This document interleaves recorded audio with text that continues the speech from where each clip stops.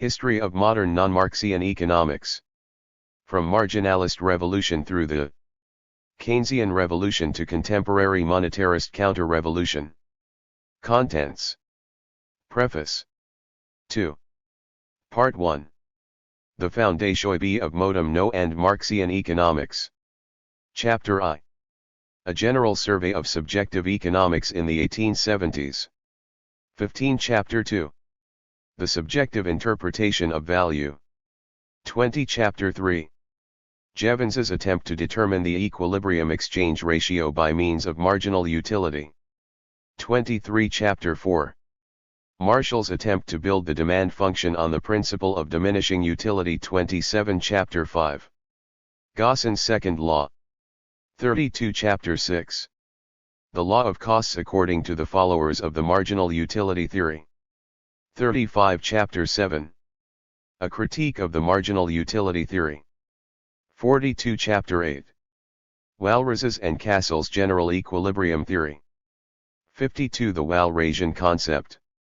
52. The Cassellian concept. 60. Chapter 9. Marginal productivity theory. 64. General characteristics. Approaching the problem from the viewpoint of the history of science. 64. The law of returns with partial factor change, or returns to proportion. 70. The demarcation of the spheres of returns. 74. Returns to scale. 78. The law of returns with partial factor change in the case of a finite number of production techniques with a fixed capital-labor ratio for each technique. 81. The marginal productivity approach as a theory of income distribution. 83. A critique of the marginal productivity theory. 86. Chapter 10. Bohm-Bawerk's and Samuelson's attempts to find a measure of the volume of capital good. 103. Bohm-Bawerk's average production period. 103. Samuelson's factor price frontier. 108. Part 2. Farther development of the equilibrium theory of price phonation. Chapter I. The transformation of subjective value theory into the logic of rational choice. 119. Chapter 2. Attempts at constructing the demand curve by the indifference curve approach. 123. The contributions of Edgeworth, Fisher, and Pareto. 123. Hicks's contribution to the further development of the theory.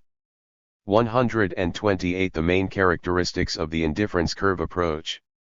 128. How do we find the optimum combination of commodities for the consumer? 130. The income consumption curve. 131. The price consumption curve. An attempt to derive the demand curve by means of indifference curve analysis.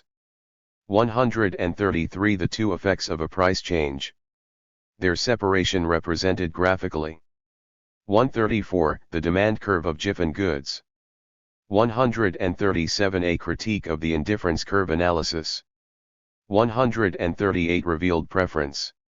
141. A few comments on the revealed preference approach. 145. Chapter 3. An attempt to derive the supply curve from the behavior of the profit-maximizing entrepreneur. 146. Introductory remarks. 146. The system of isoquants. 146. The system of isoquants in the case of factors with continuous but limited substitutability. 147. The main characteristics of the system of isoquants. 147. The determination of the cost-minimizing factor combination for producing a given output. 150. A few remarks on the isoquant system based on continuous substitution. 154. The elasticity of substitution and the capital intensity function. 157. Leontief's production function. 161. The isoquant in the case of perfect substitution between factors. 165. The cost function. 165. General characteristics. 165. Short-run cost function in the case of continuous substitution. 166. Introductory remarks. 166. The dependence of average fixed cost per unit of product on the volume of output. 167 The dependence of total variable cost on the volume of output. 167 The dependence of average variable cost on the volume of output. 169 The dependence of marginal cost on the volume of output. 170 The dependence of average total cost on the volume of output. 170. 6. Long-run cost function. 172 Cost function based on Leontief's production function. 174 The curve of production possibilities, the transformation curve. 176 The equilibrium condition on the supply side in the case of pure competition at the firm level. 181 Some critical comments on the determination of the equilibrium condition of the firm. 184 The equilibrium condition on the supply side in a purely competitive industry. 186 Chapter 4. The 011 Lens and critique of a modern variant of general equilibrium theory. 194 Chapter 5. The welfare effects of pure competition. 204. Part 1 Re. TB emerges ad development of the modern Marxian theory of market forms. Chapter I Introduction. 219 Chapter 2. Price determination in a monopoly situation. 222 Total revenue function and marginal revenue. 222 Equilibrium under monopoly. The Cournot point. 224 Some differences between monopoly and pure competition. 226 Chapter 3. Chamberlain's theory of monopolistic competition. 228 Introduction. 228 The condition of price equilibrium. 229 The condition of product equilibrium. 230 The condition of equilibrium in the case of manipulation through selling costs. 232 Chapter 4. The problems of market equilibrium in duopoly. 234 Chapter 5. In the presence of monopolistic elements, the efficiency criteria of pure competition no longer apply. 244 Chapter 6. The classification of market forms by Triffin. 246 Chapter 7. A critique of the non-Marxian interpretation of monopoly. 248. Part 4. TB role of the time factor in economic analysis. Chapter I General characteristics. 259 Chapter 2. The analysis of problems relating to delayed adjustment by means of the cobweb theorem. 266 Chapter 3. The period analysis of the Stockholm School. The role of expectations. 273. Part 5. Some applications of econometrics in economic research. Chapter I General characteristic case. 281 Chapter 2. Ragnar Frisch's attempt to measure the marginal utility of money. 284. 7. Chapter 3. Attempts to formulate the macroeconomic production function in terms of econometrics. 287 The Kobler-Douglas production function. 287 A critique of the Kobler-Douglas production function. 292 Attempts to compute the elasticity of substitution by econometric means, the CES function. 294. Part 6. The problem of uniting history and logic in non-Marxian economics. Chapter I Introduction. 30 Chapter 2. The viewpoint of the German historical school. 303 Chapter 3. The viewpoint of the Datio legal school. 305 Chapter 4. Eugen's attempt to resolve the great antinomy in a historical and logical approach to economic phenomena. 308. Part 7. Determination of the price level, attempts to fit money into the equilibrium theory. Chapter I Introduction. 315 Chapter 2. The determination of the price level in Irving Fisher's theory. 316 Statement of the theory. 316 A critique of the theory. 317 Chapter 3. The cash balance approach. 320 Statement of the theory. 320 A critique of the cash balance approach. 325 Chapter 4. Wick/L's explanation of changes in the price level. 328 Wick's attempt to integrate money theory and price theory.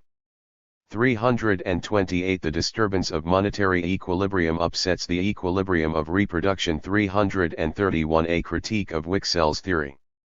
335. Part 8. The Keynesian turning point in non-Marxian economics. Chapter I Introduction. 341 Chapter 2. The outlines of Keynes's employment theory. 346 Chapter 3. Keynes.F Theory of aggregate demand. 350 Consumer demand. 350 Attempts to reconcile the short and long-run consumption functions. 354 Chapter 4. Investment. 358 Keynes's representation of the relationship between saving and investment. 362 Chapter 5. The determination of the equilibrium level of national income. The multiplier effect. 367 Is the saving-investment equilibrium a condition of the equilibrium of reproduction? 371 The real core of the multiplier effect. 377. 8. Chapter 6. Kirui/S Theory of Money and Interest. 384 A critique of the Keynesian theory of interest. 393 Chapter 7. Post-Keynesian microtheory of the demand for money. 399 Chapter 8. Hicks's and Hanson's attempts to determine the rate of interest and national income simultaneously by means of the IS and LM curves.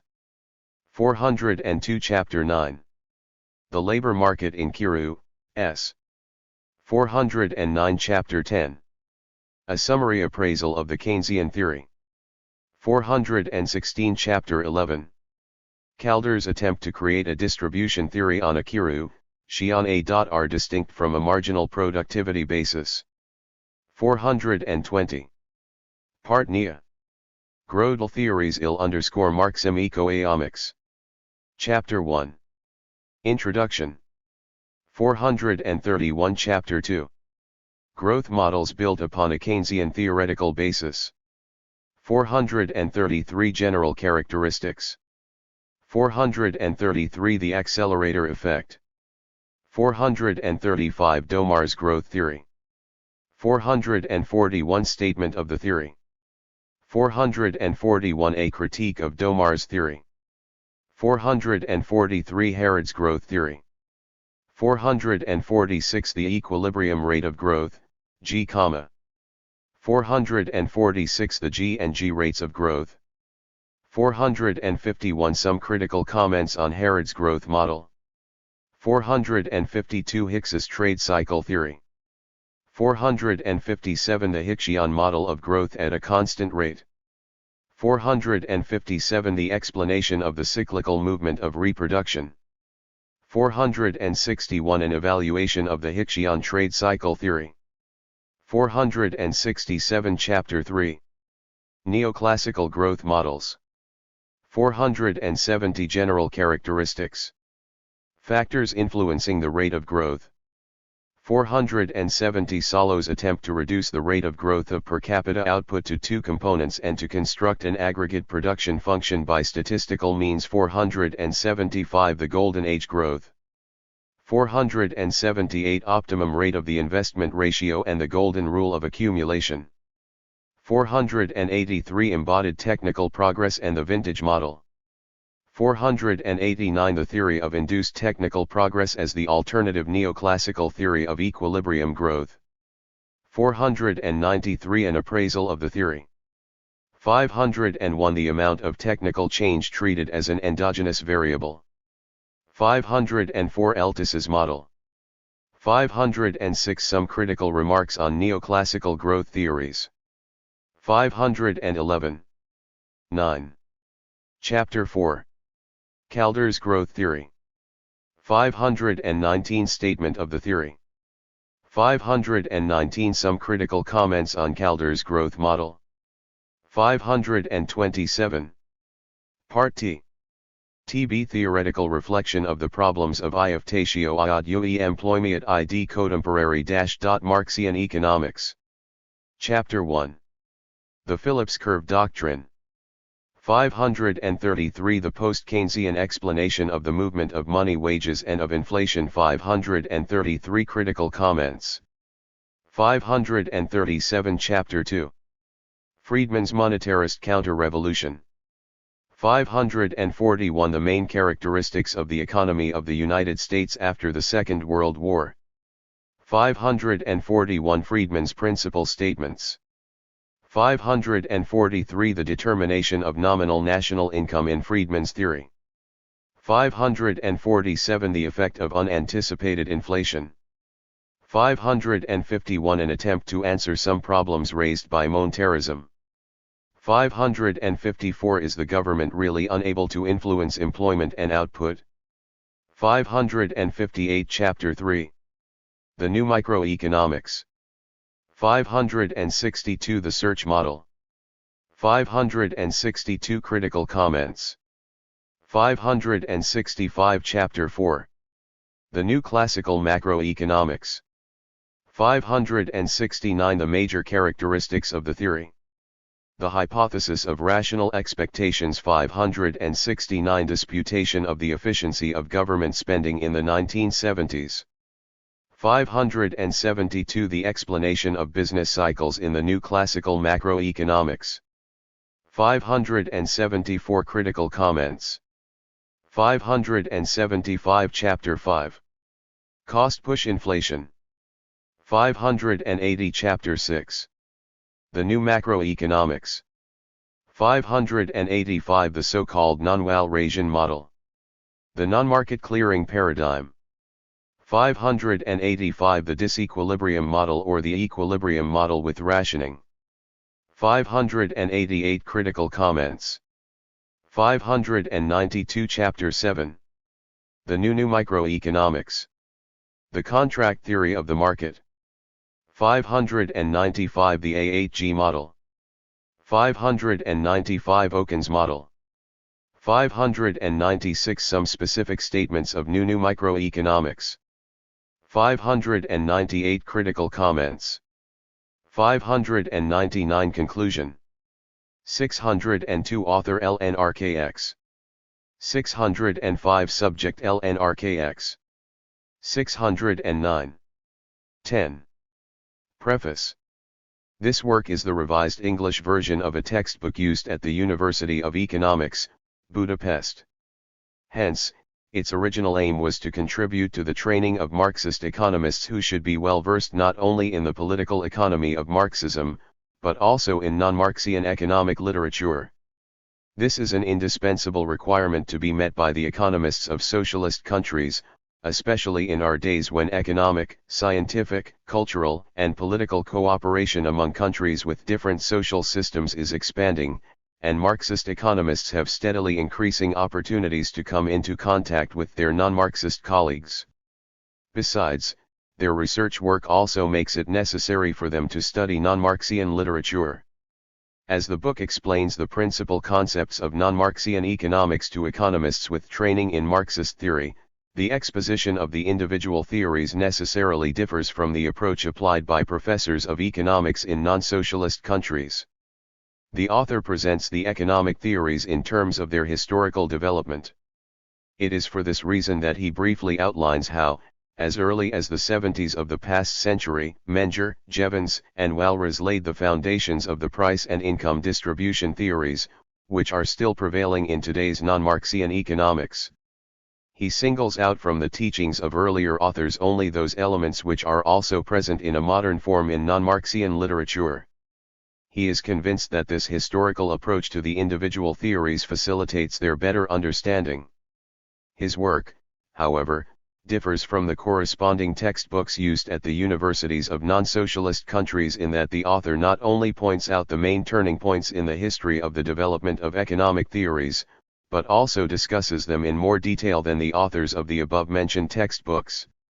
This is because the author cannot possibly assume that his students have already become acquainted with these theories in other economics courses, and thus their exposition has to be included in his lectures on the history of economic thought.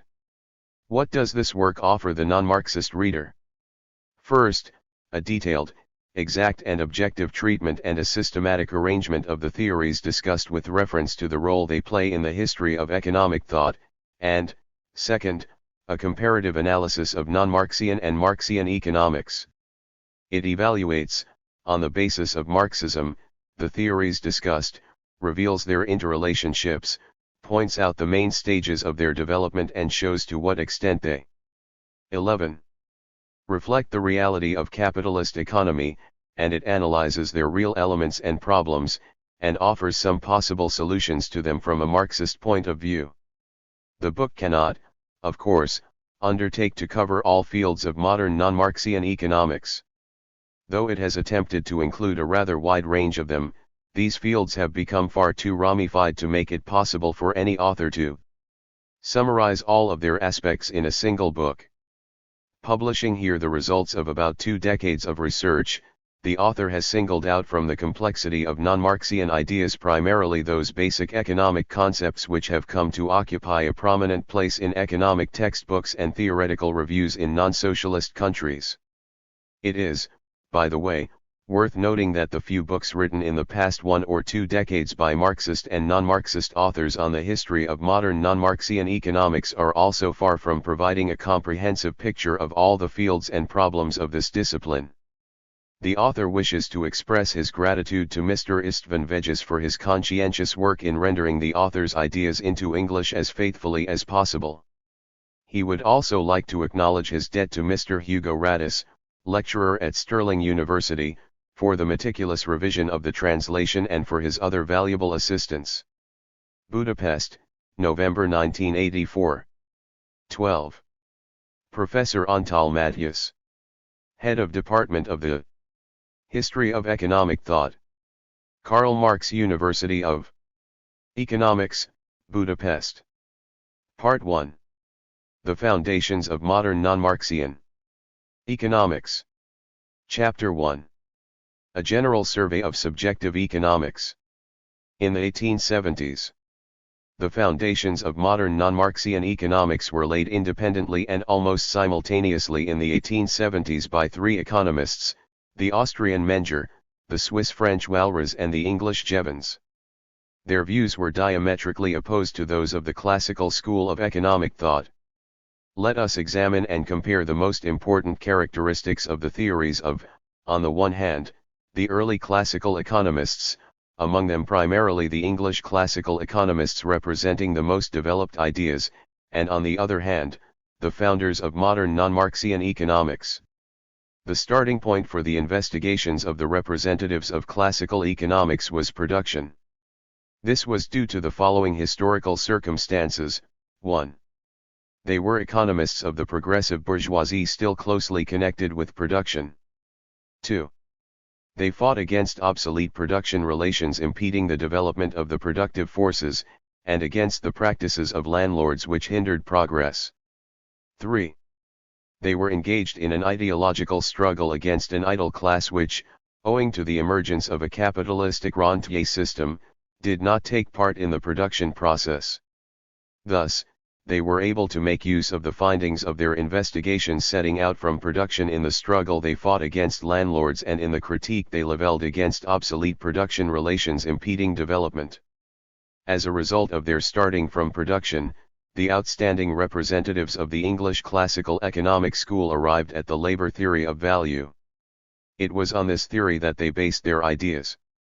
The most consistent representative of this school was Ricardo. He directed his attacks from the basis of the labor theory of value against the landlord class and their practices which put a brake on capitalist accumulation. The economists of the classical school tried to remove the obstacles in the way of the development of the forces of production. This was the reason why they laid special emphasis in their theoretical investigations on problems relating to economic development. One of the first representatives of modern non-Marxian growth theory, the English economist Harrod, writes, the old classical economics contains in roughly equal proportions what I define as static and dynamic elements. 1. Adam Smith held the view that the wealth of nations, the amount of products needed to satisfy the demands of social consumption, increases as a result of the growth in the number of population and in the productivity of labor. Ricardo, however, made a central question of his investigations the way in which the incomes of individual classes develop in the course of capital accumulation, and whether this process promotes or hinders capital accumulation as the basis for any economic development. The struggle for social progress, for the consolidation of the capitalist economic system and for removing the obstacles in the way of capitalist development turned the attention of the economists of the classical school to the analysis of the long-term phenomena and processes of the economy, in the investigation of which he assigned a great role to the labor theory of value. What were, by contrast, the characteristics of the new theory of non-Marxian economics as evolved in the 1870s?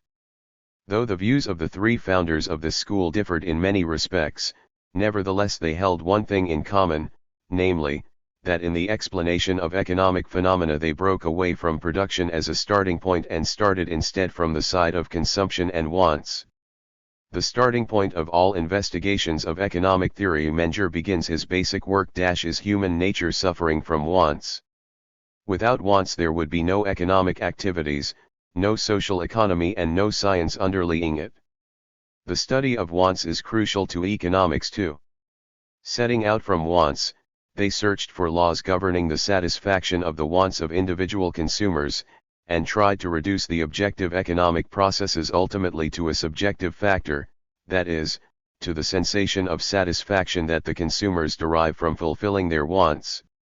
Unlike the economists of the classical school, each of the three founders of the new economics was concerned with the investigation of short-term phenomena, but none of them examined the problems of growth. They took the level of technical knowledge and the quantity of the available resources as given, and expected that a rise in social welfare would result not from the free unfolding of the factors of growth, but from the optimal allocation of the available resources. They wished to find, by means of marginal analysis, an answer to the question of how the consumer employs, with the given pattern of his wants, the resources available to him so as to optimize their satisfaction. They sought the conditions for maximizing the satisfaction of wants in the fields of households, exchange, and production. Although the entrepreneur's endeavor to maximize his profit also appears in Walras, this entrepreneur, responding to the signals of the market, fulfills eventually the desires of the consumer who is maximizing his own position. That is, the representatives of the marginalist revolution also created their value theory which would be suitable to solve that task. In reforming the concept of value, they left production out of account and wished to find an answer to the question of how the consumer assessed, from the point of view of the satisfaction of needs, each unit of a given quantity of goods. They were of the opinion that by this interpretation of value they could account for the price the buyer was willing to pay for a given quantity of goods placed on the market, that is, for the formation of prices during the market period, so called by Marshall. They included production only as the next step in their investiga. 16. They assumed that the available factors of production could be used for the production of various kinds of products alternatively. And by means of the value theory, they also wished to explain how the functioning of the law of value allocated the given resources among the production of the different kinds of goods so as to ensure the maximum satisfaction of needs. This would ensue if the subjectively interpreted value and the production costs coincide in all fields of the utilization possibilities. Thus the new value theory explains both the magnitude of the price in a given market situation and the center of price fluctuations. Our criticism in this respect is not directed against the practice that these economists investigated the short-term phenomena of capitalism and thus analyzed also price formation in the short run. The examination of the short-term phenomena of capitalist economy is a task that Marxian political economy still has to solve. What we maintain, however, is that it is impossible to investigate short-term phenomena, for example, concrete price phenomena, merely from the angle of the consumer's subjective motives. Individual price phenomena have to be interpreted as instances of a price movement governed by the law of the labor theory of value, that is, as forms of manifestation of a deeper interrelationship, while also taking into account that their size is influenced by several factors other than the law of value. Marx writes on this: the exchange, or sale, of commodities at their value is the rational state of affairs, i.e. the natural law of their equilibrium. It is this law that explains the deviations, and not vice versa, the deviations that explain the I-3. In elaborating the principles of using available resources to ensure the maximum satisfaction of wants, the founders of subjective economics brought about, in essence, the archetype of the theory of the optimal allocation of resources. They formulated certain rules of rational economic action which go far beyond the scope of the satisfaction of wants, and contain elements which also crop up in modern programming methods. It was with these achievements that Menger, Jevons, and Walras laid the foundations of modern non-Marxian economics. Let us try to set out the social background to these new developments in modern non-Marxian economics. As soon as the bourgeoisie had gained their final victory over the landlords, the struggle of the working classes against the capitalist class took on practically as well as theoretically, more outspoken and threatening forms for. Already during the lifetime of Ricardo, the early English socialists began to use the ideological weapon for fighting against landlords, i.e. the labor theory of value, as a tool of the critique of the capitalist system. After Ricardo's death, with the sharpening of the class struggle, the bourgeoisie increasingly vulgarized the labor theory of value. In his statement on Mill's value concept, which was aimed at further developing Ricardo's value theory, the Hungarian economist Farkas Heller says, Mill himself was unaware of how far he moved away from Ricardo in explaining the costs of production. 5. In the decades following Ricardo's death, the labor theory of value fell to pieces in non-Marxian economics. The theoretical system had to be established on another basis, different from the labor theory of value, which was getting more and more dangerous to the bourgeoisie. The emergence of subjective economics was the logical consequence of the development of a trend of ideas reflecting the sharpening of class struggle. Its stages were marked by the activities of such well-known thinkers as Bentham, Say, Senior, Bastiat.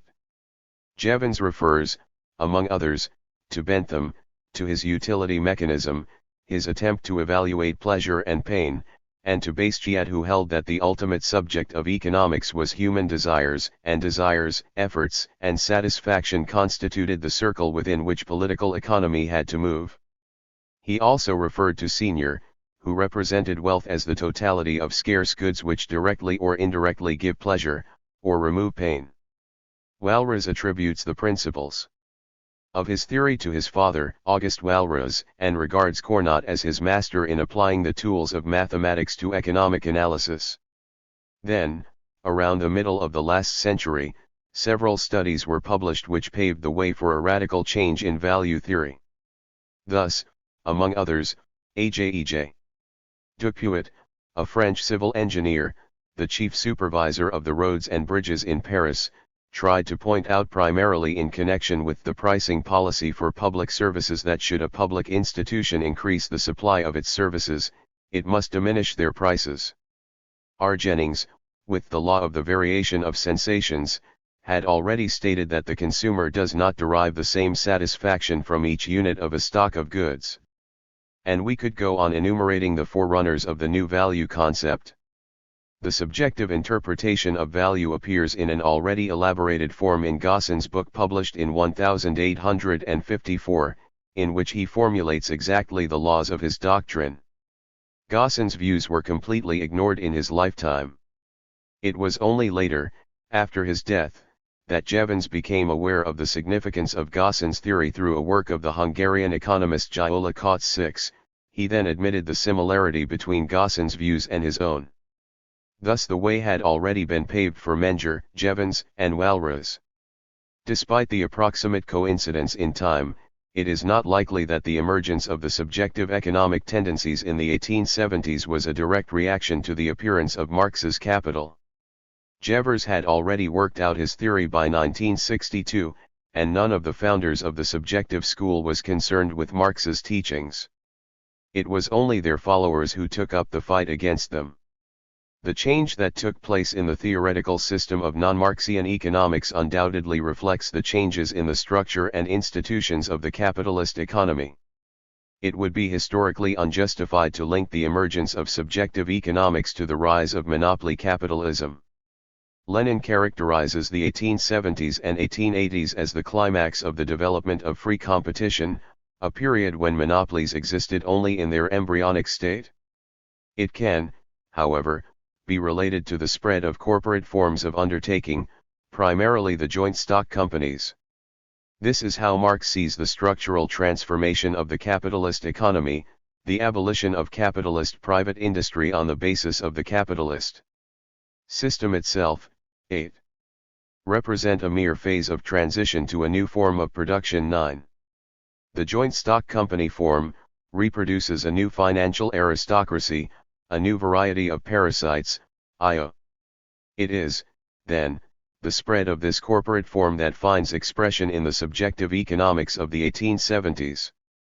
This manifests itself, among other things, in the fact that its representatives divorce capital ownership from the function of capital, on the one hand, and capitalist entrepreneur from passive capital owner, on that other, and further that by ignoring the cost side they determine the value of the means of production, i.e. capital goods, like stock prices, as capitalized return. This analogy is also emphasized by Wieser, another prominent representative of the Austrian school besides Menger, its founder. The greater the dividend expected from a stock, the higher will be the value put upon the stock.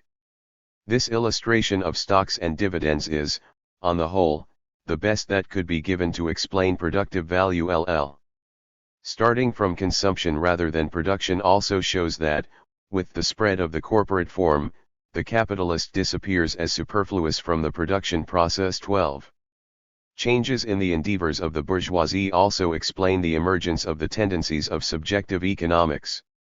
The task is no longer to fight against obsolete social relations, but how to behave in the most rational way under the new capitalist relations.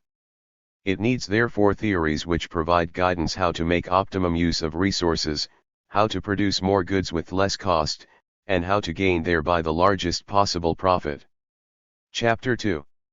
The subjective interpretation of value.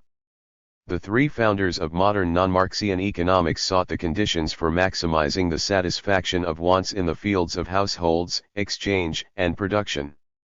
It was also in accordance with this aim that they formulated their value theory as a category of optimization.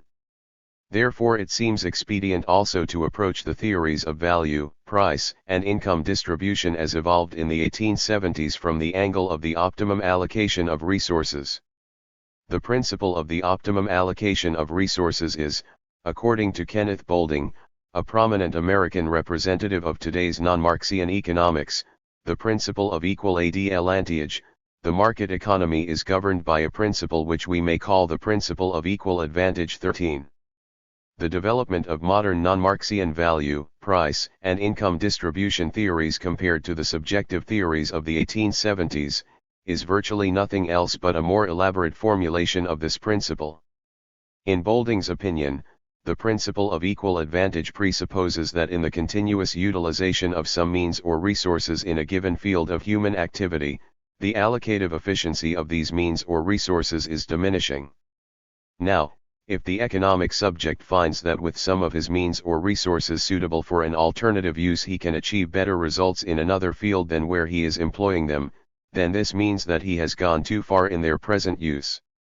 Since he aims at achieving optimum results, he will find it worth transferring part of his means and resources from a less to a more advantageous use. In this way, he will gain more advantage than he has sacrificed. But as a result of continuous reallocation, the efficiency of the use of his means and resources will rise from where he has withdrawn them owing to a decrease in their quantity used, while where he now employs them, their efficiency will fall as a result of the increase in their quantity. He will finally reach a point at which the advantage gained will just equal the advantage sacrificed. It is by this allocation of his means and resources that our economic subject has achieved the optimum result, a situation in which the last unit of the means and resources used in any field ensures him the same advantage. The principle of equal advantage emerges in modern non-Marxian economic theory whenever the economic subjects wish to attain a certain objective by the optimum allocation of those means and resources suitable for being used in an alternative way. In the subjective economic theories of the 1870s, the individual consumer is faced with the aim, the maximum satisfaction of his wants. And the principle of diminishing efficiency appears in the form of the principle of diminishing pleasure L4, or, in the Marshall-Lien formulation, the law of satiable wants. Marshall says, "There is an endless variety of wants, but there is a limit to each separate want. This means that in the course of their successive satisfaction, the individual wants will sooner or later reach the point of satiety.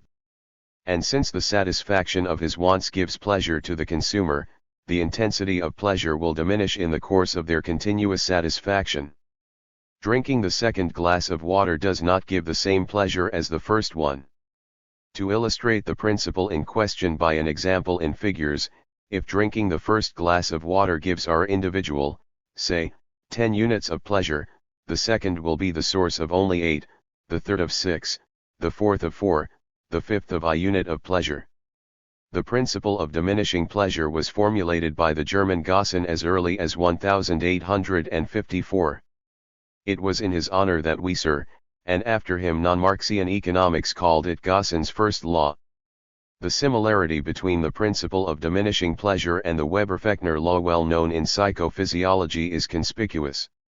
According to this law, the greater the intensity of an initial stimulus, the more it must grow to cause an appreciable difference in the response to it. If, however, the stimulus is repeated within a definite period of time at constant intensity, the intensity of the subsequent response will diminish. In the doctrine of diminishing pleasure, the stimulus is the increase in the stock of goods, and the response is the pleasure obtained from the satisfaction of wants. It is on the principle of diminishing pleasure that Menger's, Jevons's, and Walras's value theories are based. According to their theories, a consumer evaluates any unit of given stock of commodity in terms of the pleasure its consumption gives him. In other words, it is the degree of accomplishing the aim that gives value to the means, the unit of the commodity. Though from the point of view of the satisfaction of wants each unit of a given commodity has a different value according to whether it is consumed earlier or later, the assumption being that each unit of the given stock is homogeneous and thus perfectly substitutable, the consumer will not attach, in a subjective way, different values to each unit. He will evaluate them all alike, attributing to each of them the same significance as to the last unit of the given stock of the commodity. Each unit will count, from the point of view of achieving his aim, the satisfaction of his want as if it were the last one. Should any unit of a given stock of a commodity, say, 5 glass, of water, get lost, it is always the want of the last unit, the 5th glass of water, that remains unsatisfied. The consumer can replace the previous units, if they are lost, by the last one. The subjective significance for the consumer of the last unit available to him is marginal utility, and thus, in the subjective valuation of the consumer, any unit of the stock is measured in terms of marginal utility. The name marginal utility comes from Wieser, an economist of the Austrian Schuk following in the footsteps of Menger. He writes, "In the following I shall call the utility of goods. Crucial to the value of the unit of goods, since it is just at the margin of economically possible use, economic marginal utility, or in brief, marginal utility 16. It is this term coined by Wieser to denote value interpreted as a subjective judgment of the consumer that has come to be established in non-Marxian economics. The greater the stock of a given commodity available to a consumer, the farther he can go in satisfying his want of that commodity, and the smaller will be the marginal utility of that commodity, but marginal utility will become higher if the size of his stock of that commodity is smaller. It is the so-called utility function which expresses the way in which the subjective significance of each unit of a given stock of a commodity depends on the size of that stock. For marginal utility to assume a positive magnitude, it is necessary that the commodity should be available to the consumer in a limited quantity, that is, to use a term of non-Marxian economics, the good should be scarce. For a commodity to have value, it is necessary that the danger should really exist that some of our wants may be left unsatisfied if part of that stock of commodity is lost, and the greater the danger of some of our wants remaining unsatisfied, the greater must be its value. 17. It is in this sense that Wieser writes, value means that pleasure is associated with anxiety. The scarcity of goods expressed in marginal utility is the theoretical basis on which the theories of Menger, Jevons, and Walras are constructed. The concept of marginal utility expressing the scarcity of goods is in practice a first derivative, and Jevons already defines it as such. If U is the total utility of quantity X of a commodity, then marginal utility is the increment of total utility due which is obtained if quantity X is dx changed by an infinitely small unit, dx. As such, it expresses the movement of total utility as a function of the size of a stock of a commodity. Now the principle of diminishing pleasure in Jevons's formulation is this: with the quantity of a stock of a commodity increasing, its total utility will also increase, but at a diminishing rate. Chapter 3. Jevons's aim to determine the equilibrium exchange ratio by means of marginal utility. Menger's, Jevons's, and Walras's exchange value, i.e. price theories, are built upon the marginal utility concept. We shall provide the explanation of price formation, i.e. of the evolution of equilibrium exchange value based on marginal utility, by presenting Jevons's theory, since his theory is more advanced than that of Menger and of the Austrian school in general. With Walras's theoretical system we shall deal in Chapter 8, Part 1. Relying on the principle of equal advantage, Jevons, like Walras, tries to determine the equilibrium exchange ratio by means of the theory of marginal utility. Let A and B, says Jevons, represent two trading bodies engaged in exchange. A has wheat, B has beef. A has in his possession quantity of wheat, and B quantity B of beef. Thus, taking the stock of commodities of the two parties as given, he entirely disregards production, and wishes to determine the equation of exchange of the two commodities without taking into account the costs of production. Also known in Jevons's model, are the utility functions of wheat and beef both for A and B. Now, given these data, Jevons says, the exchange equilibrium can be determined. He tries to determine the margin of exchange for both parties to the exchange by means of marginal analysis, and then breaks down the process of exchange into subsequent acts of exchange. They procure the quantities needed not at the same time, but subsequently, in small quantities. The exchange takes place at as yet unknown but constant exchange ratios. In each exchange act, A gives up quantity dx of his stock of wheat in exchange for quantity dy of beef obtained from B. A is willing to continue the exchange as long as it can improve his position, that is, as long as he can get more utility by means of dy received than he has to sacrifice by giving up dx. But in the course of continuous exchange his stock of wheat will diminish, and consequently the marginal utility of wheat will increase, while, with his stock of beef increasing, the marginal utility of beef will fall. The utility received will steadily decrease, and the utility given up will rise, i.e. the two utilities will come closer to each other. The margin of exchange is marked by the point where the utilities of the last dy received and the last dx given up are equal. In a similar way, says Jevons, we can determine the margin of exchange for B at the exchange ratio of.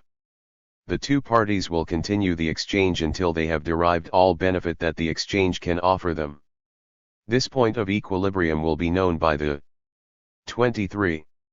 Criterion that an infinitely small amount of commodity exchanged in additio flow, at the same rate, will bring neither gain nor loss of utility. 19.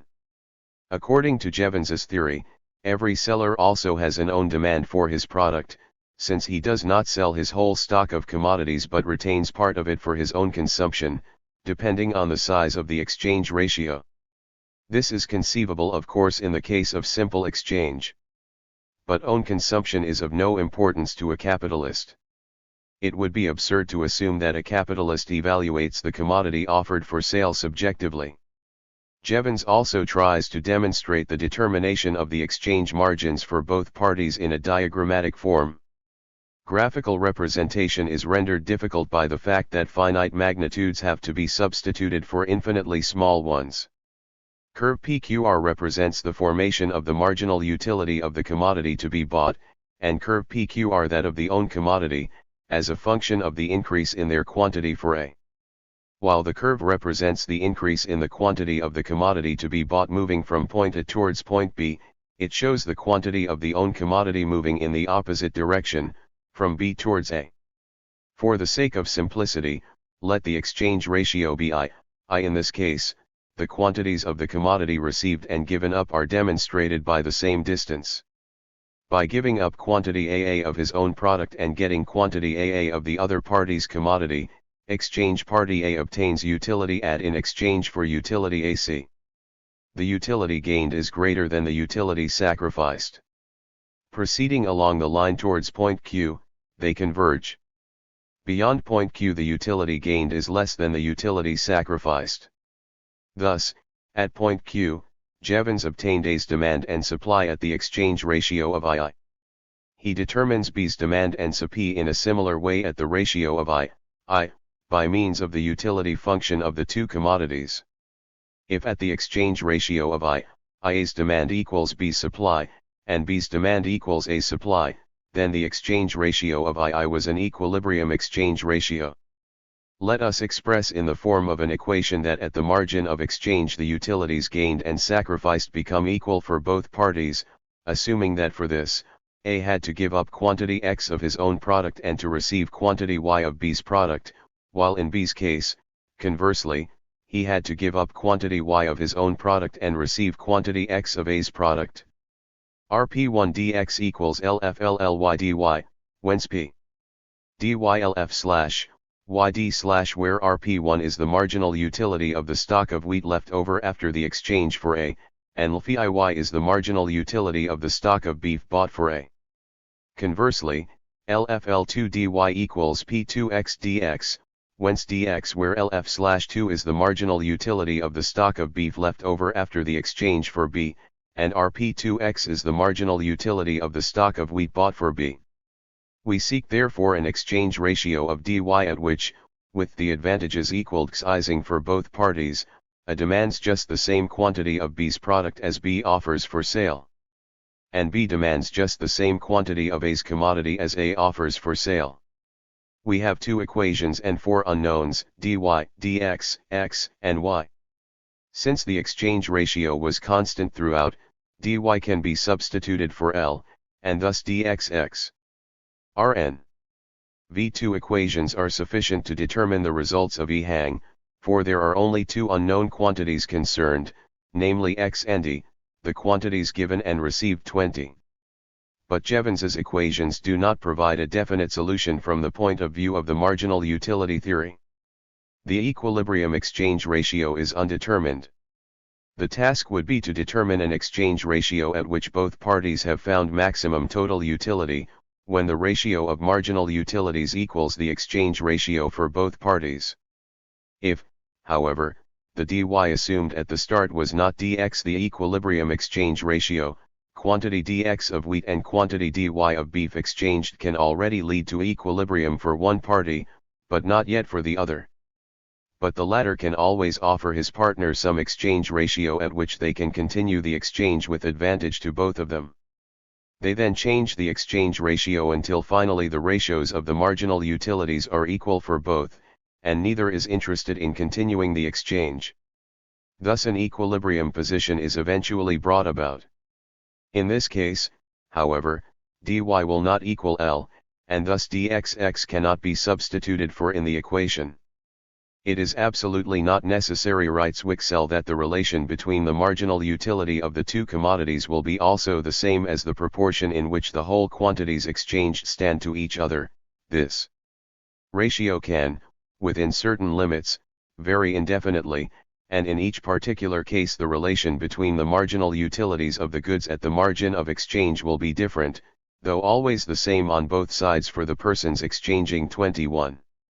The size of the equilibrium exchange ratio depends on the exchange ratio assumed to exist at the beginning of the exchange process. Obviously, the equation ratio will be different at the end of the exchange if at the beginning the exchange ratio was favorable for A, who obtained more beef for giving up little wheat, and different again if at the beginning the exchange ratio was more favorable for B, and thus his stock of wheat increased for giving up little beef. If at the beginning of the exchange the assumed ratio was not an equilibrium ratio, an alteration in the exchange ratio may modify the distribution of goods between the two trading parties in the course of the exchange, and thus its effect will be the same as if they had begun the exchange with different stocks. The problem was first analyzed by Edgeworth. Detailed discussion of it can also be found in Marshall and Wicksell. Marshall stresses that the uncertainty of the ultimate position of equilibrium does not depend on the fact that one commodity is being bartered for another instead of being sold for money. It results from our being obliged to regard the marginal utilities of all commodities as varying. 22. Chapter 4 Marshall's attempt to build the demand function on the principle of diminishing utility. According to Marshall, whether a commodity is bartered for another, or is sold in exchange for money, we can obtain a definite solution independent of the initial exchange ratio only if we take the marginal utility of one good to be constant, in the case of a market economy, money.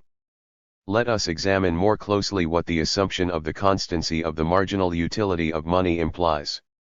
Take the demand equation dx equals F, where dx is the demand for commodity X, Px is the price of X, and Y is the income of the consumer. The constancy of the marginal utility of money means, in Marshall's view, that the amount of money spent on buying a commodity will affect the income of the consumer to a negligible extent, and so will, at least within a certain range, a change in the price of the commodity too. As a consequence, the supply of a certain quantity of goods placed on the market will be brought into equilibrium with demand by the same price, irrespective of whether the exchange was begun at an equilibrium price or not. Let us illustrate what we have stated by a simple arbitrary example. Let us assume that the utility function of the commodity X is known. Marshall also holds the view that at the margin of purchase the utility sacrificed and gained must be equalized. Thus, the marginal utility of the commodity brought must be equal to the marginal utility of the money paid, which is simply the price multiplied by the marginal utility of money. But what exactly is the marginal utility of money? If we consider money only in its function as a medium of circulation, the marginal utility of money is understood by the advocates of the theory to be the utility of goods that can be bought for the last unit of money income.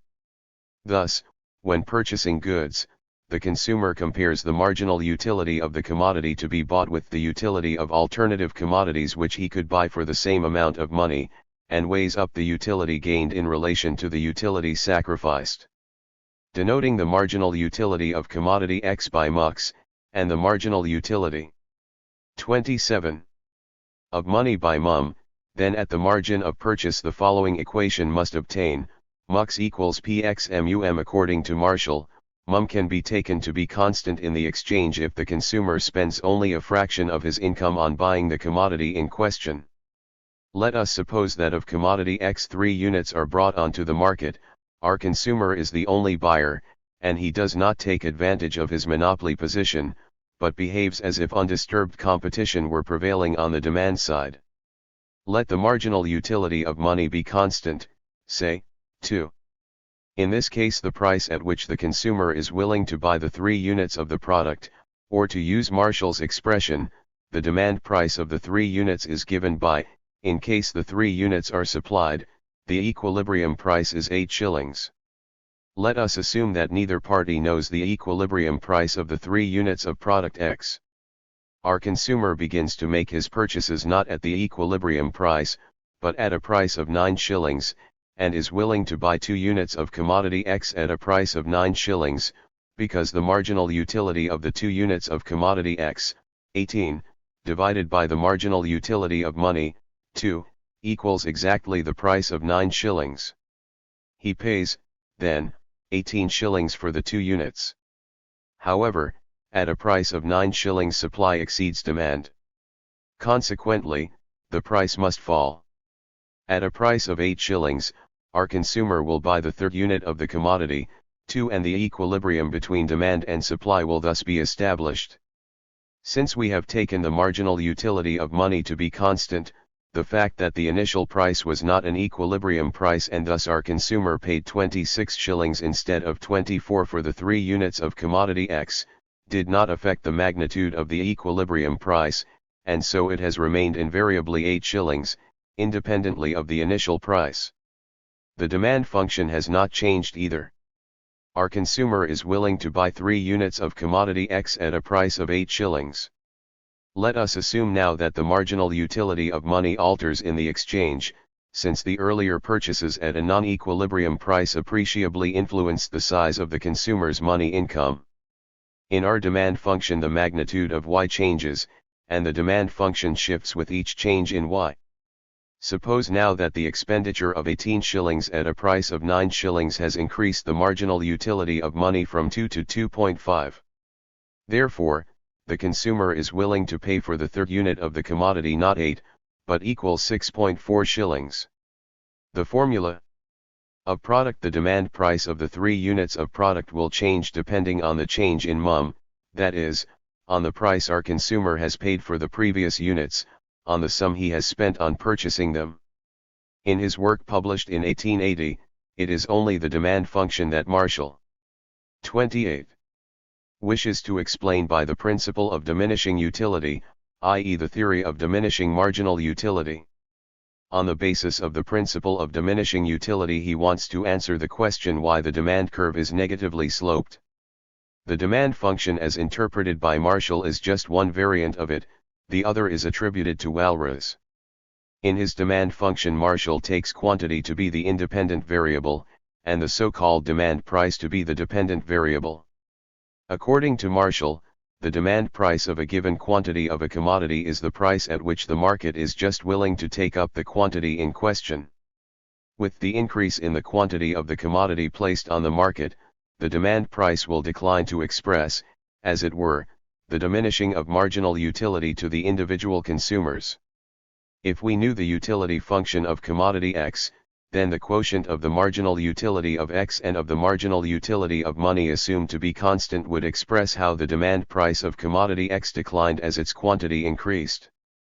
Or, conversely, if we know, says Marshall, in what quantity and at what price the consumer is willing to make his purchase, that is, if we know his individual demand function, then, given the constancy of the marginal utility of money, the change in the demand price will express, with the quantity being changed, the change in the marginal utility of the commodity in question, i.e. the law of diminishing utility in the case of the individual concerned.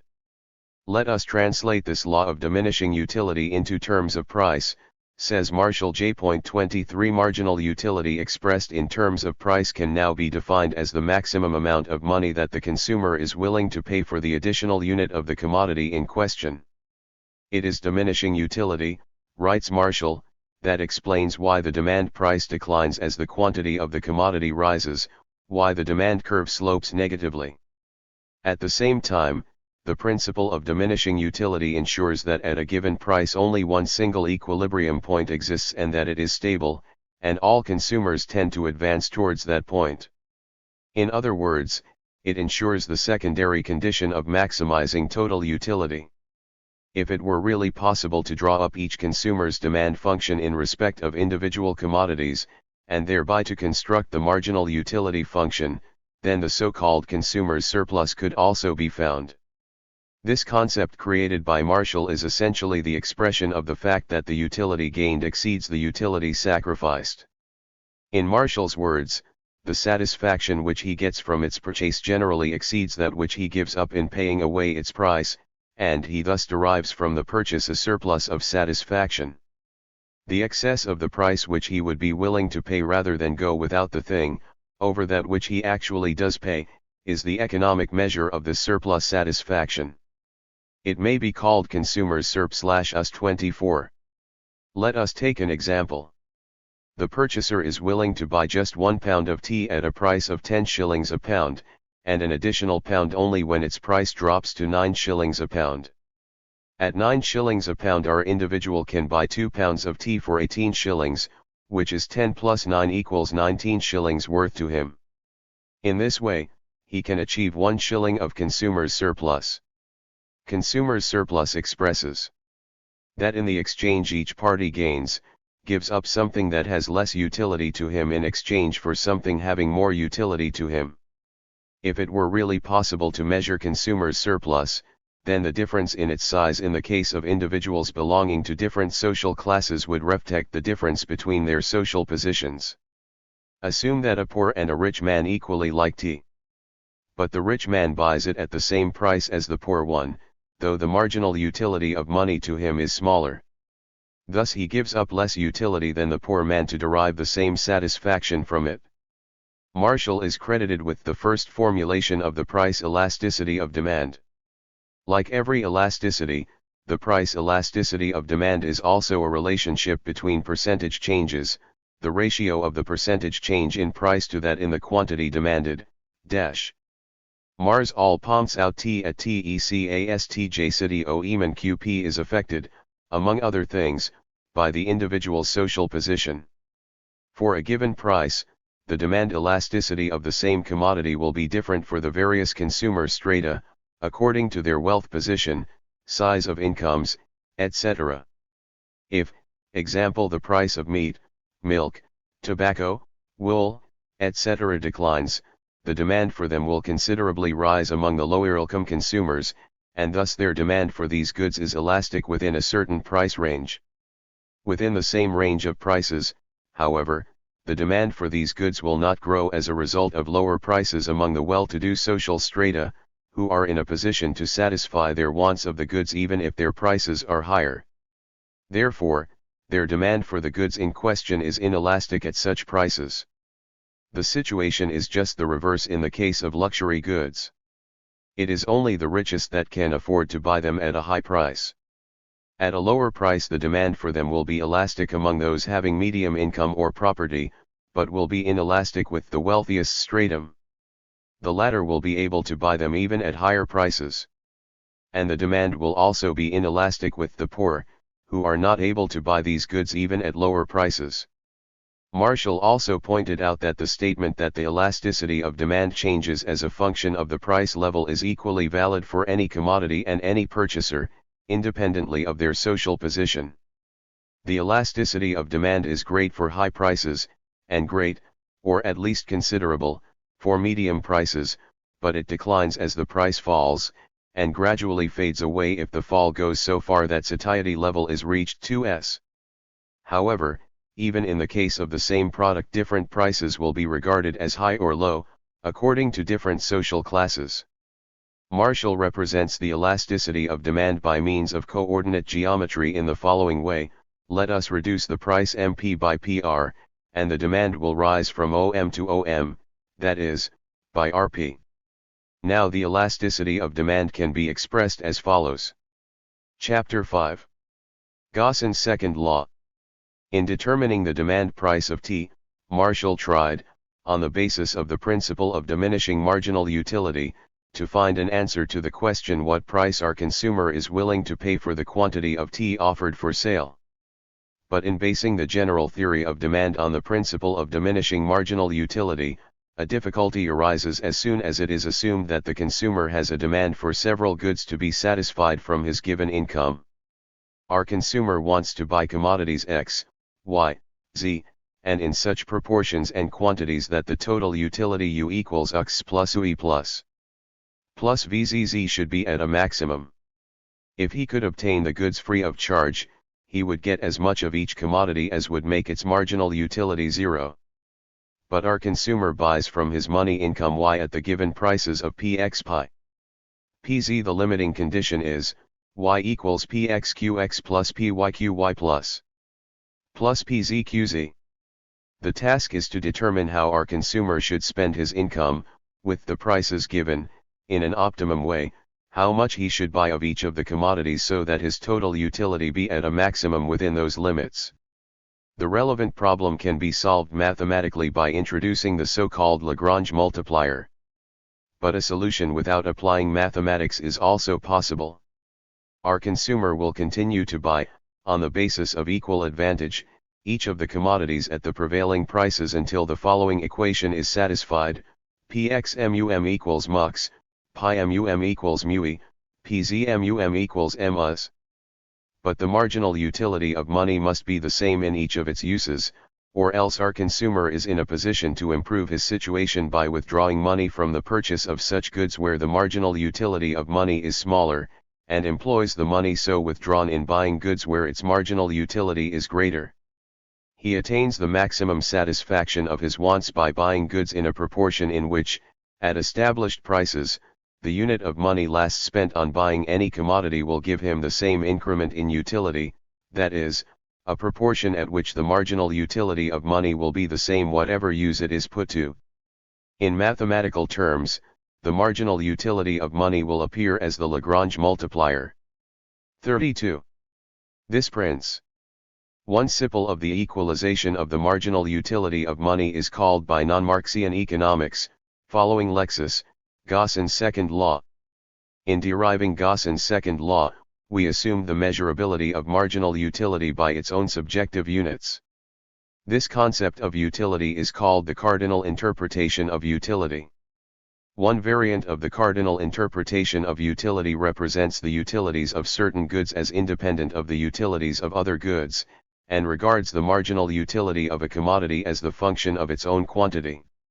The proportionality of prices and marginal utilities expressed in Gauss's second law, assuming the independent utilities of individual goods, offered besides Marshall's experiment discussed above, a further possibility for the followers of the marginal utility theory to draw up a marginal utility function. If a series of situations can be found in which the prices of two goods, X and Y, are different, and different quantities of X are consumed but always the same quantity of Y, then in the equation is constant, and Thursday. The movement of mu is expressed by Px mui, pi, that is, by the change in relative prices. Though the magnitude of the marginal utility is indefinite, it would still be possible to determine the form of the marginal utility function. It was under such considerations that Ragnar Frisch tried to demonstrate the change in the marginal utility of money as a function of the change in money income. Let us assume that Px diminishes and the marginal utility of money is constant, i.e. that a fall in Px does not affect the consumer's real income. In this case mux also has to decline. But mux will fall if our consumer, given his scale of wants, buys more of commodity X.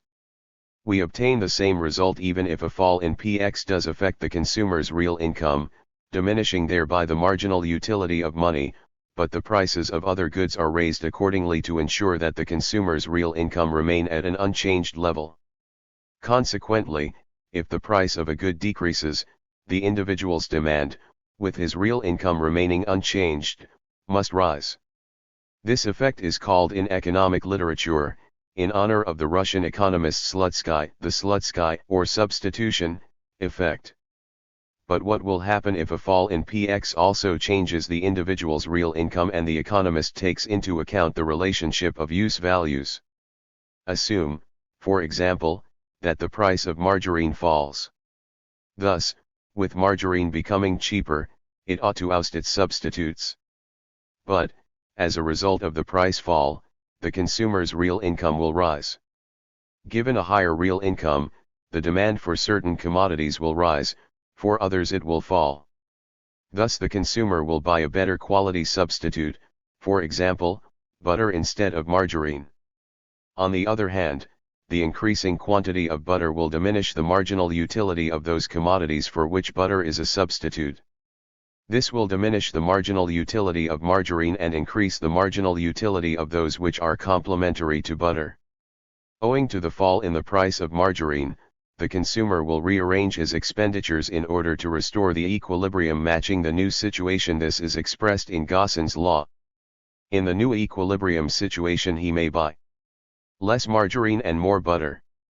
In this case, the rise in real income resulting from the fall in the price of margarine diminishes the demand for it. Marshall recognized that there were goods the demand for which, with their prices being changed, was uncertain, owing to the effect of these changes on the consumer's real income. In this connection he writes, Sir R. Giffen has pointed out, a rise in the price of bread makes so large a drain on the resources of the poor laboring families and raises so much the marginal utility of money to them, that they are forced to curtail their consumption of meat and the more expensive farinaceous foods, and, bread being still the cheapest food which they can get and will take, they consume more, and not less of it. 26. In this case, the demand curve for bread will not be negatively sloped and cannot be derived from the principle of diminishing utility. Though emphasizing that such cases are rather rare, Marshall insists on the necessity of assuming the marginal utility of money as given, in order to eliminate the effect of the change in the marginal utility of money on the demand for a commodity, as a result of a change in the price of that commodity. That is, he neglected the effect on demand of the changes in real income which result from changes in price. 27. Assuming the constancy of the marginal utility of money, if the price of a commodity declines, the demand for it must rise to satisfy the equation mu equals px mum. The uncertainty of the effect of a change in price, through the changes in real income, on the demand for a given commodity is a further reason why Marshall assumed in his demand theory the marginal utility of money to be constant. Chapter 6. The law of costs according to the followers of the marginal utility theory. The representatives of the marginal utility theory initially raised the problem of value as separated from production. Similarly, they abstracted from production when they made the attempt to provide an explanation, based on value theory, of the problem of price formation. But a full exposition of value and price theory makes it also necessary to include reproduction, even in a theoretical system starting from the consumption side. In doing so, the adherents of the marginal utility theory had to provide a subjective interpretation of production costs. For the costs of production are nothing in the world but the total of the production goods which had to be used up in order to produce a good. They are the capital goods, labor, etc., that have been consumed in that process. 28. But have the factors of production any value from the point of view of the marginal utility theory, since they cannot be consumed directly? Yes, they have, as they do contribute to the consumer's attaining his aim, to the satisfaction of his wants, by taking a direct or indirect part in producing consumer goods. Thus their value derives from the significance the consumers attach to the consumer goods produced with the contribution of the factors of production, or in other words, it depends on the extent to which a consumption good produced with their participation contributes to the satisfaction of the consumer's wants. According to the marginal utility theory, the value of the factors of production is determined by the subjective value of the consumption good in whose production they participate. Bohm-Bawerk writes, in the light of our understanding of the value of goods, it is self-evident that a production good, like any other good, can acquire value for us only when we recognize that the gaining or losing of some utility, of some satisfaction of want, depends on our possessing or not possessing that good. 29. Weiser writes similarly, the value of production goods is determined by the value of their products or by the value of the return. 30. The derivation of the value of production factors from the value of product is called economic imputation in non-Marxian economics after Weiser. The greater the quantities of the factors of production available to society, the greater the quantities of consumer goods which can be manufactured by making use of them, and, consequently, the further the consumers can go in satisfying their wants, the smaller will be the subjective value of a consumption good and thus the value of factor services and the magnitude of production costs. 2. In this way, production costs are completely separated from production and are resolved into the intensity of satisfaction. Some economists go to the length of seeing in this interpretation of production costs a Copernican change in economics. Bohm-Bawerk writes of the proposition that value is determined by the costs of production, its authority remained almost unquestioned, right down to the present day. 31. It was, in his view, only recently that people realized that the relationship was just the reverse, it is on the value of the product that the cost of production depends. The value of factor services is the entrepreneur's production cost, on the one hand, and the income of the factors of production, on the other. Thus the representatives of the marginal utility theory also base the interpretation of the process of income distribution on the subjective explanation of value as a uniform theoretical basis of value theory. Deducing production costs from the value of the product can also be encountered in modern programming methods. The accounting price attributed to certain resources, the so-called shadow price, expresses to what extent these resources have contributed to achieving the aim. In the following, we shall subject to criticism, this interpretation of production costs, as indeed it was criticized by one of the most prominent English economists of the turn of the century, Alfred Marshall. We must note, however, that the recognition of the significance of the production factors from the point of view of attaining a certain aim constitutes an essential element of the modern theory of the optimum allocation of resources, an indispensable element of programming methods. It expresses whether the factors of production capable of alternative uses have been allocated in an optimum way among various possible uses, whether or not too many have been used in one case and too few in another. Already Wieser wanted to apply the principle of economic imputation in the determination of this problem. No part of a stock of resources should be used in one productive branch to produce a less important product, while the same resources can also be used in another branch to turn out a more important product. 32 He writes in expounding the significance of economic imputation. Such evaluation, however, means the measurement of the significance of resources from the point of view of attaining the aim, on the basis of the role that they play in the production of commodities, and not the determination of the actual value of the resources themselves. The derivation of production costs from the value of products provides the basis for an interpretation, not uncommon even today, of the costs of products turned out by means of production factors suitable for a variety of alternative uses. This cost concept was developed by Wieser. People have a limited stock of all productive 11 goods compared to their actual wants. If they use up some circulating capital, or labor, in a certain productive branch, they divert them from alternative uses, fixed capital itself and indestructible land, are lastingly tied up in the branch of production concern. 33. To say that any kind of production involves cost, simply implies that the economic means of production, which could doubtless have been usefully employed in other directions, are either used up in it, or are suspended during it. 34. Or, in other words, if, by means of scarce factors capable of alternative uses, we increase the output of a product by 1 unit, we must go without producing a certain quantity of another product. Thus the production cost of an additional unit of product is the subjective value of the quantity of other goods foregone, i.e. a utility sacrifice. Wieser's cost theory was later adopted and further developed by Green and Davenport in the United States. According to Green, 35, the costs of production are made up of the costs of alternative opportunities foregone. If we engage the resources available to us in attaining a certain aim, we must give up devoting our factors to achieving other objectives. Thus the essence of production costs is nothing else but the sacrifice of alternative uses. This interpretation of costs has become known in Anglo-American economic literature, after Green and Davenport, by the term opportunity cost. This cost concept, separated from and going beyond production, has, in asserting the principle of equal advantage, an important role to play in the modern theory of the optimum allocation of resources.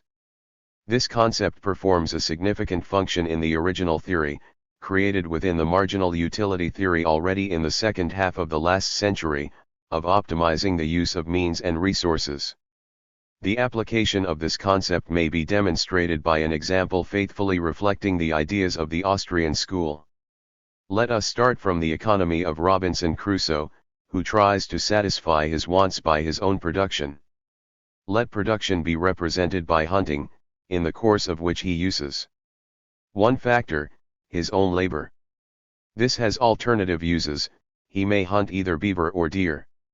Assume that Robinson Crusoe equally takes 1 hour to kill either one beaver or one deer, and devotes 10 hours a day to hunting. Let him first devote all these 10 hours to hunting beaver only, and nothing to hunting deer. In 10 hours a day he is able to kill 10 beavers. The marginal utility of beaver is small. If he diverted 1 hour from hunting beaver and used it for hunting deer, he would gain a great amount of utility by giving up a small amount. The opportunity cost of the first deer killed is much smaller than its subjective value. Or conversely, the value of the beaver last killed is much smaller than its opportunity cost, the value of the deer thus foregone. If the value of products is less than that of the costs, too much has been produced. Where the value of the product exceeds that of the costs, too little has been produced. 36. In hunting deer, 1 hour of labor has much more subjective significance than in hunting beaver. It is worthwhile for him to reallocate his labor time. As the number of hours of labor spent on deer hunting increases, and that spent on beaver hunting decreases, the value thus obtained will decline, and the value sacrificed, i.e. the size of opportunity cost, will rise. An optimum allocation of time between beaver and deer hunting is reached when the utilities gained and lost are in equilibrium. Value and subjectively interpreted cost are equal in both uses. The value of the deer equals its opportunity cost, i.e. the value of the beaver foregone, and the value of the beaver equals its opportunity cost, i.e. the value of the deer foregone. The hour of labor last used results in this case in the same increment of satisfaction in both of its uses. Products must be produced exactly at cost value, if they are to find the most economically advantageous distribution of production. 37. Wieser's investigations of the optimum allocation of factors capable of alternative uses and available in given quantities lay the foundation for formulating the function of production possibilities, the so-called transformation function. The derivation of production costs from the value of output, and its interpretation as utility given up, completely resolves the costs of production into intensities of satisfaction. This interpretation of costs was not uniformly accepted by each of the earlier representatives of the subjective value theory. We must appeal in the first place to Marshall, who vigorously opposed the resolution of production costs into the sensations of satisfaction and the one-sided emphasis on wants as the starting point of economic investigations. His arguments are based on the idea that it is human activities that give rise to new wants. And, in his view, man is led by the endeavor, which can be found in all social classes, to achieve something excellent for its own sake. Although it is man's wants in the earliest stages of his development that give rise to his activities, yet afterwards each new step upwards is to be regarded as the development of new activity, giving rise to new wants, rather than of new wants giving rise to new activities. 38. What may claim to be the interpreter of the history of man, whether on the economic side or any other, is the science of activities and not that of wants. 9. Marshall wants to reduce the money costs of production to human activities, but he wishes to approach human activities from their subjective aspect. This leads us to another interpretation of costs in subjective economics, the so-called real cost theory. Real costs are the supply prices of individual production factors, that is, prices needed to ensure a certain size of supply of the individual factors. Wages are, according to Marshall, the supply price of labor. They are paid in order to induce the worker to perform labor, to undertake the disutility accompanying it, to compensate him for the fact that even if he finds pleasure in work, he will, sooner or later, get physically and mentally tired of the continuous working process, that he works under unhealthy conditions, with disagreeable fellow workers instead of devoting his time to amusement and rest. However, such an interpretation of the supply of labor can at best express that the worker, while undertaking a job, weighs up all advantages and disadvantages of that job, and is willing to take up work even for lower wages where the advantages that cannot be expressed in money terms offset the higher wages paid in other workplaces. This circumstance at most diverts the size of wages from the value of labor power, but the subjective interpretation of the supply price of labor divorces wages from the reproduction costs of labor power. Anyway, what is determinant behind the worker's intensity of sacrifice is his social position. The fact that the worker's intensity of sacrifice is a function of his social position and not the other way round, also finds expression in Marshall's interpretation when he writes, "When a workman is in fear of hunger, his need of money is very great, and, if at starting, he gets the worst of the bargaining, and is employed at low wages, it remains great, and he may go on selling his labor at a low rate 40. But it is to Marshall's credit that in the interpretation of the long-term supply price of labor he already goes beyond the subjective approach and connects it with the reproduction costs of labor power. In the long run, wages tend to retain a close though indirect and intricate relation with the cost of rearing, training and sustaining the energy of efficient labor. 41. Wages so interpreted by him also have a role to play in the increase in the size of the labor force. The total numbers of the people change under the action of many causes.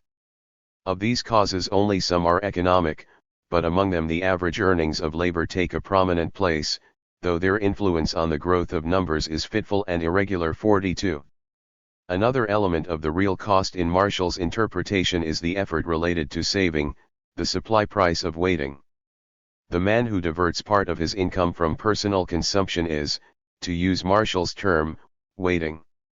Waiting is the source of capital accumulation and interest is the incentive for deferring consumption.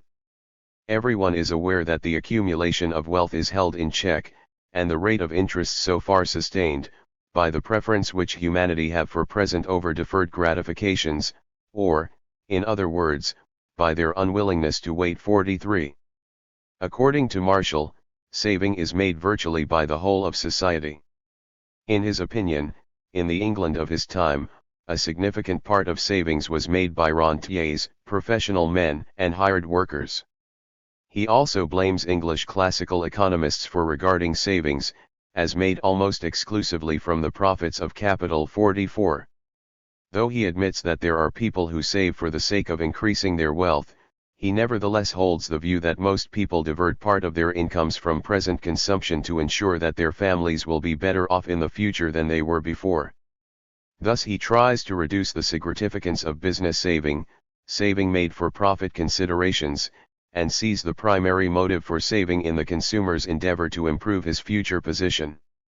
That is why he links the desire to save to the size of the rate of interest.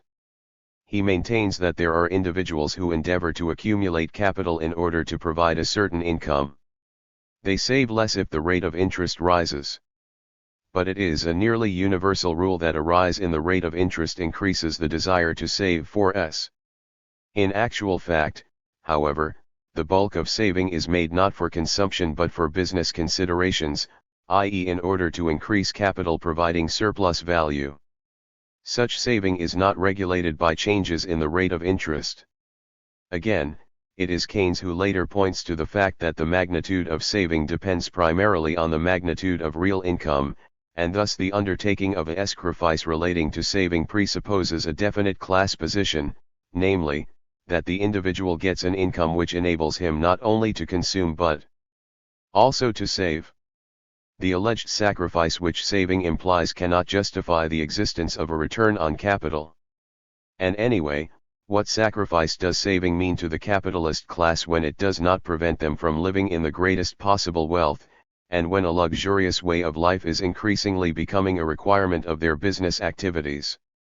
The arguments put forward by certain economists on how to promote capital formation reveal in fact that it is the working classes who make the sacrifice of saving. As Keynes points out, one of the main arguments of neoclassical economists given the great disparities in wealth was that the increase in wealth depends on the abstinence of the rich. 46. Thus capital accumulation presupposes the low income, the low living standards of the working masses to enable the capitalists to make greater profits, from which to make their investments. Under such circumstances it is not the capitalists but the working classes that make sacrifices in relation to saving and investment. It is the workers' efforts and waiting that jointly constitute, according to Marshall, the real cost of a good. The efforts and sacrifices which are the real cost of production of a thing, underlie the expenses which are money cost. 47. Thus, according to Marshall, it is on costs interpreted subjectively that the supply price of a given quantity of goods depends, that is, the price at which the producers are willing to sell just the adequate quantity of the goods concerned. Land has, according to Marshall, no supply price. The supply of land does not mean any sacrifice to the landlord. Marshall does not regard ground rent as a real cost. It does not take part, in his view, in determining price. On the contrary, it is the excess of price over real costs as such that is a function of price formation. Marshall makes no attempt to provide a moral justification of the ground rent.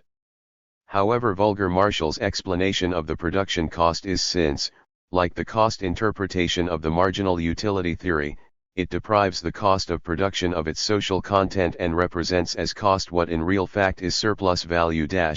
The fact that it did not resolve cost into intensities of pleasure made it possible for him to criticize the economic analysis which one-sidedly starts out from marginal utility. He quotes Jevons, according to whom the cost of production determines supply. Supply determines final degree of utility. Final degree of utility determines value. 48. If, however, the costs of production are not the intensity of pleasure and are not determined by marginal utility, then, Marshall draws from Jevons's argument the conclusion that value is determined by production cost. He writes, "Now if this series of causations really existed, there could be no great harm in omitting the intermediate stages and saying that cost of production determines value." 49. Marshall does not really accept this causal sequence. Though he does not resolve costs and thus the supply side into sensations of pleasure and indeed makes marginal utility dependent on the magnitude of costs, their magnitude is still determined in his theory by the size of demand. His value theory rests on a dual basis. Value is jointly determined by marginal utility and subjectively interpreted cost. We might as reasonably dispute whether it is the upper or the lower blade of a pair of scissors that cuts a piece of paper, as whether value is governed by utility or cost of production. So, in his view, marginal utility only determines value in the case of the elimination of production, that is, of a given size of supply and of perishable goods. The cost of production, however, would be the only determinant of value if the size of costs did not depend on the volume of output and through it the size of demand, that is, if entrepreneurs produced at constant returns. Chapter 7. A critique of the marginal utility theory. Does the marginal utility theory contain any rational element? Leaving aside for the time being the concept of utility, and approaching the theoretical system based on it merely from a methodological point of view, we must acknowledge as a rational element the attempt of the representatives of the theory to use marginal, differential analysis in their economic investigations. In this respect we can find in it certain elements of the modern theory of the optimum allocation of resources, the principle of equal advantage resting on the comparison of advantages gained and sacrificed, and the valuation of resources based on economic imputation, on the degree of attaining the objectives set, i.e. the principle of determining the accounting price or shadow price of factors. Though the shadow price of factors does not express the value of capital goods, or the value of labor power, it does indicate their significance for the realization of the objective at the margin of their use on the basis of the role they have played in the production of use values. But the three founders of subjective economics regarded the consumer's endeavors to maximize the satisfaction of their wants as the final cause of economic phenomena, and thought that the disclosure of the individual's relationship to things was the key to understanding all socio-economic phenomena. Thus their starting point was the individual with his scale of needs. In approaching economic phenomena from the satisfaction of wants, the subjective sensations of needs are factors working only from the demand side. No doubt, these wants can be mitigated and their intensity decreased if the quantity of the good in question increases. Also, the consumer is able to distinguish between degrees of intensity in satisfying his vital wants. Within the limits of his income, he is willing to pay a higher price for goods needed for the satisfaction of his wants of greater intensity. Writing about Gausson's first law, Peter Erdos attempts to strip it of the subjective element and unravel its inherent rational core. The utility of a good depending on its quantity, more exactly, the diminishing trend of the intensity of need and of utility, is a fundamental truth because, among other things, as opposed to the uncertainty of individual cases, on a social scale, as a statistical rule, in the phenomena of elasticity of demand with respect to price and income, it appears with a high degree of regularity and consistency. SL. It is also true that the consumer, though his various wants are owing to their quantitative differences incommensurable, endeavors to achieve a certain proportionality in their satisfaction. And this is the rational core of Gauss's second law. However, the consumer's wants exert an influence on price formation only if these wants turn into effective demand. It is a realistic element in the false trading problem recognized by Marshall that demand for a given good changes differently if only one element of the demand function, viz. price, alters at an unchanged real income, and thus the consumer moves along an unchanged demand function, and again differently if both elements of that function, i.e. price and real income, change, and thus the demand function is also shifted. Accordingly, the price at which the market will absorb a given quantity of products will be different in the two cases. The analysis carried out by Marshall was, however, a partial one. He investigated the market only for one particular good and regarded the market for all the other goods, with a ceteris paribus assumption, as unchanged, whereas exchange takes place in all markets at non-equilibrium prices, that is, in one market below, in another above the equilibrium price, and thus their impact on the consumer's real income is unpredictable. It is also possible that the effects acting on real income equalize one another. In any case, it is the effects upon the demand side that is in question here, and they concern the center of price fluctuations and the social value only insofar as the average of individual values changes through the adjustment of the output of individual goods to the demand for them. But any analysis based on the individual consumer's intensity or wants disregards the fact that man has always performed his activities within a definite social framework. It is on the character of this social framework and the position he assumes within it that his relationship to things depends, and his social position also determines the scale of his wants. Starting out from the intensity of wants of individual consumers cannot provide an explanation for the socially determined nature of needs. We cannot by this means answer the question why there are similarities in the structure of wants of individuals belonging to a given social group, and why we find a certain degree of equality in the demand structure of individuals belonging to the same social stratum. Even if the demand structure of the individual reflects the scale of his needs, the latter is obviously the final cause of a given demand structure. Behind it we cannot fail to notice as a determining element laws governing the wants of the socia, stratum of which the individual is a member. It is exactly these laws that scientific analysis must explore. Gauss's second law cannot provide any information about the laws determining the demand structure for the very reason that it is built on a general principle entirely independent of social position. Some of the followers of non-Marxian economics also acknowledge the socially determined nature of wants. The Veblen effect expresses the fact that the individual's scale of needs, the structure of his demands are substantially modified by social influences. In his consumption habits, the individual tends to imitate the members of the social group to which he belongs. Even if such statements do not reach as far as the class roots inherent in the laws governing the demand structure, they call attention at least to the necessity of not choosing the isolated individual as a starting point for economic investigations. The theory which regards wants as final causes does not provide an answer to the question of what makes new wants come about. Marx reveals a mutual relationship between production and consumption. He points out that production does not exist without consumption, or else production would have no sense. A product can become a genuine product in consumption only, and consumption, by reproducing wants, stimulates production. The founders of subjective economics laid one-sided emphasis on this component of the relationship only.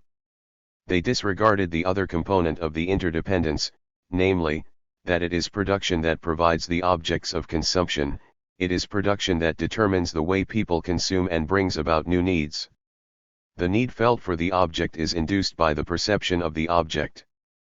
Production accordingly produces not only an object for the subject, but also a subject for the object 52. Marx emphasizes that it is production that plays a determinant role in the relationship of the two. Consumption is thus a phase of production 53. 2. In the theoretical system based on the satisfaction of wants of individual consumers, social relations of production expressed in economic categories are lost. The followers of the Austrian school, or Walras himself, are even reluctant to see in the price phenomenon a sort of social utility judgment, an average of individual estimates. They see prices as the manifestation of individual utility judgments. The Austrian Baumgartner sees in them the utility judgment of the marginal consumer, and Walras that of all individual consumers. Of the three founders it is Jevons who speaks of a kind of averaging of marginal utilities. Walras and his followers severely criticized Jevons, because he left the basis of realities, says Walras, and placed his argument on the basis of fictitious averages 5. 4. But from the fact that the ultimate aim of production is the satisfaction of wants in any social system, we are not to draw the conclusion that economic analysis should start from wants. Its task is to reveal the social form of the interrelationship of production and wants typical of the economic system under consideration, to find out the economic mechanism through which these wants exert an influence on production under that economic system. Since the social form of the interrelationship of production and wants, the economic mechanism transmitting the impact of wants, varies according to the economic system, it cannot be deduced from the relationship of the consumer to scarce goods independently of the social system he lives in.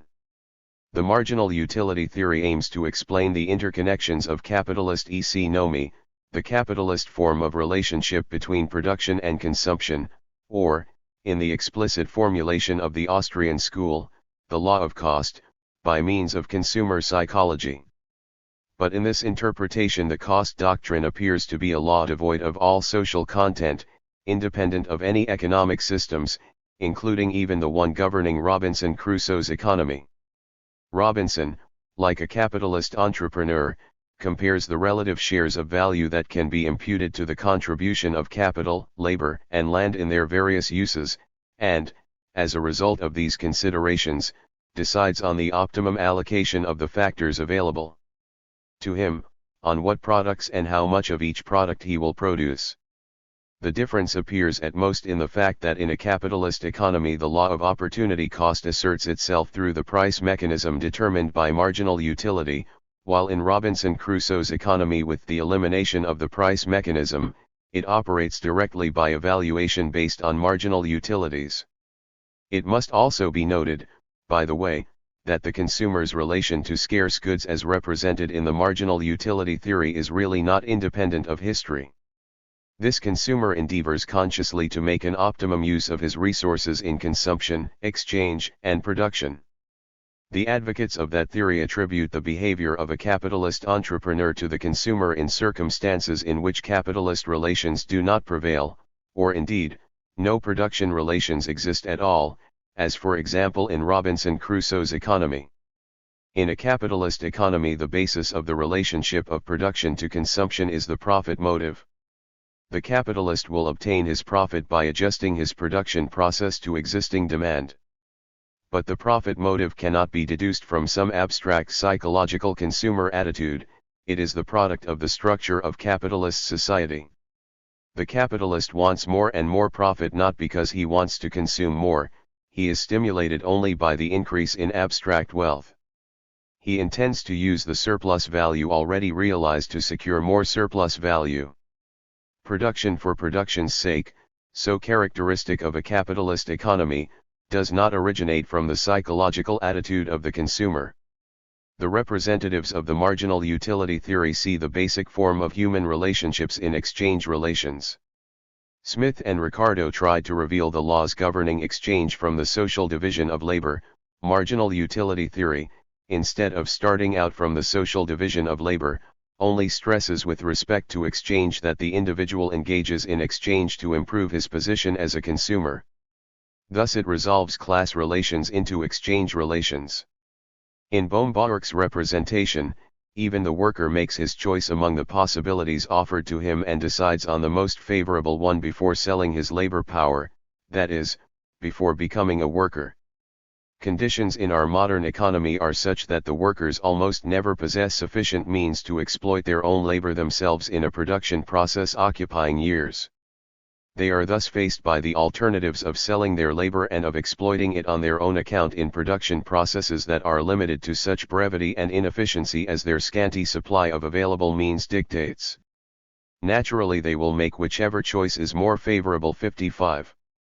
The capitalist will sell that stock of commodities that he does not use for the satisfaction of his momentary personal needs.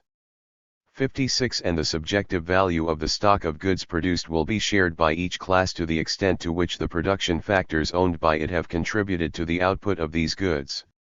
Thus, if we approach class relations from the aspect of the satisfaction of wants, of the production of goods to meet those wants, then the essential difference between classes, i.e. exploitation, will disappear. For goods to be produced, labor, capital and land are equally needed. Here capital is a factor like all the rest, and the distribution between work and property has disappeared from view. 57.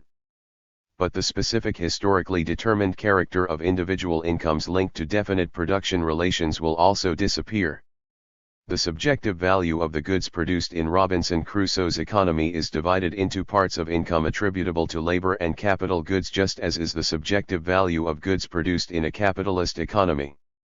In Bombach's view, capitalist production begins from the time when Robinson Crusoe started using means of production instead of producing goods with his bare hands and the forces of nature. What further problems arise in the marginal utility theory? 3. Let us begin with the doctrine of diminishing marginal utility. Like the law of diminishing returns, it is a static principle. Diminishing returns disregard the development of technology, and diminishing marginal utility leaves out of account changes in the wants and tastes of consumers. Let us give up taking the scale of wants as given, and we shall see that with the tastes of consumers changing, the marginal utility of a good may increase with the increase in quantity or decrease with the decrease in quantity. If our consumer takes a fancy to a commodity, the marginal utility curve of that commodity will shift upwards. Then its quantity may rise from Q to Q1, and marginal utility will rise simultaneously. The case is just the opposite if the marginal utility curve of the commodity shifts downwards, indicating that the consumer's liking of that good diminishes. In this case, marginal utility may decrease even with the quantity falling. 4. As regards the shape of the demand curve, the Marxist Robert Haack holds the view that it depends, especially in the case of more or less independent goods, or groups of goods, basically on two factors: how demand develops in such income categories in which those belonging to them were buyers before, and will continue to be buyers after the price change, what new strata will be included and excluded by the price change. The negatively sloped shape of the demand curve is explained partly by the dependence of utility on quantity, as pointed out by Peter Erdos, and partly by the fact that, with a fall in price, even euc strata will have access to the consumption of a particular commodity which would not have been able to buy it at a higher price. The lower the price, the broader masses of people will be able to buy the commodity in question. 5. The greatly limited applicability of the traditional demand curve used in theoretical models, and the difficulties of the traditional interpretation of demand elasticity, were pointed out by Morgenstern, among others. In his opinion, the points on the individual demand curve are a set of simultaneous alternative maximum offers for those quantities that are linked to the individual prices. 59. This means that each point in the same and the immediately subsequent period is valid only with the elimination of the other points. The individual expresses his readiness to buy one or the other quantity at appropriate prices at a given point of time. Therefore, whatever the form of a one-variable demand curve, it is valid only for one single transaction. 60. And the original demand function can no longer be used for the following transaction.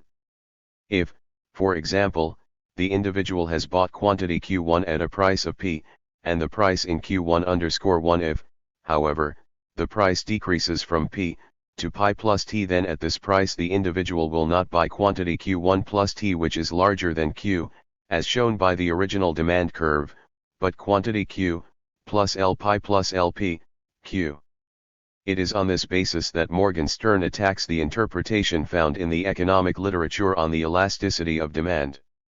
While the concept of elasticity, he writes, is of course fully suitable to describe the slope of a given demand curve, it is unsuitable for the purpose it was destined to perform, namely, to describe the reaction of demand to short-run price changes. 61. It would be possible to move along a given demand curve only if the same demand curve were restored as a result of the individual getting new income, or if his wants were reproduced. The concept of restoring the curve is, however, not part of the usual demand theory. 62.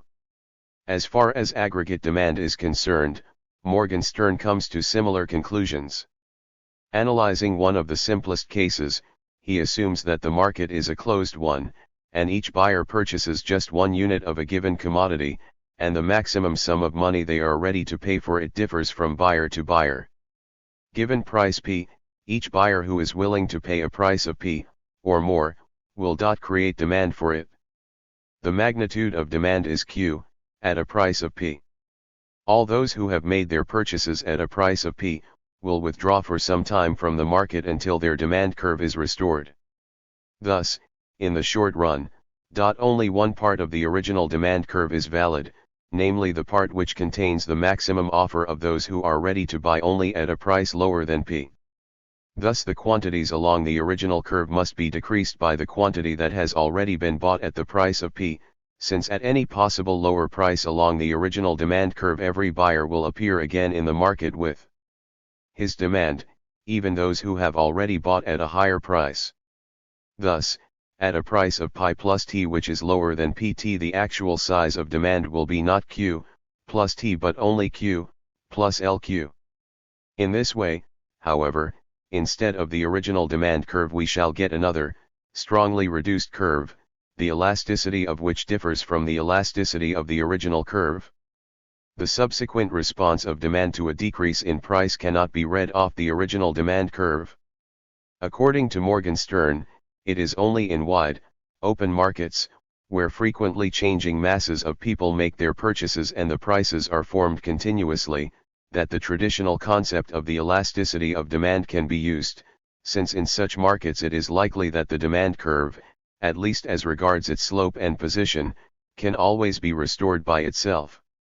63. In such a case, it does not create any problem to specify the period to which the demand curve applies. 6. A serious difficulty that marginal utility theory has to face is the determination of the total utility of a stock of a commodity. In relation to this problem, two conflicting views exist within the Austrian school, those of Bohm-Bawerk and Wieser. According to Bohm-Bawerk, the total utility of a stock of goods is the total of the subjective significances of its individual units. This conception contradicts the principle of marginal utility, which says that each unit of a stock of a commodity counts as if it were the last unit. It is in this sense that Wieser interprets the total utility of a stock of a commodity, that is, the stock multiplied by its marginal utility. As Leo Illy points out, it is essentially Wieser's conception that is behind the statements of the later followers of the marginal utility theory. 64. Wieser's definition, however, contradicts reality. It implies that a stock of a commodity with a marginal utility of 0 will also have a total utility of 0. 7. According to the representatives of an earlier version of the marginal utility theory, the total utility of a stock of different commodities is the sum total of the partial utilities of the quantities of individual commodities. This statement was criticized by the followers of a later, revised version of the marginal utility theory because it supposed that the utility functions of the individual goods were independent of one another, and could therefore be added up. The utility function of this interpretation is called the additivity utility function. The economists who further developed marginal utility theory were to point out, as we shall see, that the utility functions of different goods are closely interrelated and cannot be added up. The additive treatment of utility functions further presupposes that the needs for different commodities have a common measure which enables them to be added up. Gauss's second law is also based on the assumption that the utility increments per unit of money last spent on buying different goods can be compared in an exact way by means of some sort of common measure. This idea formed the basis for Jevons's exchange value theory, the law of cost discussed above, and as we shall see for Walras's general equilibrium theory, too. In actual fact, there is no common measure for the utilities derived from the satisfaction of the various wants. It is simply inconceivable to reduce to a common denominator the utilities derived from the consumption of bread, meat, wine, etc., to get hold of them merely quantitatively by some abstract intensity of satisfaction, in isolation from their qualitative differences. Though the individual does compare his various wants, he can only do so with more or less uncertainty, since there is no common yardstick to measure them.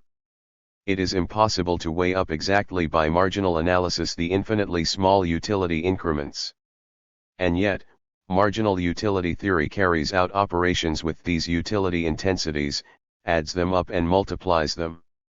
Not only is the consumer unable to compare exactly the utility intensities of the various goods, but he cannot even be supposed, as Marshall expects of the individual buying tea, to give an exact answer to the question of how much he is willing to buy at a given price. Since utility judgments cannot be measured, we cannot expect the consumer of a given commodity to tell us exactly to what extent the marginal utility to him of that good will fall with an increase in its quantity.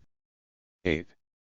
According to the representatives of the marginal utility theory, and of its founders, if every consumer distributes his income with the greatest possible rationality among the various goods he buys, that is, if he realizes in his own household the maximum satisfaction of his needs, then this ensures that maximum welfare will also be realized on a social level. This statement was criticized by some non-Marxian economists who pointed out that it had validity only within the limits of the existing distribution of income. But when applied to class relationships, marginal utility theory, the principle of equal advantage, can be used as a critique of capitalist income distribution. Marginal utility theory reflects the inequalities of capitalist distribution relations in such a way that, as a result of their lower money incomes, the marginal utility of money is much greater to working class people than to the capitalist class. By redistributing incomes in favor of the working class, social welfare can be increased. Pigou also draws this conclusion from marginal utility theory. Suppose that there is one rich man and 10 poor ones. A pound is taken from the rich man and given to the first poor one. Aggregate satisfaction is increased. But the rich man is still richer than the second poor man. So the transfer of a pound to him again increases aggregate satisfaction. And so on, until the originally rich man is no richer than anybody else. 65. Weiser also questions whether the maximum of social welfare can be reached under capitalist conditions. In his view, the existing order of the distribution of wealth prevents the prices of goods from really expressing their social utilities. Since in the market it is not want but effective demand that counts. Production is aimed in the first place at satisfying the desires of wealthy consumers, and such goods will primarily be produced which are better paid for, and not such as are better needed by society. 9. According to the marginal utility theory, consumer behavior is motivated by the pleasure the consumer derives from the satisfaction of his wants, and, in order to achieve maximum satisfaction, our consumer must behave in a definite way. His behavior is described as determinate behavior. It is by means of such determinate actions that the theory tries to explain market relations, the formation of prices. But such an explanation presupposes that consumer behavior is not influenced by the phenomena to be explained. The satisfaction gained from the consumption of goods is independent of market relations, of price relations. But subsequent surveys have provided evidence that the individual does not have a perfect knowledge of commodities, and is unable to assess correctly the satisfaction he can derive from the consumption of a given commodity. In appraising the useful qualities of a good he has to rely on external circumstances, publicity, advertisements, sales talks, and even on the level of prices. But these factors may mislead him in correctly assessing the subjective significance of goods to him, and make him desire products that do not give him the satisfaction expected. Desire and satisfaction may deviate, but consumer behavior in the market is directed by his desires which, no longer closely related to the satisfaction wished for, can be manipulated by the external circumstances. The idea of consumer's sovereignty collapses. It turns out that the consumer's purchases are directed by the sellers. But if the desires of the consumers can be manipulated to such an extent, how can a theoretical system be built on consumer behavior as a solid basis? 10. Let us now examine the problem of economic imputation. Baumgartner rejects the value or price determining function of the cost of production by saying that it is movement in a vicious circle, since production cost also has its own cost of production. This objection to the determination of value by production cost is fully justified. Marxian political economy reduces the cost of production to labor. Subjective economics, however, resolves it into a sensation of satisfaction. Baumgartner wishes to justify the derivation of factor value from the value of output by tracing goods back to primary factors for which the law of cost has no validity. He mentions two such primary factors, the natural productive forces of land and labor. He does not classify capital goods among primary factors because they can be reproduced by labor and the use of land, and are thus subjected to the law of cost. But the value of primary factors that are not subjected to that law, can, it appears, only be interpreted by means of economic imputation. Even Marxian political economy does not associate the formation of the price of virgin land with production inputs. In virgin land there is no labor embodied, and consequently it cannot have value. Nor can the problem be explained by the theory of economic computation either. According to Marxian political economy, the price of land is capitalized land rent, and land rent is a form of manifestation of surplus value. The other primary factor, labor, has no value in Marxian political economy either. Labor is the source of value, but has no value in itself.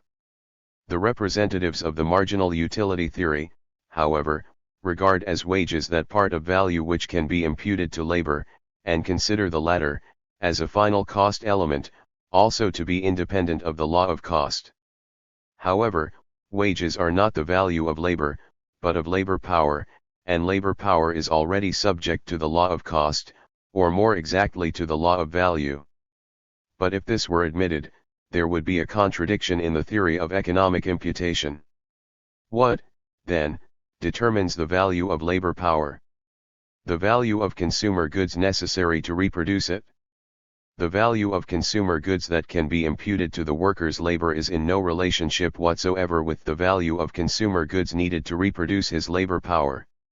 Hence, if we treat wages as the value of labor power, then we have already exempted one of the two primary factors from the competence of economic imputation. Consequently, the representatives of the 50. Marginal utility theory had to deny, in the interest of economic imputation, that wages express the reproduction cost of labor power. Through a very strange error in judgment, writes Wieser, the classical school of political economy NAS put forward the proposition that the exchange value of human labor also is determined by costs of production. The costs of production of human labor would be the costs of producing the laborer. What a monstrous idea! Can it be that there is a production of laborers in the same sense as there is a production of material things? 66. Marx had already defended the English classical economists earlier against similar attacks, and his words also refer to Wieser's indignant outcry. Doubtless, Ricardo's language is as cynical as can be. To put the cost of manufacture of hats and the cost of maintenance of men on the same plane is to turn men into hats. But do not make an outcry at the cynicism of it. The cynicism is in the facts and not in the words which express the facts. If they reproach Ricardo and his school for their cynical language, it is because it annoys them to see economic relations exposed in all their crudity, to see the mysteries of the bourgeoisie unmasked. 67. Or elsewhere, it is not a base action when Ricardo puts the proletariat on the same level as machinery or beasts of burden or commodities, because their being purely machinery or beasts of burden is conducive to production, or because they really are mere commodities in bourgeois production. 68. The interpretation of production cost as opportunity cost is closely connected with the theory of economic imputation, the derivation of the value of production factors from the value of physical product. If we examine the significance of certain factors for attaining an objective, it is important to consider to what extent other ends must be foregone in order to achieve to a certain degree the realization of that objective. This concept has its significance from the point of view of programming. It is used, among other things, in foreign trade too. The pioneer of this application was Haberler to determine what goods are worthwhile to trade abroad.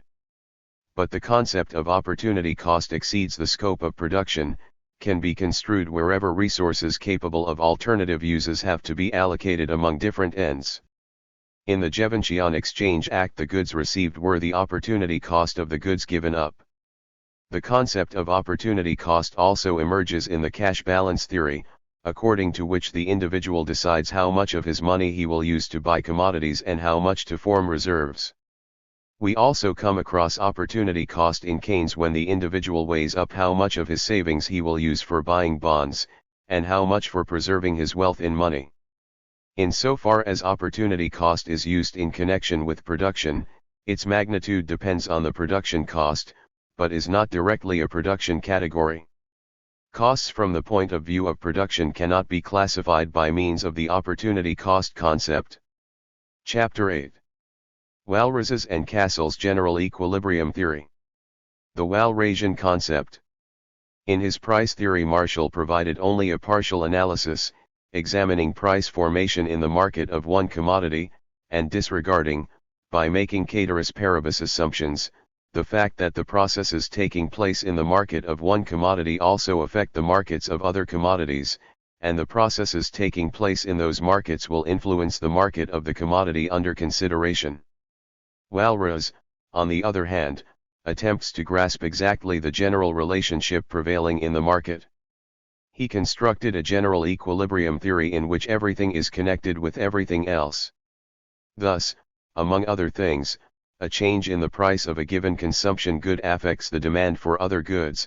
The demand for a given commodity is a function of its own price, but also of the prices of all other consumer goods, and depends in addition on the magnitude of incomes which are, according to him, the PRI of productive services. The prices of productive services are in turn affected by the demand for consumer goods, in the production of which they participate, since the demand for productive services is derived from the demand for products. This is called derived demand. In the Walrasian model, capital function is completely divorced from capital ownership, the capitalist entrepreneur from the owner of capital. The central figure of the model is the capitalist entrepreneur who does not possess capital goods. He can only produce if he buys in their markets the services of the factors of production of labor, capital, and land. Their price is the income of the factor owners and the production cost of the entrepreneurs. By means of the factor services, the entrepreneurs proceed to manufacture consumer goods. It is only later that Walras includes the production of the means of production and takes into account depreciation, too. The consumer goods produced are sold by the entrepreneurs on the consumer goods market to the owners of the factors of production, who buy them with the income received for their services. Reproduction in the model to be presented is simple, incomes being entirely spent on buying consumer goods. In this way, the total revenue of the owners of productive services is the total amount of the prices of consumer goods, that is, total price sum of consumer goods equals total production cost. In a general equilibrium situation, the price of every consumer good must be equal to the cost of its production.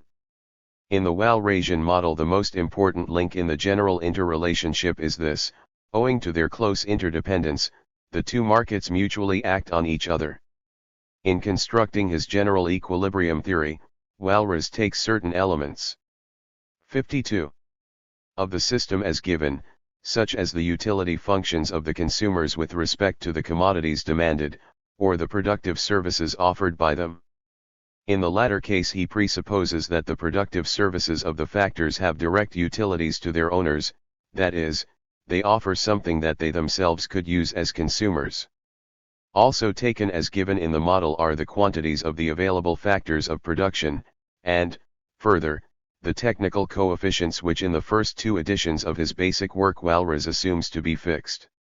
In his presentation, the rows are as follows.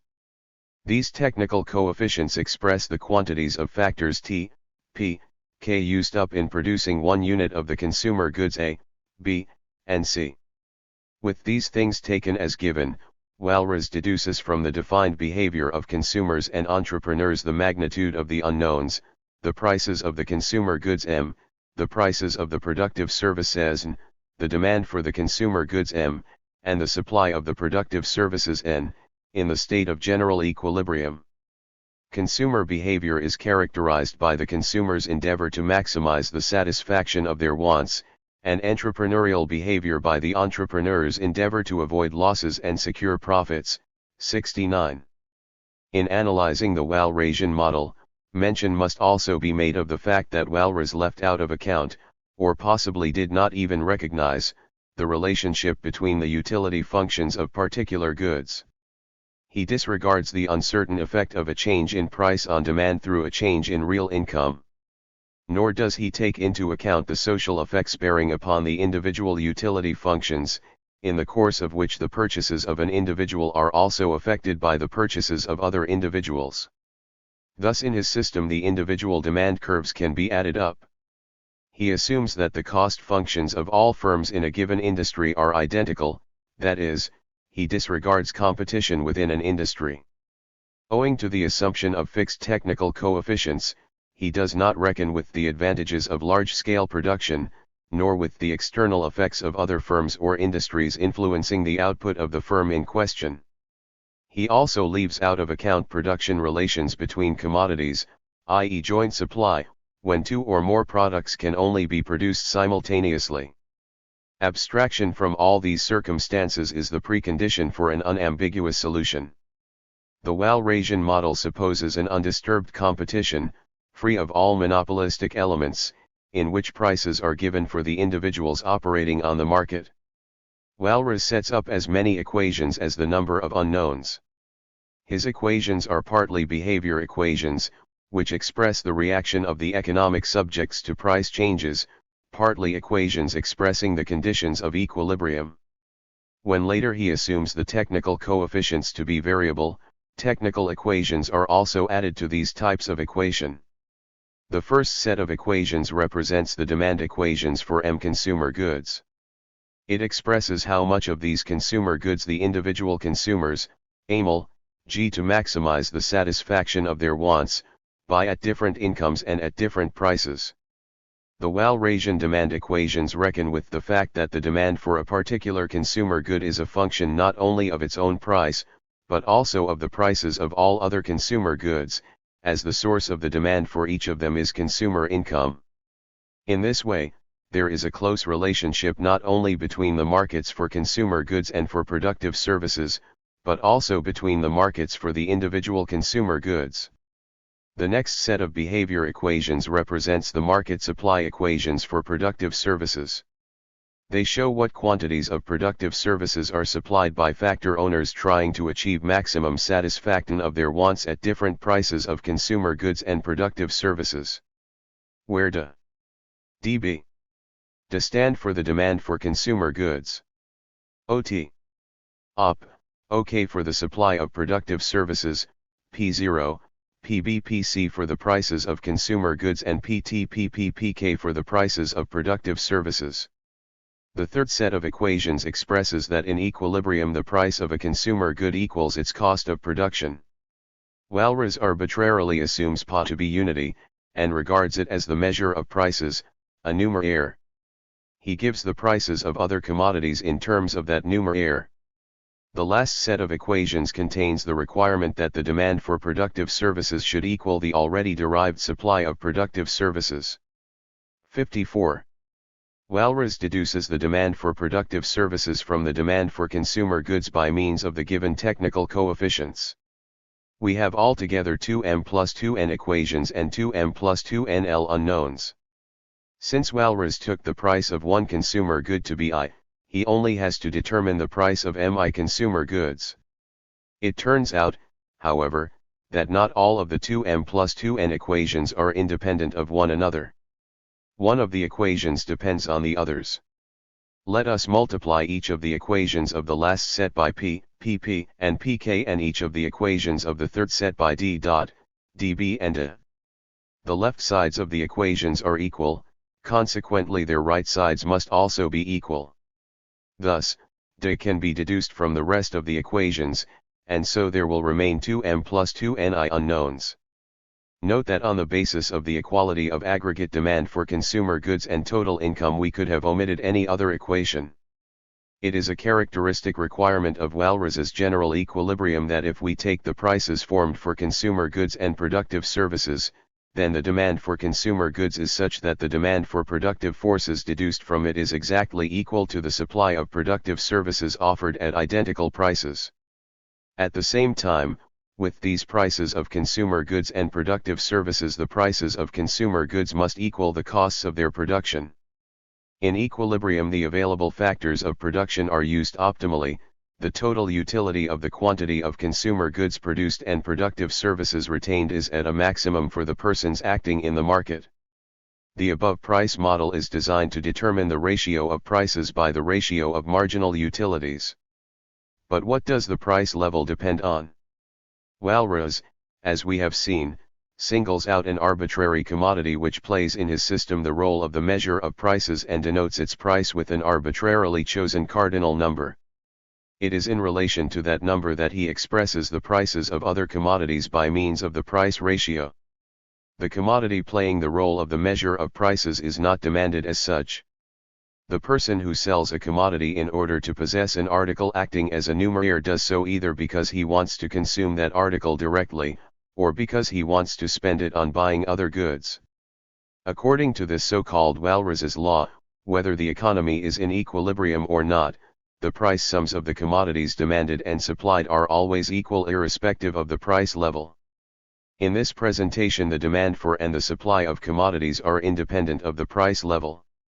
If we double, treble, etc. all prices, those of both consumer goods and productive services, we always obtain, according to the Walrasian model, the same relationships. The 55. So-called homogeneity postulate expresses that the demand for goods and the supply of productive services are, for Walras, only a function of the price ratios and not of the price level. The demand and supply functions are zero-degree homogeneous functions of the price level.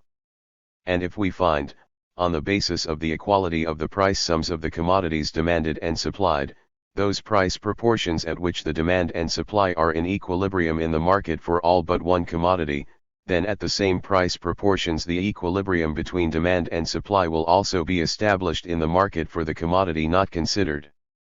If the commodity not considered is a good performing the role of the measure of prices, then the price ratios which create equilibrium in the market of other commodities will also bring about equilibrium in the market of money commodity. But according to the homogeneity postulate, the price ratios required by the equilibrium situation may develop at any price level. Thus the price level in the price model discussed is completely indeterminate. An approach of non-Marxian economics made the attempt, as we shall see later, to determine the price level by assuming that money is demanded because people want to form cash reserves. The desire to hold cash is aimed at creating a money reserve with definite purchasing power which represents a certain proportion of national income. In this case, with a given quantity of money, the price level is, according to the theory, not arbitrary, as it has a definite equilibrium level. At a price level lower than that, the given quantity of money represents too high purchasing power. People do not wish, as a rule, to hold such high cash reserves, they rather spend their surplus money, so the demand for goods, and the supply of money increase. At a price level higher than the equilibrium level, the purchasing power represented by the given quantity of money is too low. People wish to fill up their money reserves and thereby increase the supply of goods and the demand for money. For Marx, professing the labor theory of value and assuming metal money circulation, the determination of the price level did not raise the problem that crops up in the Walrasian model. The absolute level of the price of a given commodity is determined, as a rule, by the quantity of the precious metal which contains the same amount of labor as the commodity in question. How can this intricate system of simultaneous equations be solved, asks Watts. In his view, the market continuously produces the solution. By the method of tâtonnement he tries to show how his system of simultaneous equations would be solved theoretically. In his theory, the auctioneer puts up a certain arbitrary set of prices for both consumer goods and productive services. Those taking part in the market process let the auctioneer know what quantity of consumer goods or productive services they are willing, given the put-up prices, to offer for sale or to buy in order to optimize their positions. If these prices prove to be non-equilibrium prices, the auctioneer will put up a new series of prices, now corrected in a definite direction. And finally he will hit upon the equilibrium prices. What must then be proved, he asks, in order to find out if the theoretical solution and the solution provided by the market are identical? 70. And he answers, that what must be proved is merely that the rise and fall provide the method by which to solve the system of simultaneous equations of the equilibrium of demand and supply, that is, the method of tâtonnement. Following Walras, Oscar Lang tries to show in a study written in the 1930s how the market mechanism provides the solution to the simultaneous equations. In a study of his written later he remarks, in connection with Walras, that the task had become much easier by his time.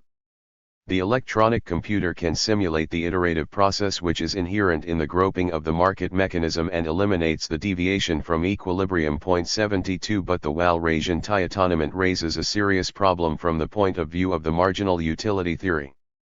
In Walras's model, marginal utilities always vary in the course law of continuous exchange. In this case, however, according to the logic of the marginal utility theory, it is the sales and purchases transacted at initial, not equilibrium prices, that influence the final result. Walras's solution to this problem differs from that given by Marshall.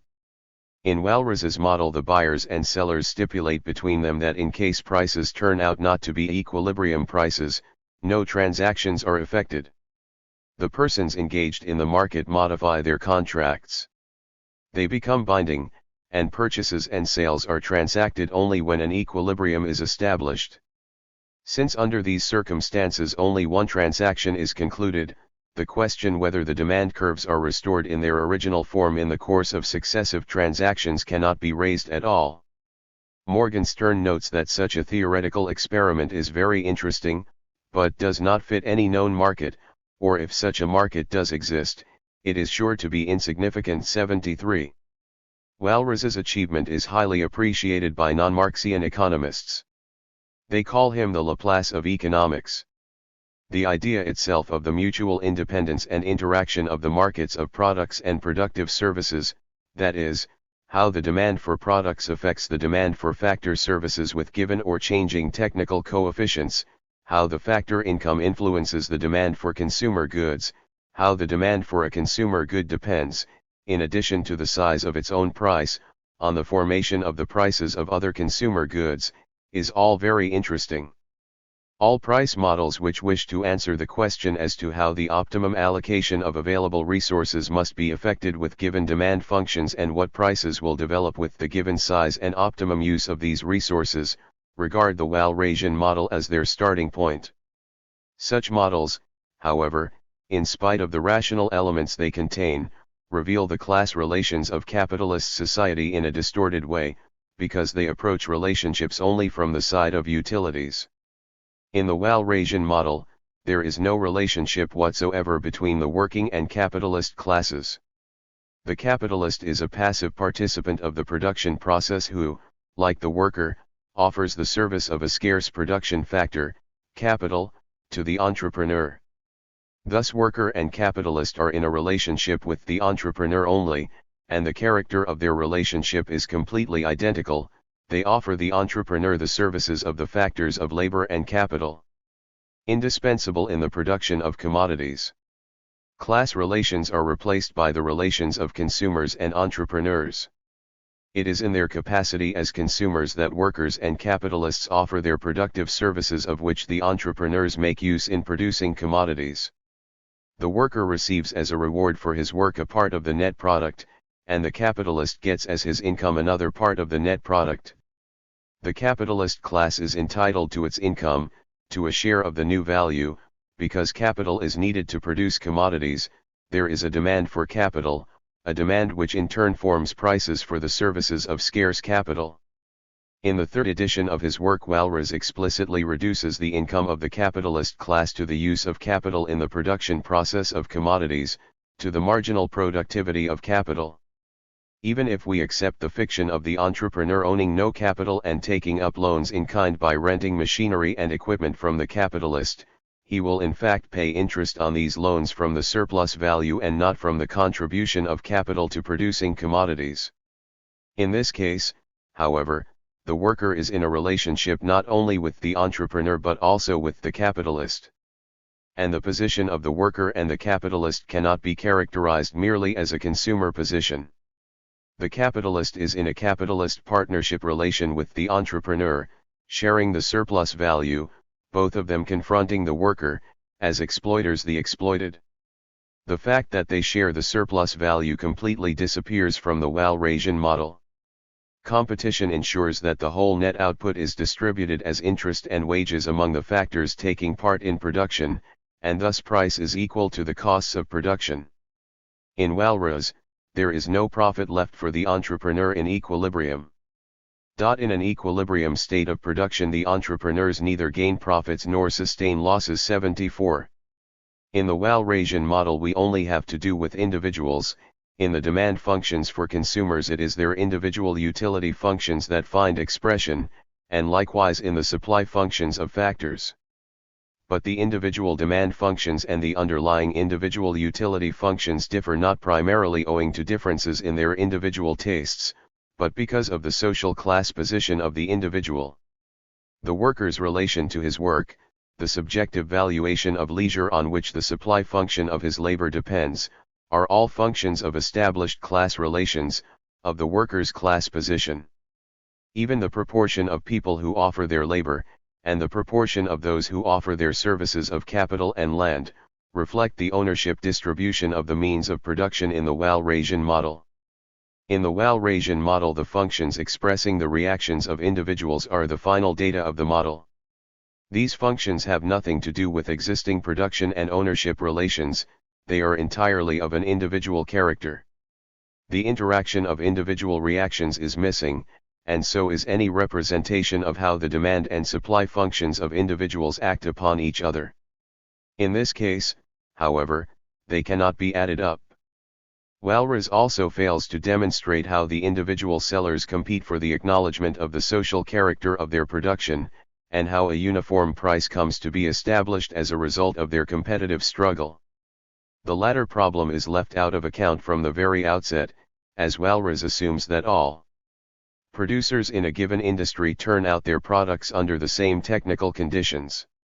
In Walras's general equilibrium theory, the quantity of the factors of production is taken as given, but the supply of their services changes as a result of the operation of the price mechanism, and this causes their supply to come into equilibrium with their demand. This is a requirement of the general equilibrium theory.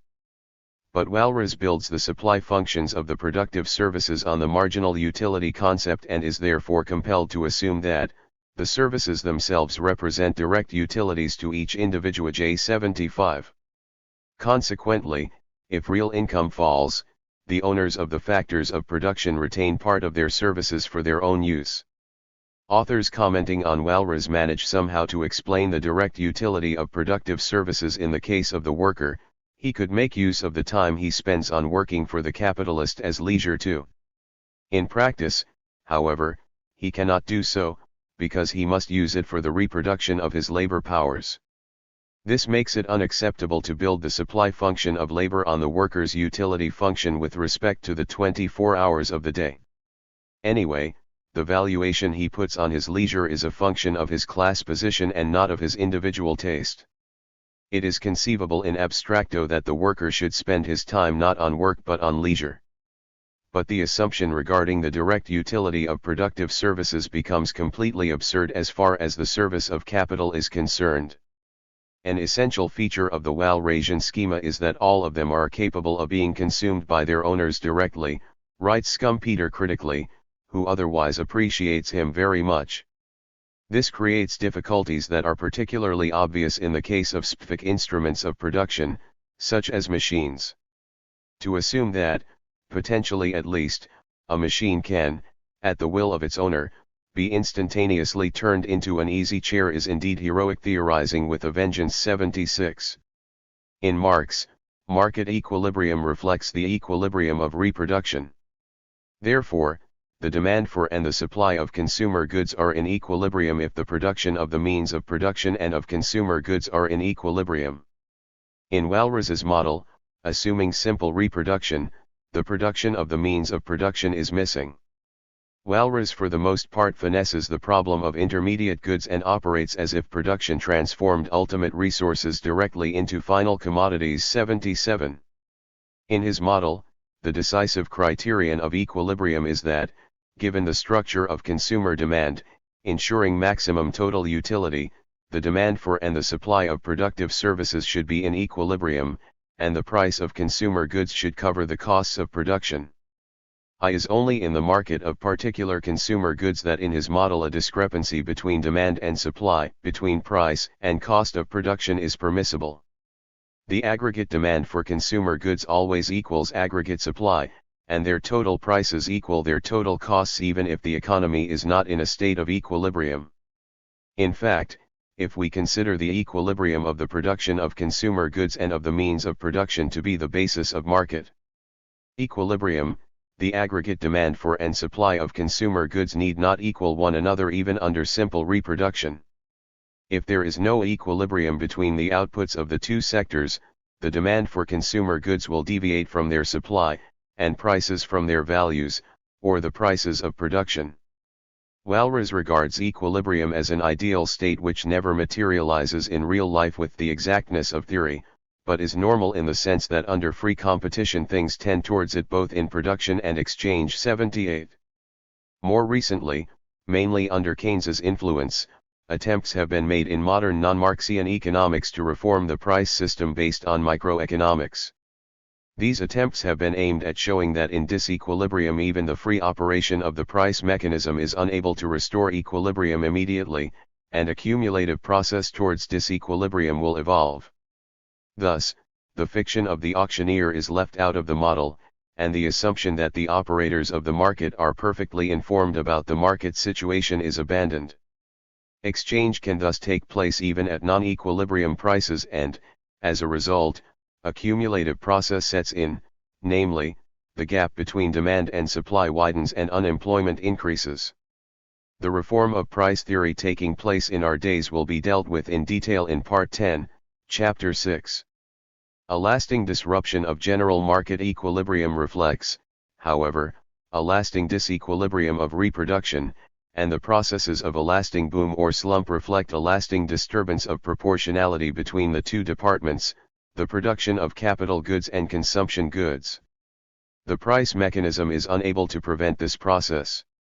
In Walras's basic work the decisive circumstance gets lost, namely, that the solution of his equations by the market mechanism is realized only through a general crisis of overproduction, unemployment, capital surplus, a waste of commodities and resources. The Casselian concept. The Walrasian system of simultaneous equations was further developed by the Swedish economist Gustav Cassel. He simplified the Walrasian model and separated it from the marginal utility concept. He thus gave up the theory of value even in its subjective form.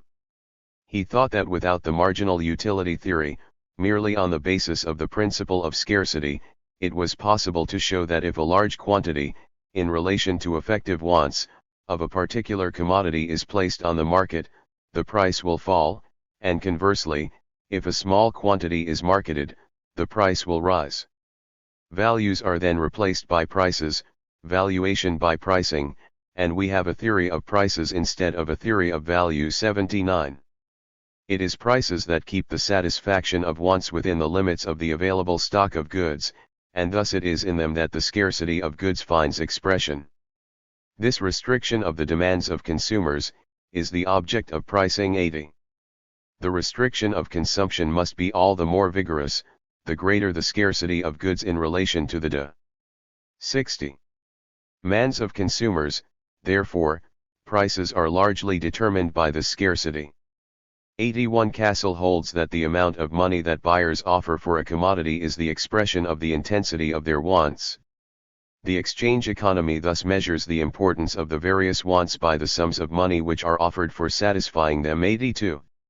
And he maintains that it is possible to establish an actual functional relationship in the demand function by statistical observation. By this he completely deprives price theory of its foundation in value theory. By rejecting marginal utility theory, Castle also rejects the Walrasian supply function with respect to factor services, as in his system the available quantities of the production factors are fully employed. He retains, however, the rigid technical coefficients of the Walrasian model. It was the inclusion of fixed technical coefficients in his model that made Walras assume, in order to prove the realization of full employment, that factor services can directly be consumed. Without this assumption, a factor not having the necessary complements would be underemployed. Criticizing Castle's model, Neisser and Stackerberg pointed out as far back as the early 1930s that the identity of the number of independent equations and of the number of unknowns did not necessarily present an economically meaningful solution, as it was possible that a mathematical solution to the price model existed only at negative prices or negative quantities. Dorfman, Salo, and Samuelson 83 called attention to the problems relating to the solution of Castle's model, namely, that the factors of production taken as given were not available to society in adequate proportions. Assuming only two industries in his model, if the ratio of the available capital stock to the labor force is above the capital-labor ratio in the given industry operating with a larger capital stock per head, or if it is below the capital-labor ratio in the industry operating with a smaller stock of capital per head, then we get a negative value for the quantity of the product, which makes a more intensive use of the factor that causes the bottleneck. The solution thus obtained is economically not meaningful. Why do we get a negative value for the quantity of a product? Because in the given case the mathematical solution yields such a large quantity for the other product that, with the available capital and labor, is impossible to produce, and the capital and labor showed to be lacking by the mathematical solution can only be obtained if a negative quantity is produced of the product in question. Dorfman, Salo, and Samuelson also point out that under unemployment a fall in wages need not necessarily lead to full employment. Castle holds that in the case of unemployment declining wages will bring about a relative fall in the price of the product manufactured by a more labor-intensive production technique. The demand for that product will increase, its output expand and full employment be realized. Dorfman, Salo, and Samuelson point out that under full employment two products may be offered for sale in Castle's model in such a proportion that demand absorbs them at a price covering the production costs only at a negative value of wages. A negative value of wages expresses, given the existing demand structure, that there is a surplus supply of labor relative to available capital. With full utilization of the production factors, with given technical coefficients, a disproportionately large quantity is produced of the labor-intensive product and a disproportionately small quantity of the capital-intensive one. The price of the more labor-intensive product will fall, that of the more capital-intensive one will rise. And since in determining wages it is the relatively reduced price of the more labor-intensive product that is decisively taken into account, and in computing the rate of interest it is the relatively higher price of the more capital-intensive product that is considered, the interest rate will rise, and wages may have to fall below zero for the lower price of the more labor-intensive product to cover increased capital costs. It may happen that wages fall so far below zero that the negative element in the cost of the products making too intensive use of labor will exceed the cost of the factor used as a positive cost element. In this case, the price of the product in question will be negative.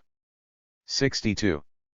If the price model assumes that the two products are manufactured by means of three production factors and, in addition to labor and capital, land together with its own rigid technical coefficients is also included in the model, then a further complication will arise in Cassell's simultaneous equations. Now there are three equations showing that the demand for all the three factors equals the available quantities of factors, but there are only two unknowns in the three equations, the quantities of the two products. Solution is only possible in quite special cases when the three straight lines representing the limiting conditions intersect in one point. Otherwise, at any apex of the broken line which limits the production possibilities, only two factors can be used fully, and part of the available quantity of the third factor remains unused. Dorfman, Salo, and Samuelson emphasize that in order to obtain a meaningful solution to the Cassellian model, it must be stipulated that the values of the variables, the quantities of products and the prices of productive services cannot be negative.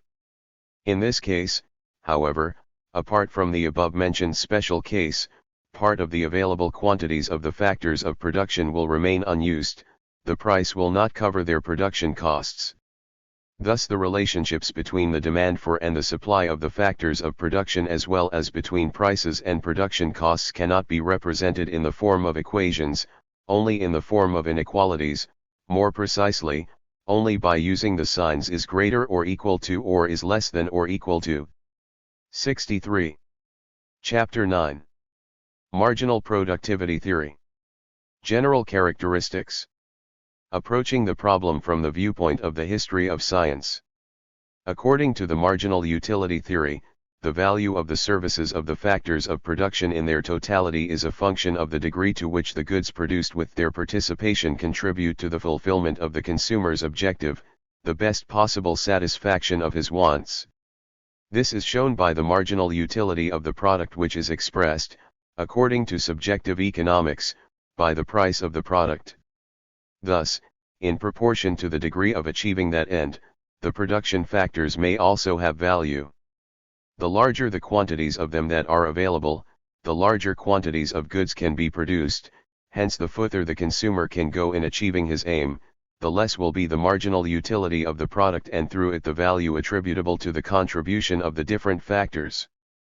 And within that, the value of the services of a unit of various factors is determined by the role they play in producing a given good, by the volume of the product depending on their availability, that is, by the subjective value of the quantity of the product imputable to their employment. Equilibrium theory tries to determine the equilibrium price of factor services by means of demand and supply curves.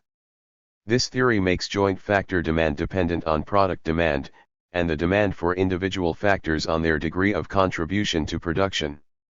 The valuation of the services of factors capable of alternative uses according to the significance of the consumer's objectives and the extent to which a factor unit contributes to the fulfillment of these objectives in the various uses, i.e., the role the individual factors play in producing the different goods needed to achieve these aims, is of basic importance in the theory of the optimum allocation of resources. According to this theory, an optimum allocation of the available resources among the various uses occurs if they are employed everywhere up to the limit which ensures identical significance for identical factors everywhere. In other words, the quantity of the commodity imputable to the employment of a given factor unit multiplied by the marginal utility expressing the degree of achieving the aim, i.e. the product price, should be equal in all its uses. But the product thus obtained is the result of the joint employment of the factors of production. In order to determine the subjective significance of the services of the various factors, it is necessary to find out their separate proportional contributions. The result of the long development of attempts to solve this problem was the production function, which expresses the dependence of a given quantity of product on the factors engaged in its production, Q equals F. 64. The Austrian school first attempted, on the basis of subjective value theory, to determine the quantity of a commodity imputable to the employment of each of the production factors. Menger finds that the quantities of a commodity that can be imputed to the individual factors cannot be determined by completely removing the factor in question from the production process. But it is possible, he thinks, to decrease the quantity of a given factor by a small unit, with the other factors taken to be constant, and to impute the resultant decline in output to the removal of the unit of the given factor. 84 The method suggested by Menger constitutes an attempt to extend the application of marginal analysis from the process of the satisfaction of wants to the process of production. In this attempt, Menger supposes that the proportions between the factors of production can be changed. Later non-Marxian economists, in further developing the theory of production, examine how the productivity of factors changes if the quantity of a factor is continuously altered relative to the quantity of the other factors. According to Menger, the significance for the satisfaction of wants of a unilateral change in the quantity of one factor will only be a function of the change in its marginal utility and not in its productivity. 2.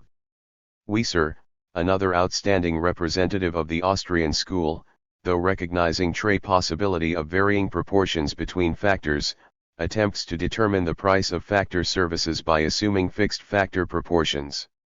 He supposes that the factors are used in different productive branches in different proportions. The relationship expressed in the production function as to how output changes as a result of changing factor proportions, is now applied to productive branches. Wieser assumes that the factors are optimally allocated among the different industries, and thus the marginal significance of each factor for the satisfaction of wants, i.e. its contribution to output multiplied by its marginal utility or price, is identical in all productive branches. He also takes as given the quantities of factors employed in the various productive branches, the volume of products turned out through them and their values or prices.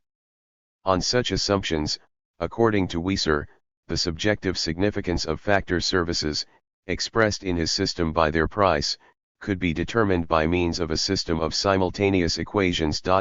Later, under similar conditions, Cobb, Douglas, and Bronfenbrenner attempted to approach the contribution of the factors of production to the production of commodities on a social scale. At the turn of the century, the most debated question of the theory of P.reduction in non-Marxian economics was whether the proportions among factors could be changed, whether it was possible to increase one factor unilaterally, keeping the quantities of the other factors constant, or whether factor proportions should be regarded as fixed. It was Pareto who most vehemently attacked the assumption that the factors were substitutable. Wicksteed, Marshall, Wicksell and, in the third edition of his work, Walras, too, stood for varying proportions. Then, arising from the varying proportions, a peculiar law of return began to take shape in their works.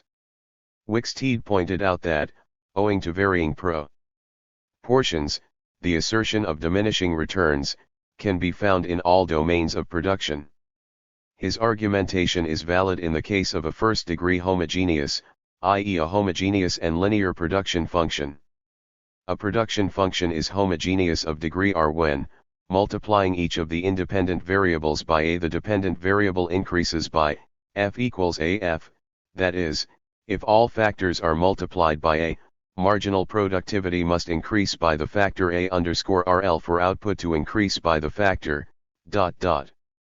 In the case of a first-degree homogeneous production function, if the independent variables are multiplied by a, the dependent variable will also increase i-fold, that is, output will rise in the same proportion in which the dependent variables are increased, f equals af. Wicksteed holds the view that, if one factor is unilaterally increased, for example twofold, then obviously output cannot increase twofold, but only to a lesser degree. J.B. Clark writes similarly the diminishing productivity of labor, when used with a fixed amount of capital, is a general phenomenon. 86. Similarly general is the diminishing productivity of capital if its quantity is increased with a given labor force.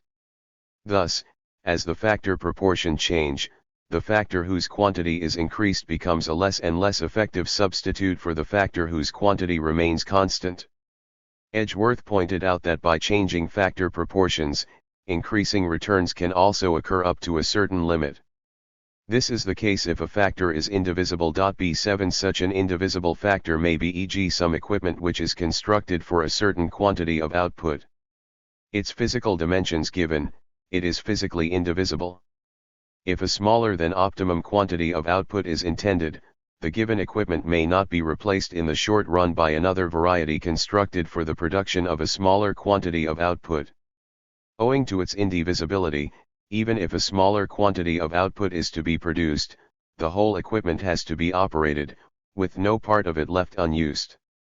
We cannot install half a blast furnace or half a locomotive. BB.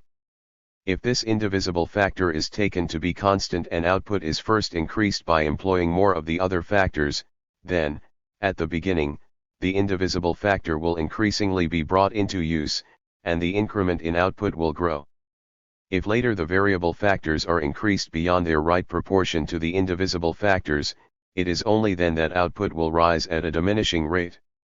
Given a larger volume of output, specialized factors will be applied for this particular volume. If the indivisible factor destined for the larger output volume is fixed, and at the same time the quantities of the other factors are increased, output will rise to a higher level, again first at an increasing and later at a diminishing rate.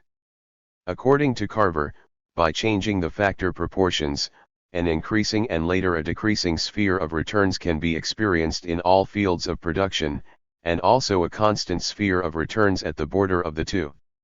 He speaks of the general law of productivity, of the law of variable proportions, which comprises all the three spheres. Ragnar Frisch refers to the above-mentioned development of the spheres of returns as a fact of experience. The empirical study of a set of production processes shows that production, when one factor is changed with all the others left unchanged, will as a general rule first go through a phase of increasing, and then one of diminishing returns. 89. In his study written in 1939, Stigler characterizes the case when, as a result of changing factor proportions, only diminishing returns prevail, as the case of divisible plant that is completely adaptable to changing amounts of the variable productive services. For in this case the conventional law of diminishing returns is almost fully applicable. 90.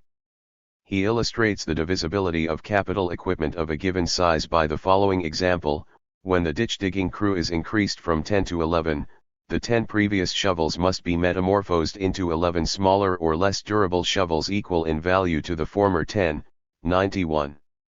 By synthesizing the elements previously elaborated, modern non-Marxian production theory was created primarily by Ragnar Frisch, Erich Schneider, Sunno Carlon and H. Stackelberg in the 1930s.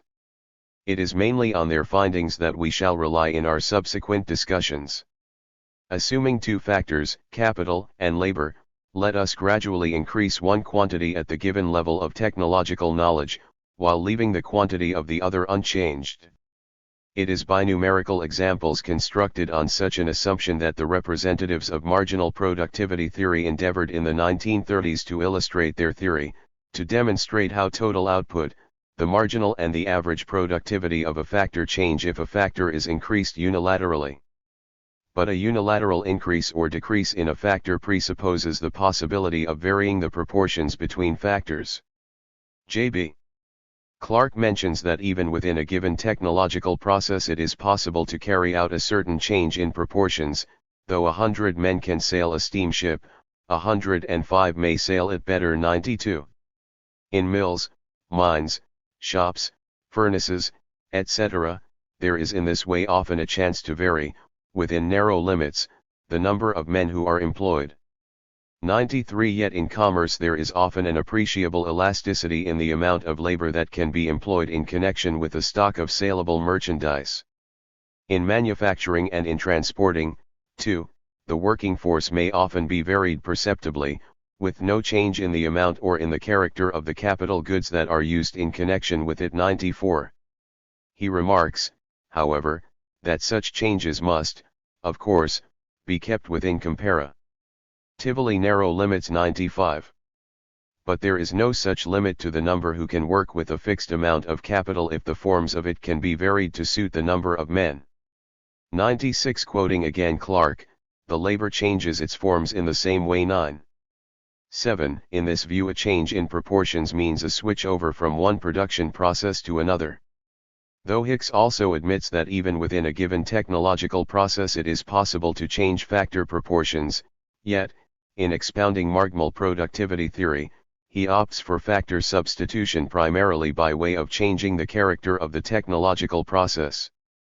In his book on wages published in 1932, he writes that, the whole conception of marginal productivity depends upon the variability of industrial methods. 98. The view which holds that factor substitutability takes place by means of a switch over from one production technique to another, assumes, in the interest of the continuity of substitution, that there exist a very high number of techniques. 99. It further supposes that capital goods are malleable. At any moment of time, all existing capital goods could be costlessly and timelessly taken to pieces and, using the latest booklet of instructions as our guide, changed into the latest cost-minimizing form. 100. Thus, the representatives of the marginal productivity theory describe the capital factor as a homogeneous good independent of its actual form, capable of employing any size of labor force in any production process. Yet, this good, because it is used in producing commodities, is concrete, and thus, as Mrs. Robinson remarks ironically, the assumption that a quantity of capital remains the same when it changes its form is a mystery that has never been explained to this day. IOI. In discussing the two sorts of substitution, Hicks, J. Robinson and others distinguish between short and long-term marginal products. Marginal productivity in the short period, when the other factors are fixed not only in amount but in form, will be very different from marginal productivity in the long period. I02. In connection with the malleability of capital, it must be noted that Hicks was one of those who first pointed to the fact that one of the cooperating factors is, at any particular moment, largely incorporated in goods of a certain degree of durability. It may have become more advantageous to use other methods, or to invest capital in other directions, than those which are currently practiced, but if the capital is at present invested in durable goods, the change in relative profitability cannot immediately be realized. At the moment, only a small portion of the total supply of capital is free available for investment in new forms. But as time goes on, larger and larger will therefore become the possibilities of adjustment. 103. These misgivings of Hicks concerning the malleability of capital and thereby the possibility of varying proportions among the factors of production crop up with greater emphasis in economic literature when attempts are made to use production functions in practice, too, or when, in the course of the development of growth theories, a significant part of technical progress is interpreted as embodied technical progress.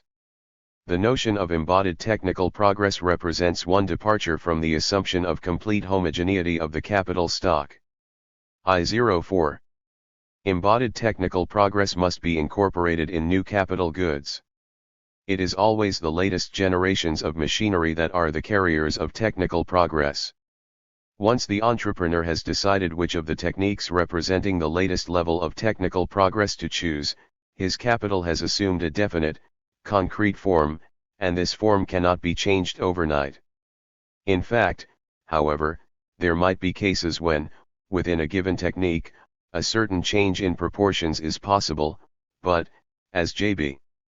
Clark, Hicks, and others have already pointed out, this possibility is much narrower than when the entrepreneur has not yet been faced with the decision as to which of the available techniques to choose.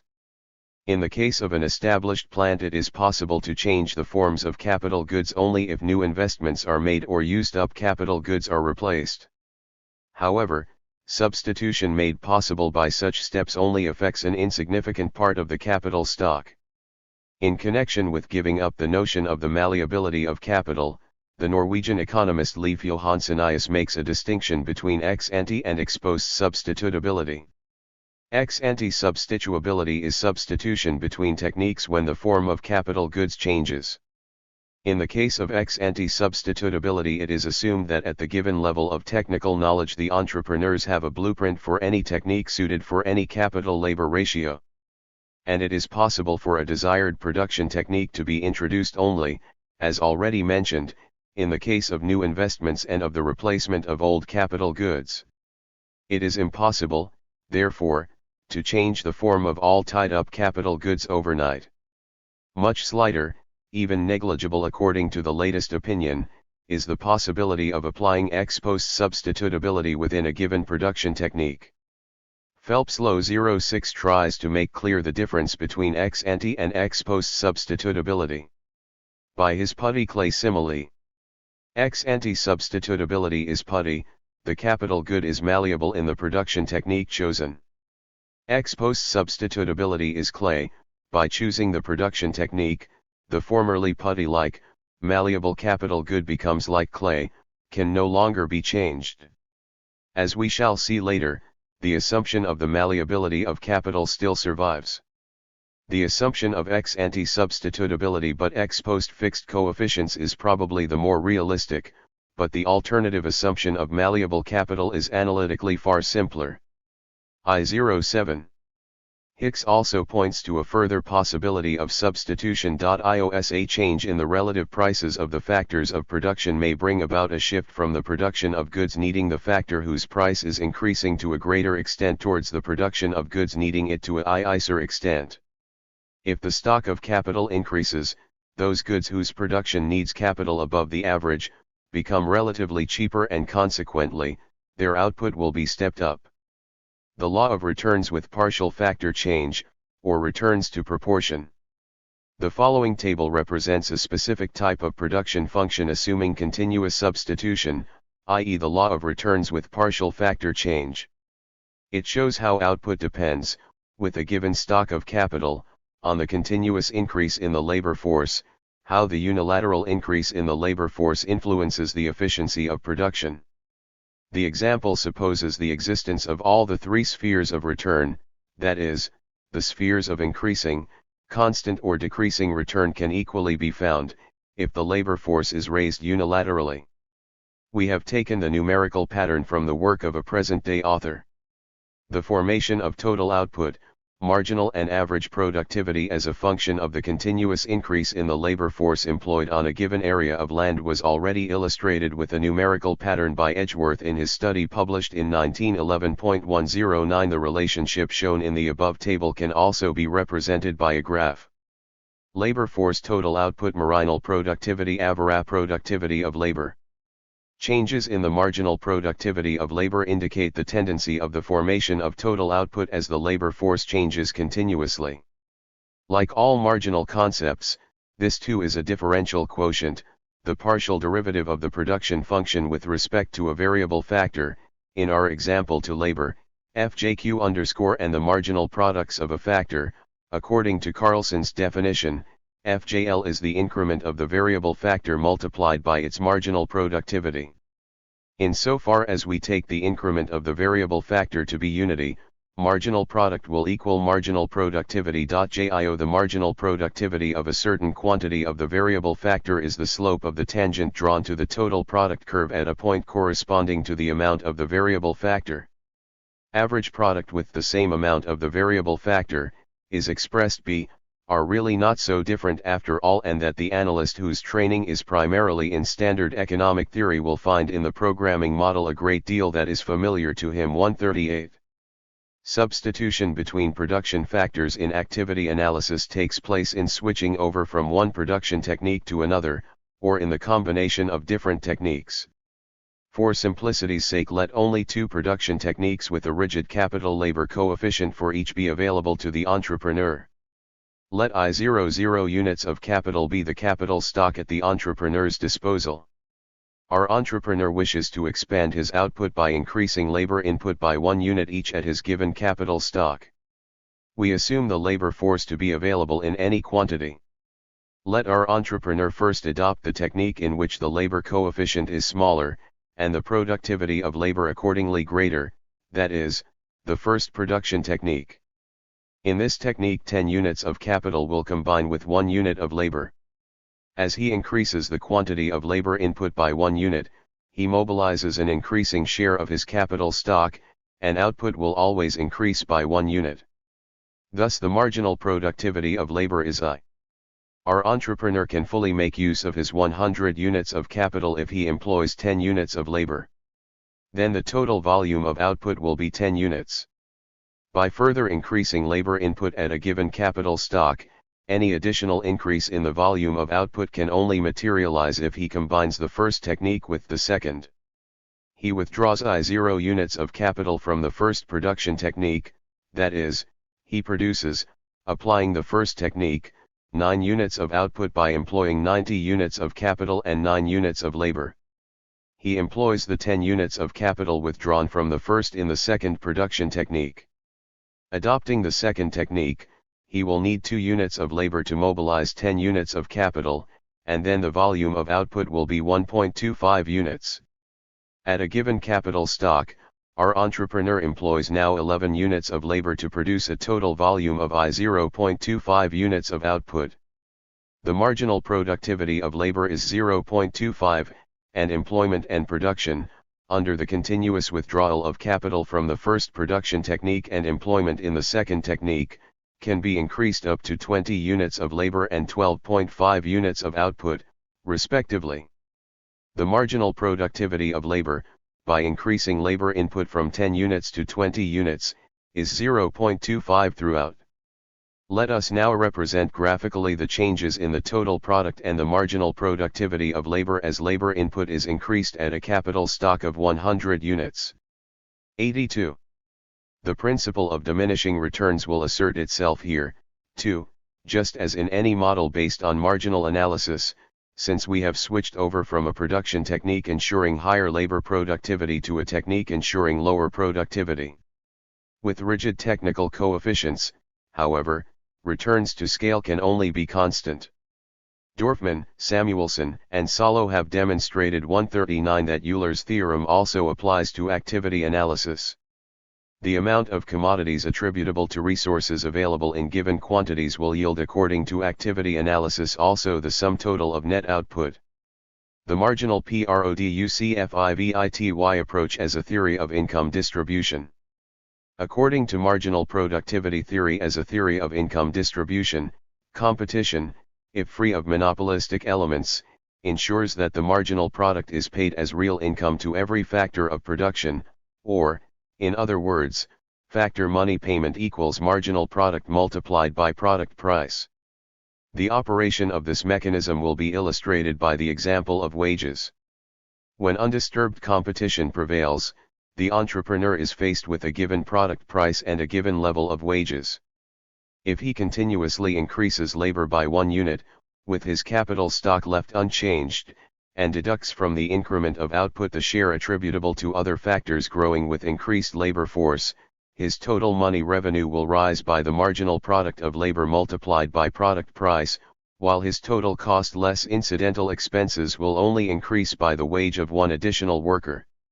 If this latter is more than the increment of his money revenue, the employment of one additional worker would cause a loss to the entrepreneur, and therefore he would not employ him. However, as long as by employing one more unit of labor the increment of his money revenue is greater than the increment of his cost, he will gain by increasing his labor force employed. Assuming that the entrepreneur wishes to maximize the amount of his profit, he may go on employing additional labor up to the limit where the increment of profit becomes zero, that is, the increment of his money revenue, i.e. the marginal productivity of labor multiplied by the product price, is equal to the level of money wages. Then, in the case of a competition free of monopolistic elements, the real wage will equal the marginal productivity of labor. Let us represent graphically the curve of the marginal value product of labor, showing marginal product multiplied by price figuring as a datum under competition free of monopolistic elements. The area thus obtained under the curve shows the amount of the entrepreneur's total money revenue at a certain employment level after the payment of the cost of the constant factor. Taken the amount of wages to be given, the surplus of the price sum of output over and above total wages paid to the workers employed will be the entrepreneur's profit. Clearly, this will be greatest at a level of employment where the marginal product of labor multiplied by the product price, the so-called marginal value product, drops to the level of money wages. It is similarly demonstrated for capital, too, that its revenue, interest, equals the marginal product of capital multiplied by the price of the product. The power of capital to create the product is, then, the basis of interest. 140. The followers of marginal productivity theory try to trace back total output entirely to the participation of the various factors. This is clearly conceivable only in the case of first-degree, homogeneous production functions. And, as far as income distribution is concerned, they wish to demonstrate that, under the undisturbed assertion of competition, the value of total net product is paid out as wages, interest, and land rent to the factor owners, that is, total wages, total interest and total land rent exhaust total net product. In the value of the quantity of output produced there is no room for unearned revenue. Undisturbed competition does not permit unearned income. According to Samuelson L41, the so-called exhaustion theory is not necessarily linked to the first-degree homogeneous nature of the production function. It is much more dependent on the form of the market. As Wicksell already emphasized, if competition is free of monopolistic elements, the total revenue of factors can exhaust net total product even in the case of functions which are not first-degree homogeneous, as competition stimulates the entrepreneurs to operate at the optimum size of the firm. But the existence of monopolistic elements makes it impossible, according to marginal productivity theory, for the factors to be rewarded according to their marginal product multiplied by the price of the product. Thus, in the case of first-degree homogeneous production functions, the total revenue of factors does not exhaust total output, but if total net product is paid out as a reward to the factors, the production function cannot be homogeneous and linear. However, Samuelson's reasoning only expresses that the explanation of the process of income distribution according to the principle of marginal productivity assumes competition to be free of monopolistic elements. In the case of undisturbed competition, however, the demonstration of income distribution on the basis of marginal productivity theory presupposes that the production function is first-degree homogeneous. This is also emphasized by Hicks. In the days of marginal productivity we needed a constant returns to scale assumption in order to make it possible for the factors to get their marginal products. 142 This is why Wicksell and Samuelson had to make efforts to prove that the undisturbed character of competition compels the entrepreneurs to operate in the long run at the optimum size of the firm. With this we have stumbled upon one of the technical snags of marginal productivity theory as a theory of income distribution. If one assumes a production function with increasing returns to scale, the marginal productivity theory of distribution goes by the board, for the total of returns to all factors, if they were all paid according to their marginal products, would exceed the total that there was to distribute. It is impossible that every factor should receive its marginal product. Some, at least, must get less. I-43. But capital accumulation is characteristic of a developed economy, and it goes together with increasing returns. For my own part I find it hard to believe that increasing returns and growth by capital accumulation are not tied very closely together. I-44. These lines shattering marginal productivity theory as a theory of distribution were written by Hicks, who significantly contributed, among others by his work published in 1932, to the further development of the theory of income distribution based on marginal productivity theory. Calder also writes that, on an empirical level, nobody doubts that, in industry increasing returns dominate the picture. L43. Once increasing returns have asserted themselves, writes Calder quoting Young, change becomes progressive and propagates itself in a cumulative way. I-46. Speaking of factors giving rise to increasing returns, he calls attention to the dynamic economies of scale, or, using Arrow's phrase, to learning by doing. He points out that in the ceaseless, repetitive process of productive work new inventions continue to improve, and several new ideas are born. Neoclassical economics made use of the marginal productivity theory to demonstrate that no unemployment can exist if competition freely asserts itself. Though the pressure of the unemployed diminishes, money wages, real wages, they say, will also decline given the price of the product, and consequently the entrepreneur may increase his profit by expanding employment. and money wages, and through them real wages, too, will allegedly decrease until full employment is realized. According to the logic of the theory, unemployment is caused by the behavior of the workers who, by means of their organizations, keep wages at an artificially high level, preventing them from falling freely. The mechanism depicted also realizes the full employment of the available capital stock under free competition through the movement of the rate of interest. Thus, the free assertion of the mechanisms of capitalist economy ensures the full employment of the factors of production. The economists who believed in the beneficial effect of the automatisms of capitalist economy were given the attribute neoclassical, because the economists of the rising bourgeoisie, the early classical economists of course under completely different historical circumstances considered full employment as the normal state of capitalist economy.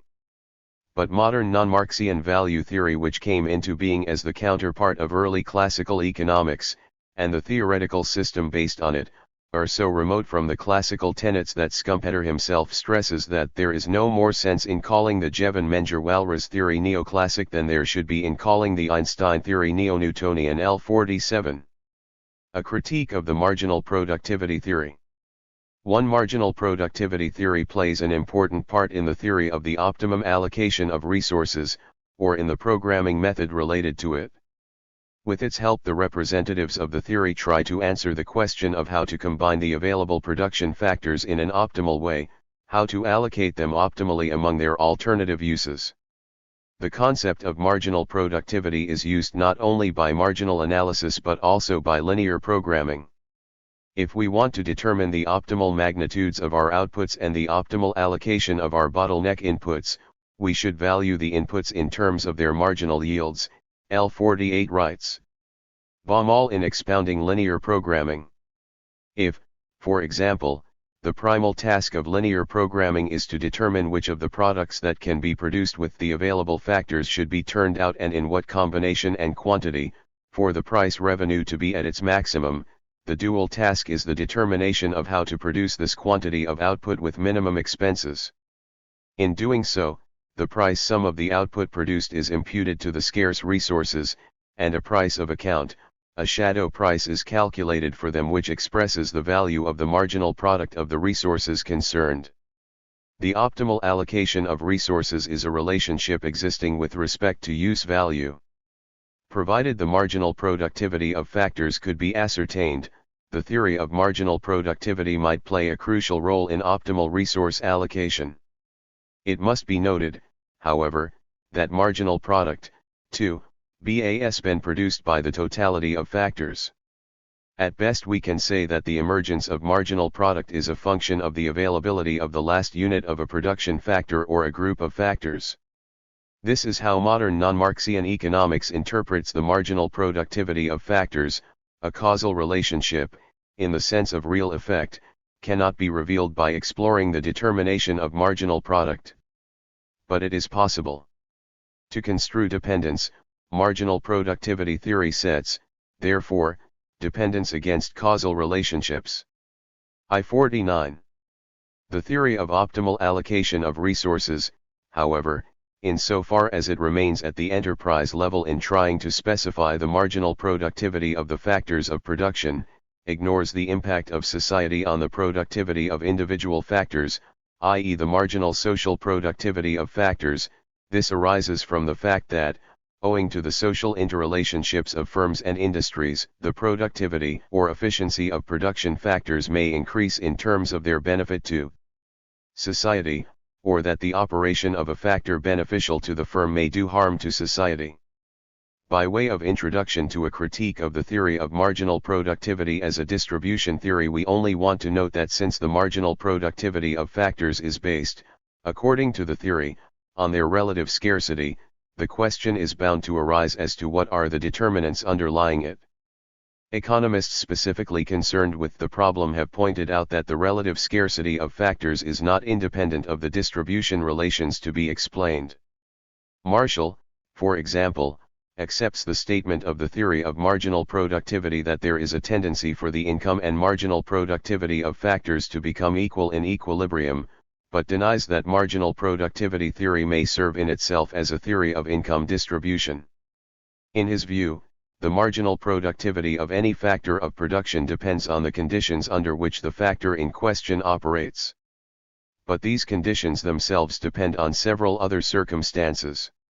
The net marginal productivity of a shepherd is dependent, among other things, upon the area that is available for the purpose of sheep farming. This in turn is influenced by the demand for land for the purpose of timber production, rye growing or hunting, etc. The net marginal productivity of a shepherd also depends on how many shepherds were employed before him in the given area of land by sheep farmers. And this in turn is affected by the proportion of the population who have chosen to be shepherds. This again is dependent upon the formation of incomes, which is exactly what marginal productivity theory wants to explain. And these conditions, which, according to Marshall, influence the net marginal product of a shepherd's labor, could be extended still further. Thus he does not accept marginal productivity theory as an independent income distribution theory, since the net marginal product itself of the factors of production has to be traced back to several circumstances, among them to the distribution relations that should be explained. ISO a similar criticism of marginal productivity theory can be found in Calder. Unless we assume that the fixed factors are fixed by nature and not as a result of a previous act of choice, we must again inquire why the fixed factors came to be of such magnitude as they actually are. ISI. And the obvious answer is that present factor proportions, which determine the magnitude of their marginal productivities and through them the income of their services, depend on the past prices of factor services. Later, when discussing the problem of measuring capital goods, we shall come up against the dependence of marginal productivity on distribution relations. In the passage quoted, Marshall speaks of net marginal product, wishing to express by this that it is impossible to increase a single factor one-sidedly without considerable extra outlays in other directions, as for land, buildings, implements, labor of management, etc. Is2. Especially not within a given production technique. In order to determine the net margin of one product of labor, we have to take for granted all the expenses of production of the commodity on which he works, other than his own wages. Is3. Mrs. Robinson writes similarly, when the number of men employed is increased, other factors will in most cases also be increased. Is4. And she also defines net marginal productivity as the marginal gross productivity caused by employing an additional man with the appropriate addition to other factors, less the addition to the cost of other factors. ISS. A prominent German management economist, Erich Gutenberg, also doubts that output could be expanded by a one-sided increase in one single factor alone. He holds that the intended increase in one factor will make it necessary also to increase a number of complementary factors such as energy, lubricants, fuels, etc. But their change is technologically uniquely determined. From this he comes to the conclusion that surplus return in the course of changing the quantities of factors employed can only be ascribed to the totality of these additional factor quantities used. Since these quantities cannot be freely changed, it is impossible to determine partial marginal productivity for particular factors. Is6. Obviously, if there is no possibility of changing the proportions between certain factors, then their marginal productivities have no sense at all. In this case, even the concept of net marginal productivity introduced by Marshall is of no avail. It is impossible to deduce the marginal productivity of the other factors from their common return, in order to obtain the net marginal productivity of a given factor, if the marginal productivity of the rest of the factors cannot be determined either. 2. But let us assume that the marginal productivity of factors can be determined, and criticize from this aspect the conclusions that can be drawn from the principle of marginal productivity. To begin with, it seems necessary to clarify that tracing back the price sum of the use values produced to the participation of a factor of production is a different process from distributing the new value produced among the various classes of society. Even if capital goods do contribute to producing use values, they by no means participate in creating values. The distribution of the new value produced among social classes is determined not by participation in producing use values but by the ownership relations of the means of production. In a capitalist economy, for example, as a result of the fact that the worker is deprived of the means of production, he gets as his share of the new value produced by him only the value of his labor power, while the capitalist class as the owner of the means of production receives the surplus value which was created by the worker's surplus labor. Even if every capitalist entrepreneur organized production by programming and computed the shadow prices of the factors of production, and combined or allocated the production factors accordingly, this would not change the capitalist character of distribution relations. It would at best result in lengthening the worker's surplus labor and increasing the amount of surplus value. The explanation of distribution relations based on participation in producing use values divorces the system of distribution from the existing social order, and deprives incomes of their specific historical and social nature. The dependence of the process of income distribution on social relations manifests itself in marginal productivity analysis insofar as market forms other than perfect competition prevent the factors of production from getting a money reward corresponding to the marginal productivity of the production factors multiplied by the product price. The market forms other than undisturbed competition explain, in this view, only the deviation from the standard distribution, i.e. the principle of marginal productivity, while non-Marxian economics is unable to detect behind the changes in market forms the historical economic development giving rise to them. But the determining role of ownership relations in the process of income distribution also becomes apparent in this representation. According to this theory, the marginal productivity of labor is accorded as wages to the workers taking part in the production process, and the marginal productivity of capital and land will fall to the share of capitalists and landowners as interest and rent respectively, though it was only their capital and land and not they themselves personally that participated in the production process. The productivity of capital is, not the productivity of the capitalist, writes Bronfenbrenner. 157. How is it that the marginal productivity of capital and land falls to the share of the capitalist and the landowner, and not of the worker operating the means of production? Obviously, on the basis of the ownership relations of the means of production. But by admitting this, marginal productivity theory swerves from its starting point, distribution according to participation in producing commodities, into a quite different direction, in which it depends already on the ownership relations which class will get the products as income imputed to particular factors. Basing the distribution relations on participation in producing use values, has raised serious problems in marginal productivity theory. As far as the products imputed to labor are concerned, it is not clear whether or not they cover the costs of the reproduction of labor. The principle of marginal productivity cannot relate wages to the reproduction costs of labor power because it would compel the theory to give up economic imputation, the assumption that the value of factors or of their services, the rewards to them, depends on the value of the commodities produced with their participation. Insofar as we make the magnitude of wages dependent on the costs of reproduction, we determine them independently of the principle of marginal productivity, and hence its magnitude is an external datum from the point of view of marginal productivity theory. If we interpret wages figuring as a form of manifestation of the value of labor power, and use marginal analysis to determine the conditions for attaining maximum profits, we shall arrive at a causal relationship diametrically opposed to the statement of marginal productivity theory. It is not the marginal productivity of labor that determines the size of wages, rather it depends on the value of labor power. What volume of employment, given a certain capital stock, ensures maximum profit for the entrepreneur, that is, the magnitude of the marginal productivity of labor is determined by the value of labor power. This also shows that we can acknowledge the significance of marginal analysis for the optimum use of factors without accepting marginal productivity theory as a theory of distributing incomes.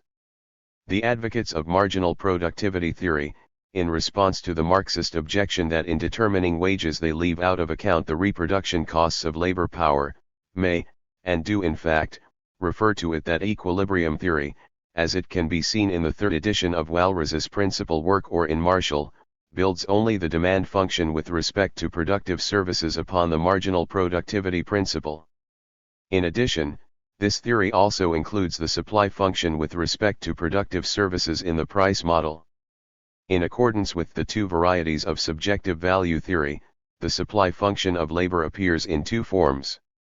For Walras and the American representatives of subjective value theory, the owner of the production factor, including the worker, is free to choose between two alternatives.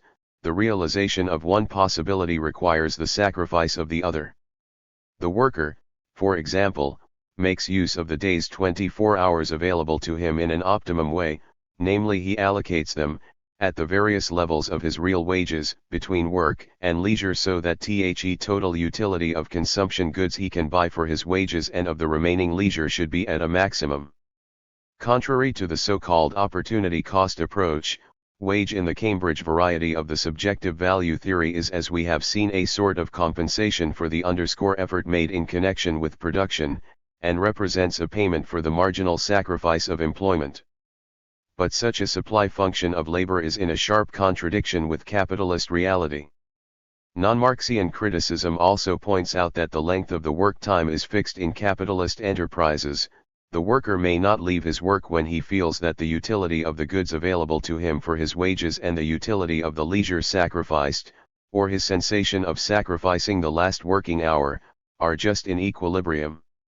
Moreover, the worker is never free to choose whether to work, and acquire thereby the pleasure of wage goods or to enjoy leisure.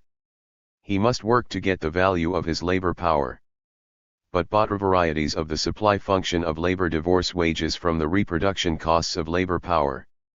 The explanation of the process of income distribution on the basis of marginal productivity theory raises a serious problem in connection with the reward to capital.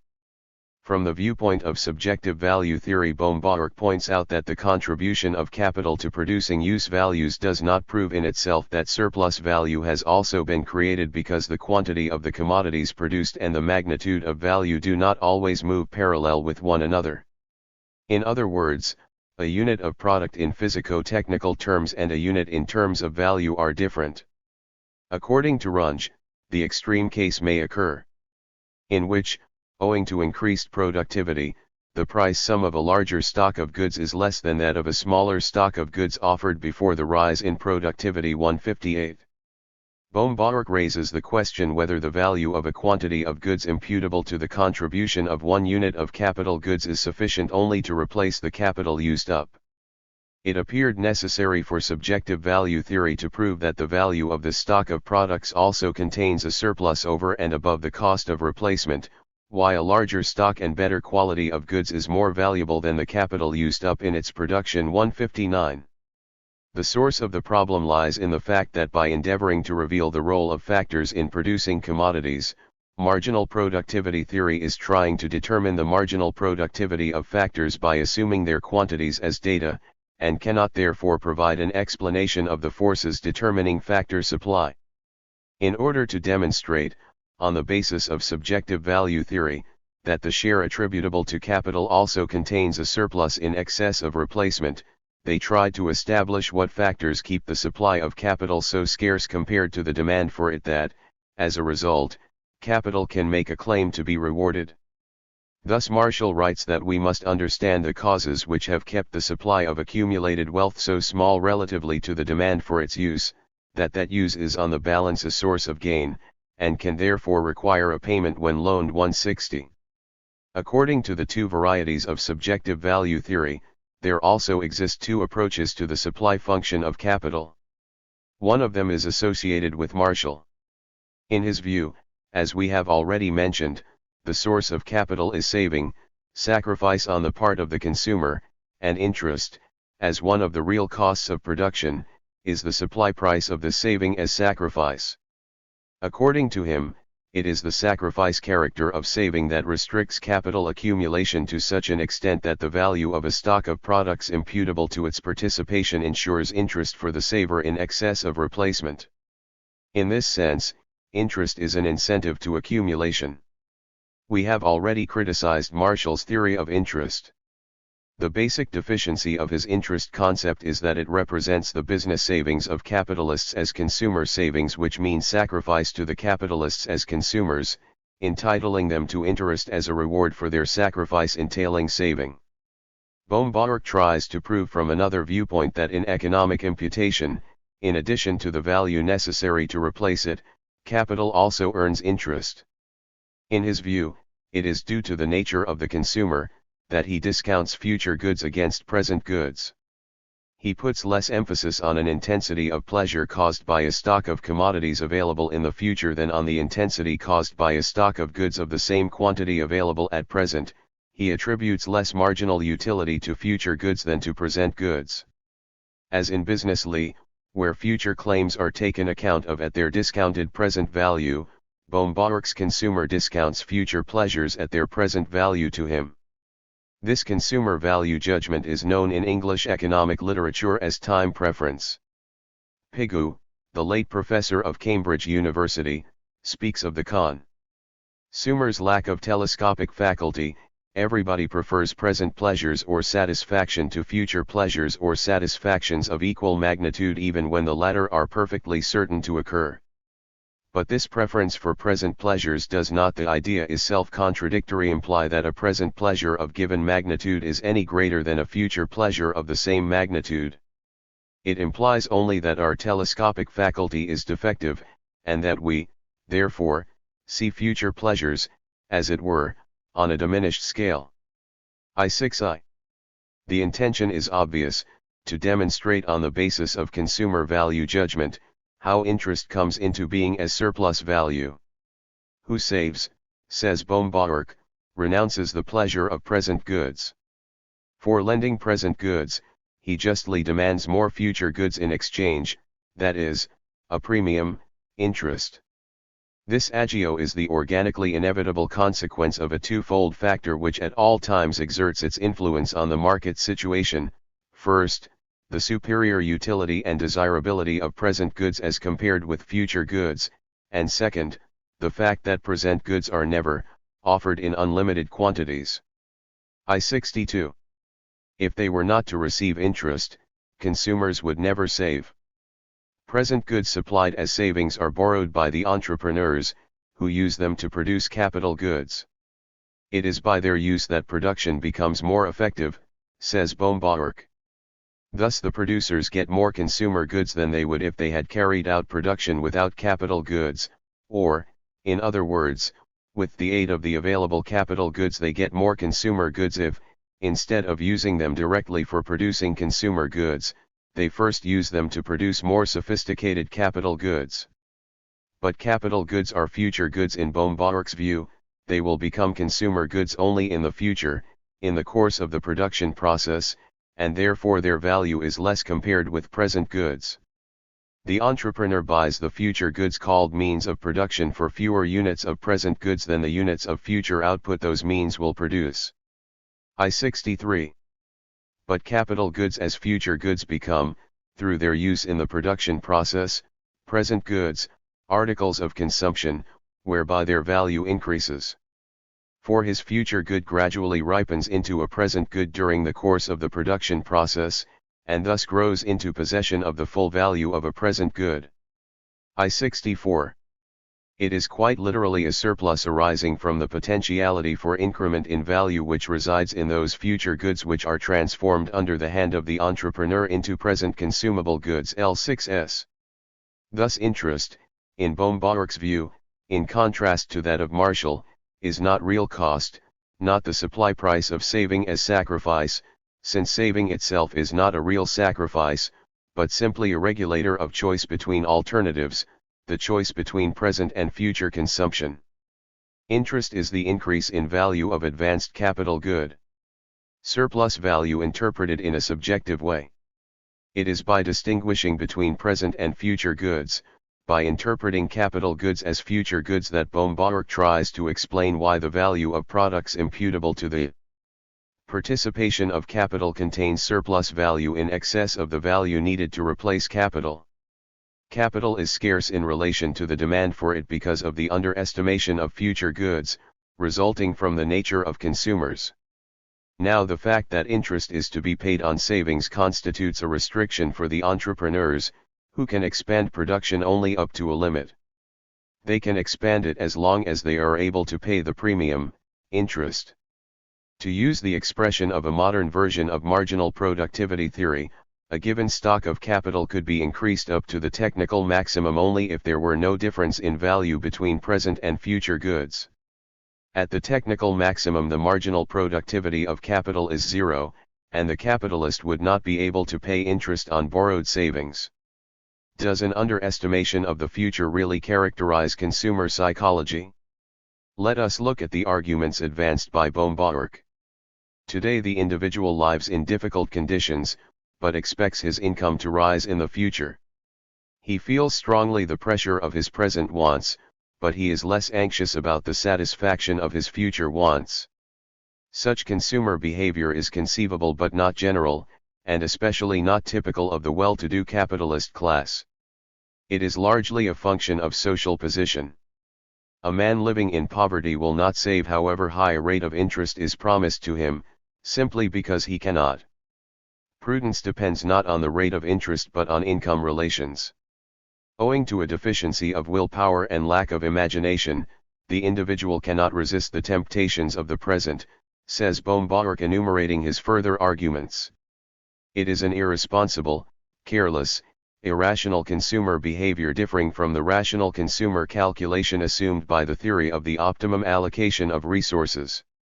Such a consumer psychology, as far as its validity for value theory is concerned, is not well founded from the point of view of marginal utility theory, which regards value as a sensation of satisfaction.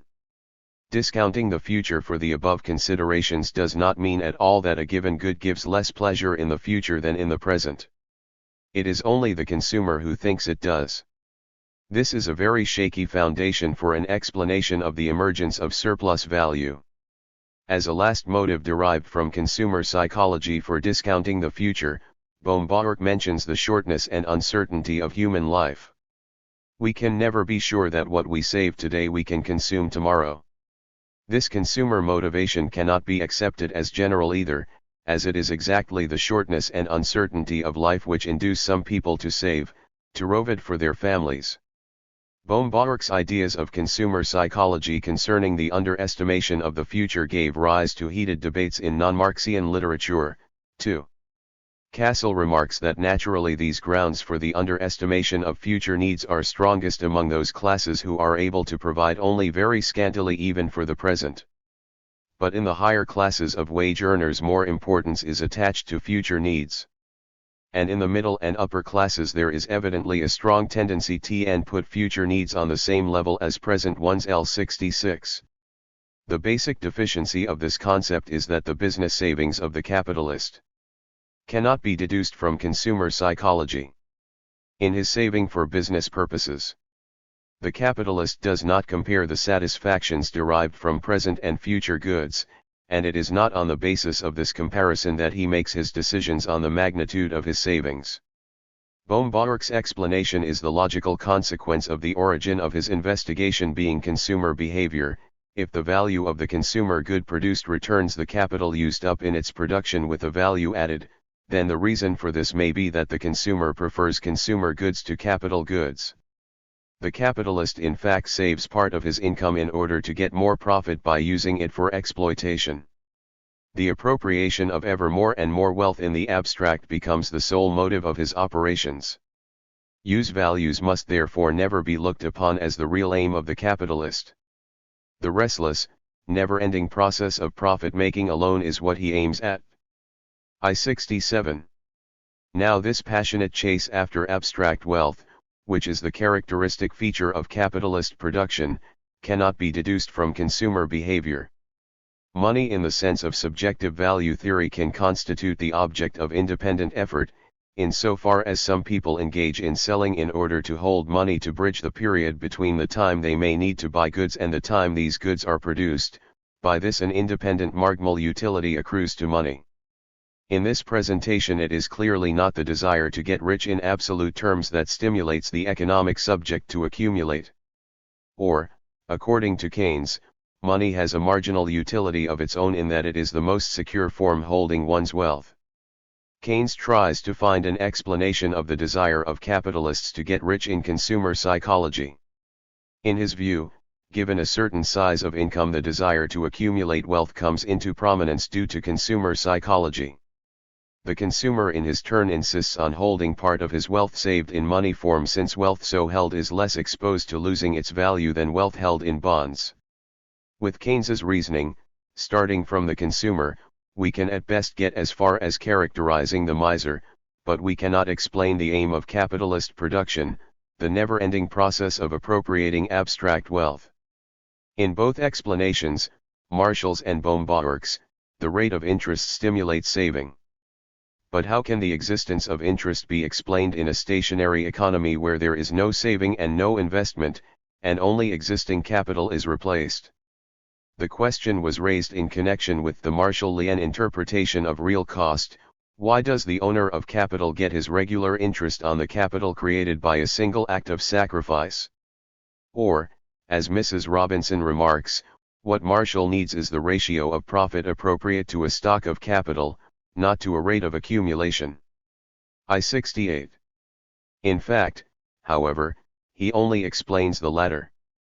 In Marshall we cannot find a clear answer to this problem. But the question may also arise in connection with Baumgart's theory of interest.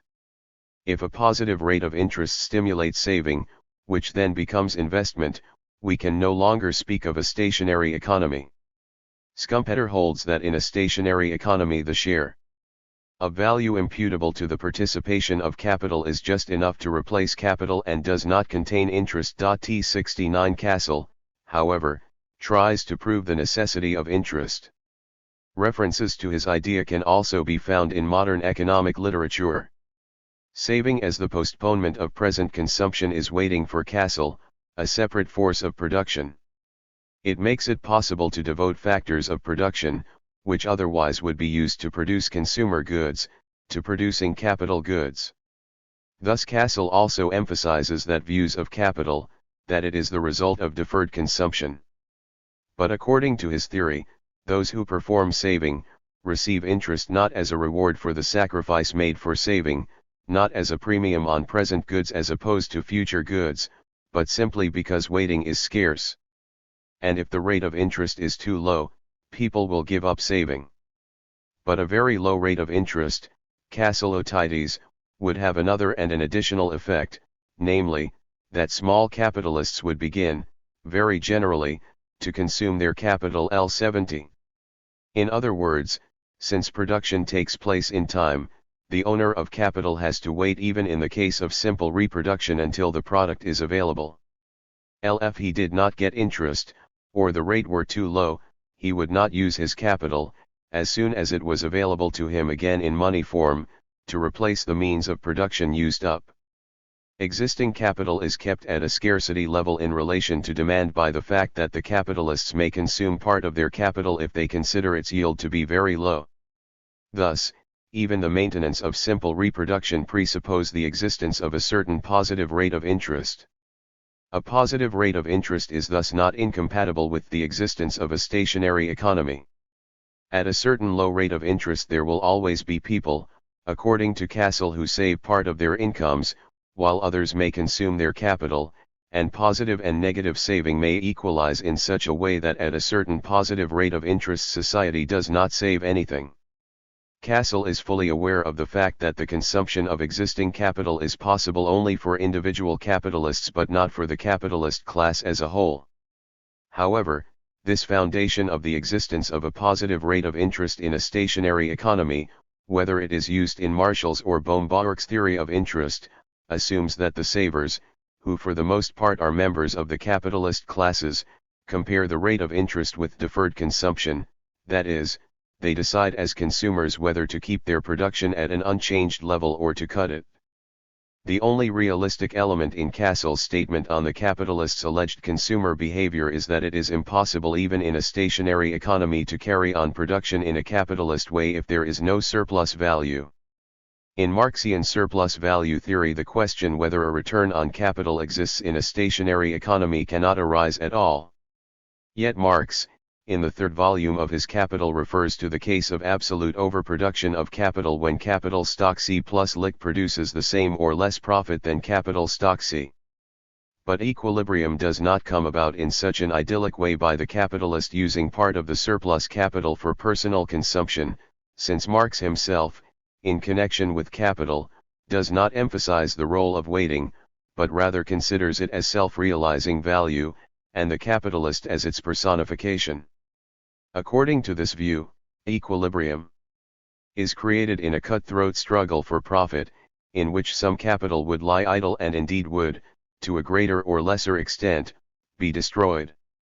It would be destroyed in its material form, but the gravest damage would be done to capital value. The price of commodities on the market would suffer an unheard of slump, the process of reproduction would discontinue, and disruption would arise. Some of the capitalists would not even be able to realize the costs of production, which would, for that very reason, make the utilization of capital for the purposes of personal consumption impossible for them. As far as such a justification in the Marshall-Lien model of interest on existing capital is concerned, we must agree with Mrs. Robinson when she writes that yet to treat owning a stock of capital already in being as a sacrifice, to be added to the efforts of the workers is not really very telling. L71. The question concerned is as hazy, as has been ever since. L72. Lerner attempted to find a solution to the other aspect of the problem, namely, that a positive rate of interest induces investment in a stationary economy, and therefore with a positive rate of interest no stationary equilibrium is possible. He made a distinction between the marginal productivity of capital and the marginal efficiency of investment. If the marginal productivity of capital equals the rate of interest, net investment will be 0, 173. Investment is stimulated if the rate of interest is smaller than the marginal productivity of capital. Only in a stationary society does this difference disappear. L74. In a stationary state the marginal productivity of capital is therefore measured by, and can be defined as, the marginal efficiency of investment when the rate of net investment is 0. L1s. 3. In determining the return to capital by means of economic imputation, the question of the measurement of capital has been a serious problem up to this day. Unlike labor and land, the various concrete capital goods have no common natural unit of measure. But the theory of the optimum allocation of resources requires a common yardstick for them, as the available capital goods are optimally allocated between their various uses if so much of each is applied that the significance of the last unit is identical in all uses. They can be reduced to a common denominator by means of price. But this again will give rise to serious difficulties. The logic of marginal productivity theory requires that, in explaining distribution relations, capital as a factor of production should be represented as a magnitude independent of distribution relations. And once this valuation problem is faced, the foundations of the neoclassical parable in which the magnitude of capital as a factor of production is independent of the distributions of income become logically insecure. L76. It is impossible to conceive of a quantity of capital in general, the value of which is independent of the rates of interest and wages. L77. Baudry stresses that what is involved here is not simply an index problem relating to measurement. Under the obvious surface of an index number problem, deeper issues lie in connection with the valuation of capital. L78. Using Marxian terminology, the capitalist, while making his business calculations, operates with capital goods valued at their current price. Their market price fluctuates around their price of production, which in turn is influenced by changes in incomes. In determining return to capital, marginal productivity theory is compelled to work with capital values, whose size is affected by income changes and thus by changes in the return to capital, too. This question will be dealt with in detail in a separate chapter. 4. A further problem is the determination of the existence of profit in marginal productivity theory. This is due to the fact that a large number of non-Marxian economists since say have not been able to get rid of the illusion that interest and entrepreneurial gain, the latter is called profit in non-Marxian economics, derive from different sources. Even the authors of a well-known English textbook reproach the early classical economists because they did not distinguish profits from interest. L79. The representatives of marginal productivity theory usually trace back the result of the contribution of capital to interest only. And profit would mean to them entrepreneurial gain in a Marxian sense. In the case of a competition free of monopolistic elements, if the production function is first-degree homogeneous, marginal productivity theory attributes the full value of the net product to the contribution of the factors of production. Competition does not permit any income without compensation. But what service is rendered by the entrepreneur, and in return for what service does he get his profit? In order to obtain surplus value, the capitalist entrepreneur manages, organizes production and contributes thereby to the production of goods.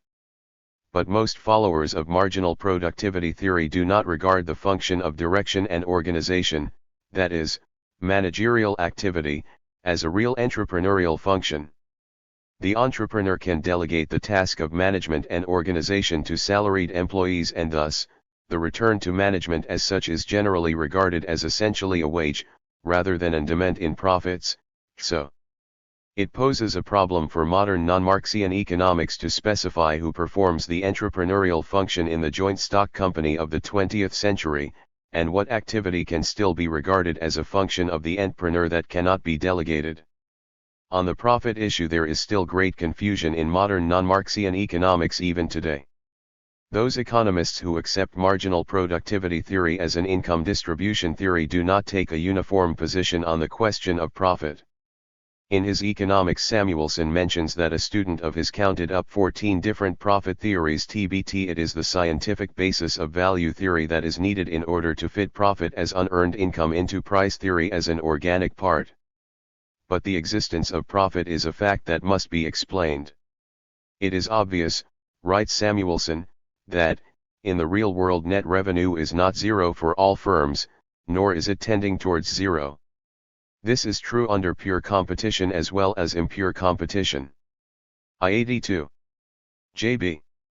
Clark, one of the first representatives of marginal productivity theory, tries to explain the origin of profit as distinct from interest on the basis of marginal productivity theory.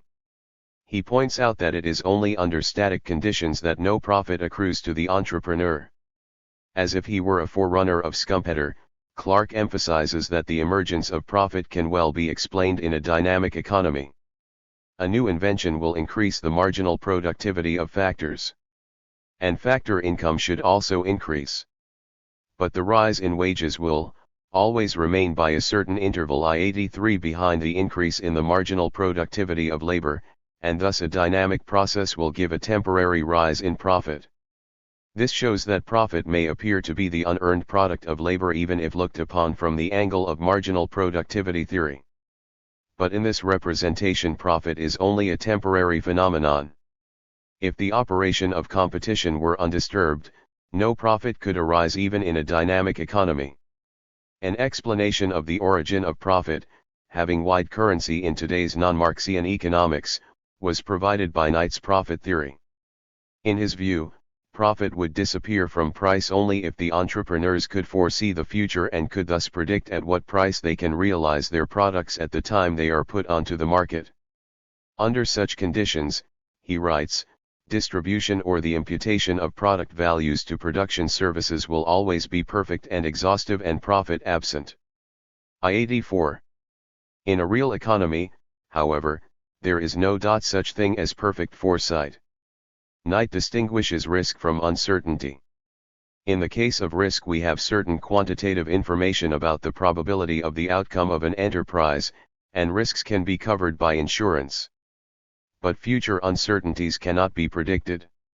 No seller can know in advance how much of a given product his rivals will offer for sale, nor can he be sure of the desires and incomes of his prospective buyers. The condition for the emergence of profit is, according to Knight, the uncertainty of the future. Production is based on expectations regarding unpredictable future demand. It is on this basis that the entrepreneurs create demand in the present for factor services, and the remuneration of factors as stipulated in the contracts concluded with them does not take place according to their marginal products valued at current prices but according to expected prices depending on uncertain future demand. If the entrepreneurs get higher than expected receipts, it will exceed their costs and they realize a profit; if lower, they will sustain a loss. Profit comes about, therefore, because of erroneous calculations owing to the uncertainty of the future, as a residual above the cost of production, a difference between ex ante or ex post, that is, expected and realized receipts, which entrepreneurs' competition, owing to the uncertainty of the future, cannot eliminate. According to Knight, the size of profit is in an inverse proportion to the optimistic and pessimistic nature of expectations.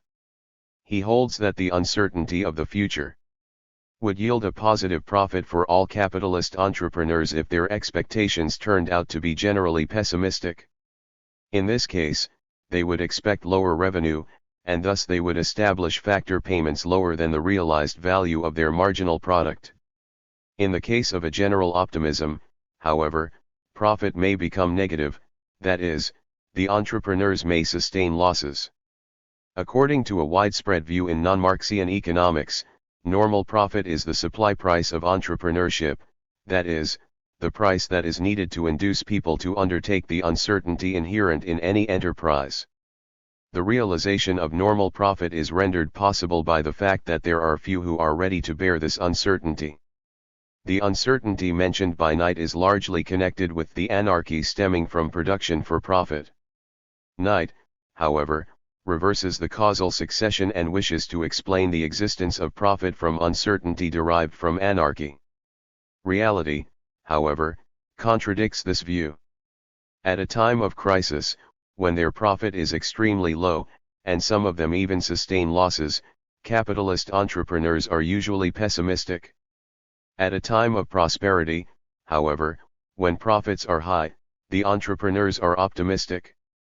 In contrast to Knight, Samuelson emphasizes that profit in his interpretation cannot be a separate revenue since, owing to the uncertainty of the future, not only the entrepreneur but the factor owners themselves get unexpected revenue or suffer losses. A worker, for example, who has the bad luck to learn a trade which, owing to technical development, becomes obsolete, will sustain a loss. In the contrary case, however, he will enjoy unexpected revenue. L85 If we reduce profit to unpredictable uncertainty, then its magnitude cannot be determined either. But this renders any analysis completely unstable. As far as future is concerned, any reasonable assumption can be made, or, as Mrs. Robinson says, it enables economists to prove whatever they please. 186. Those models which do not take uncertainty into account, usually identify profit with the marginal productivity of capital. This position is also adopted by Samuelson. If there is no uncertainty, the interest rate per annum and the percentage rate of profit are the same thing, he writes in one of his studies. 187 But this means a return to the process criticized by non-Marxian economics, namely, that interest and profit stem from the same source. 5. Let us have a critical look at the statement of marginal productivity theory, which maintains that the cause of unemployment is high real wages, and a fall in real wages ensures full employment. According to the representatives of the theory, a fall in real wages is attained through a fall in money wages. But lower money wages cause a fall in real wages only on the micro level. In general equilibrium theory, the function of marginal productivity is the demand function in respect of factors. And this in turn is derived from the demand function for consumer goods that can be produced by the factors in question. The demand function for consumer goods expresses, assuming a given money income of consumers, that the demand for a product changes as the price of that product changes. Now, according to the assumption of the theory, if wages fall, the production costs of consumer goods will also fall, and the supply function shifts downwards and intersects the demand curve at a point of higher output and lower price. In other words, entrepreneurs expand production and employ more workers. A rise in employment reflects, according to the logic of the theory, that real wages have decreased because, under the pressure of the unemployed, the fall in money wages was greater than the fall in the price of the product. But this reasoning is valid only for the micro level, i.e. it expresses a relationship that exists only on the firm or industry level. Only if the money wages of the workers of a firm or an industry diminish, can we assume that it has a negligible effect on the consumer's income level included in the demand function, with respect to the products of the firm or industry concerned. But it is completely inadmissible to regard consumer incomes representing data on the micro level also as data on the macro level. When there is general unemployment, the general fall in money wages in the demand function with respect to consumer goods cannot leave consumer money incomes unchanged. Their level is bound to decline. But this will cause the demand function to shift downwards, too. With different product prices the demand will be less than before. And the shifted demand and supply curves may intersect at the original scale of output, when neither the level of employment nor the level of real wages changed. But now the price level has fallen. A fall in nominal wages is not a suitable means to cause real wages to be cut, as it affects the demand for consumer goods and through it their price level. Let us assume that real wages will really decrease. Does it stimulate employment and improve the surplus creating possibilities of capital? Assume that the upswing has come to an end, the new investments have reached maturity and the capacities of consumer goods production have grown. Their full utilization deteriorates the surplus creating possibilities of capital. But they are also deteriorated if entrepreneurs, in order to maintain the profit margin added to costs, leave a significant part of the expanding capacities unused. Since in the stage of reproduction under consideration new investments have contracted and the supply of consumer goods has grown, the national income produced will be embodied primarily in such products which are less suitable on a social plane for incorporating surplus value.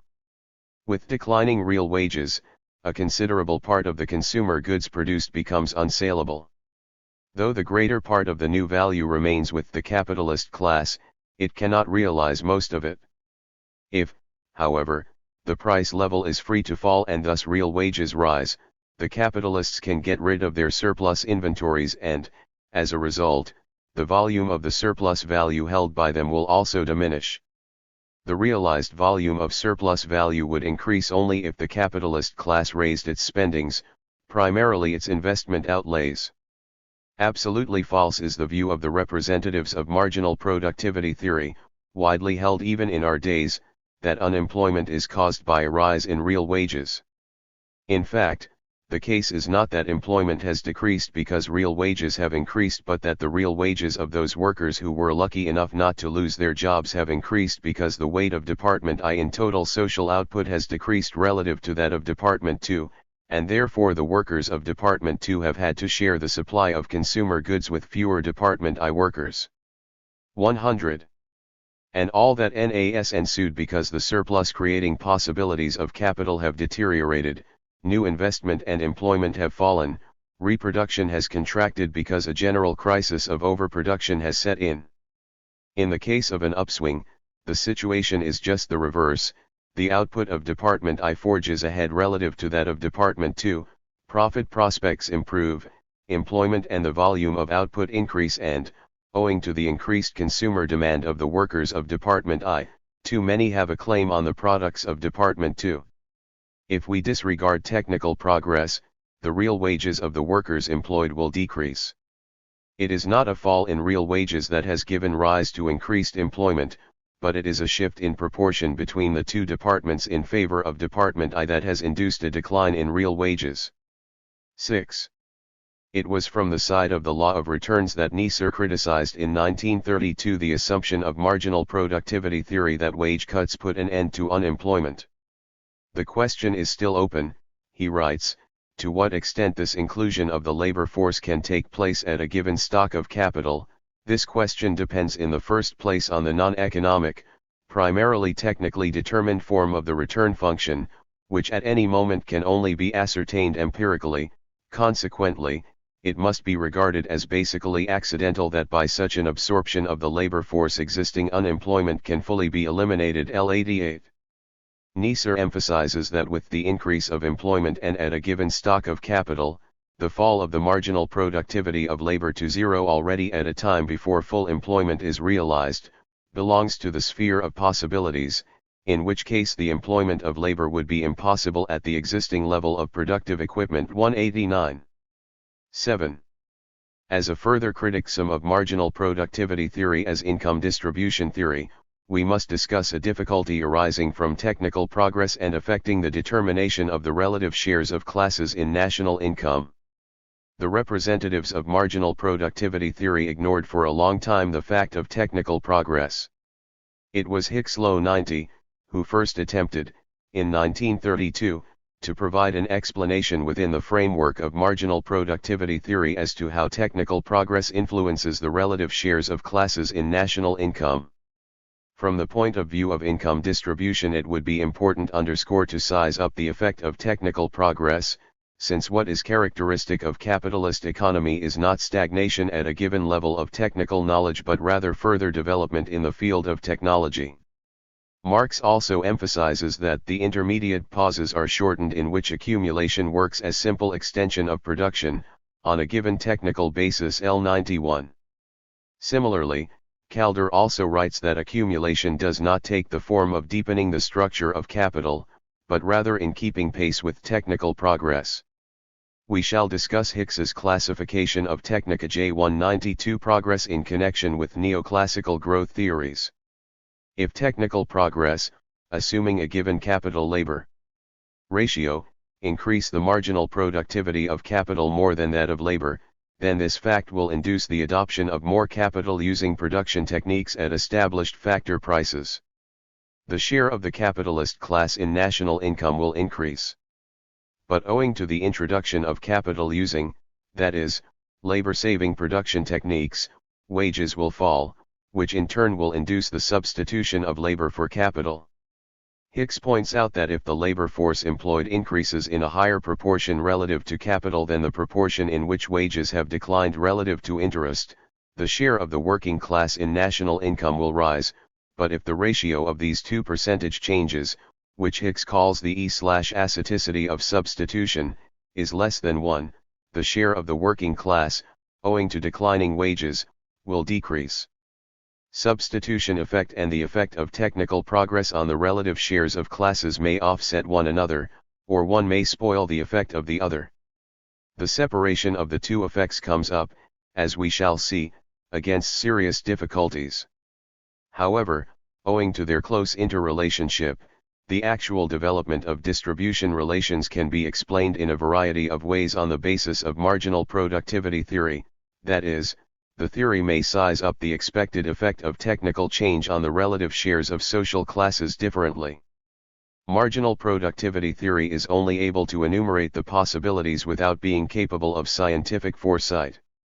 Hicks further points out that by changing the relative prices of factor services, technical progress diminishes the production cost of those commodities which make a greater use of the relatively cheapening productive services. If the demand for them is more elastic than the demand for products making a more intensive use of the productive services with relatively increasing prices, then this fact will raise the share of the former factor in national income. Owing to the uncertain magnitude of the elasticity of demand, marginal productivity theory is again unable to give a definite answer to the question of how the relative shares of classes will develop in the course of technical progress. We shall more thoroughly discuss this question, including technical progress, within the context of neoclassical growth theories. It was the indeterminacy of the relative shares of social classes within marginal productivity theory, as a result partly of the microeconomic approach, partly of the inclusion of the effect of technical progress, that, among other things, induced Calder to provide an explanation entirely different from marginal productivity theory, for the relative shares of social classes in national income. Chapter 10. B0 Humboldt's and Samuelson's attempts to find a measure of the volume of capital goods. B0 Humboldt's average production period. Humboldt's capital theory must be mentioned as a lasting achievement of the Austrian school still gaining wide acceptance in modern non-Marxian economics.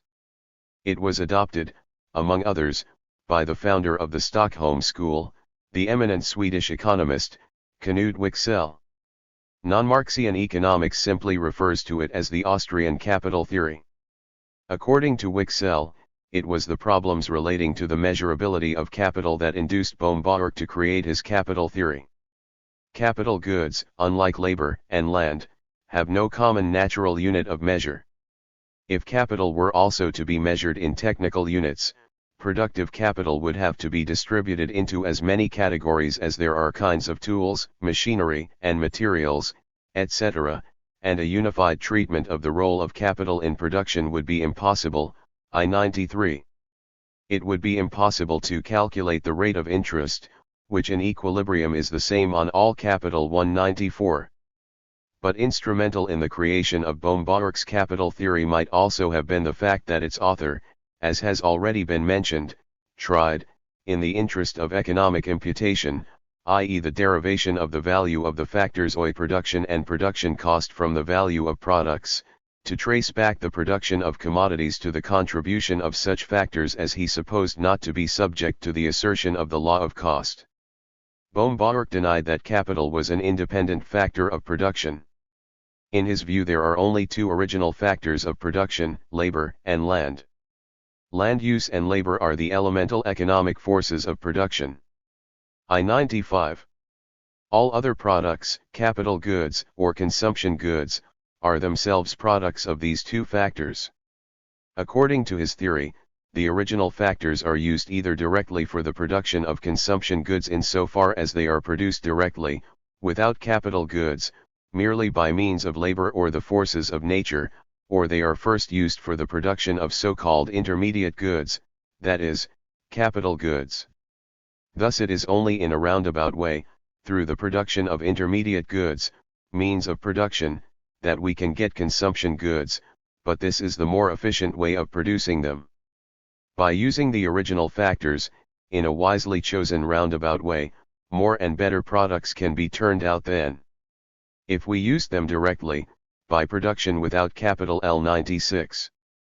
It is this roundabout way of producing consumer goods, the so-called roundabout method of production, that gives, according to Böhm-Bawerk, a capitalistic character to production. Capitalist production exists since man began to use capital goods for production. The more time is devoted to making capital goods prior to producing consumer goods, the more the production of consumer goods is preceded by intervals in which intermediate goods, capital goods, raw materials, machines are produced, that is, the more roundabout, the more efficient is production.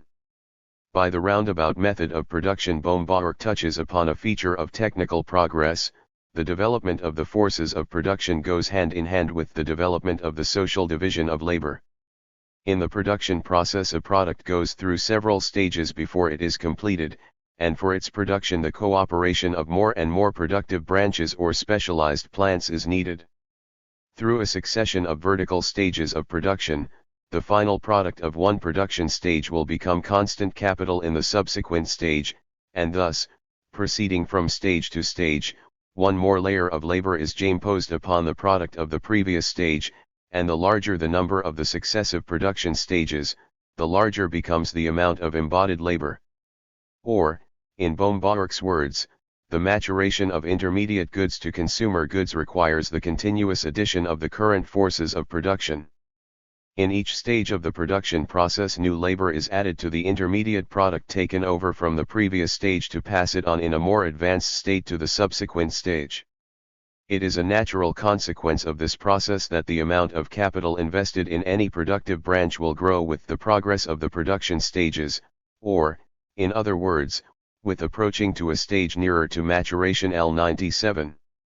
According to Böhm-Bawerk, a production process is the more capital intensive, the more roundabout it is, or, if the number of production stages and the amount of the original factors used up in two production methods are the same, then the more capital intensive of the two methods is the one which uses up the greater part of the original factors in the initial stages.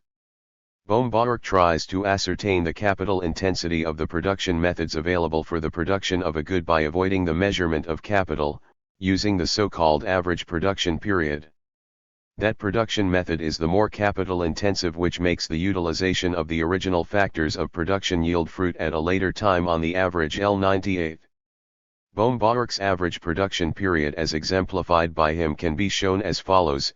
Suppose that the production of a consumer good requires 100 labor days from the earliest production period farthest from maturation until the time the product is completed. Out of the 100 labor days, 10 labor days are used as so-called forward labor for the production of intermediate, i.e. capital goods, 10 years before starting the process of producing consumer goods, at the rate of 1 labor day per year. Thus, the means of production brought about by the input of forward labor applied in 10 production periods will be directly transformed into the consumer good by the input of 90 labor days. The input of 1 labor day applied in the earliest period produces, without using any means of production, the capital good, which as an intermediate good will be further processed in the subsequent period by the input of 1 labor day. The amount of labor applied in the earliest period is tied up for 10 periods, and it appears in the product of all subsequent periods until the means of production are completed, to be used directly for the production of the consumer good. In the following period the duration of tying up 1 labor day is 9 periods, and so on. Bohm-Bawerk weights the inputs of labor days per year according to how far away their use is from the manufacture of the final product. He does not consider the period in which the final product is completed. Then, the sum of the inputs of labor days multiplied by the number of years for which they were invested, divided by the number of all labor days used, will yield the average production PNO. In our example it is equals 0.55. 100. That is, the input of 1 labor day is tied up on the average for about half a year. The length of the average production period is the measure of the capital intensity of the production process. The magnitude of this average period will increase if a significant part of the 100 labor days is devoted to forward labor, that is, to the production of intermediate goods. Let us change the application of the 100 labor days, following Bohm-Bawerk's example, in such a way that in order to arrive at the end product 20 days were applied in the 8th and 9th year each to producing capital goods, then 5 days per year were used in the remaining 8 years, and the direct production of the consumer good required 20 labor days. Now the average production period will be equals 5.6, that is, more than 100. 5.5 periods, which means that 1 labor day is tied up on the average for more than 5.5 years. Let us now translate into the language of Marxian political economy what Bohm-Bawerk says to see whether it contains rational elements. The Translati model expressing Marxian simple reproduction, we can represent Bohm-Bawerk's relationships in the following way. As forward labor, that is, labor used in the first sector, 80 days labor input was applied, and 20 days labor was used up in the second sector. The production of Department I is the value of 560 labor days, and the production in Department II represents total new value, that is, 100 labor days. Department II uses as means of production the means produced by the 5 labor days last applied to making the means of production, whose total value is 80 labor days. Thus, the greater the weight of Department I in relation to Department II, the more roundabout is production, the more capital is required to produce consumer goods. This is, translated into the language of Marxian political economy, the gist of Bohm-Bawerk's theory, the rational core of his capital theory. Let us examine what Bohm-Bawerk's average production period expresses. It does express the average quantity of constant capital per unit of labor used up. It does not express the total amount of capital tied up per man, because fixed capital passes only part of its value onto the new product. And if the lengthening of the roundabout method of production does not result in an increase in the total amount of fixed capital, there will still be a rise in that amount of value which fixed capital passes onto the product only little by little, without the total quantity of capital being changed. It is no accident that Bohm-Bawerk, in the example illustrating his capital theory and designed to compute the average production period, takes capital into account only as circulating capital. Translating Bohm-Bawerk's model into the Marxian two-sector model presuppose at the outset that fixed capital is fully used up in producing the final product. And this Bohm-Bawerk really presupposes. In one of his latest studies, Hicks mentions that some capital theories, among them Clark's and Walras's, handle capital as fixed capital. Such an interpretation of capital becomes, in his view, useless as soon as they apply it to circulating capital. But Bohm-Bawerk's capital theory, claiming to solve the problem of measuring capital by means of the average production period, is in fact a theory of circulating capital, which simply intends to reduce fixed capital to circulating capital. In Bohm-Bawerk it is first without any means of production that capital goods are produced, goods which go through the production cycle from period to period with new labor being imposed on them in each period until the final 106. Product, the consumer good, is completed. In Ragnar Frisch's terminology, this is the flow input, point output case. Output is the result of a series of inputs. If we assume that in the production process fixed capital is also produced, which I fully used up in the process of completing the final product, we are still dealing with the flow input point output case. It is only by such rigid, limiting assumption that Bohm-Bawerk can reduce final product to the stream of inputs used to compute the average period of production. As Hicks also emphasizes it, fixed capital, however, is the source of a whole stream of outputs at different points of time. I-99. Applying Ragnar Frisch's terminology, this is the point of flow input, flow output case. Then, however, it is extremely problematic to reduce a given unit of the final product to a factor embodied in fixed capital, and to compute the average period of production, as already pointed out by J.B. Clark and Knight. In his example, Bohm-Bawerk wants to determine the amount of capital by the amount of labor applied in production, taking into account the number of production periods that the product of labor inputs as an intermediate product applied in the different production periods has gone through.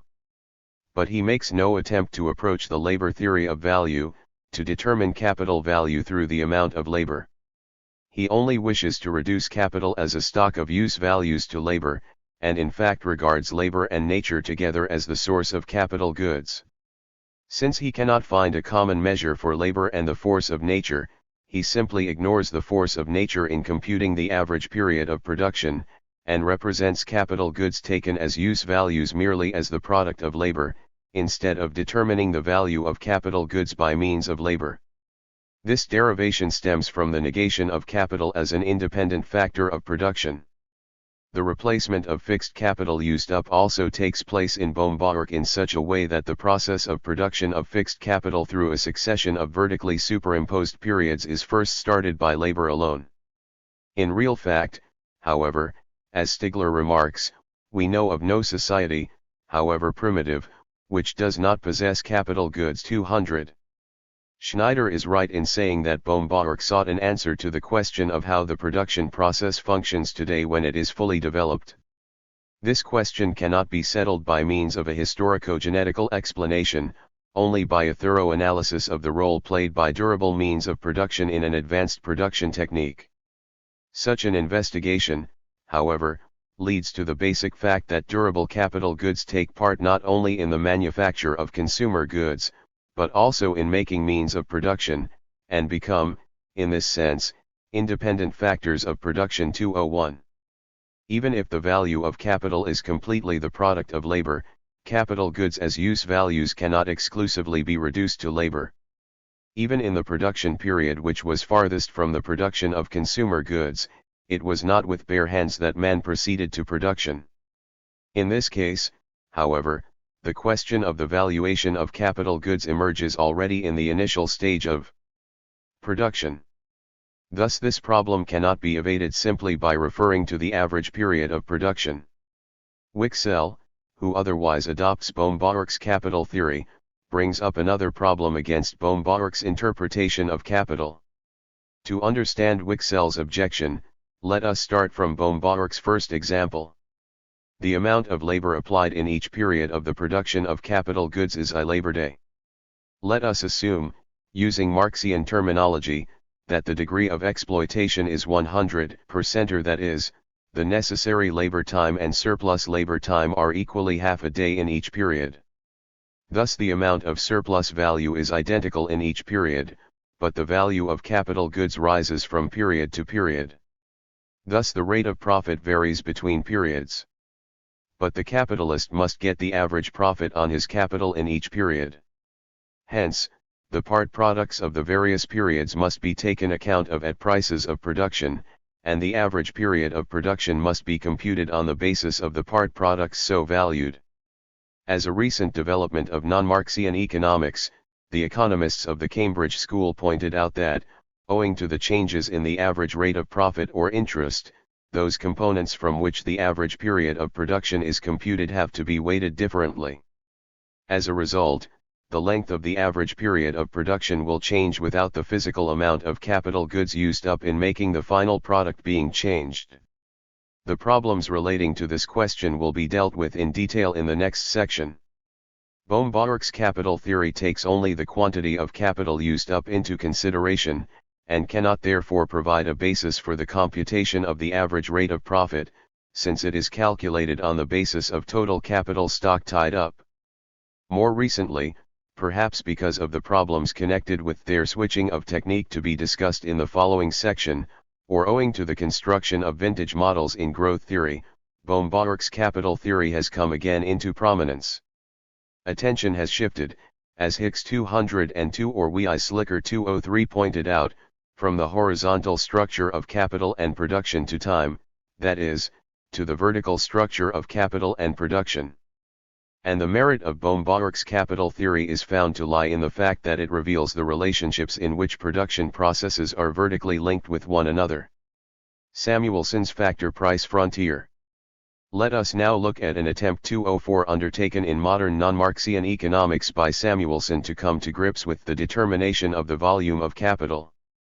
As we know, the marginal productivity of capital expresses the relation between an infinitely small increment of a physical capital good and the increment of output arising from its employment. This relationship between capital and product determines, according to marginal productivity theory, the size of the market rate of interest, or, in the view of those who identify the two, also of the rate of profit. But the form of capital varies with different production methods. The different capital goods as use values have no natural measure.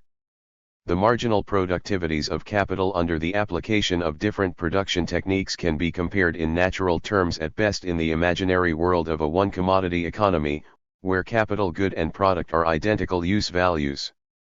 To illustrate their ideas, some representatives of marginal productivity theory actually make use of the fiction of a one-commodity economy. They assume that in such an economy, with the physical capital stock per man rising at the given level of technical knowledge, the marginal productivity of capital expressed in natural terms will steadily decrease, and so will the equilibrium level of the market rate of interest, or of profit, too. Consequently, physical capital stock per man can be arranged according to the size of the rate of interest, or the rate of profit. Passing over now from a fictitious one-commodity economy to the analysis of real economy, the question arises whether the different capital goods can be represented as abstracted from their actual forms, as some kind of homogeneous good playing the same role as capital goods in a one-commodity economy.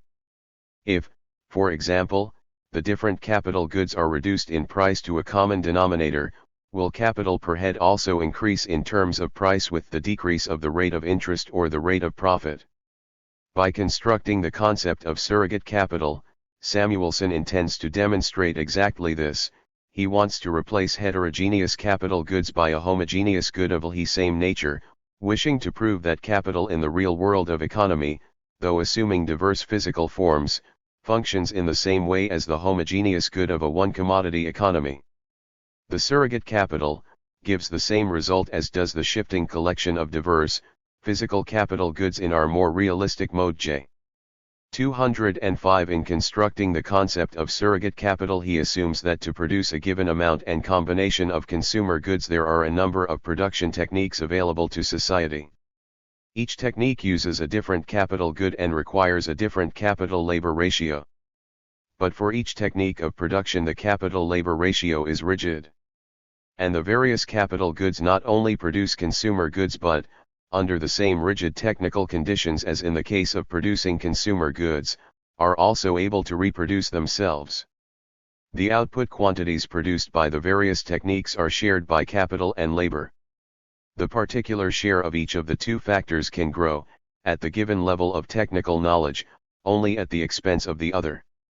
Samuelson constructs for each production technique a so-called factor price frontier, which shows the rate of profit at different rates of wages. He assumes that the profit is fully accumulated, and thus determines the rate of profit for each production technique as a ratio of the net capital good produced to the capital stock consisting of the same capital goods and expresses it, by avoiding the value category, in terms of the same product as in a one-commodity economy. The worker, however, spends all his wages on buying consumer goods. Thus the ratio of new capital goods, produced and used for accumulation, to consumer goods will vary with changes in the relative shares of social classes. The technical coefficients being known, the factor price frontier is expressed in figure 10 by the line n.m. For the production technique X on is the maximum wage which we obtain if the profit rate is zero, that is, if the worker gets the whole net output. Thus the distance on shows the average productivity of labor, the ratio of net output to labor input. The distance OM dot, however, represents the highest profit rate which would arise at a wage rate of zero, that is, if the whole net output produced accrued to capital as a revenue. Thus the average efficiency of capital is what we obtain if we divide net output by capital input. Let the labor coefficient be 2 and the capital coefficient 4 for the production method 9, so that the technical ratio between capital and labor is 2. Let the average lifetime of capital be 10 years, and thus, by employing 4 units of capital, 40% of the quantity of product will serve for replacement and be embodied in capital goods. If the whole amount of the net output, 60% of the total output is fully paid out as wages, when it is embodied exclusively in consumer goods, then the wage per 1 unit of labor is half the net output, that is, 30% of the total output. If, however, the total net output accrues as profit or interest to capital, when it is fully embodied in capital goods, the rate of profit is 60% of the total output divided by 4 units of capital, that is, 15%. Now the corresponding values of the factor price frontier for the production technique 9 are easy to compute.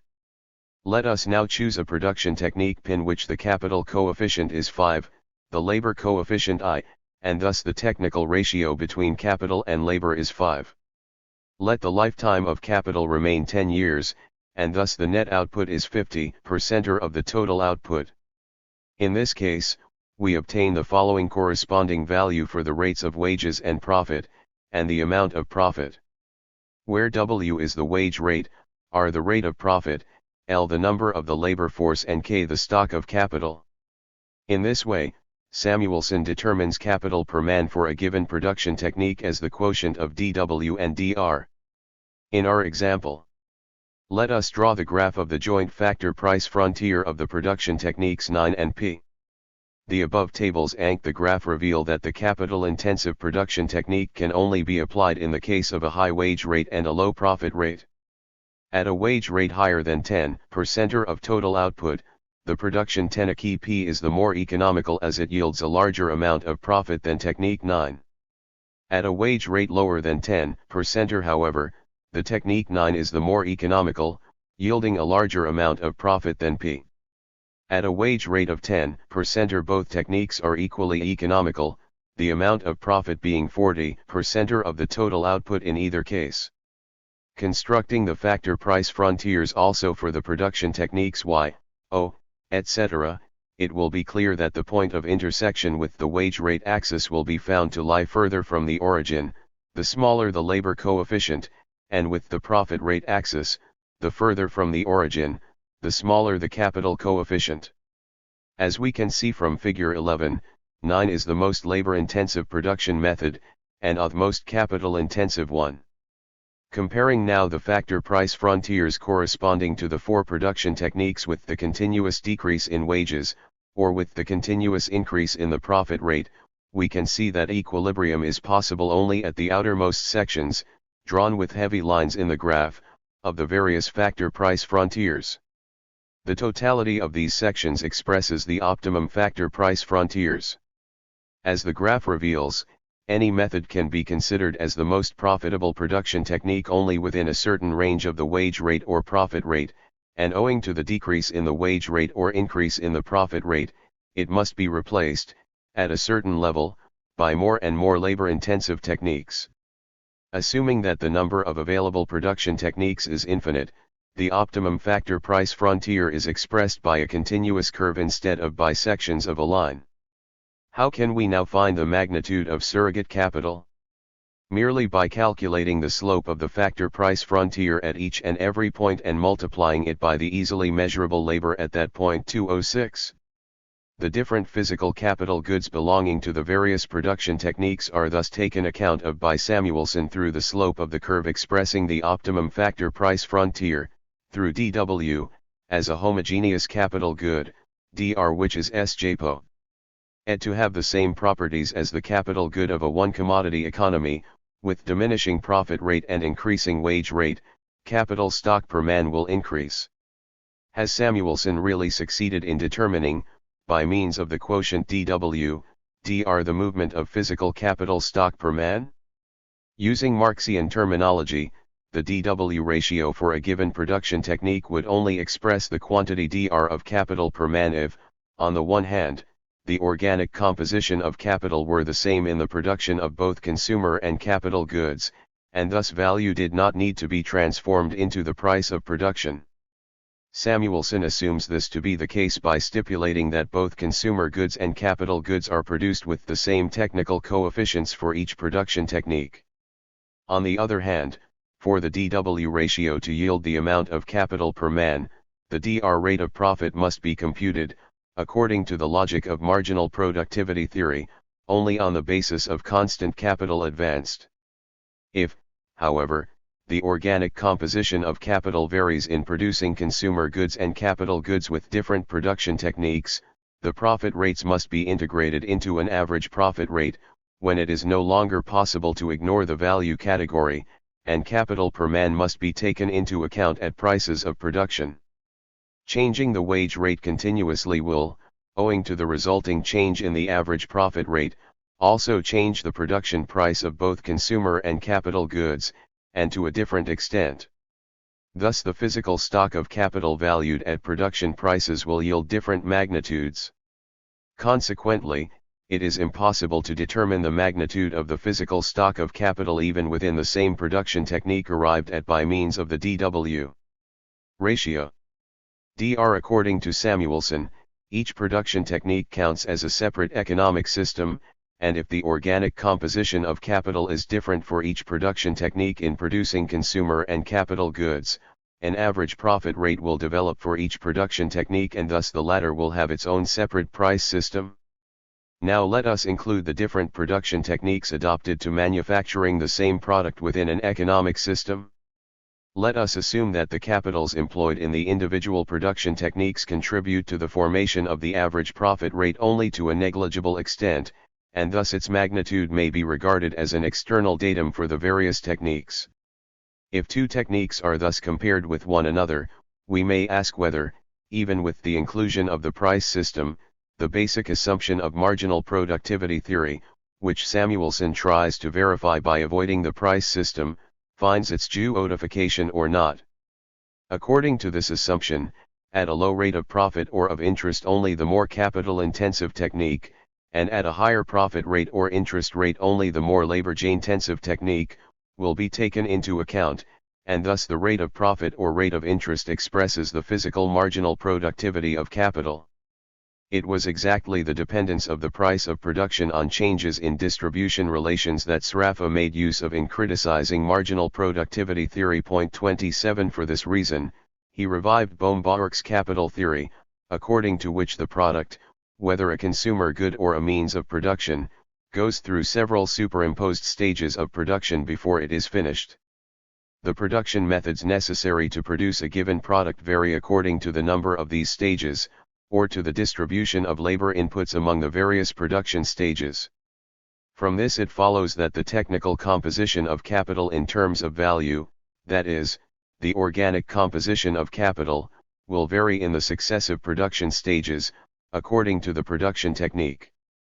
In each stage of production, the product is sold to the subsequent stage for further processing at a price compris in cost plus average profit, and thus the amount of profit, moving from one stage onto the other, will increase on the analogy of compound interest. Let us now change the level of the average profit rate as an external datum continuously for both production methods available to turn out the same product. At the individual stages of the vertical structure, this will change the production prices of intermediate products differently. And the production price of the final product will be the resultant of these prices. Comparing the two techniques of production while changing the average profit rate, we shall find the product cheaper now in the first, and now in the second production technique. Indeed, at a given level of the profit or interest rate, both techniques may be equally cheap even though in terms of the value of their capital-labor ratio they differ. Sraffa calls the values of the rate of profit at which the products of both techniques are equally economical, switch points. Similarly, by continuously changing the profit or interest rate, first the one, then again the other technique becomes more capital-intensive, or the amount of capital per man will come to be the same in terms of prices of production for both techniques without the amount of physical capital goods per man employed by them being changed. Under given distribution relations, the production techniques may be arranged according to the order of magnitude in terms of prices of production of the capital per man employed by them. But this arrangement absolutely need not correspond uniquely to the order in which the production techniques, with changes in the profit or interest rate, will be optimal. At a certain profit or interest rate, a production technique employing a smaller amount of capital per man in terms of price of production and one employing a larger capital per man in terms of price of production may be equally optimal.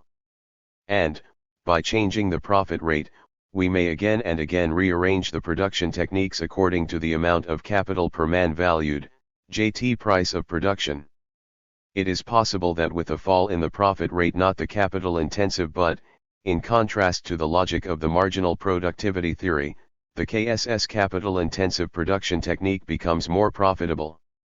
Sraffa used, by the way, the effect of distribution relations on the price of production, to which he may have been alerted by the controversy between Ricardo and Malthus, not only for criticizing marginal productivity theory, but also for criticizing Baumbacher's average production period concept, emphasizing that the length of the latter is also influenced by changes in distribution relations. It was in 1966 that in the Quarterly Journal of Economics the controversy between the followers of marginal productivity theory and its critics, primarily the Cambridge economists, flared up. In the debate, even such an eminent representative of marginal productivity theory as Samuelson was compelled to accept the arguments of the opposing party. Moreover, it was Samuelson himself who illustrated by an example the effect of changes in the profit rate on the price of production of the final product, and revealed thereby the above-mentioned problems of marginal productivity theory. In this example 208, Samuelson assumes that champagne is produced by two different production technique ways. In the first period of both techniques of production, work is begun without any capital goods, merely by using labor. In the first period of technique I2, workers prepare grape juice which, in the second period, in the process of fermentation, becomes wine without any labor input. Wine in the third period is transformed into champagne by 6 workers. Using technique 2, in the first period of production 7 workers are employed, who prepare 1 unit of brandy. In the following period brandy ferments to be champagne by itself, without any labor input. Samuelson takes the wage rate, independently of changes in the profit rate, to be a constant, unity. Then he begins to increase the profit rate and examines how the product price develops depending on the production techniques used. At less than 50% rate of profit, technique 2 is more economical than I. If the profit rate is 50% or both techniques are equally economical, the 50% rate of profit being the switch point. Adopting technique I, 2 units of wages plus 1 unit of profit equal 3 units worth of grape juice.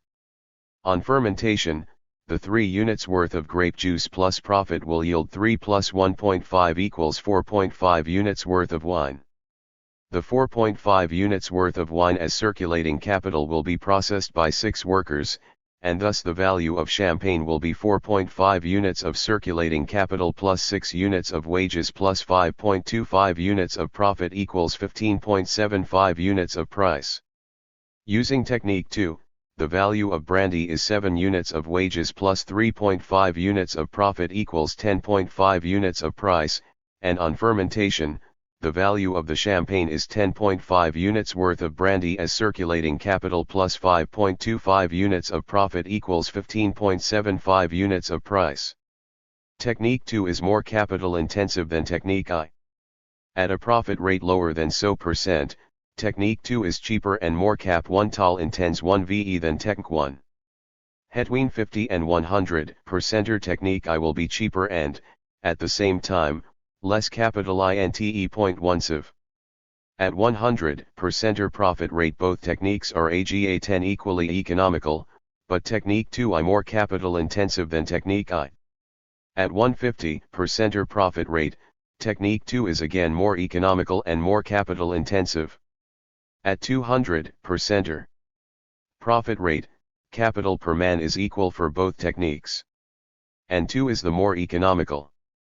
At a profit rate higher than 200% technique I is the more capital intensive and 2 is the more economical. Has Rafa anything to say for Marxian political economy? Yes, he has.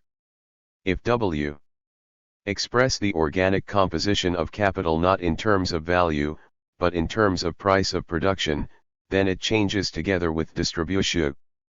With changing distribution relations, the different industries will always develop a different ranking of compositions.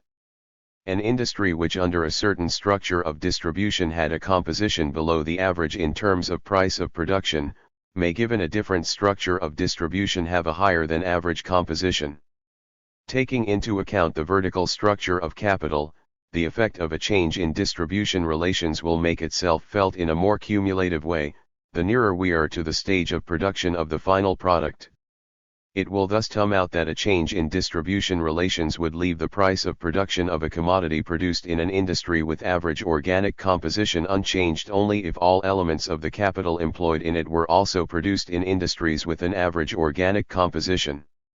In the contrary case, with a change in distribution, there will be a change in the price of production of capital goods used in the industry with a hitherto average organic composition in terms of prices of production, and therefore in the price of production of the product, too. Moreover, the industry concerned, as has already been mentioned, may even cease to be of an average organic composition in terms of price of production. Part 2. Further development of the equilibrium. Theory of price formation. Chapter L. The transformation of subjective value theory into the logic of rational choice.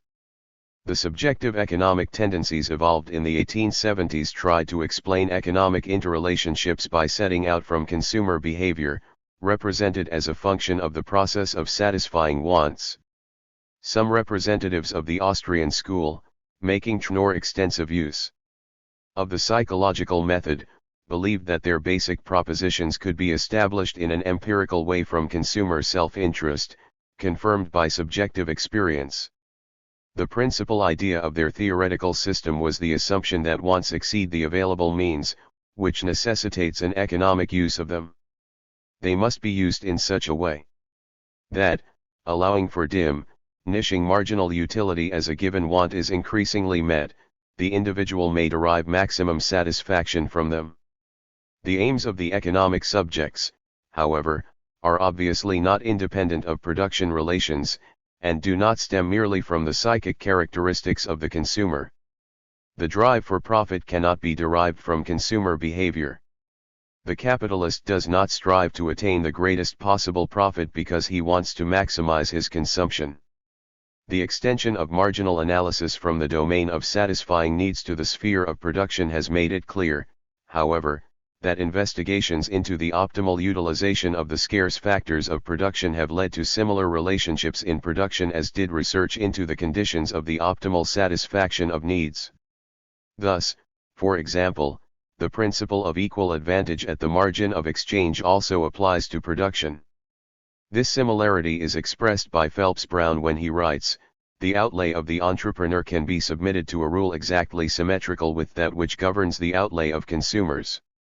The realization slowly begins to gain ground that the relationships revealed by marginal analysis based on the optimizing behavior of consumers or entrepreneurs are not specific relationships of the satisfaction of wants or of production, but the general rules of a rational use of scarce resources. Compared with the methods applied by the representatives of early subjective economics, the behavior of the economic subject is now being examined on a broader basis. Goods are no longer regarded as scarce merely from the point of view of the satisfaction of needs. The economic subject has specific objectives of his own. His aim may be the maximum satisfaction of needs, the maximization of his profit or anything else. But to achieve his aims he has resources at his disposal to a limited extent only, but with alternative uses at the same time. The consumer can spend his scarce income on buying various combinations of commodities. The entrepreneur can produce a given quantity of products by different combinations of capital and labor and also various product combinations by the quantity of capital and labor available to him. Now economics is found to have its principal task in revealing how rationally acting individuals should allocate their scarce resources among alternative uses so as to achieve their objective to the maximum extent, or to ensure the attainment of this objective at the minimum cost inputs. It is in this sense that in his famous methodological book Professor Robbins formulates the subject matter of economics. Economics is the science which studies human behavior as a relationship between ends and scarce means which have alternative uses too. Thus, any economic action is a choice between alternatives, different combinations of goods and factors. Or, in Robbins's words, when time and the means for achieving ends are limited and capable of alternative application, and the ends are capable of being distinguished in order of importance, then behavior necessarily assumes the form of choice 3. Accordingly, any valuation is a comparison of alternative possibilities with respect to the realization of aims. Robbins, Mises, and others emphasize that the rules of rational action thus revealed apply not only to the economy, but to any field of human activity where it is necessary to use scarce resources optimally in order to achieve a definite objective. The conception we have adopted, writes Robbins, may be described as analytical. It does not attempt to pick out certain kinds of behavior, but focuses attention on a particular aspect of behavior, the form imposed by the influence of scarcity. And then he continues, we do not say that the production of potatoes is economic activity and the production of philosophy is not. We say rather that, insofar as either kind of activity involves the relinquishment of other desired alternatives, it has its economic aspect. Therefore, they wish to extend economics to the general discipline of human activity. It is from political economy that the general science of human activity, praxeology, is born. 6. Such endeavors point to the direction of a complete formalization of political economy. The social content becomes lost to an even greater extent than in the economic theory based on consumer behavior. Following the merging of subjective value theory into the logic of rational choice, a change has also taken place in the attitude of some economists towards economic laws. In the relationships revealed by the ends-means approach, they become aware of the general rules of rational economic action, and some tend to perceive only logical necessities in the conclusions arrived at from the premises set up by them.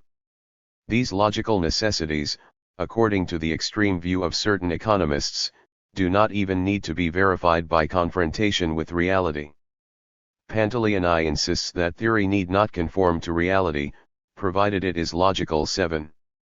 According to J. Marshall, the science of rational economic action consists in setting up a theory which has only logical sources. 8. Mises writes in a similar fashion, the general science of human activity, is a priori knowledge and not an empirical science. 9. Calder, on the other hand, criticizes these premises and emphasizes that in scientific theory the basic assumptions are chosen on the basis of direct observation of the phenomena, the behavior of which forms the subject matter of the theory, i.e. In his view, the basic assumptions of modern, non-Marxian economics, however, are either of a kind that are unverifiable, such as when the producers strive to maximize their profits and the consumers their utility, or of a kind which are directly contradicted by observation, for example, linear homogeneous and continuously differentiable production functions, perfect divisibility, etc. Let us add to Calder's propositions that even if the premises of the theoretical system resting on the ends-means relationship were verifiable, their basic deficiency remains, namely, that it is man's relation to things that are manifest in them, and thus the scope of conclusions drawn from them is limited, referring at best to the field of private economy, and within it primarily to the behavior of the entrepreneur. It provides the answer in the first place to the question only of the conditions for the entrepreneur to achieve maximum profit with minimum cost within his own economy. But they tend to extend the relationships revealed in examining the behavior of the individual even to the social plane. They imagine that if every individual acts rationally in his own economy, then, assuming undisturbed competition, the optimum utilization of the available scarce resources will also materialize on a social level. Thus, the organization realized within the capitalist firm is extended to the capitalist economy as a whole, that is, the same takes place on the social plane as in the individual's economy. On such assumptions, they think, it is possible to discover the laws of capitalist economy by exploring the rational behavior of the economic units, households, and firms. This micro-approach in price theory reflects the narrow view of modern non-Marxian economics in not going beyond the surface, the sphere of the market. They only see THL. Competition of individuals where social laws of price formation, demand, and supply assert themselves through competition. The ends-means approach is subject to the same deficiency as the method applied by the earlier representatives of subjective tendencies in economics to reveal economic interrelationships. It is impossible to derive the laws of capitalist production relations from conclusions drawn from premises expressing man's relation to things.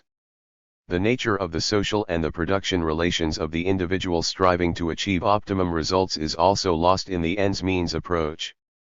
By representing labor, more exactly labor power, merely as a scarce good, in much the same way as capital goods on the grounds that the owners of both of them equally aim at achieving optimum results. The adherents of that theory conceal the economic subject's actual class position which, serving as a framework for his behavior, also determines it. They see in the individual social relations only market relations such as exist between sellers and buyers. Further, this approach conceals the fact that the scope and manner of the rational use of scarce resources are determined by the existing production relations, that the optimum use of scarce resources on a social scale cannot really take place unless the means of production are in social ownership, since capitalist private property and the irreconcilable conflicts between the working and capitalist classes counteract this process. It further disguises what Marx brilliantly demonstrated in the third volume of Capital, that the principles of a rational economy are distorted in the practice of the capitalist firm. The identification of individual and social rationality, the explanation of socio-economic relationships by the behavior of the rational economic subject, was to be severely criticized by Keynes under the impact of the great economic crisis, at a time when even non-Marxian economists lost their confidence in the efficiency of the mechanisms of capitalist economy. Non-Marxian value and price theory can account for the effects of social relations on the rational use of scarce resources in production and consumption only superficially, identifying them with the effect of market forms, in just the same way as it represents the interrelationships of economic subjects merely as exchange relations.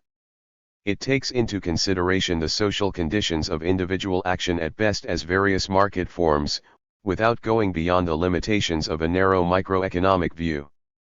Marxian political economy does not underestimate the science of rational action, praxeology. The various programming methods can be applied successfully even under the conditions of socialism, and indeed, it is primarily under socialism that they can be adopted on a social level. But it does not identify political economy with praxeology. It assigns to praxeology an appropriate place in economics, regarding it as an auxiliary discipline of political economy. It may have an important role to play as a deductive method of exploring an economy in which actions are really rational. But in drawing conclusions in a deductive way, it is only the accepted and established rules of rational action that should be applied, also taking into account the scope within which the conclusions derived from the premises have validity. If the research covers capitalist economy, then the premises must reflect the features characteristic of capitalist production relations. And by confronting these conclusions with reality, the validity of the premises should also be verified.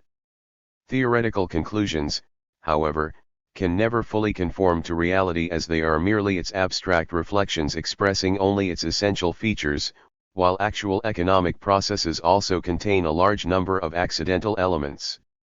From this, however, it would be inappropriate to conclude that the statements of a theory do not require the test of practical applicability, that the only precondition of their validity is their logical structure. It is possible to draw logical conclusions from false premises, to build up a system whose elements logically fit together, which however does not reflect reality, or if it does, reflects it only superficially. Chapter L. Attempts at constructing the demand curve by the indifference curve approach. The contributions of Edgeworth, Fisher, and Pareto. One of the sets of technical tools used in revealing the rules of rational action, first applied to the exploration of consumer behavior, is indifference curve analysis. It evolved in the wake of the critique of marginal utility theory and of the endeavors to eliminate its deficiencies. Its foundations were laid by Edgeworth and later by Pareto and Irving Fisher. Utility is immeasurable, said the critics of that theory, and so consequently is the consumer's objective, too. And it was this objective, the conditions of the maximum satisfaction of which the adherents of marginal utility theory set out to determine. The criticism further pointed out that marginal utility theory represented the utility of one unit of a given commodity as a function of its own quantity, thus building the demand function on the principle of diminishing utility. According to this theory, the utility functions of the various goods can be aggregated. The total utility of the stock of goods consisting of different commodities is merely the sum of the partial utilities of stocks of individual commodities.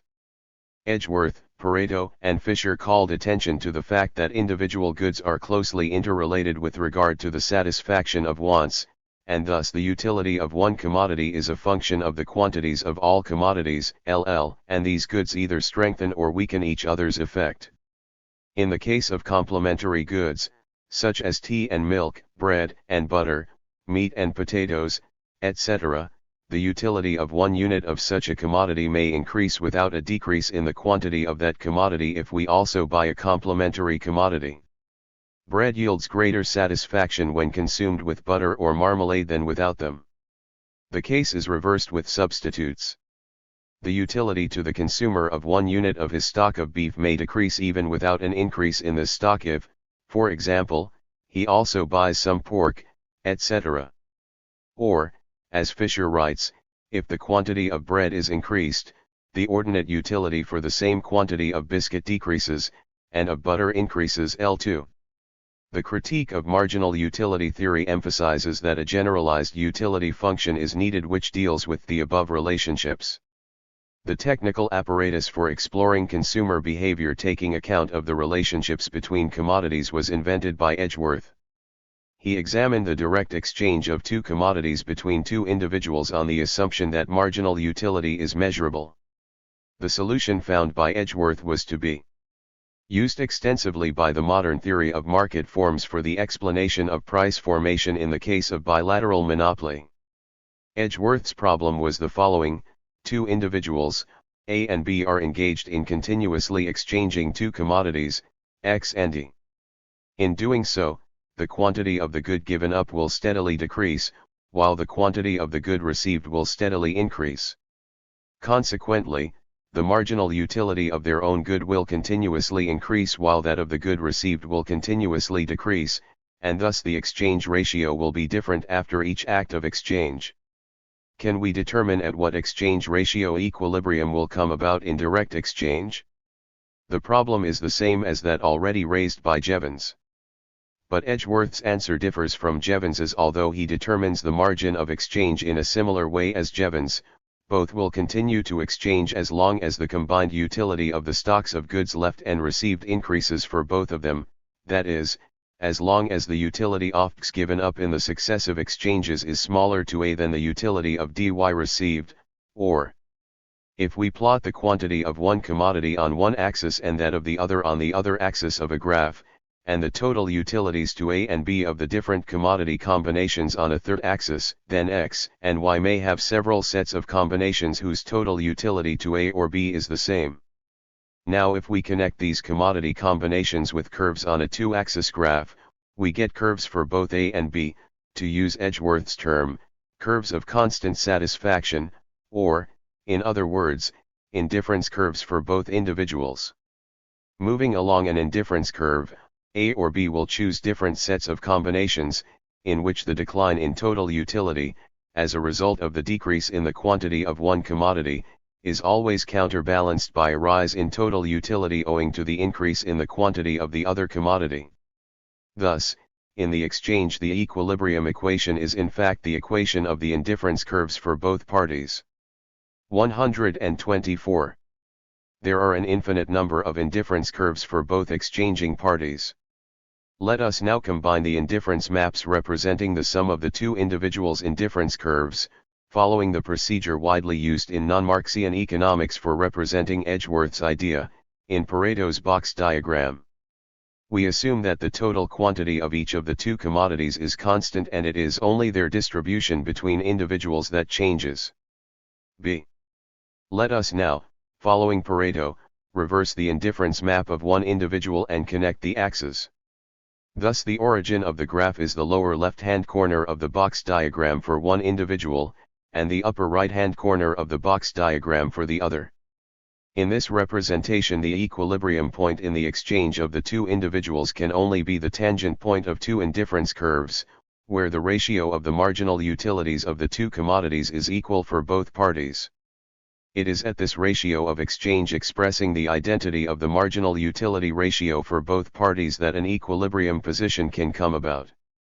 But there are several such tangent points, and thus an equilibrium exchange ratio can come about at any point of the so-called contract curve connecting the different tangent points, which expresses how total utility depends on the quantity of the various goods available to the individual. Thus, marginal utility is already the partial derivative of the utility function, and the value of the second cross derivative, for example, 0 / shows the relationship of xz commodities. If it is larger than 0, the two commodities complement one another, if it is less than 0, they compete with one another. Let us see how Fisher determines consumer's equilibrium.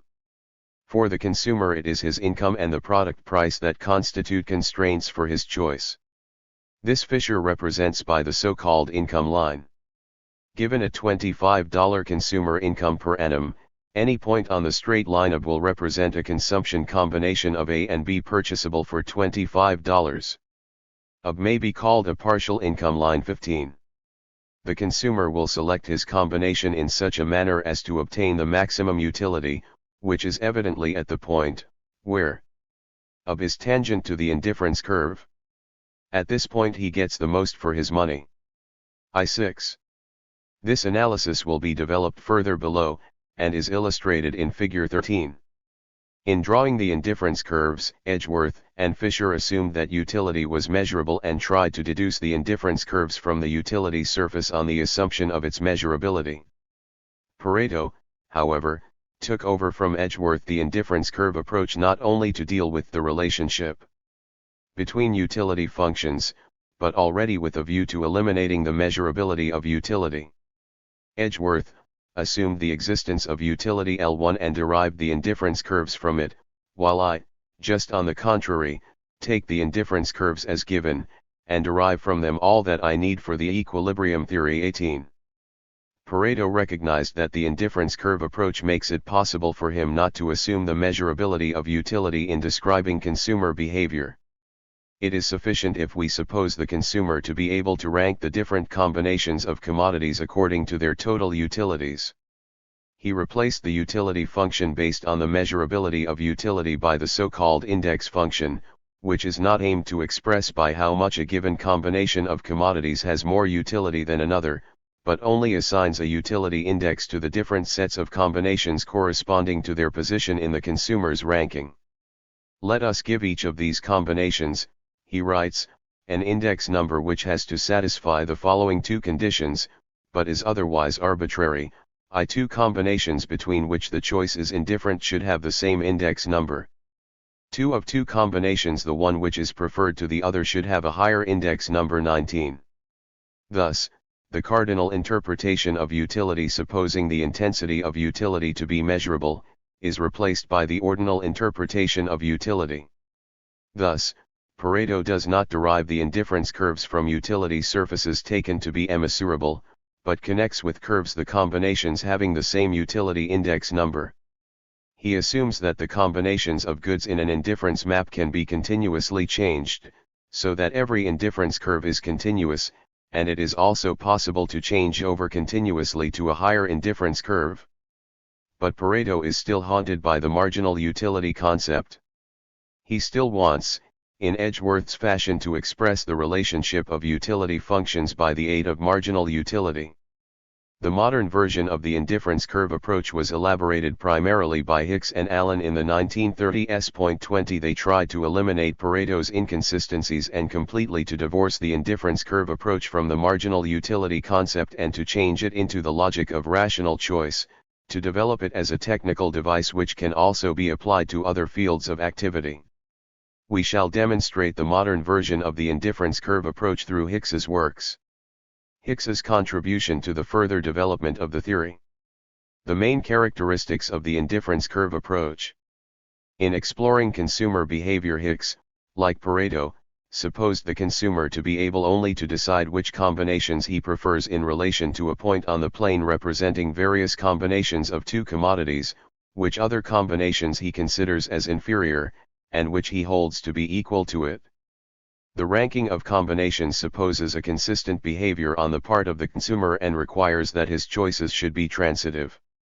If he prefers combination A to combination B, and combination B to combination C, then he also has to prefer combination A to combination C. Hicks also holds that the area corresponded by the two axes on the graph can be filled in by indifference curves.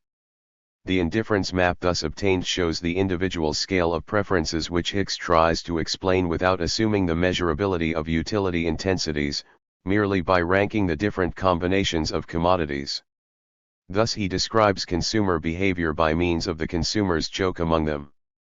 With the aid of indifference curve analysis, he only wishes to state that total utility is the same all along the indifference curve, and the farther a given curve is from the origin, the greater the total utility it represents. Since total utility cannot be measured, the distance between the curves does not express the magnitude of difference between the total utilities of different combinations. An indifference curve expresses that the constant total utility of two goods depends on their different combinations, i.e. U equals F is constant. If moving along an indifference curve we increase the quantity of commodity X high dx, then the quantity of commodity Y must be decreased by a quantity of dy, if total utility is not to change, such that the tangent gradient drawn to the curve is, using Hicks's term, the marginal rate of substitution between the two goods. We may define the marginal rate of substitution of X for Y as the quantity of E which would just compensate the consumer for the loss of a marginal unit of X21. Other authors, for example Schneider, Baumol, etc., take, in defining the marginal rate of substitution, the quantity of the substitute to be the unit. We shall call that quantity of number 2 commodity, writes Schneider, whose loss is just compensated for, in the judgment of the household, by the increase by 1 unit of no I commodity, the marginal rate of substitution of number 2 commodity in relation to number 1 commodity 22. The marginal rate of substitution between two products depends on the ratio of their marginal utilities, that is. The followers of the theory maintain that even if marginal utility is immeasurable, the marginal utility quotients can be determined by the marginal ratio of substitution between two products, that is, through a relation between things. Thus the indifference curve analysis tries to represent the significance of a commodity at the margin for the satisfaction of wants not in terms of the intensity of satisfaction, but through its substitutability for another commodity. The concept of the marginal rate of substitution is, according to Stackelberg, no longer a fictitious but an empirical magnitude. 23. If we continuously substitute 1 unit of x for y, the quantity of y will decrease and that of x will increase. The significance of x will steadily decrease relative to y, and 1 unit of x will substitute for less and L, SSY. We have arrived at a relationship similar to the one expressed by the production function. The relative significance for the satisfaction of wants of 1 unit of a given commodity depends on its relative scarcity. In changing the proportions, the principle of diminishing utility is replaced by the principle of the diminishing marginal rate of substitution. Stackelberg emphasizes that despite all similarity, the principle of diminishing marginal utility is not identical with the concept of the diminishing marginal rate of substitution. The diminishing marginal rate of substitution is compatible with increasing marginal utilities. 24. Since the marginal rate of substitution allows for the interrelationships of utilities. In the case of complementary commodities, if they are at the same time also in a mutual substitution relationship, the marginal rate of substitution can decrease even if the marginal utility of both goods increases, provided the utility of the good to be substituted for shows a higher rise than that of the substitute. Now we are in a position to summarize the main characteristics of the indifference curve approach as outlined by Hicks.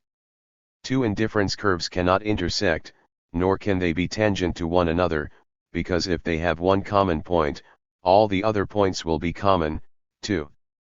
Every indifference curve is negatively sloped. For if we assume that the marginal utilities of both products are positive, then the increase in the quantity of one commodity will require that the quantity of the other should be decreased for total utility to remain unchanged. A positively sloped indifference curve would imply that the quantities of both commodities should be increased for the consumer to be left on the same curve. This case can only emerge if the marginal utility of one commodity is negative, because it is a harmful good, a discommodity. If its quantity is increased, total utility will decrease.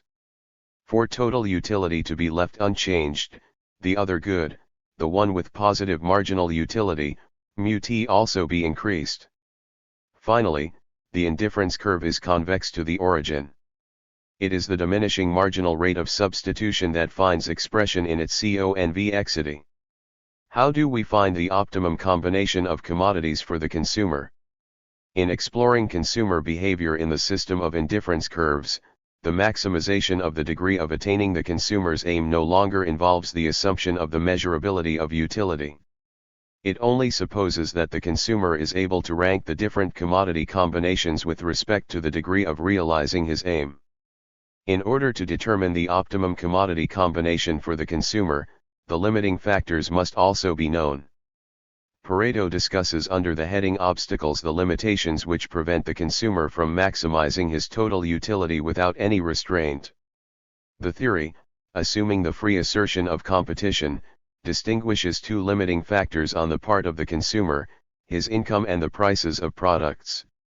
These obstacles to attain I.ng maximum total utility are expressed in the form of the so-called budget equation, where y is the consumer's income, px, and pi the prices of commodities x and y, and qx and qy the quantities of x and d that can be bought. Representing the budget equation in a two-dimensional graph form, we obtain the /Ludget line. It expresses what quantities of x and y the consumer can buy at given prices, supposing that he spends his entire income. In other words, the budget line is the locus of points representing those combinations of x and y whose price sum is of the same magnitude.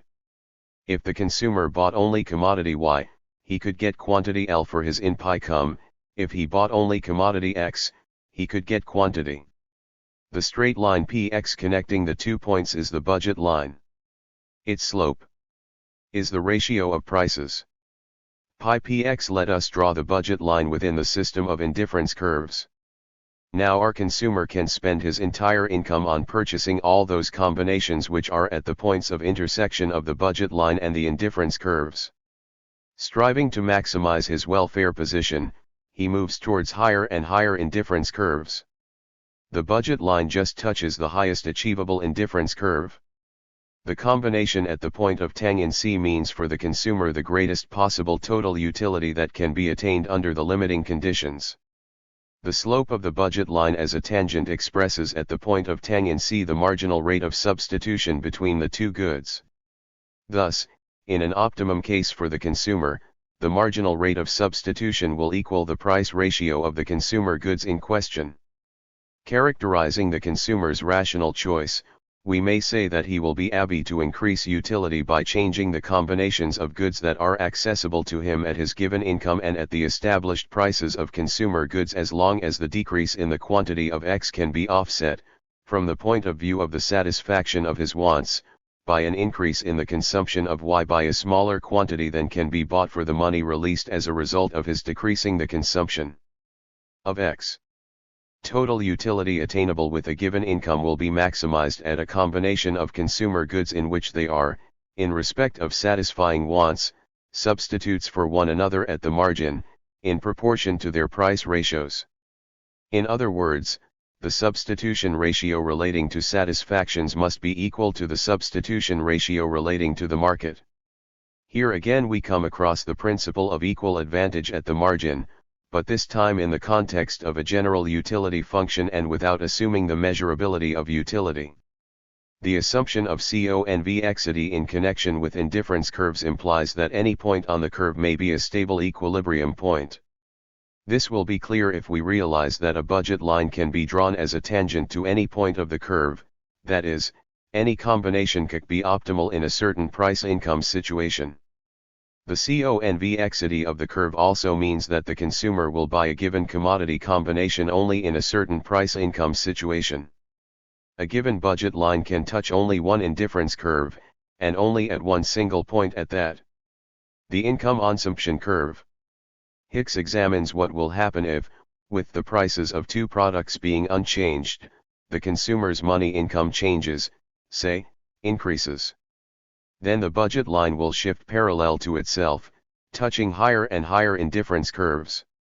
Hicks calls the curve connecting the points of tangent C the income consumption curve. This curve shows the way in which consumption varies when income increases and prices remain unchanged 2s. If the income elasticity of demand is constant, the income consumption curve is a straight line. Otherwise, depending on the income elasticity of demand, it will slope downwards or upwards. By summing the individual income consumption curves, Hicks seeks to construct the social income consumption curve. As a result of an increase in income, and assuming unchanged prices, the demand for certain goods Wij rise, for others will decline. This effect was already formulated by the Russian economist Eugen Slutsky as early as 1915. It is necessary to proceed to a classification of goods. Those whose quantity increases with the increase of income can be said to be relatively indispensable. Those whose quantity diminishes with the increase of income, relatively dispensable. For example, a poor family in consequence of a slight increase of income consumes more meat, more sugar, more tea, and less bread and potatoes. 26. Hicks calls the former goods superior, and the latter inferior goods. With the increase of his income, a consumer can achieve more satisfaction if instead of cheaper, lower quality goods he buys more expensive, higher quality goods. If, on the other hand, his income declines, his demand for inferior goods will rise and for superior goods will drop. Owing to the decrease in his income, the consumer will be compelled to buy cheaper, lower quality goods instead of more expensive, higher quality goods. Thus the demand for inferior goods changes in a direction opposed to changes in income, while the demand for superior goods changes in the same direction as income. Hicks calls this effect of the increase and decrease of income the income effect. In graphical representation, if a commodity is of the inferior type, the income consumption CUJVEL entals backwards, expressing that with the increase in income the demand for the commodity concerned will decline at a certain level of income. Curve ICC shows that commodity Y is an inferior good while curve ICC indicates that commodity Y is a superior good. The price consumption curve. An attempt to derive the demand curve by means of indifference curve analysis. If, at a given money income, the price of a good, say X, is changed, then the budget line will cut the axis of commodity X at a point which is the farther from the origin, the lower the price of X. The curve, using Hicks's term the price consumption curve, connecting the points of tang and C of the so obtained budget lines and indifference curves shows the way in which consumption varies when the price of X varies and other things remain equal. 27. Hicks tries to derive the individual demand curve of individual goods from the price consumption curve. In his view, we only have to read off the graph where the budget line, deviating as a result of, say, a change in the price of X, touches the various indifference curves, and what amounts of demand for X are attached to the different points of tang and C. This would make it possible, in Hicks's view, to construct the individual's demand curve for various goods. And the summation of individual demand curves would add up to the market demand curve of the good in question. The two effects of a price change. Their separation represented graphically. Hicks writes of the really important thing which Slutsky discovered in 1915, and which Allen and I rediscovered in the 1930s, that content can be put into the distinction by tying it up with actual variations in income. 28. First they examine how the demand for commodity X would change, for example owing to a decrease in its price, at a constant marginal utility of money, that is, at unchanged real income. Marshall considered the marginal utility of money to be constant on the assumption that the consumer spends only a fraction of his income on buying commodity X. Slutsky, Allen and Hicks, however, want to counterbalance the effect of a change of price on the marginal utility of money by changing money income. Slutsky writes that the price increase of a commodity must be accompanied by an increment of income equal to the apparent loss. 29 If real income is not to change. If after an increase of the price of bread wages increase only by the amount of apparent loss, the demand for bread on the part of the wage earners will not be maintained at the original level, on the contrary, it will fall. 30. At the same time, the demand for other goods, which are substitutes for the good increasing in price, should rise as they have become cheaper compared to it, and therefore more attractive. And conversely, the demand for a commodity will rise with a decrease in its price, assuming unchanged marginal utility of money, i.e. real income, while the demand for other commodities, in relation to which the commodity with a decreasing price has become relatively cheaper and thus relatively more attractive, must fall. This is the substitution effect. Non-Marxian literature calls the Slutsky theorem the statement that the demand for a commodity will move contrary to changes in its price if we disregard the effect which a price change exerts on the consumer's real income. These authors then examine how the dP.MAND for commodity X would change, merely as a result of the change in the marginal utility of money, that is, at unchanged price proportions and at a corresponding rise in real income. The latter is the so-called income effect. Taking into account the combined substitution and income effects of a price change, Slutsky comes to the conclusion that the demand for a relatively indispensable good is necessarily always normal, that is, it diminishes if its price increases, and increases if its price decreases. The demand for a relatively dispensable good can be abnormal in certain cases, that is, it can increase with the increase of price and diminish with the decrease of price. 31. Hicks attempts to separate the substitution effect and income effect of price changes by applying indifference curve analysis. The original price-income situation is expressed in his diagram by the budget line LM. The budget line touches the highest indifference curve at point P. Now let the price of X fall, and the new budget line LM will touch a higher indifference curve at point Q. At Q the demand for X is higher compared with that at point P, and this increase in demand is due, according to Hicks, partly to the income, partly the substitution effect. The income effect expresses that a fall in the price of a commodity makes the consumer better off, it raises his real income, and its effect along this channel is similar to that of an increase in income. 32. Hicks separates this from the substitution effect by drawing the tangent IM, parallel to the old budget line, to the new indifference curve, touching it at point P. As the slope of the tangent drawn to point P is the same as that of the old budget line, the tangent C point P expresses the income effect of the price change, the amount by which the demand for X would have increased at unchanged price proportions merely as a result of a change in real income, that is, owing to a changeover to a higher indifference curve. Hicks interprets real income in a subjective way. Every point on the same indifference curve means identical real income as it yields identical total utility. A changeover to a higher indifference curve means greater total utility, hence higher real income. Point P lies on the income consumption curve PP, while point Q lies on the price consumption curve PQ. Since the price consumption curve comprises the total effect of a price change, as we go up onto higher indifference curves, the price consumption curve through P must always lie to the right of the income consumption curve through P. 33. As a result of a fall in the price of X, the full change in the demand for X, that is, the movement from P to Q along the price consumption curve, will be made up of the following partial effects: the movement from P to P, which expresses the income effect, the changeover to a higher indifference curve, and the movement from P to Q, that is, the movement along the same indifference curve, which shows the substitution effect, the rise in the demand for X with the given income as a consequence of the fall in its price. At a given real income, that is, moving along the same indifference curve, with the demand for X rising, the demand for Y must fall. Hence the name, substitution effect.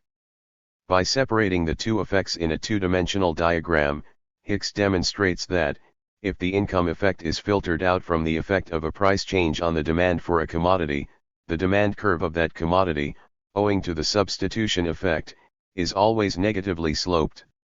The substitution effect is absolutely certain; it must always work in favor of an increase in the demand for a commodity when the price of that commodity falls. But the income effect is not so reliable. 34. In the case of inferior goods it works in a direction opposed to the substitution effect. Hicks's demand curve contains both effects of a price change. Does false trading not cause therefore a problem for Hicks? In his view, if there is a change in price in the midst of trading, the situation appears to elude the ordinary apparatus of demand and supply analysis. 35. But Hicks ascribes only a secondary significance to the problem of false trading. A price reduction increases the demand for superior goods through the income effect. But a price change has its double effect, according to Hicks, also on the seller's part. The seller has a given stock of a commodity, part of which he wants to retain for his own consumption. If the price of his commodity falls, he retains, in compliance with the substitution effect, more of his stock for own consumption and decreases its supply. But, owing to the price fall, his position deteriorates, and therefore he decreases his demand for superior goods, and if his commodity was such a superior good, he will retain less of it for own consumption and will increase the supply of his own product. The income effect of the price reduction, which gives rise in price theory to the problem already discussed, increases, according to Hicks, not only the demand for superior goods, but also increases THEIR supply, and the two effects may counterbalance each other, in which case only the substitution effect ensuring a stable equilibrium will remain. The demand curve of Giffen goods. Giffen goods 36 are those inferior goods in whose case the income effect counteracts the substitution effect. Therefore, if their prices fall, the demand for them will decrease, and if their prices rise, the demand for them will also rise. But Hicks points out that the demand for Giffen goods may also be normal both at high and low prices, because the consumer spends, whether the prices are high or low, only a fraction of his income on purchasing inferior goods, and thus the substitution effect may offset the income effect. The backward sloping part of the curve indicates that range of prices within which the negative income effect asserts itself. Hicks also emphasizes that on a social scale the summation of the individual demand curves of given goods may become normal. The backward sloping part of the individual demand curve falls, with different strata, into different intervals, and thus in their social summation normal reactions may outweigh abnormal reactions. A critique of the indifference curve analysis. 1. The indifference curve approach is undoubtedly an ingenious attempt to analyze the behavior of the consumer wishing to optimize his welfare position, and to derive, in investigating consumer behavior, the individual, or in the case of summation, the social demand curve. However, in criticizing that theory 37 we must emphasize that the construction of the demand curve on the basis of the ordinal interpretation of utility promotes the theory of demand no better than its derivation by means of the cardinal interpretation of utility. Common to both approaches is the individual starting point, which Hicks justifies by saying that market demand has almost exactly the same properties as individual demand. 38. The individual's given scale of wants independent of any social influences, and yet represented by marginal utility theory as the final cause of demand, is replaced by the individual/s equally given scale of preferences also not liable to any change as a result of external influences, a scale the factors responsible for whose formation are also unknown. Moreover, the unchangeability of the scale of preferences is one of the basic conditions of indifference curve analysis. If we admit the changeability of the scale of principium S, the individual's choices will no longer be consistent, his scale of preferences cannot be determined, and his satisfaction cannot be maximized. Common to both approaches is the method of introspection. 2. The only difference that can be found between them is that the introspective cardinalism of marginal utility theory is replaced by the introspective ordinalism of the indifference curve analysis. If the analysis does not go beyond the individual scale of preferences, it is impossible to reveal the socially determined laws governing changes that occur in the structure of demand. As regards the effect of a change of income on the structure of demand, indifference curve analysis can only point to a few general relationships independent of the consumer's social position, for example, that with the increase of real income the individual steps up his demand for superior goods and decreases it for inferior goods, and vice versa.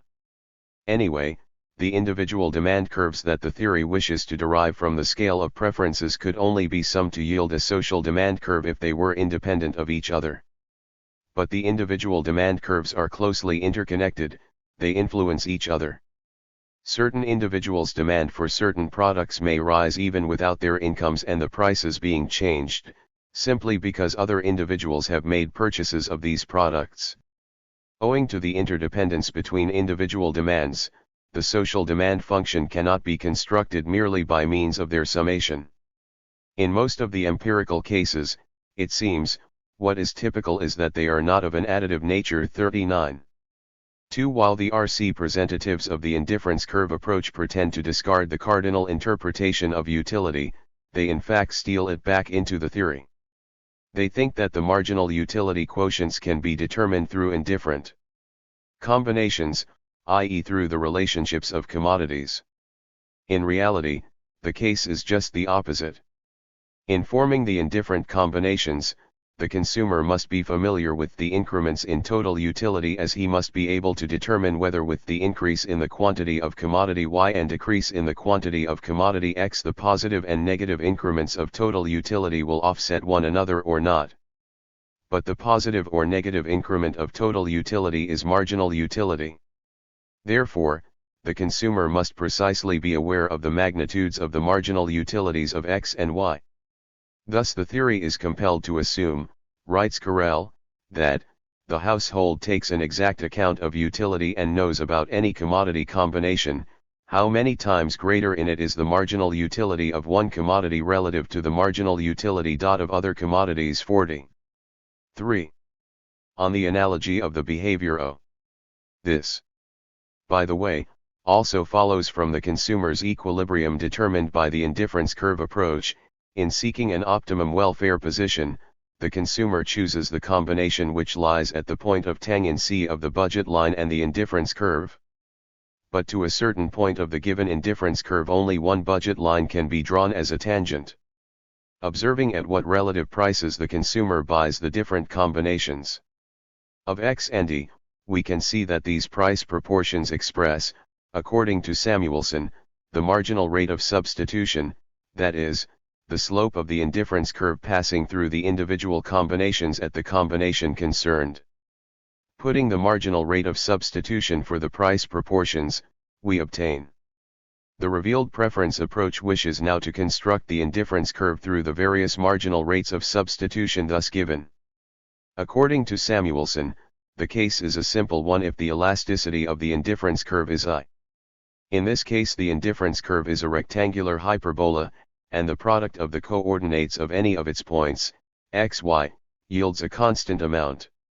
Then dy will change proportionately with the ratio. Because, if elasticity y as the quotient of marginal and average magnitude is I, then marginal magnitude will equal average magnitude.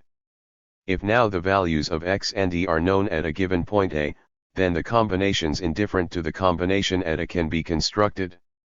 Samuelson uses the Cauchy-Lipschitz method by which the authors wished to prove that there exists a solution to a differential equation. But the elasticity of indifference curves is usually not unity, and thus, according to Samuelson, the marginal rate of substitution must be determined by observation for every point, and it is by observation that the indifference curve must be constructed. Suppose that the consumer buys commodity combination A with his income at the price ratio of Px. How can the combinations which are in an indifference pi relationship with combination A be grasped? By mere observation an answer can only be given to the question what combinations our individual considers to be inferior or superior to A, but not what combinations he regards as equal to A. It cannot be the criterion of indifference between A and B, says Little, if our consumer, according to the evidence of observation, has preferred A to B as many times as he has preferred B to A. In this case it would be impossible to distinguish indifference from inconsistency. 44 Samuelson sees a way out in separating the combinations that are better or worse than A, and it is at the margin of the two that the combinations indifferent in relation to A are found to lie. If in a given price-income situation the consumer chooses combination A, he may do so partly because he finds it cheaper than the other combinations, and partly because he values A more than any other combinations. If he were in a position to buy other combinations with his income and at given prices, and he still buys A, then A is clearly more valuable to him than any other attainable combinations. A is, compared to them, in the situation of revealed preference. If we draw the budget line expressing the price ratio and the consumer's income, combination A will obviously lie on it. Our consumer sets less value on the other combinations lying on and below the budget line than he sets on A, because he could have bought them with his income and yet he chose A. Further expanding the sphere of combinations less favorable than A, we must wait for a price-income situation in which the consumer chooses combination B lying on the original budget line. Let us now draw the budget line corresponding to the new price-income situation, the line which will cut the old one clearly at point B. In the new situation, our consumer cannot afford A and chooses B instead. On the other hand, he considers B to be more favorable to him than all the other combinations which lie on or inside the new budget line. But then he will underestimate these combinations in relation to A, too, provided his behavior is transitive, as he underestimated B in relation to A. In the original situation he could have bought either A or B, and yet he decided on A. The sphere of combinations less favorable than A can further be extended by choosing out of the observed price-income situations those in which our consumer will choose a combination C on the new budget line which is now even more unfavorable than B. We can observe our consumer either in such a price-income situation in which he chooses combination D lying left of A on the original budget line which he, in the initial conditions, valued less than A, then, with further changing the price and income relations he chooses combination E on the budget line passing through D. But he values E less than D and, consequently, less than A. 2.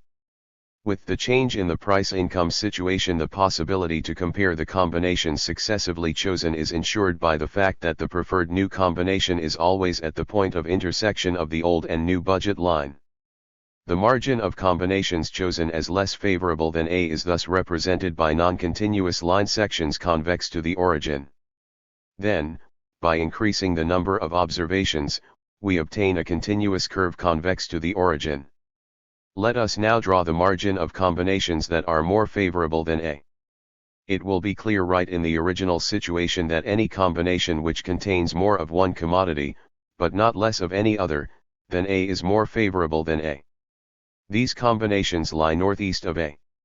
Now, from the shape of the area left for the indifference curve to be constructed, we can infer that the curve is negatively sloped and convex to the origin.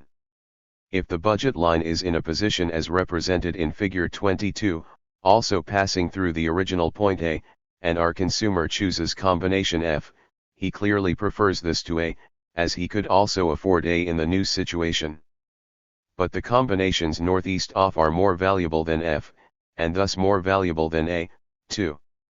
If then, in a further new price-income situation, our consumer chooses point G on the budget line passing through F, then he prefers combination G and all combinations northeast of it to F, and this to A, too, provided his behavior is transitive. Our consumer may also choose combination H lying left of A on the new budget line passing through A if point H lies on the section of the new budget line which is above the old one. Then he will also prefer the combinations northeast of point H to A. The comparability of successively chosen combinations is now ensured by the fact that the new budget line cuts the old one at the previously chosen combination. The margin of combinations better than A is represented again by non-continuous line sections convex to the origin. With the increase in the number of observations, this also assumes the form of a continuous curve convex to the 144. Little pointed out that the curves embracing combinations that are less or more favorable than A converge to one another and constitute the indifference curve of combination A. A few comments on the revealed preference approach. 1. Putting the approach in question into practice comes up against serious difficulties.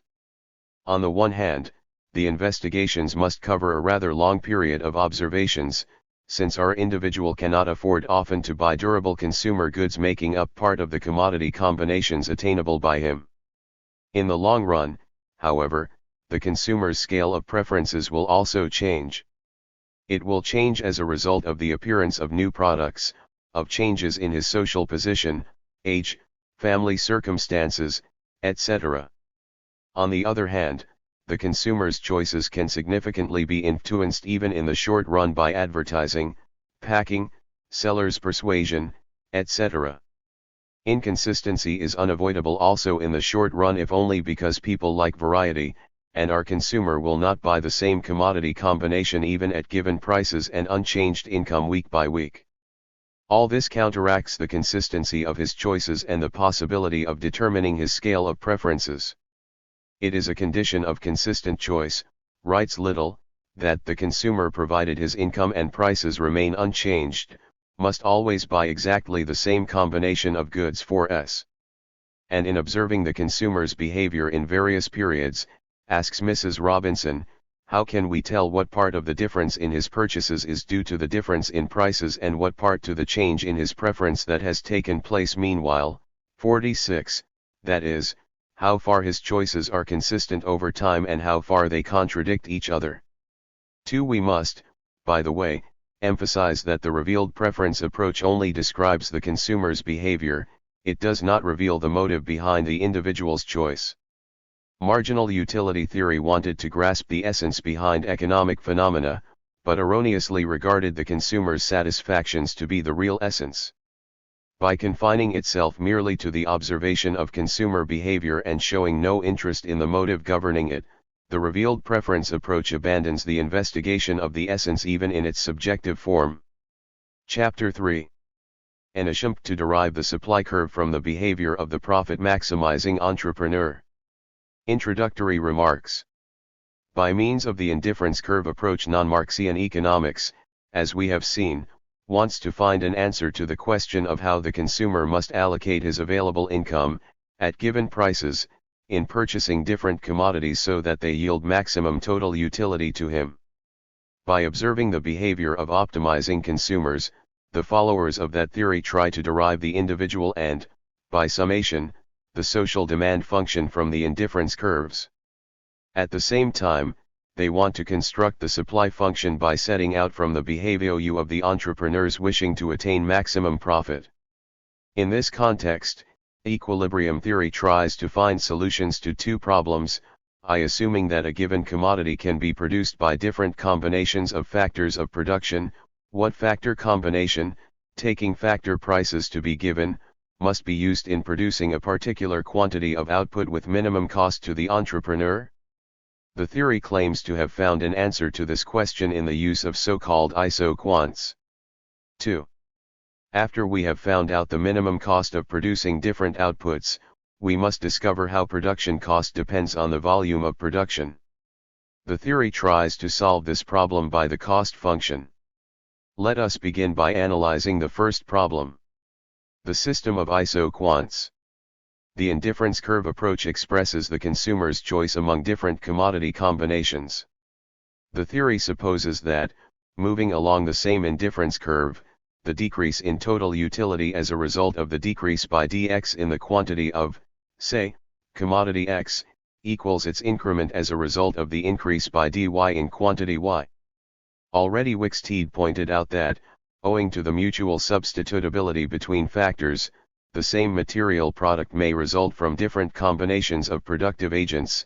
A marginal subtraction of one may be compensated by a due marginal addition of another. 47.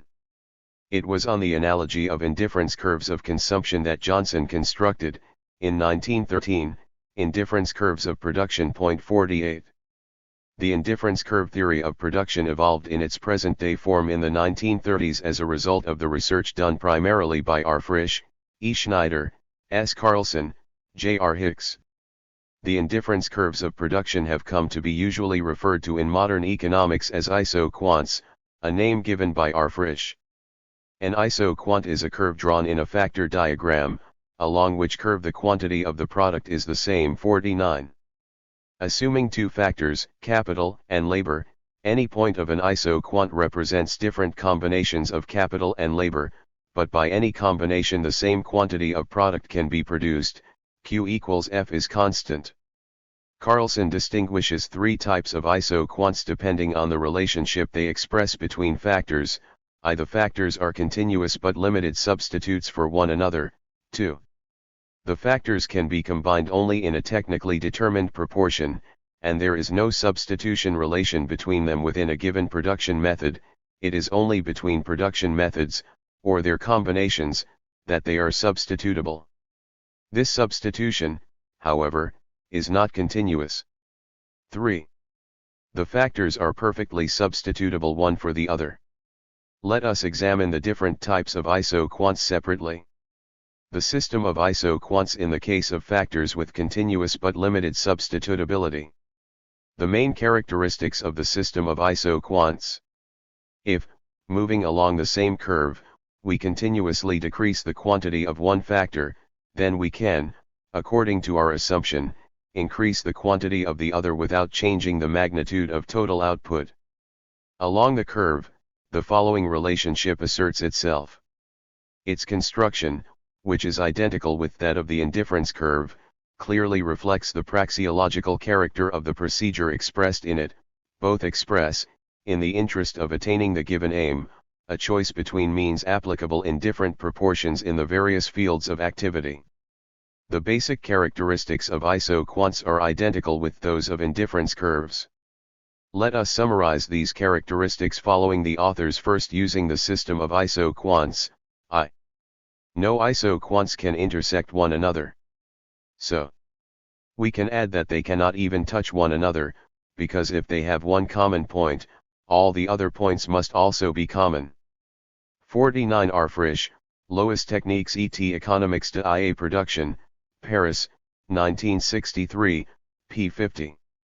So S. Carlson, A Study on the Pure Theory of Production, Oxford, 1956, p. 19. To given two factors, the isoquants will decrease in substitution, SI, which means that the slope of the curve is negative. If the quantity of one factor is increased, that of the other must be decreased for total output to remain unchanged. 3. The isoquant, 2, will be shaped like an indifference curve, being convex downwards. S2.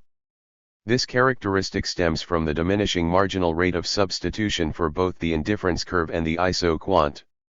Just as the gradient of the tangent drawn to the indifference curve expresses the substitutability between two consumer goods at the margin, the gradient of the tangent to the isoquant shows the marginal rate of substitution between factors. The quantity of the first factor whose decrease is just offset by an increase by 1 unit of the other factor, that is, leaves total output unchanged, is called the marginal rate of substitution of the first factor for the other. 53. In the system of indifference curves, the marginal rate of substitution expresses the quotient of marginal utilities, while in the system of isoquants it expresses the quotient of marginal productivities. It follows from the relationship dLq+. Let us now, following Schneider, continuously substitute capital for labor. The quantity of labor will decrease relative to capital, the marginal productivity of labor will increase, the quantity of capital will increase relative to labor, and the marginal productivity of capital will decrease. Thus the numerator of the quotient of marginal productivities determining the magnitude of dL decreases, dk, and its denominator increases. Therefore, in the case of continuous substitution, the marginal rate of substitution will decrease. As the principle of diminishing utilities was replaced by that of the diminishing rate of substitution in the system of indifference curves, in just the same way, the principle of diminishing return is replaced by that of the diminishing marginal rate of substitution in the system of isoquants. Yet there are certain differences between the two systems. First, if we represent the total utility of the individual combinations on a third axis in the system of indifference curves, we can only find out that the utility surface will be higher as we change to a higher indifference curve, while the height of the utility surface is indeterminate. In the system of isoquants, however, the height of the output surfaces will be determinate if we express on the third axis the volume of output resulting from the different combinations of factor inputs. Secondly, in the system of indifference curves we suppose that the marginal utility of products will be positive throughout if their quantities are increased. Thus, the curve approaches the axis asymptotically. But in the system of isoquants, as both Frisch and Schneider point out, as a result of a change in proportions between factors, the marginal productivity of the factor whose quantity is excessively increased relative to that of the other will become negative. This is reflected by the backward bending part of the isoquant, in this range of the curve, for total output to be left unchanged. If the quantity of the factor with a negative marginal productivity is increased, the quantity of the other factor with a positive marginal productivity must also be increased. Thus, in the positively sloped part of the curve there is no substitutability between factors in the sense that a decrease in the quantity of one factor could be offset by an increase in the quantity of the other. The factors can be substitutes in this sense only in that part of the curve where the marginal productivities of both of them are positive.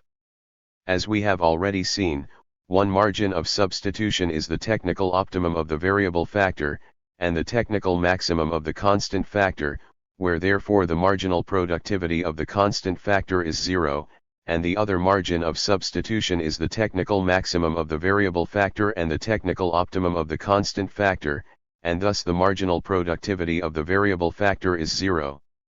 At the two margins of substitution, therefore, the margin rate of substitution of capital for labor, or labor for capital is 0. Thus the economically relevant scope of substitution only consists of one part of the isoquant, a part which is bounded by 2 points at which the tangents drawn to the isoquant become parallel with the axes v1 and v2 respectively. 54. The second and third characteristics of the isoquants are also clearly valid only within these 2 points. The points of tang in C, therefore, of all tangents to isoquants drawn parallel to the axis mark the margins of the surface of substitution. The determination of the cost minimizing factor combination for producing a given output. We can now raise the question proper: what combination of capital and labor must be chosen to produce a given output? In other words, up to what margin is it worthwhile to substitute one factor for the other? It is worthwhile to change the factor proportions, to substitute one factor for the other, as long as the cost of the given output quantity decreases thereby. To produce a given quantity of output, the factors must be used in a combination which ensures minimum cost. Assuming an entrepreneur divorced from capital ownership, who acquires capital only by a loan transaction or by hiring capital goods, the cost to him of acquiring capital is interest. We further assume that competition is undisturbed and thus the rewards to factors, that is the costs of capital and labor, are given for him. If we set out, following Schneider, from one margin of the substitution possibilities where, for example, the marginal productivity of capital is 0, we shall find that near this margin at a very low positive marginal productivity of capital, 1 unit of labor can substitute for very much capital, since the marginal productivity of labor is very high. Clearly, the decrease in total cost, as a result of decreasing the volume of capital in the course of substitution, is much greater than the increase in total cost, as a result of increasing labor by 1 unit, DLPL DKPK, where PL and PK represent wage and interest rates. By continuously substituting labor for capital, the marginal productivity of labor will decrease and that of capital will increase. 1 unit of additional labor input will substitute for ever less capital, and the magnitudes of DLPL and DKPK will move nearer to one another. But as long as DLPL DKPK, it is worthwhile to substitute labor for capital, as this will cause total cost to decrease. And in the process of substituting labor for capital, total cost will be minimum when the decrease and increase in total cost are equal. From this follows that the cost of producing a given output will be at a minimum in the case of a factor combination in which, to quote Hicks, the price ratio between any two factors must equal their marginal rate of substitution 55. Owing to its similar construction, we obtain the same result in analyzing consumer behavior. 2. Maximum total utility is yielded to the consumer by a combination of goods in which the marginal rate of substitution equals the price ratio of consumption goods. Writing in our formula expressing the condition for minimizing total cost the ratio of marginal productivities in place of the marginal rate of substitution, we obtain. Which shows that if minimum cost is to be achieved, the ratio of marginal productivities must equal the price ratio of factors 56. By further transforming the above formula, we can also characterize the cost minimum by two more forms.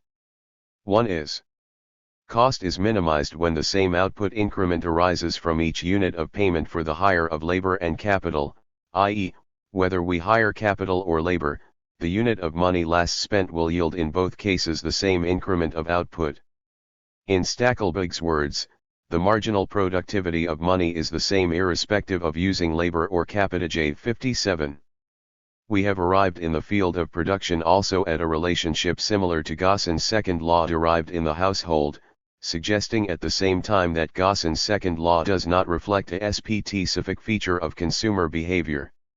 We can find a similar relationship in production in Walras, for example, when he derives Euler's theorem. The point in question is the general principle of the rational utilization of scarce means, the principle of the equalization of advantage. Finally, we obtain, as the reciprocal of the above discussed formula, the fourth determination of minimum cost based on the principle of equalization of advantage. Thus, whether labor or capital is unilaterally increased, the increment of total cost is equal in both cases as a result of producing the last unit of output at the point of minimum cost. 58. In constructing the supply curve, we define the problem to be solved by the system of iso-quant curves as an aspect of a programming task. What factor combination will yield a given output with minimum cost? Expressed in the Ian gauge of programming, we minimized factor inputs at a given value of the objective function. The dual problem of programming can also be represented in the system of isoquants. What factor combination will ensure maximum output at given cost?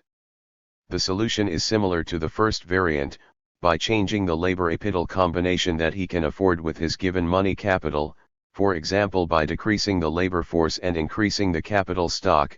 The entrepreneur is able to step up his total output so long as a unit DEC.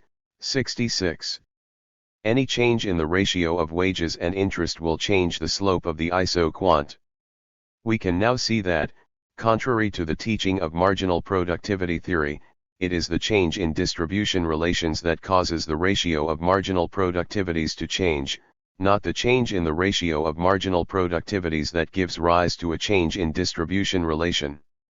The derivation of factor prices, writes Rees, presupposes the determination of capital, but any determination of capital is possible only when factor prices have already been determined. 67. On the other hand, the question arises how the isoquant system can be used for optimization when the procedure is based exactly on changing the ratio of factor prices in order to find that point of the given isoquant at which the slope of the curve just equals the ratio of factor prices. It appears that the isoquant system can be applied for this purpose only in the existing pattern of distribution, and can provide an answer to the question which technique is optimal at prevailing factor prices provided the existing distribution relations do not involve any switch points. 4. As has already been mentioned, marginal productivity theory holds that the employment of any factor must be expanded up to the margin at which marginal profit equals zero, when capital and labor meet the following conditions. This requirement assumes that the necessary quantities of capital and labor are available. If, however, and such a situation may develop particularly in the short run, the quantity of any of the available factors is limited, production must be stopped before the profit rate reaches zero. In this case, the traditional means of marginal analysis can no longer be applied. Under such circumstances, a new tool of analysis, activity analysis, is needed for the solution of the optimization problem. Economists using marginal analysis regarded the existence of limiting factors as irrelevant from the point of view of the problem to be solved. Though in his work Theory of Production published in 1934, Schneider makes mention of the existence of limiting factors, he still sees the economic problems as being soluble through combining continuously substitutable factors.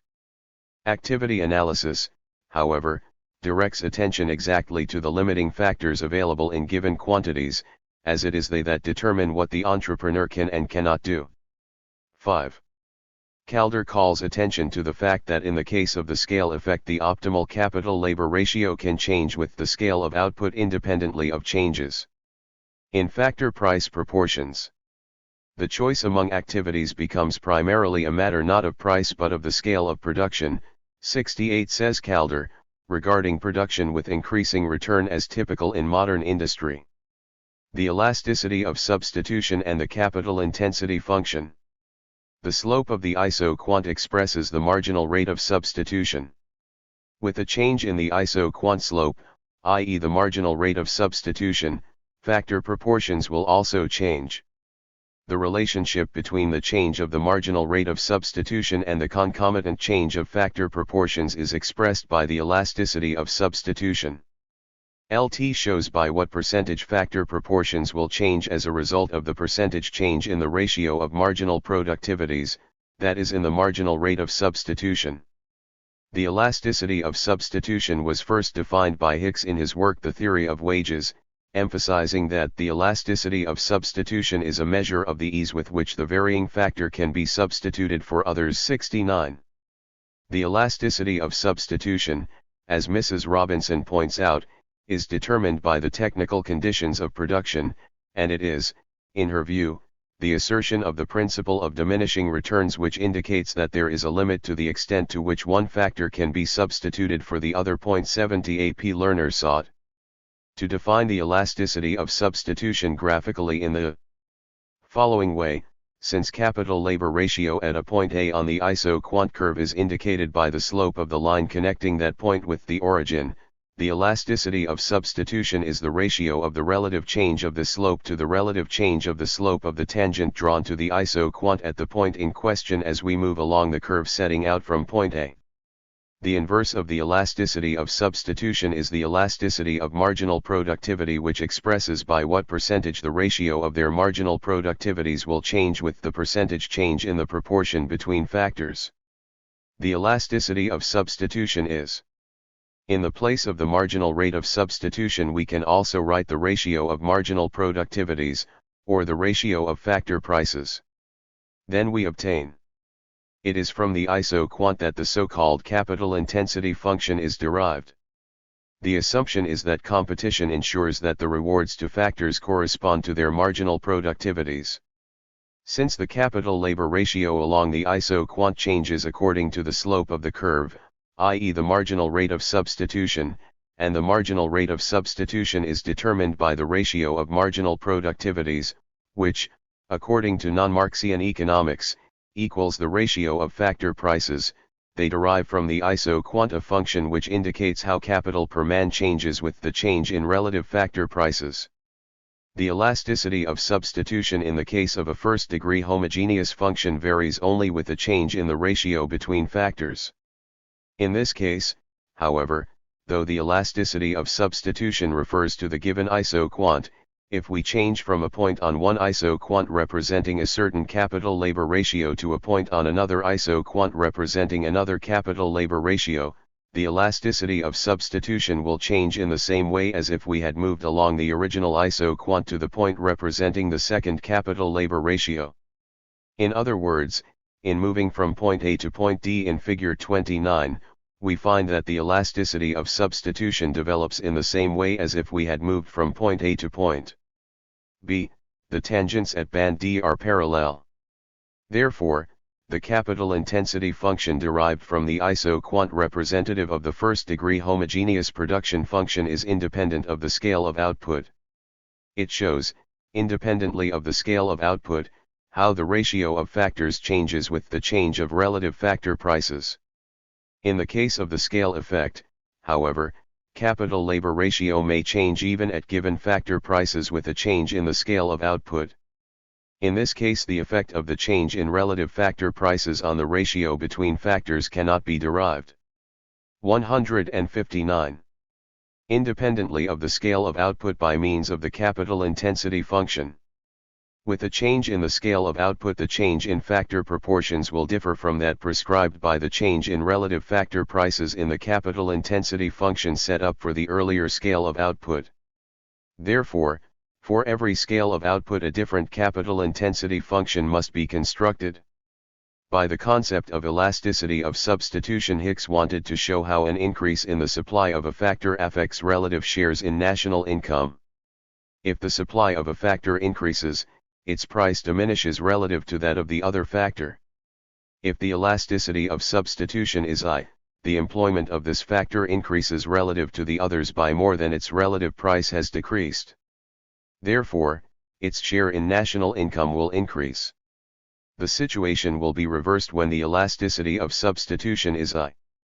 If the elasticity of substitution is unity, the relative employment of the expanded factor will increase in the same proportion as its relative price diminishes, or in Hicks's formulation, the increase in one factor will raise the marginal product of all other factors taken together in the same proportion as the total product is raised 72. In other words, the distribution relations will not change. In moving along the isoquant, the elasticity of substitution will assume different values. The isoquant has a point at which U equals 1. In general, the less the tangent C gradient of the isoquant, that is, the flatter the curve, the smaller the marginal rate of substitution for the isoquant, and the greater the elasticity of substitution.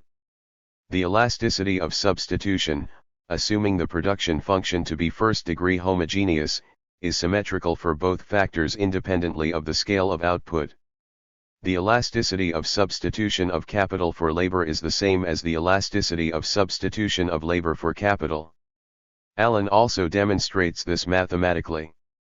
73. The symmetrical character of the elasticity of substitution was already emphasized by Hicks. 74. The symmetry, however, does not exist if the scale effect changes optimal capital-labor ratio. In this case, the elasticity of substitution also contains the effect of the increase in the scale of output. And since the scale effect may change the optimal factor combination, the elasticity of substitution may be different depending on whether the capital stock or the labor force is increased. Non-Marxian economics makes not only changes in income distribution but also in production elasticities dependent on the values of the elasticity of substitution. Assuming an increasing capital-labor ratio at U being greater than unity, the production elasticity of capital will increase and that of labor will decrease. The situation is just the reverse if U is less than unity. If U equals 1, production elasticities will not change as capital-labor ratio changes. L. In appraising the concept of substitution elasticity, we must point out that it expresses merely a technical relationship showing how factor proportions change with the proportions of wage and the rate of interest. Theoretically, it could be used in any theory of income distribution, hence it does not explain in itself the development of distribution relations. 2. In non-Marxian economics it was Keynes who called attention to the fact that on the macro level the substitution effect of a relative change in money wages is highly uncertain. Hence, the value of U could explain at best, on the micro level in what proportion factors are combined by the entrepreneurs as factor prices change. To be more exact, it would not provide any explanation even on the micro level if optimal factor combination is a function not primarily of relative factor prices but of the scale of output. 3. The derivation of the elasticity of substitution from iso-quants is made questionable by the reswitching effect, the already mentioned circumstance that with a change in relative factor prices the slope of the iso-quant also changes. Valuation of capital per man in terms of price of production makes it absolutely necessary that, with a continuous percentage increase in the interest rate relative to wages, capital per man should continuously decrease. As we have seen, in the case of switch points at given relative factor prices, any production technique using greater or lesser capital equipment per man valued at production prices may be equally economical. Leontief's production function. The iso-quant curve so far discussed was based on continuous substitution between factors. Let us now examine the shape of the iso-quant when the proportion between factors within a given production technique is rigid.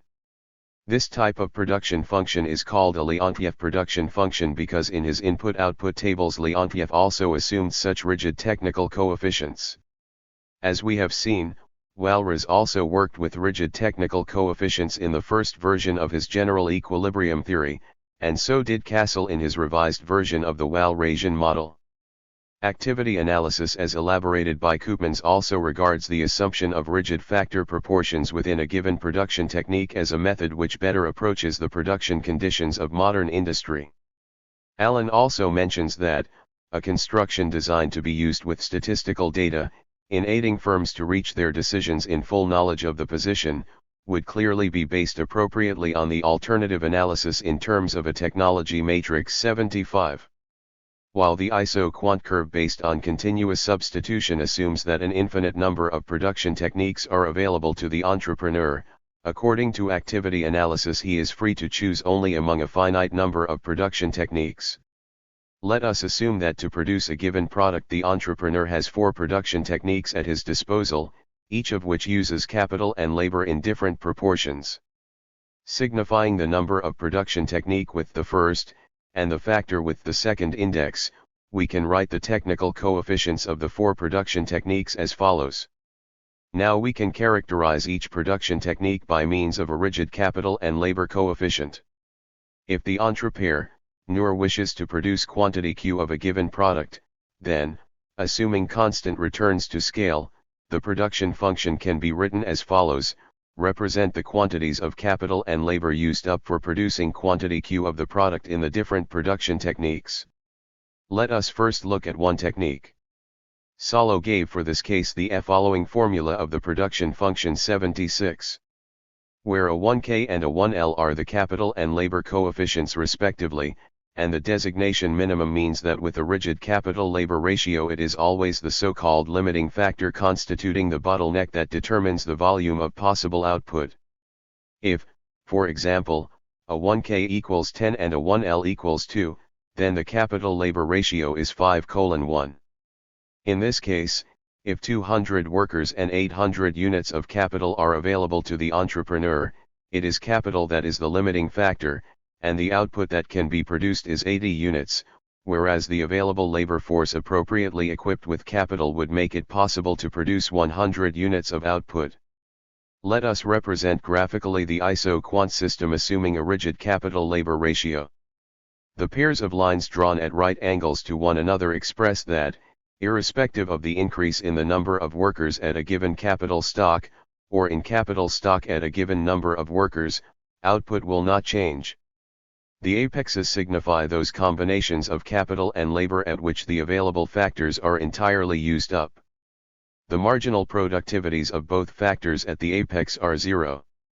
If, however, there is an excess supply of one factor, then it is the factor representing the bottleneck that has a positive marginal productivity.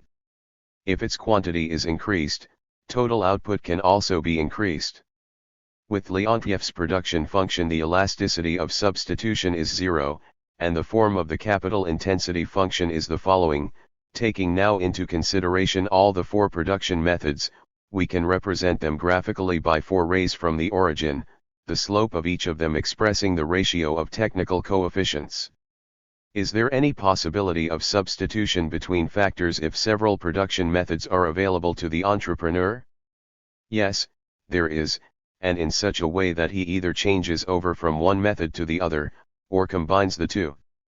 Connecting with a line the neighboring techniques from among the factor combinations available to produce the same output, we obtain, instead of a continuous curve, an iso-quant convex to the origin which comprises 4 points joined by straight lines.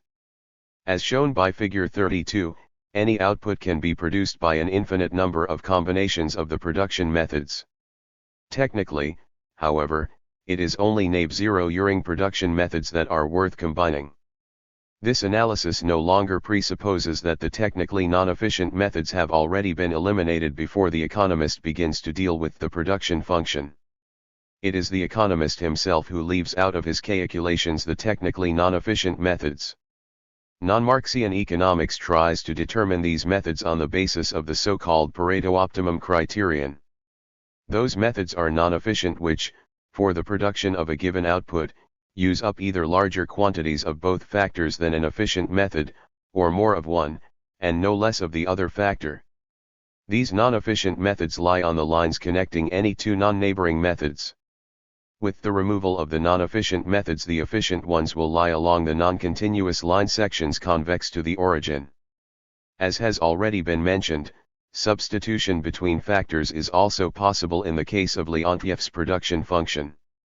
In combining two neighboring methods to produce a certain output, we can always continuously decrease the level of the one, and increase the level of the other, by an appropriate quantity without changing the volume of output.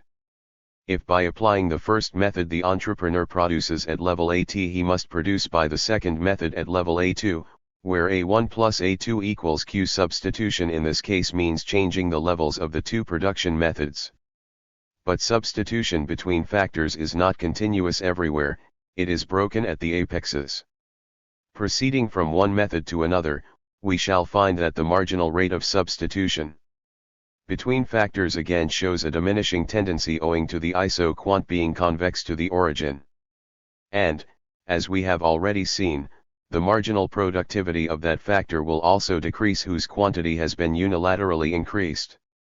The factor combination representing minimum cost, or the factor combination making it possible to produce maximum output at a given cost, is determined in graphical representation in the same way as in the case of the iso-quant supposing continuous substitution. Also to the iso-quant consisting of non-continuous line sections, an iso-cost line must be drawn as a tangent.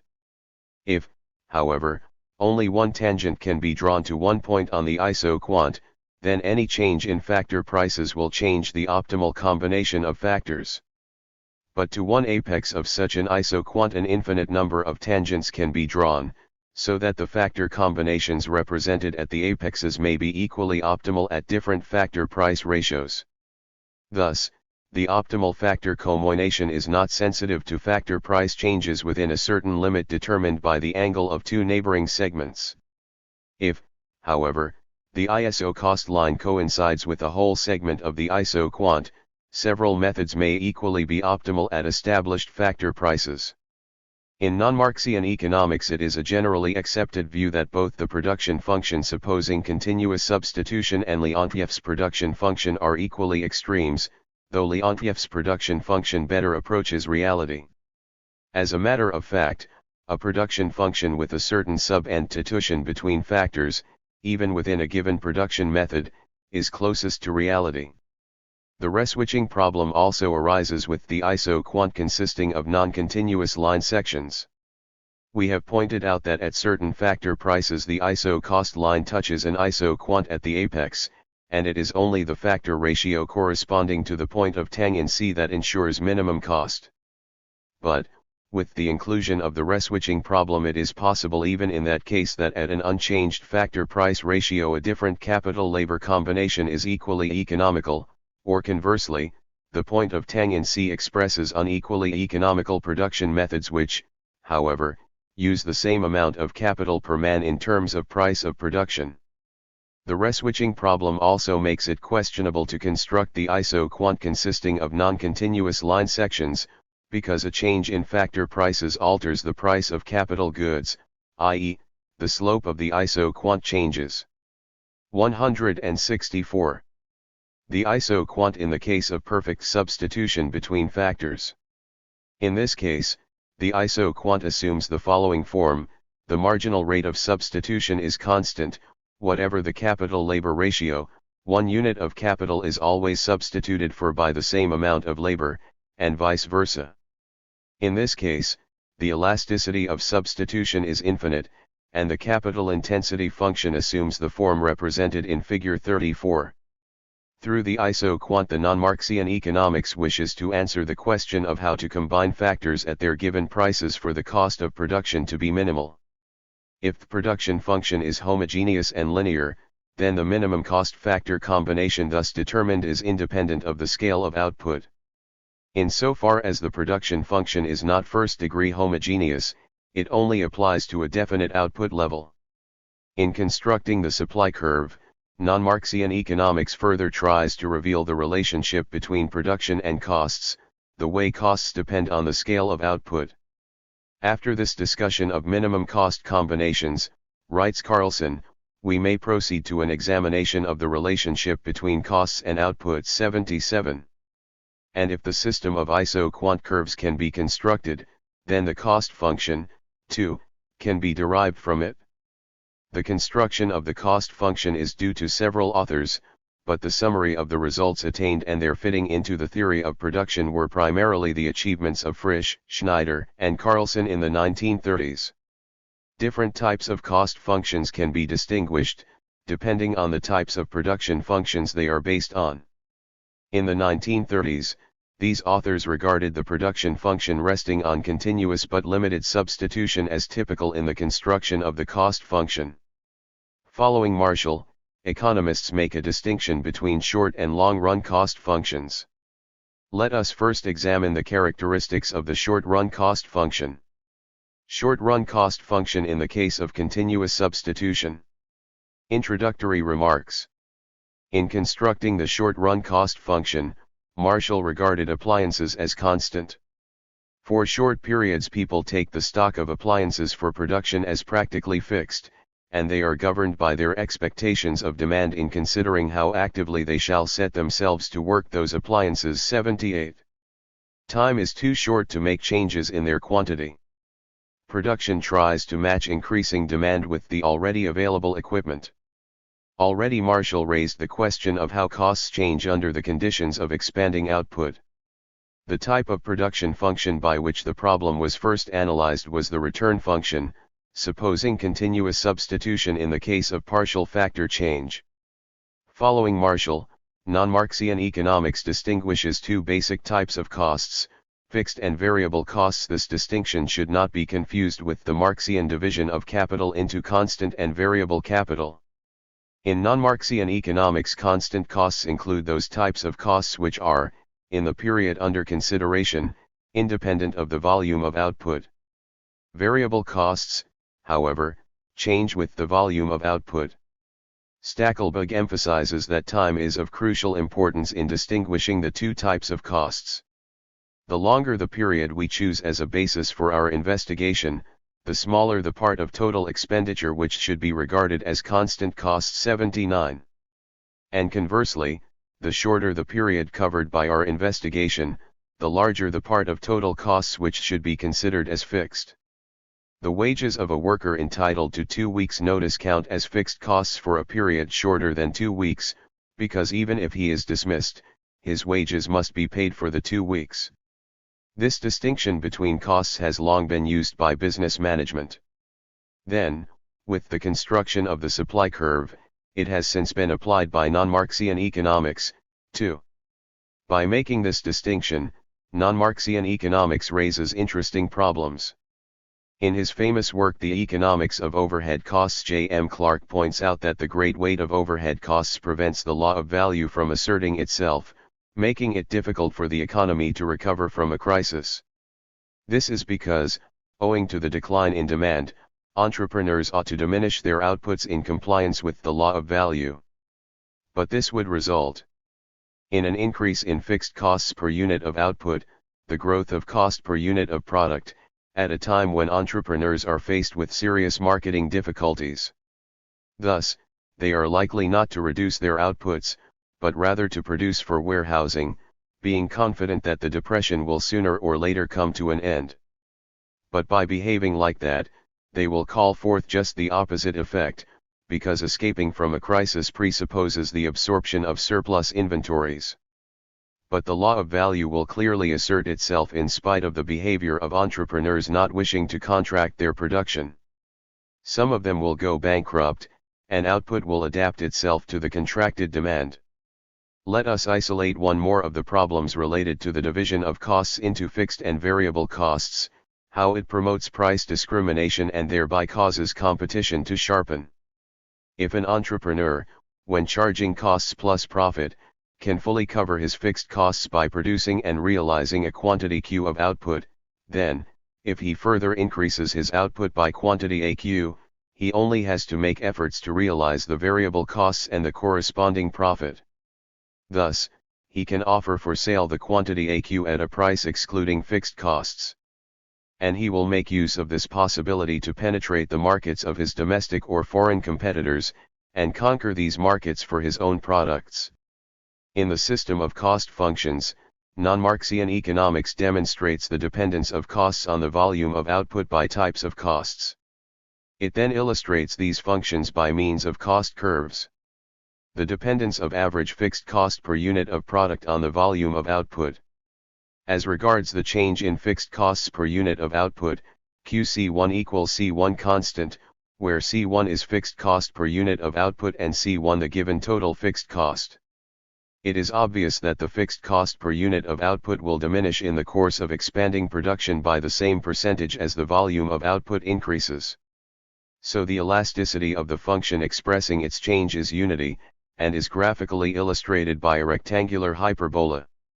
It was Schneider who, in his work The Theory of Production, first called the relationship between the different cost types and the percentage change in production cost elasticity. The dependence of total variable cost on the volume of output. The function expressing the dependence of total variable cost on the volume of output, as pointed out by Schneider, is the inverse of the total output function constructed under conditions of partial factor change. As total output, owing to the unilateral increase in the individual factor input, rises at a growing rate up to the point of inflection, then at a constant and finally at a diminishing rate, in the same way, the total cost of variable factors rises at a diminishing rate up to the point of inflection, then at a constant and finally at a growing rate.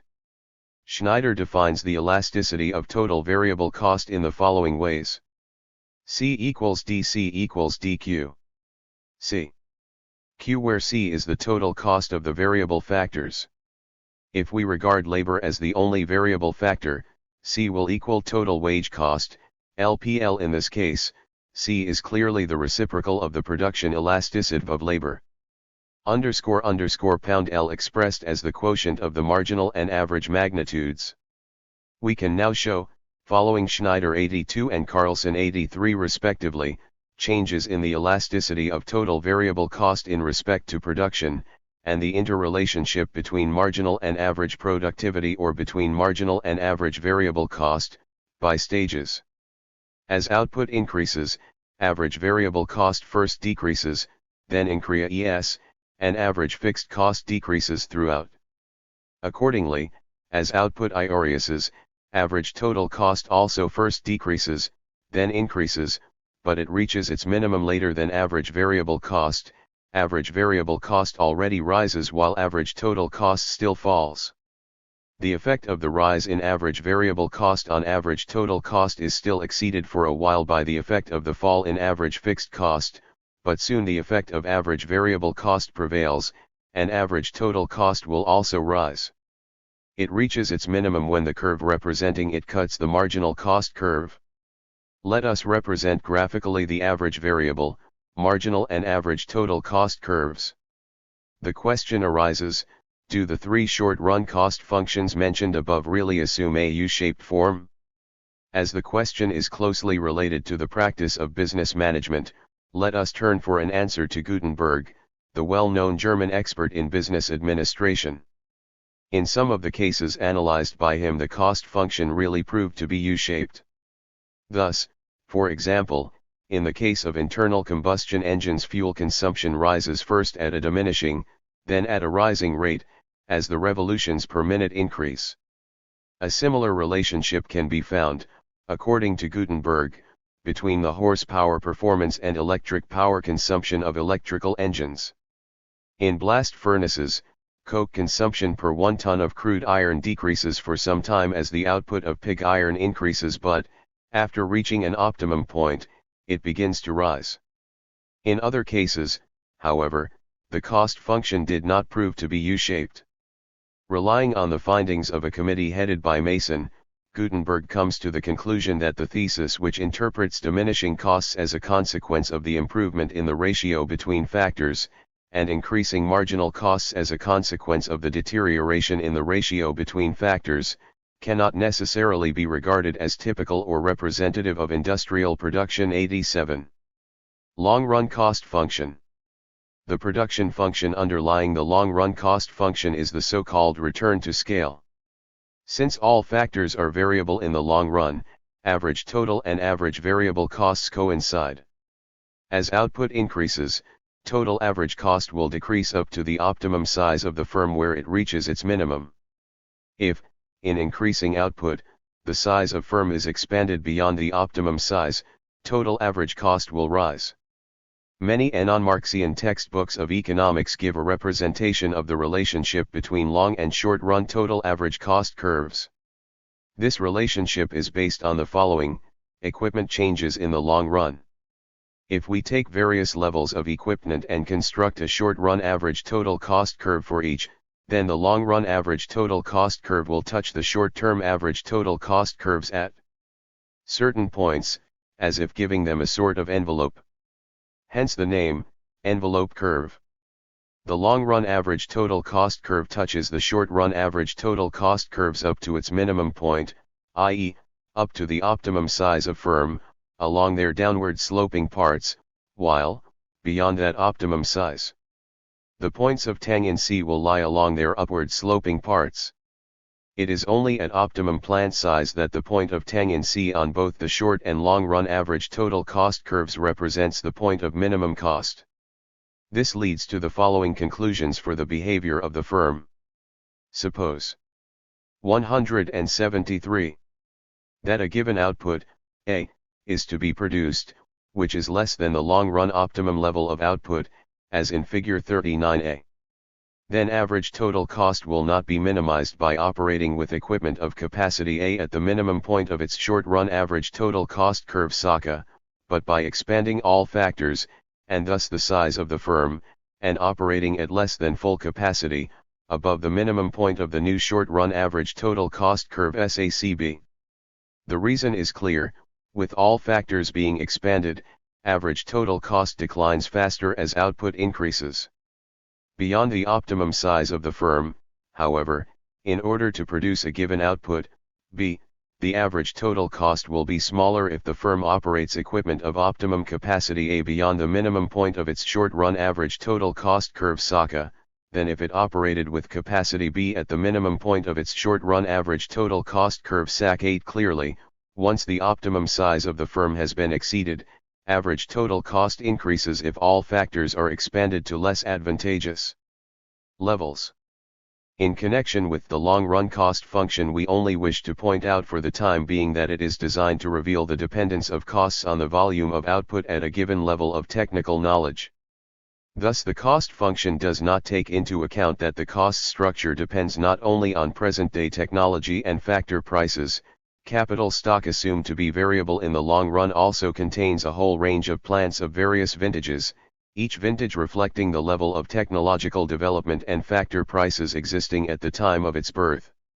This brings out the general irrelevance of the traditional long-run average cost curve for a whole industry. Such a curve shows what costs would be at various alternative levels of output if the industry were built from scratch using today's technology and minimizing costs at today's relative factor prices. This is clearly irrelevant in most cases. 88. Cost function based on Leontief's production function. In the attempts at the practical application of the cost function, the question arises: what will the cost function be like if a limited number of techniques are available to the entrepreneur to produce a given commodity, and if the proportions between factors are rigid?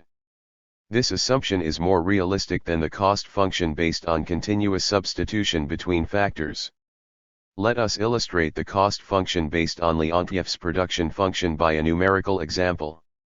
Let an entrepreneur have 110 units of capital and 40 units of labor available, with $5 as a reward for the use of a unit of capital and $1 for the use of a unit of labor. Let us further assume that the entrepreneur can choose among 4 production methods. The technical coefficients for the individual methods will be the following. Production methods GLGK. Cost per unit of output by production methods. The entrepreneur begins to produce by applying the cheapest process, method 4. In this method, labor is the limiting factor. Only 5 units of output can be produced. Average total cost is 43, and so is the increment in cost, marginal cost, if output is increased by 1 unit. For producing 5 units of output, the entrepreneur applying method 4 will engage 40 units of labor and 35 units of capital. 75 units of his capital stock will remain unutilized. The entrepreneur would like further to expand his output. This is possible if he combines the cheapest production method, method 4, with method 3. In method 3, 2, labor is the limiting factor, and only 10 units of output can be turned out by using this method.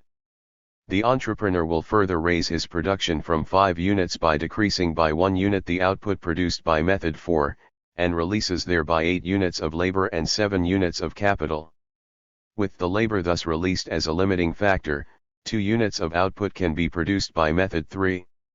Total cost will increase by 88 units, but will also decrease at the same time by 43 units, and thus with reducing the 6th unit, the increment in total cost will be 45.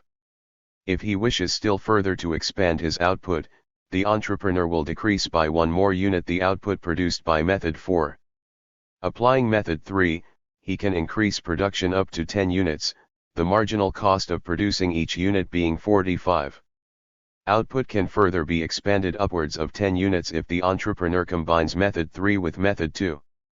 In the case of method 2, it is now capital that is the limiting factor, with 12 units constituting the maximum of output.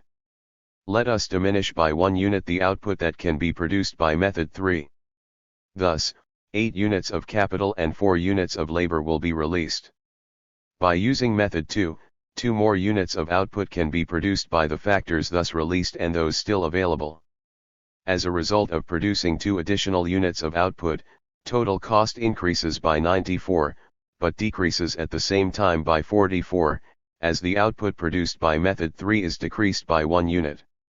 Thus the incremental cost of producing the 11th unit is 94-44 equals 50. By further decreasing the output produced by method 3, he will produce only 8 units by it, while by engaging the factors thus released 4 units will be turned out by method 2.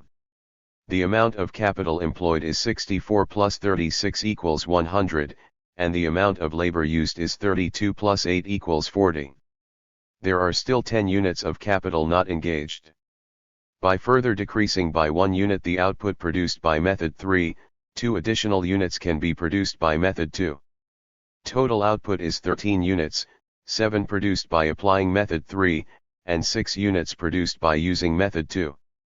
Thus, by combining the two methods, a larger output can be produced using the same factors than could have been produced by applying methods 3 or 2 separately.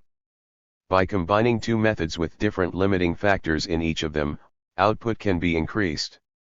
Our example reveals that even if we apply the cost function based on Leontief's production function, marginal cost will grow as the volume of output increases.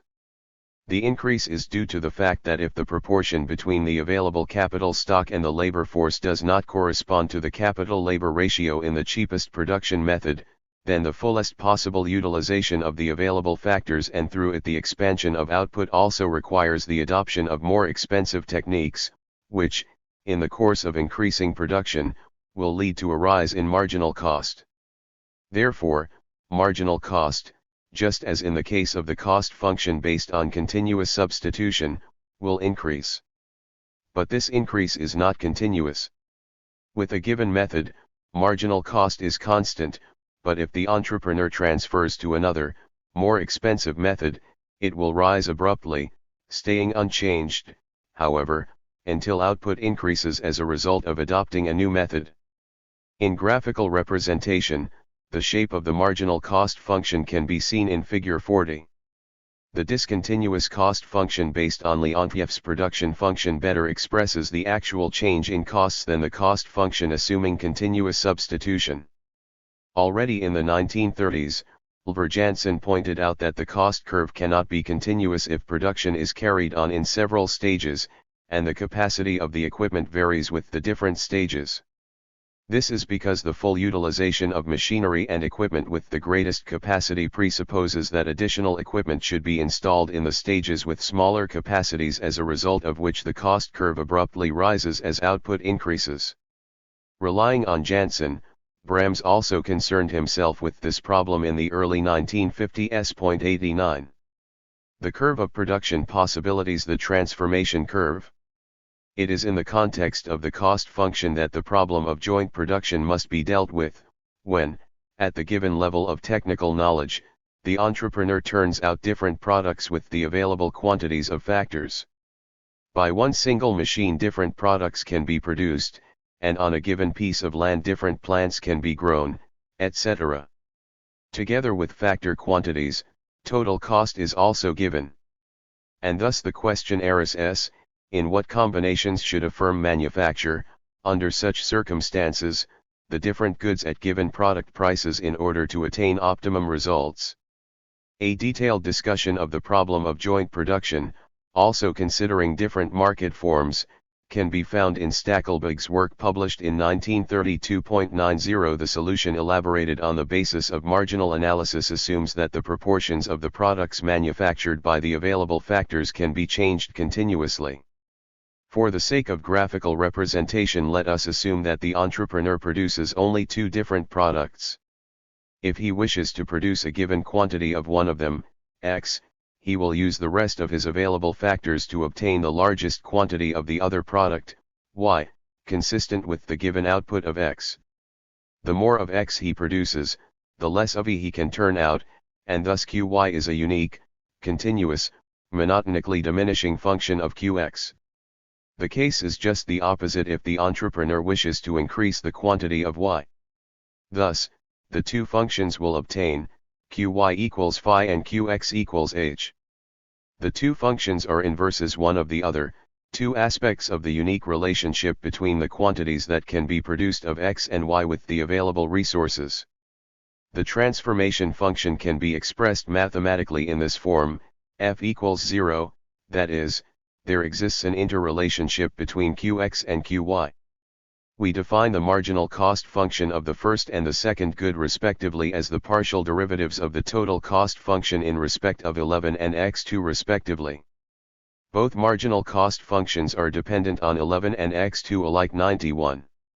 Textbooks applying marginal analysis generally regard such cases as normal, in which the law of diminishing marginal return asserts itself in producing each product 92, so that the production of the good increasing in quantity rises at a diminishing rate, hence its marginal cost increases, or the production of the good decreasing in quantity diminishes at a rising rate and thus its marginal cost falls. Thus, it can be taken in the normal case that the production of E decreases at an increasing rate as the production of X's increased, and conversely 93. This means that in order to produce an additional unit of a product already increased in its quantity, it would be necessary to renounce an increasingly larger quantity of another product.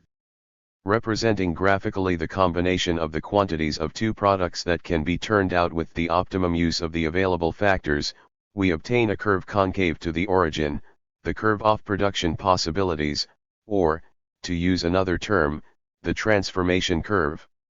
The latter designation stems from Hayek, who first used it in an article published in 1936.94. The transformation curve is the locus of efficient points, by moving between which we can expand the output of one product only at the expense of the other. Non-efficient points me those lying within the boundary drawn by the transformation curve. This is because if we move northeast of them, the output of one product may grow, while that of the other will not change, or the output of both may rise. In our figure the points lying on the arc of the curve between A and B are efficient in relation to C, while C and D are not comparable as D lies northwest of C, and contains more of the one, and less of the other product. The slope of the curve expresses the marginal rate of substitution between the two products, that is, the quantity of one product which must be given up to increase that of the other by 1 unit. In Stackelberg's words, by the marginal rate of substitution of product Y for product X, we understand the quantity of X by which the output of S must be decreased if the output of E is to be increased by 1 marginal unit, while total cost shall remain unchanged 95. What does the marginal rate of substitution or of transformation between two products express from the point of view of production? It expresses the proportion between the marginal costs of the two products. And, with the change in proportion between the outputs of the two products, owing to the assumed change in their marginal costs, this marginal rate of transformation will rise as the output of one product continuously increases, and the output of the other accordingly decreases. It is the interpretation of costs first advanced in the Austrian school and discussed later in English economic literature under the name of opportunity cost that emerges here in a modern form. The marginal cost of the increased output of a product is expressed by the quantity of the other product given up in the interest of the increase by 1 unit of the first product. The problem to be solved first, then, is in what proportion the entrepreneur should produce the two products with his available factors so that his total money revenue should be at a maximum at the established prices. Here, too, just as in the case of the indifference curves, budget lines must be constructed. The equation of the budget line is PJCQJC plus pay equals R, that is, it expresses those combinations of products X and E, which, at given product prices, yield a definite amount of money revenue to the entrepreneur. Here, too, the slope of the budget line is the ratio of product prices. And the entrepreneur will attain maximum money revenue at a product combination expressed by a point of the transformation curve at which the transformation curve touches the highest budget line. The point of tang in C also means the maximum amount of profit, for the total cost of all commodity combinations that can be produced by the given factor quantities is identical.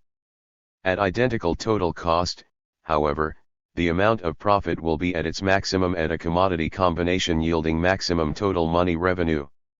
After we have maximized money revenue in solving the primal problem, We shall now try to determine, in solving the dual problem, at what combination of two different products a given money revenue can be realized at the least cost. The product combination in quest EQN will lie at the point of tang in C of the budget line representing the given money revenue and the lowest transfer 1 Marxian curve.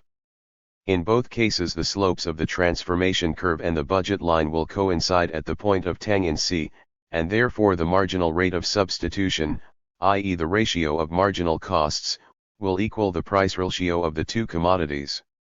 Let us now eliminate the possibility of a free change in the ratio between the two commodities and posit that they can be produced within a given production method only by rigid technical coefficients. For the sake of graphical representation, assume that only one single factor is needed to produce both commodities, or, what is a more realistic assumption, that there is one common factor used in the production of both commodities. By using the same quantity of the factor concerned in a given production method, the quantities of the two commodities to be produced in a rigid proportion are expressed by a line starting out from the origin. Suppose that 4 production methods are available. By means of the common factor, the products of both commodities can be produced in a rigid proportion which, however, may vary with the methods used. The production possibilities are now represented by concave non-continuous line sections. Lang tries to demonstrate the E.M of ID to the origin of the transformation function by assuming that the technically non-efficient methods have already been eliminated. These are the methods by which, with the help of the available factors, either less can be produced of one commodity than by a technically efficient method and the same of the other, or less of both commodities. We can also change the proportion between the two commodities to be produced by the common factor along the broken line transformation function, either by transferring from one production method to another, or by combining two neighboring methods. In the latter case, W.E can change the proportion between the two commodities to be produced at will. In continuous transformation, the marginal rate of transformation will also be increasing. But this marginal rate cannot be interpreted at the apexes. The differences already mentioned with the non-continuous isoquants will emerge here, too.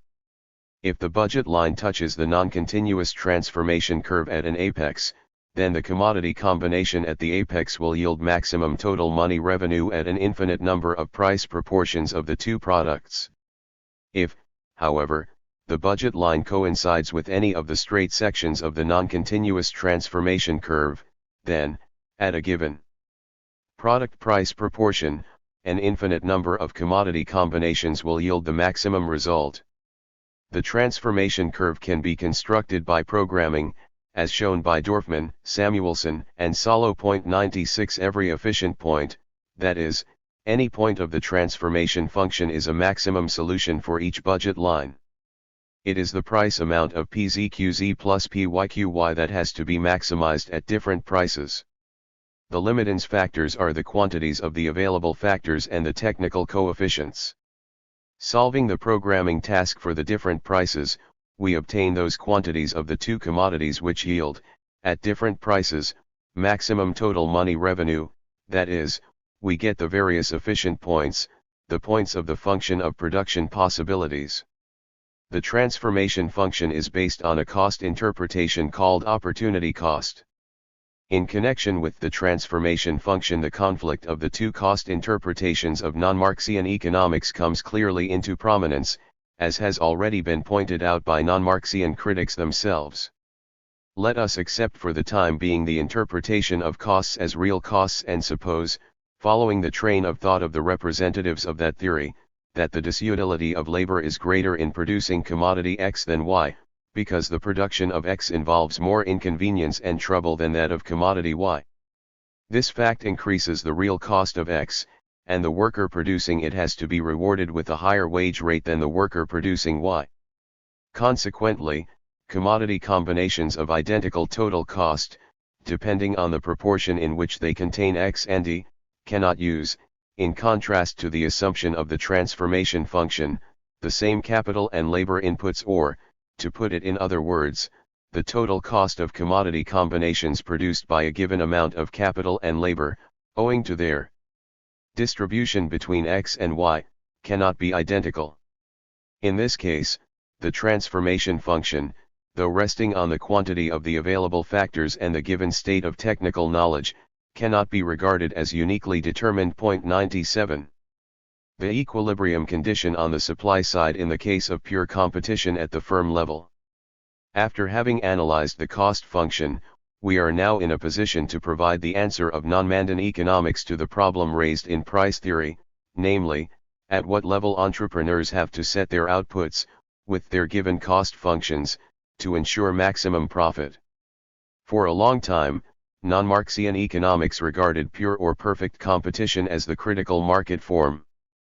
Pure competition is a concept created by Chamberlain 98, a pioneer of non-Marxian theory of market forms. By it he wants to express that competition is unalloyed with monopolistic elements. The concept of perfect competition, points out Chamberlain, includes further additional assumptions, the one, for example, that the agents of the market are fully informed about the market situation, there is no uncertainty, the production factors adjust to the changing conditions with ideal fluidity and mobility. According to him, 99 pure competition is characterized by two basic conditions: there are a large number of sellers and buyers with roughly similar economic power on the market, both the goods traded and the sellers themselves are perfectly homogeneous to the buyers. Therefore, it is completely indifferent to them which seller's product they buy. Owing to these two conditions, price constitutes a datum for the individual persons acting on the market. No individual seller or buyer is able to hang the market price. If a seller tried, for example, to raise the price of his product, he would lose all his customers. And if he decided to lower its price, all buyers would be eager to buy his product, and since he would be unable to meet the increased demand, the buyers would bid up the price to its general level. Hence, competition develops a uniform price for a given product at a given time and on a given market. And the market absorbs any quantity offered by the individual seller at this uniform price. Whatever quantity of his product the individual seller puts on the market, to whatever extent he increases its supply, it will remain just an insignificant fraction of total supply, and can therefore exercise no appreciable influence on the price. Thus, it is not worthwhile for any seller to decrease the price of his product, to chorp a price lower than his competitors, because he can sell any quantity even at the going price. Chamberlain expresses the given character of price for the individual participants of the market by saying that the demand for the products of THIRD-WORLDISM is infinitely elastic.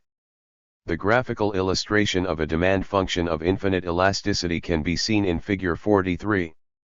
In the short run, with his given machinery and equipment, the entrepreneur increases his output by expanding the quantity of variable factors. He will attain maximum profit, as we know, if he extends the employment of the variable factor up to the point at which its marginal productivity multiplied by the product price falls, owing to the decrease in marginal productivity, to the level of the price oft variable factor, that is OK, P. That is, in the case of maximum profit, product price equals the increment in total costs due to the manufacture of the last unit of product. In other words, as long as owing to the increase in output by 1 unit the increment in money revenue, which in pure competition is identical with the established price, is larger than the increment in total costs, i.e. marginal cost, the entrepreneur can increase the amount of his profit by expanding output. His profit will attain its maximum, his marginal profit will become zero, at that volume of output where marginal cost rises to reach the level of price. The statement that in pure competition the price of each product will be equal to its marginal cost can also be expressed by saying that each factor of production will be paid a reward equal to the value of its marginal product IOO. For the individual entrepreneur, in pure competition, his short-run MC curve will also be his rational short-run supply curve. IOI. This curve shows the limit to which the entrepreneur goes in increasing his output to attain maximum profit at the different levels of price. The equilibrium point can always develop only on the upward sloping part of the marginal cost curve. The point of intersection of the price and the downward sloping part of the marginal cost curve cannot yield an equilibrium point, because, At diminishing marginal costs and given price, the entrepreneur is interested in further expanding his output. Non-Marxian economics then constructs the short-run supply curve of the industry by the horizontal summation of the supply curves of individual firms. Assuming that the entrepreneur expands his output by increasing two variable factors, I and j, the statement of marginal productivity value being equal to factor price must be valid for both factors. That is, even if the equipment cannot be changed in the short run, the use of the variable factors will still continue to take place to satisfy the principle of using the factor combination representing minimum cost. Thus, the formula price equals marginal cost already supposes the minimum cost combination of variable factors. As in consumers' economy, in producers' economy, too, Samuelson distinguishes on the basis of the equality of marginal cost and price the dual effect of price changes, in this case the effect of a change in the price of a factor. I02 If the price of a factor increases, it will cause the marginal cost to increase. 2. The upward shifted marginal cost curve will reach the level of price at a smaller volume of output, therefore output will decrease, and consequently demand will decrease not only for factors with increased prices, but also for those with unchanged prices. This is the so-called output effect. The entrepreneur, however, tries to substitute the factors with unchanged prices for higher-priced factors. This is the substitution effect. The substitution effect will further decrease the demand for the factor with increased price, and increase the demand for the substitute factors. Hence the demand for the more expensive factor will fall as a result of both effects. The demand for the substitute factor, however, depends upon which of the two effects proves to be stronger. If the output effect exceeds the substitution effect, the demand for factors with unchanged prices will also decline. If, however, the substitution effect is stronger, the demand for the substitute factors will rise despite decreased output. Some critical comments on the determination of the equilibrium condition of the firm. In non-Marxian economics, the equality of price and marginal cost is the condition for the equilibrium of the firm only. For an industry to reach equilibrium, a further condition must be fulfilled. Before starting to discuss the condition for an equilibrium of the industry, we wish to make some critical statements on the conditions. The price and marginal cost formula expresses only the margin of expanding output, that it is worth increasing output as long as price still covers marginal cost. But it does not express whether the price being equal to marginal cost ensures the firm's conditions for reproduction, whether it covers its costs of production and realizes profit for the entrepreneur. It is possible that the rising marginal cost curve cuts the price axis below the level of the average total cost curve, so that the entrepreneur will not be able to realize even his average total costs and will sustain losses. Since fixed costs have to be borne anyway in the short run, entrepreneurs, according to Stackelberg I03, will strive, in a time of depression, to cover at least their variable costs, and maintain production until the price drops below the minimum level of average variable costs. Incidentally, the valuation of a firm's total costs by marginal costs coincides with the actual costs of production only at a volume of output lying at the point of intersection of the marginal and average total cost curves. The points lying to the left of this point of intersection represent less, those lying to the right of it represent more costs. Therefore, Leo Roginel 04 was wrong in characterizing the achievement of Marshall the economist, who was among the first to formulate the short-unequality of marginal cost and price, as a solution to the problem of the classical economists who were unable to reconcile price with cost in the short run, that is, price with the assertion of the law of value. It will be clear from what has already been said that the short-run equality of price and marginal cost does not express the validity of the law of value. Marshall himself notices, by the way, that the short-run equality of price-arid marginal cost is just one incident of the process in which long-run equilibrium price asserts itself. Though marginal cost includes only variable costs, if price does not cover fixed costs in the long run, too, in addition to variable costs, then the entrepreneurs will slowly discontinue production. Moreover, the supply curves of individual firms cannot be constructed in isolation, by analyzing the firm's activity in itself, if the so-called external economies are also taken into account. In this case it is impossible even to derive the supply curve of the industry from the supply curves of individual firms merely by horizontal summation. The concept of external economies was created by Marshall. It is by means of this concept that in the price theory based on microeconomics it is demonstrated that social production is more than just the mechanical total of the outputs of firms divorced from their social context. As the firm's output constitutes an organic part of total social production and of the division of labor of society, the output of other firms or industries, owing to inter-firm or inter-industry relations, influences, improves or deteriorates the production conditions of the given firm. Thus, the production functions of the individual firms, owing to their social interrelations, contain an invisible input expressing the services of other firms or industries which they cannot expropriate for themselves. Textbooks, following Marshall, often refer to examples in which the growth in the output of a given industry exerts an effect on the production conditions of the individual firms of that industry.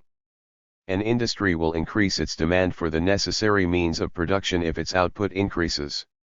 Where the effect of this demand makes itself felt, output will also be expanded, which makes it possible for the benefits of large-scale production and the increasing returns to scale to assert themselves.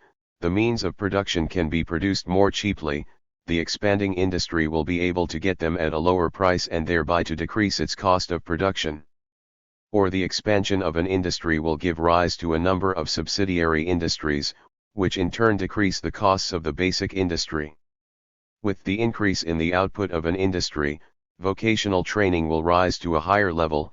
It will be possible, example, to publish a technical periodical of that industry, etc. All this increases the efficiency of all firms of the industry concerned. Owing to external economies, the supply functions of the individual firms are closely interrelated, all being dependent on the output of that industry. If, for example, all firms increase their output so that their marginal costs reach the level of price, the production of the whole industry will increase, which in turn, owing to the external economies, will cause the cost functions of the individual firms to shift downwards, and they will have to adapt their outputs to the established prices on the basis of their changed cost functions, entailing that, as a result of their adaptation, the output of the industry will further increase, further changing thereby each other's cost functions. It is exactly owing to the interrelationship between the output of the industry and the cost functions of individual firms that the supply function of the industry cannot be constructed by a mere horizontal summation of the supply functions of the individual firms, because the firm's supply curves will shift in the course of summation. Nevertheless, the supply of the industry is the total of the supplies of the individual firms. Can an equilibrium position develop in a firm, and can the supply functions of the firms be summed to form a supply function of the industry in the case of external economies? Neoclassical economics resting on a microeconomic basis has little concerned itself with this question. One possible answer is that there is a solution if a level of price has developed at which the individual firms jointly put as much of their outputs on the market as the output of the industry, constituting the basis of their individual cost curves. For the sake of graphic illustration, suppose that there are n firms operating with identical cost functions in the industry concerned. Each of them produces 1 nth of total supply. By means of the symmetry assumption, as it is called technically, the problems emerging in analyzing the activity of the firm can also be examined at the level of industry. The positively sloping lines, lying one below the other, express the marginal supply curves of the firm under consideration if the output of the industry is Q1, Q2, Q3, etc. Figure 4 reveals that the increase in the output of the industry from Q1 to QZ, Q3, Q4, etc. shifts the marginal cost curve of each firm in a downward direction. As the output of the industry increases, equilibrium in the individual firms comes about at those prices at whose intersection with the marginal cost curve each firm, assumed to be identical, puts the quantities. Though the marginal cost curve of individual firms at the given output level of the industry is upward sloping, as can be seen from figure 45, yet, connecting the point of intersection of the marginal cost curve sloping downwards as the output of the industry increases with the diminishing price, we obtain a negatively, i.e. downward sloping supply curve. It is not a real supply curve though, because it does not indicate how the firm changes its output as prices change, but rather expresses at what prices the individual firms are willing to produce so much of their products that their total output does not change the firm's supply curves, for it contains the effect of external economies called forth by that very output of the industry. J06. The equilibrium condition on the supply side in a purely competitive industry. After discussing the equilibrium condition of the firm, let us now examine the condition of equilibrium of the industry under pure competition as set forth in non-Marxian price theory. This condition is formally similar to the condition formulated by Marxist political economy. An industry comes into a state of equilibrium if new firms do not want to enter that industry, and existing ones do not wish to leave it. According to Marx, adhering to the labor theory of value, this situation arises when all industries realize only average profit. Neoclassical economics, however, which rejects the labor theory of value, sees production costs, looked at from the side of demand for the factors of production, as compensation for factor services, determined by the marginal productivity of factors. Marginal productivity theory tries to trace back the quantity of the product, in which value created by labor is embodied, entirely to the services of those factors which go into producing that product. Thus, it wishes to resolve the new value wholly into production costs.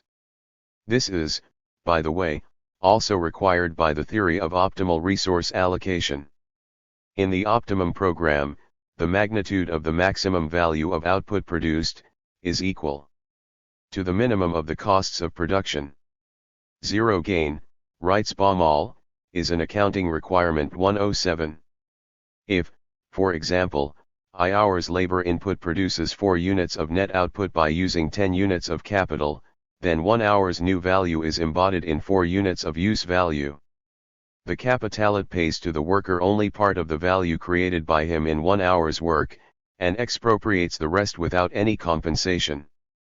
Suppose a worker is given the value of 2 units of the product as wages, while the capitalist's surplus value is embodied in the other 2 units. However, interpreting the cost of production as compensation for factor services on the assumption that the marginal productivity of labor is 2 units and that of capital is 0.2 unit, involves that the reward for the service of 1 hour's work is 2 units of output multiplied by price, and the reward for the service of 10 units of capital is also 2 units of output multiplied by price. According to this view, the new value produced is fully resolved in costs, in the costs of the factors participating in the production of the output embodying the new value. Approaching it from this aspect, equilibrium theory sees the condition of equilibrium of an industry as the requirement that price should cover only the cost per unit of output in all branches of production. Of course, cost per unit of output interpreted as compensation for factor participation is not the true cost in the Marxist sense. Over and above wages, it also contains interest on capital and rent for the land leased, which is in fact surplus value. It is at most from the point of view of the individual capitalist that it can be called cost. In the equilibrium of an industry, price equals average cost, but the condition still prevails that price equals marginal cost, and consequently, marginal cost equals average cost. Thus, in the equilibrium position of an industry, competition compels the entrepreneurs to produce at optimum firm size. At optimum firm size, as we have seen, the minima of both the short and long-term unit cost curves coincide, and thus the short and long-term marginal cost curves intersect the short and long-term unit cost curves at the same point. The two marginal costs are of the same size at the point of intersection and are equal to price in case the industry concerned is in equilibrium. However, the long-term marginal cost curves of the industry cannot add up to a long-term supply curve of the industry because in the long run account must already be taken of the equilibrium of the industry, namely of the fact that price can only cover the unit colet. Assuming that the minimum unit costs of firms are of the same level, the long-term supply curve of the industry can only be a straight line, expressing the fact that the supply price remains unchanged at all possible output volumes. If in a given industry, price also contained gains over and above the cost per unit of output, then entrepreneurs would leave other industries and rush to establish new enterprises in that industry. Price over and above average cost would mean that in the industry under consideration existing firms would be able to satisfy increased demand only if they expanded their output beyond the optimum size of the firm, producing at decreasing returns TC, scale, marginal cost higher than unit cost, and the rewards paid to factors, their marginal productivity multiplied by the product price, lower in total than revenue. With the establishment of new firms the supply of the product increases, and its price decreases, the entry of new firms into the industry will continue until price falls to the level of average cost at which the entrepreneurs already produce at optimum firm size and at constant returns to scale. Now, if the firms of an industry produce under different technical conditions, with resources of unequal efficiency and with entrepreneurs at different skill levels, and thus also different costs of production, then, in industry equilibrium, which firm's unit costs should be equal to price? Obviously, those of the marginal firm. We must study cost at the margin in order to discover both the supply price of the commodity and the amount of rent in the industry. I08. Let us examine this question in somewhat more detail. For simplicity's sake, let us disregard the alternative uses of factors, and assume that the real costs of each unit of the particular factors are identical. Under such circumstances, the firm operating under better conditions will earn surplus income, a rent over and above the cost per unit of output, while a marginal firm will earn only its unit cost. If the price of the product in question falls slightly, then the marginal firm will not earn even its unit cost and will go bankrupt, while intramarginal firms will continue to produce as price reduction in their case affects only surplus above costs. The cost of the marginal firm is the cost of the margin of the industry, 109, and this constitutes the supply price of the product in question. Intramarginal firms operating with more efficient factors realize marginal cost over and above their cost per unit of output. In this case, the amount of their unit cost does not express the cost at the margin of the industry. Mrs. Robinson calls their marginal cost intensive marginal cost. Thus only firms at the margin operate at optimum firm size. All intramarginal firms are of more than optimum size IIO and thus produce at diminishing returns to scale, which, however, since it is the consequence of a better utilization of the more efficient factors, is obviously in no sense undesirable. In the neoclassical price model, however, provided the operation of the mechanisms of competition is undisturbed, the cost per unit of output of the intramarginal firm applying more efficient factors cannot be lower in the long run than that of the marginal firm. According to the assumption of static equilibrium theory, production factors are available to society in a given quantity and quality. This must be assumed if their marginal productivities are to be determined. Under such conditions, the competition of entrepreneurs to catch up with leading firms takes place in such a way that entrepreneurs, in order to obtain better factors, will bid over each other until eventually all cost savings will tend to be paid out to the more efficient inputs that make them possible. Hence, since we must include these bonus payments, the costs of the more efficient firms will tend to be driven toward equality with those of the less efficient LL2. Viner wrote about the same problem a few decades earlier as follows: under long-run static competitive equilibrium, marginal costs and average costs must be uniform for all producers LL3. In this representation, the intramarginal units of factors will earn rents as a difference between their revenues and real costs, which economics regards as cost incurred by the entrepreneur. But the regulating role of the firm at the margin will remain because, if the price of the product decreases, it is only the marginal firm that drops out. The rest may decrease the price of THLIR factors, which will cause only their rent above real cost to fall, and thus the factors will not leave the industry. Competition will now ensure that every firm operates at optimum size. The average cost of every firm, including rent, will then be at a minimum in equilibrium, and every firm, in this sense, will be of optimum size 114. Let us now represent graphically, after Mrs. Robinson, what we have outlined above. Figure 46 represents the intramarginal firms and Figure 47 the marginal ones. In both cases, AC is the firm's average output cost containing no rent. MC is its marginal cost, DQ is the price of the commodity, and AC is the entrepreneur's average cost also including rent. Since the inclusion of rent in total cost increases total cost by a sum independent of the firm's output, the marginal cost curve will intersect curve AC of the intramarginal firm and curve AC of the marginal firm at the minimum point. But the most efficient scale of production is not necessarily uniform for everyone. The minimum point of the curve, although at the same distance from the x-axis for each producer, may be variously distant from the axis. Qualitative differences in the factors employed will account for this. IIS. The statement, however, that the costs of firms operating under different conditions will be equal in a long-run equilibrium, contradicts reality. Viner himself emphasizes that statistical observation shows that average cost varies within an industry from firm to firm. I16 According to Marx, the difference in the conditions and costs of production of industrial firms is based primarily on the difference in the amount of capital employed by them and in their technical equipment. One firm operates with more, another with less developed technical equipment.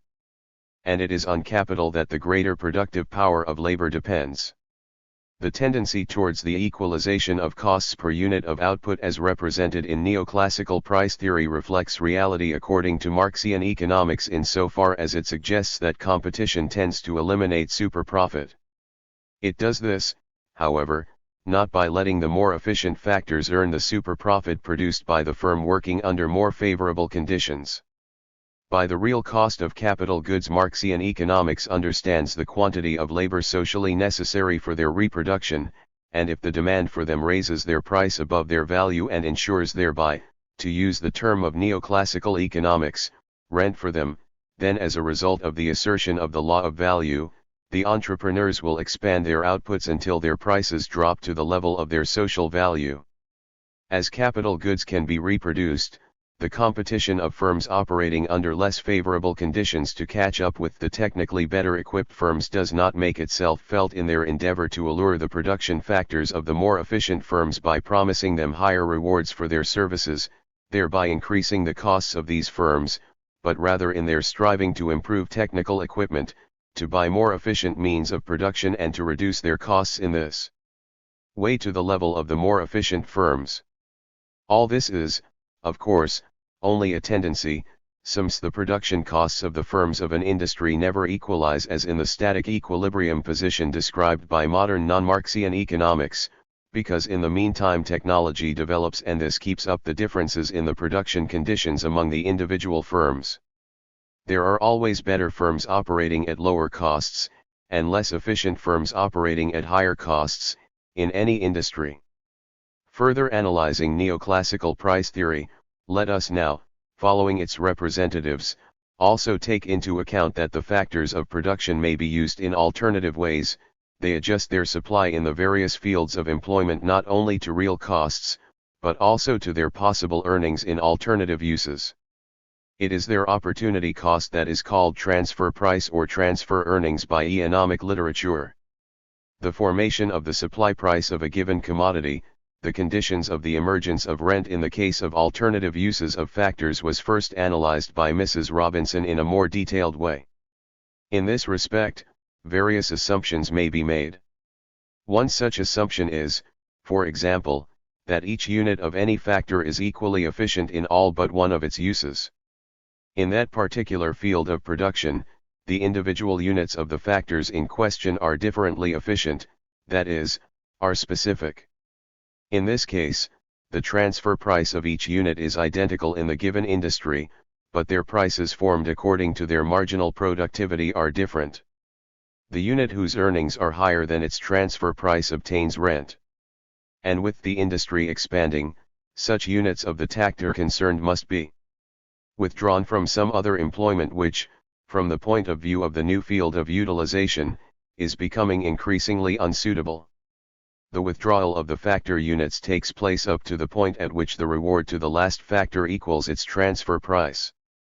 In this case, too, what is decisive for the supply price is the costs of that firm, or, in other words, that firm is at the margin of the industry which employs only marginal units of the factors, that is, units which would cease to be employed in the industry if their earnings were slightly reduced. In the costs of such a firm there will be no element of rent. 117. More complicated is the situation if in the case of a factor there is a difference between the relative efficiencies of natural units in the industry and their relative efficiencies in the industries from which they are drawn. 118. In this case we may assume, for example, that the less efficient units are involved, the less is the difference between their relative efficiencies in the various fields of use. Here again, the least efficient unit will be at the margin. It is this unit whose earnings and transfer price will coincide. But we may also assume the opposite case, in which the difference between their relative efficiencies in the various fields of employment will decrease the more efficient is the unit involved. Then, however, the most efficient unit will be at the margin, the one whose earnings do not contain rent, but only equals the unit's transfer price. Depending, then, on what our assumption is concerning the relative efficiencies of the individual units of factors, the marginal unit will always be different. Neoclassical price theory includes rent as earnings above the transfer price in the cost per unit of output, too, and thus the unit prices of firms employing factors of different efficiency will tend to be formed at the same level. Since the costs of all firms of the industry are equal, and in the case of equilibrium in the industry price equals cost per unit of output, the question of the existence of profit justifiably arises. Under conditions of static equilibrium, the process of realizing surplus value, which is the essence of capitalism, disappears from the theoretical picture. In THR's model, the passive capitalist, who earns interest, behaves exactly as a consumer. He is not motivated in his actions by the desire to increase abstract wealth. The entrepreneur, however, who performs the function of capital, does not make profit in equilibrium, as we have seen. This serious contradiction is the consequence of the rejection of the labor theory of value. The operation of the neoclassical price model is based, on the supply side, on the entrepreneur's endeavor to earn maximum profit. It turns out, however, that in static equilibrium, in the case of pure competition, no profit accrues to the entrepreneurs. Some economists try to include a certain amount of profit, so-called normal profit, in price in such a way that they regard it as part of the cost per unit of output. It will be useful to include normal profits in average costs, LL9, as we can read in an English economics textbook. They interpret normal profit as the minimum amount of profit which is necessary for the entrepreneur to remain in the industry, and which is, therefore, as they think, a cost of production.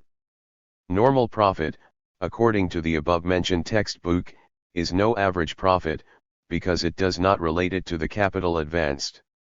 It is independent of average profit as it constitutes the gain of the entrepreneur having no capital, and expresses a sum of money of a given magnitude. I20 profit is a necessary condition of capitalist production. But from this it does not follow at all that it should be regarded as production cost, too. Already Marx criticized Adam Smith for holding a similar view, when saying that profit is no longer explained here by the nature of surplus value, but by the interest of the capitalist. Which is just silly. L21. Even Knight emphasizes that costs are other than profit. 122. But it is in vain that certain economists interpret profit as cost. Profit is an alien item among CPSTs. They determine the magnitude of the other cost elements by means of marginal productivity theory, while the magnitude of normal profit interpreted as part of the cost per unit of output remains undetermined. The most they can say of it is that as a transfer earning it must reach a magnitude which the entrepreneur would get elsewhere if he left the industry concerned. But if the capabilities of the entrepreneurs, and thus the magnitude of the profit realized by them, are different, which entrepreneur's profit counts as normal profit in the particular industry. As we have seen, if the entrepreneurs are not equally talented in each industry, owing to the difference between their relative efficiencies in the various industries, then it is equally possible that the actual profit of the worst or the best entrepreneur coincides with his transfer earnings and is therefore regarded as normal profit. And what determines the amount of the entrepreneur's profit in general? According to the view widely accepted in non-Marxian economics, if there is no uncertainty in the economy, the entrepreneur might only earn wages of management and interest on their money invested in their firms. In a world of uncertainty, we can speak of profit, but its magnitude, as a result of the interpretation of profit as the psychological cost of bearing immeasurable uncertainty, becomes entirely indeterminate. If we accept the source of profit to lie in immeasurable uncertainty, then such a profit cannot be fitted into a static equilibrium model which presupposes perfect predictability. The real trouble with Professor Knight's otherwise excellent book is that it assumes perfect competition. His entrepreneurs bear their uncertainty in a perfectly competitive world. 123. Thus, the explanation that normal profit has to be at a level which the entrepreneur would get in another industry, besides not providing an unambiguous answer to the question which entrepreneur's profit should be regarded as normal, cannot say anything definite about its magnitude. Thus to settle the issue of normal profit simply by saying that it is formed at the level of transfer earnings is nothing else but dodging the question.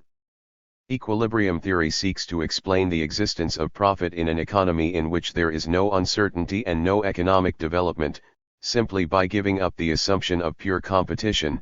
For profit to arise, writes Jean Marchal, there must be obstacles to the free play of competition. This shows that there is a profound affinity between profit and monopoly. The pursuit of profit leads to monopoly and only monopoly garnering a regular and lasting profit. 124.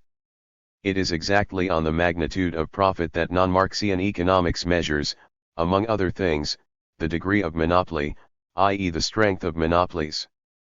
By assuming obstacles to competition to explain the existence of profit, modern non-Marxian economics proves unable to substitute for the labor theory of value any value theory by means of which profit as distinct from interest could appear as an organic part of value, or equilibrium price, in static equilibrium under pure competition. Chapter 4. The outlines and critique of a modern variant of general equilibrium theory. The data of the price model discussed coincide in respect of content with those of the Walrasian model. These are, the quantity of the available factors of production, the system of indifference curves expressing the tastes of consumers, including the indifference curves relating to present and future goods, wage goods, and leisure, the system of isoquants expressing the technical conditions of production, and, finally, the social structure. The utility functions as data in the Walrasian model are superseded by the system of indifference curves. The rigid Walrasian technical coefficients are replaced by variable technical coefficients as manifested in the continuous isoquant curves. It is the Walrasian groping method that provides the solution also to the modern variant of the general equilibrium model. The theoretical economist can arrive at a solution by means of the iteration method. He examines what will be the supply of the production factors given a certain series of prices of consumer goods and production factors. It is in this way that he obtains in the price model the expected factor incomes at the prevailing prices. From the factor incomes and the prices of consumer goods he deduces the magnitude of the demand for the latter. Then, by means of the isoquants he constructs the supply function, at the existing factor prices, of the individual consumer goods, and determines at what supply, given the existing prices of consumer goods, the volume of profit will be at a maximum. In this way, he obtains the quantity of consumer goods supplied at the prevailing prices. And, finally, he determines by the isoquants the quantity of labor and capital, i.e., the demand for them, needed to produce the quantity demanded of consumer goods at minimal costs. He wishes to determine the aggregate demand and supply curves for the various consumer goods and production factors by a summation of the individual demand and supply curves. The condition for a general equilibrium to be established is now that such prices of consumer goods and production factors should be formed at which demand and supply are in equilibrium in respect of all consumer goods and production factors, and that the prices thus formed should just equal the cost per unit in the market for all products. These equilibrium prices satisfy a number of marginal conditions, indicating that the resources available to society have been used in an optimal way. The equilibrium conditions in the modern variant of general equilibrium theory are similar to the conditions formulated by Walras, with the difference that they are more sophisticated. In the modern variant, too, the criterion of equilibrium is the formalization of a set of prices which satisfies a number of marginal conditions indicating that the consumers and entrepreneurs have optimally used the consumer. 194. Goods and factors of production available to them. Thus, the theory characterizes the equilibrium position as a state in which each individual in the market has achieved optimum results. It is intended to prove that with such data for the model there can only exist one single such optimal state, and this state is stable in that the economy, when moved away from equilibrium, will always be restored to the same position, provided the data remain unchanged. Non-Marxian criticism emphasizes that the representatives of equilibrium theory choose the assumptions of the model with a view to deriving from them these characteristics of the equilibrium position.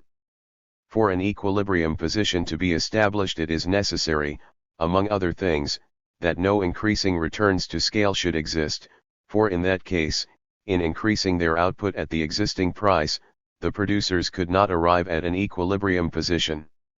The model presupposes a definite form of the functions.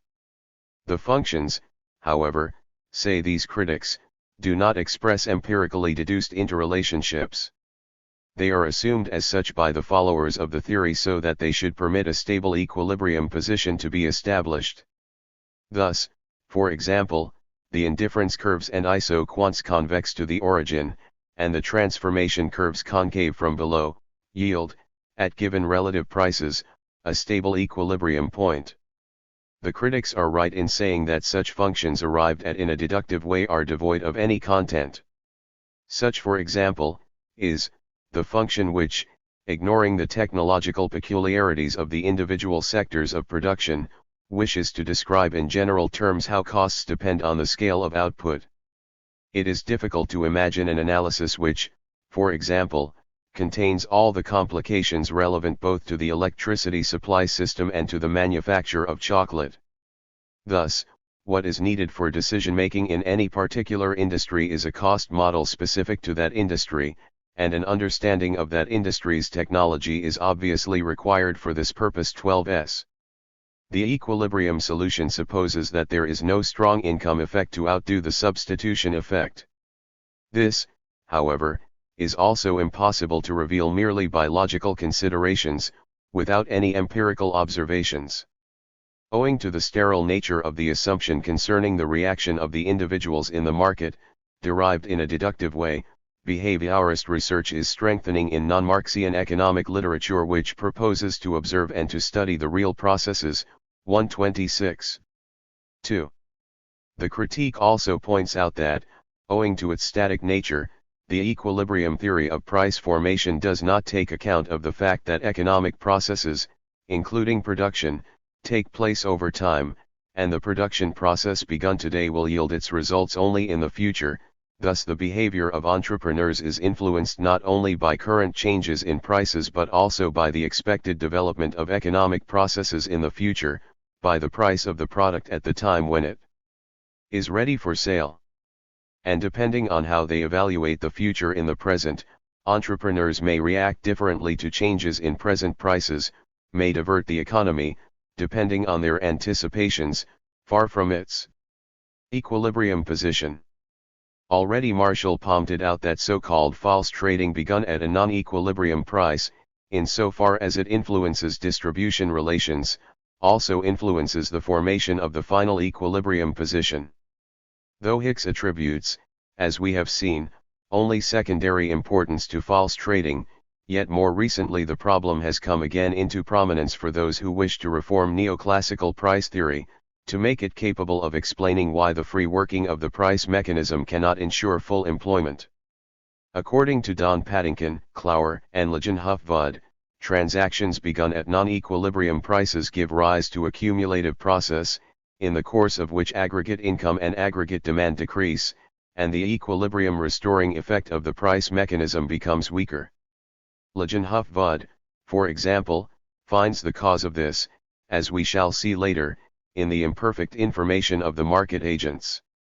The representatives of the Walrasian type general equilibrium model, however, assume that the agents of the market are informed fully and free of charge about the prevailing market situation and, in the knowledge of the current data, they are able, as Keynes writes, to predict the future with a fair degree of certainty. 27 And thus the actions of the economic subjects can unambiguously be anticipated from present data.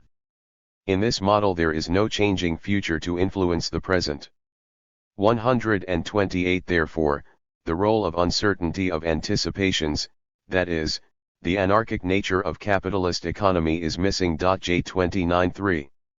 Marxian economics criticizes neoclassical price theory primarily because what matters in it is the individual's relationship to things, and because the fact that this expresses definite production relations is overlooked. Production relations as the basis of the price phenomena under consideration are either neglected or distorted. Looked at from this angle, the debate on whether it is correct or not to assume the convexity of the indifference curves or isoquants has relevance only to the surface appearance of production relations. Based on the fiction of the individual seeking to optimize the realization of his ends by scarce means, the price-income distribution theories make class relations disappear. In much the same way as in Walras, we only deal with consumers and entrepreneurs. The worker and the capitalist offer as consumers the services of certain production factors to the entrepreneur and buy from him the consumer goods produced by means of factor services. Both get their incomes equally as rewards for their own services. By offering the services of scarce factors, they have contributed to the satisfaction of solvent needs. Wage and interest interpreted as cost of production express partly the significance of factor services in satisfying the demand for consumer goods, and partly the direct significance of the worker's leisure, or of the goods withdrawn for personal consumption for the purposes of accumulation, from the point of view of workers or capitalists as consumers. And is it really true that a characteristic feature of equilibrium is that both consumers and entrepreneurs have optimized their positions in it? The bulk of consumers are made up of members of the working class. The interests of the working class, however, are opposed to those of the entrepreneurs. While members of the working class wish to maximize their welfare as consumers, and the entrepreneurs their profits, their interests will invariably clash. An increase in the welfare of the working class presupposes an increase in its real wages, and not simply the spending of its wages in an optimum way. However, an increase in real wages at the given level of technological knowledge assumed in the model would decrease the magnitude of profit. If we reject the explanation of distribution relations provided by the theory of marginal productivity, and regard the entrepreneur's profit as surplus value, no equilibrium position is conceivable in which the classes with conflicting interests have, as a result of competition, optimized their positions. 5. The microeconomic approach in price theory is unacceptable also in respect of the estimation of the significance of the factors in the production of use values. As we have seen, the efficiency of the utilization of labor or the means of production is increased by the interaction of firms and industries. At the same time, the operation of certain factors may be harmful to society while yielding profit to certain firms. It follows that the social significance of the individual production factors cannot be assessed solely from the point of view of the firms, but only in their social context. The representatives of welfare economics also refer to the favorable or unfavorable effects on the individual's consumption of other members of society. Owing to the social factors affecting the firm's output and the individual's consumption, the individual supply and demand curves cannot be summed. Hence, equilibrium theory requires the further assumption that neither production nor consumption should be exposed to external social effects. 6. The irrealistic assumptions of static equilibrium theory cast doubt only on the establishment of the equilibrium position as imagined in it, and not on the existence of equilibrium tendencies in general. In Marxist price theory, it is exactly through tendencies working in the direction of equilibrium that the law of value asserts itself, and the category of value can be analyzed in its purity under conditions of equilibrium. Mrs. Robinson also stresses the importance of the equilibrium concept for analysis while criticizing its interpretation by the neoclassical school. The concept of equilibrium is an indispensable tool of analysis. Its place is strictly in the preliminary stages of analytical argument, not in the framing of hypotheses to be tested against the facts. 130. 7. The Marxist determination of the price center is not based on the behavior of the individual seeking to attain optimum results with his scarce resources. Under the private ownership of the means of production, a rational economy can only be realized within individual enterprises, but not for society as a whole. Marx examines what price level actually develops in equilibrium between demand and supply as a result of individual producers performing their activities on a mass scale. It is not individual marginal costs, marginal rates of substitution, but social magnitudes, social value, social production cost, and through them definite production relations, relations between classes with conflicting interests, that find expression in prices formed in equilibrium between demand and supply. Since the equilibrium price as interpreted by Marx reflects a social magnitude, its theory takes account, of course, of the social interaction of individual activities, of the fact that the social efficiency of the activities of individual producers is enhanced by their being performed within the framework of a social division of labor. And since the laws of capitalist economy assert themselves only through their being violated, an equilibrium position is established, according to Marx, only as an average of past movements. He writes on the operation of the law of value that though supply and demand never equal one another in any given case, their differences follow one another in such a way, that supply and demand are always equated when the whole is viewed over a certain period, but only as an average of past movements, and only as the continuous movement of their contradiction. 131. 8. Modern non-Marxian price and income distribution theories seek the conditions of an optimal allocation of means, of resources. In constructing the demand and supply curves of products or factor services, they want to find the margin up to which, assuming the price of the product or productive service to be given, it is worthwhile for the consumer or the entrepreneur to go in the demand for the product or the productive service, to increase the supply of the productive service or of the product in order to optimize their positions. The behavior equations of the model express the endeavors of the economic subject to utilize, with ideal rationality, his means and resources at different prices. In this sense, the price phenomenon is an optimization category, in which, in the case of equilibrium, such marginal magnitudes are expressed which indicate whether the consumer has spent his income optimally in satisfying his needs and whether the available factors have been used optimally in the production of commodities, as Mrs. Robinson puts it, at both the extensive and intensive margin of production. This is an important requirement of the optimal allocation of resources, given the assumptions of the general equilibrium model. According to the principle of marginal productivity, the efficiency of the particular factors can only be assessed at the margin of production. It is there that it becomes known whether the same factors have been employed with the same efficiency in all their uses. In the case of a marginal firm, equilibrium price expresses that unit cost is equal to marginal cost, and in the case of a firm more efficient than the marginal one, it expresses that marginal cost is higher than unit cost. According to this theory, price must be formed in the long run in each industry in such a way that the marginal firm can realize its costs per unit of output. In Marx, however, if the economy is non-monopolistic, price formation takes place in such a way that it realizes cost and average profit in a firm operating under average conditions. Let us now examine the difference between the two views somewhat more thoroughly. From the supply side, the general equilibrium theory of price formation wishes to reveal the conditions of optimal resource allocation between alternative uses. To solve the problem, it assumes that there are given productive resources fully specified in physical, engineering terms, a given body of technical knowledge, and a specific list of commodities to be produced.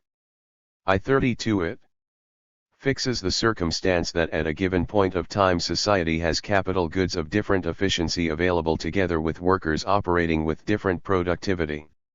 Now the question is this: what will be, under such conditions, the magnitude of the supply of an industry at different prices? If society needs a larger quantity of a given commodity, its rising price makes it possible even for firms employing inferior means of production to continue their operation, or stimulates the more efficient firms to extend the margin of their output and thus to produce under less favorable conditions. In this representation, society's demand for the commodity in question influences, by changing prices, the extensive and intensive margins of production, and stimulates to expand or contract production by the necessary quantity.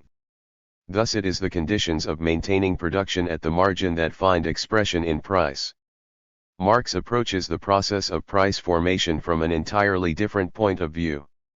Since for Marx the greater productivity of labor in industry depends on capital, on the extent to which capital is employed, or independently of the extent of its employment, on the means of production in which it is embodied, on the production process it makes possible to adopt, there is no difficulty in increasing labor productivity by certain capital inputs. Though he does not fail to stress that each firm of an industry operates under different conditions of production, yet he places emphasis rather on the inferior firms catching up with the superior ones. As a matter of fact, there is no particular reason why all capital in the same production sphere should not be invested in the same manner.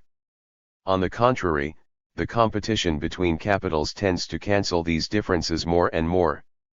The determination of value by the socially necessary labor time asserts itself through the cheapening of commodities and the compulsion to produce commodities under the same favorable conditions. L33. This equalization of production conditions, as has already been mentioned, never takes place, because technology develops in the meantime and keeps up the differences among the firm's technical levels. However, it steadily maintains thereby the catching up process, in the course of which the value of the product turned out by the firms of individual industries is taken into account as social value and, provided that the economic unit is non-monopolistic, as average value, while the individual firms of the industry are considered as average firms, their capitals as social average capital, reflecting, as it were, that the outputs of individual firms constitute an organic part of social production, and since Marx, owing to the labor theory of value, can fit profit into price, competition among industries does not make profit disappear, it only equates the profit rates of the particular industries to form average profit. The center of price reflects the production conditions of the average firm of the given industry, that is, the social conditions of its production. The profit rate realized under these conditions is the basis for the flow of capitals among individual industries, and the marginal firm can still realize surplus value, because the average firm realizes average profit. As the production conditions of the output of the industry change, so do the production conditions of the average firm, with the price center changing with them. It is by no means a characteristic of a steady catching up process that the particular firms should reach optimum results. On the contrary, by improving their production conditions, they strive to increase their profit. If the less efficient firms drop out in this competition, their missing output will be replaced by the more ambitious firms. The Marxian labor theory of value is not an optimization category. Equilibrium as represented by Marx cannot be characterized by the entrepreneur's satisfaction. The static equilibrium theory of price formation fails to capture the competitive struggle of firms to catch up with the leading ones. Or, if this representation does occur, it appears, owing to the fixation of the differences in the efficiency of capital goods and in the labor productivity of the workers employed, in the awkward form that the firms operating with less efficient factors try to entice for themselves the more efficient factors of other firms, BV promising them higher rewards. In this representation, having fixed the quantities of, and differences between, factors, A similar situation will arise in all sectors of production as in agriculture owing to the monopoly character of land as a factor of production. It appears, therefore, as if the costs of marginal firms rather than the average of individual values regulate social value. 9. This real competitive struggle between firms is represented, even if in a perverse form, in a passage of Marshall's basic work, 134, where he comes to realize that it is the production costs of the firm operating under average production conditions that are to regulate the market price.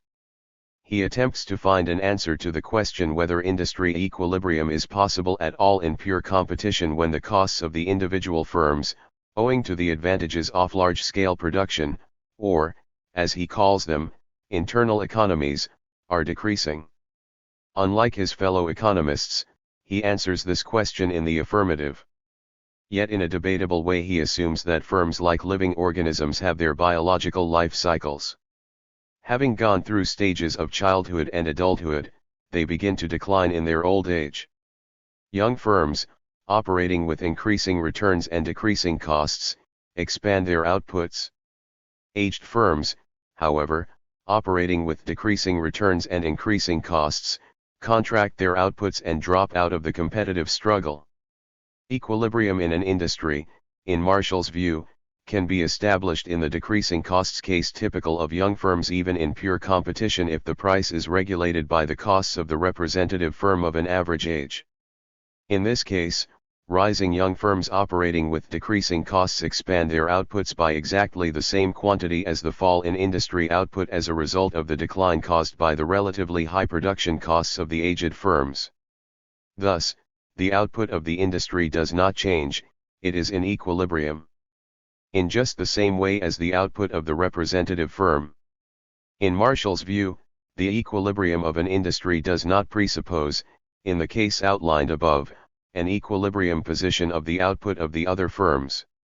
Of the followers of subjective value theory, Marshall was one of the few who represented pure theory intermingled with reality.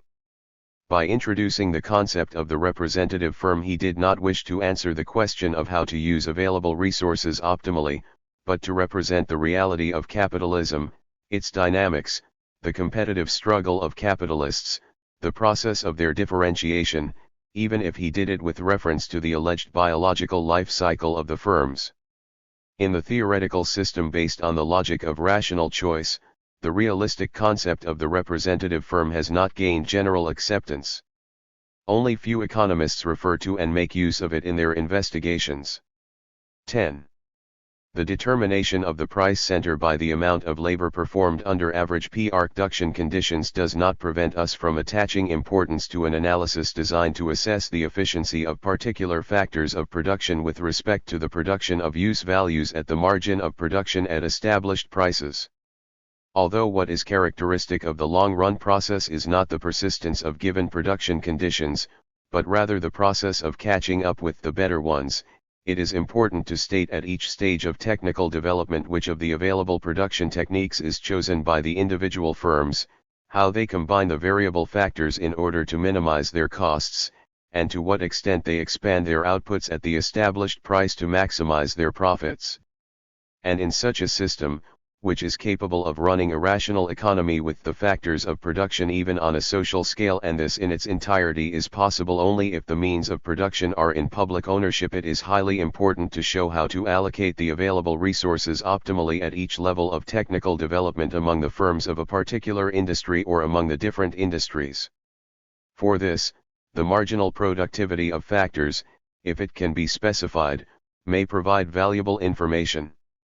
By the rational allocation of the factors of production among the firms of a particular industry, by directing the less efficiently employed factors of certain firms towards firms where they can be used with greater efficiency, the quantity of output that can be produced by the amount of labor at the given level of the forces of production can be increased to a maximum. By the optimal allocation of the production factors between individual industries, channeling the factors less efficiently used in a particular industry into industries which use them more efficiently, the comparison of two industries will reveal, according to the evidence of non-Marxian economics, that, given the same factor employment, a larger quantity can be produced of the product of one industry, and not less of the product of the other. Thus, by the optimal allocation of resources, the labor socially necessary to produce a unit of product can be reduced, and the calculation of factor shadow prices through governing optimal resource allocation, reacts on the social value of products, in fact decreases it. At the same time, though the quantity of labor used up at the intensive or extensive margin of production also contributes to the emergence of social value, it depends on the size of social value and the price determined by it where the intensive or extensive margin of production will lie, how far the individual firms can go in the use of the production factors, and which firms will just be able to 201. Maintain their production at the margin.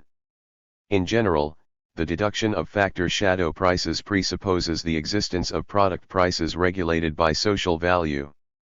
Marx, arguing with Ricardo in a chapter of the second volume of his Theories of Surplus Value, seeks the margin for profitable capital investment in agriculture. He says that it pays the tenant to increase his additional capital inputs up to the margin where he can still realize a profit rate around the rate of interest in excess of the constant and variable capital advanced. He emphasizes, however, that at the margin of additional capital inputs a profit rate of only around the interest rate is realized, because additional capital inputs can serve the supply of their products only at current market value, that is, at a price which is determined independently of this new production. L 3511. In Marx, the laws of demand and supply express superficial, market relationships. It is the labor theory of value which asserts itself through them. Neither demand, nor supply can be revealed in its depth without the labor theory of value. The social structure of demand rests basically not on the principle of diminishing utility, but on the relationship of the various classes to one another, primarily on the division of the national income into wages and surplus value, and secondly on the distribution of surplus value. With a change in distribution relations, the demand function for the various goods will change, i.e. the quantity of goods which society is willing to buy at a certain price. The explanation of this income distribution process, however, is built in Marx upon the labor theory of value. The law of supply expresses, on the other hand, how production adapts itself to demand in such a way that the buyers obtain the product in the long run at social value, that is, at social production price. What is characteristic of the producer's adaptation, as has already been mentioned, is their catching up with the more efficient producers, and thus it is the firm operating under average industry conditions which has to realize average profit through consumer demand. Absolutely nothing can be explained by the relation of supply to demand before ascertaining the basis on which this relation rests. L 36. Seeking to determine equilibrium price on the basis of market relationships, the followers of the theory represent demand and supply as equivalent factors affecting price. In real fact, however, the motive force of the capitalist economy is the hunt for profit. The regulating role of the law of value asserts itself through the deviation of profit from average profit. The supply side is the active side. And in the long run only those buyers can make purchases who are willing to pay the average profit over and above cost. No credit can be given to the view which attaches the same importance to both the demand and the supply side in explaining the price center. The representatives of neoclassical price theory, while trying to refute the labor theory of value by referring to cost as a function of the scale of output and demand, characterize long-run equilibrium as a state which emerges in pure or perfect competition at constant returns to scale, that is, under conditions when costs are independent of the scale of output and hence of demand. 2. This assumption, as we have already pointed out when quoting Hicks, is also required by the maintenance of the theory of marginal productivity. 12. As has been shown, the modern variant of general equilibrium theory, 2, confines the analysis of economic relationships to the market.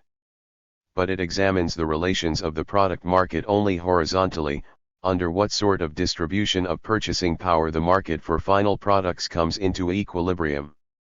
This approach omits the vertical relationships of the markets of products, and hence their production too. After the exchange between the two departments, the new value produced assuming simple reproduction is incorporated in consumer goods. In general equilibrium theory, the available factors of production or their services are demanded, in the case of simple reproduction, in order to turn out consumer goods. But the demand for productive services to replace the capital goods used up is missing from the picture.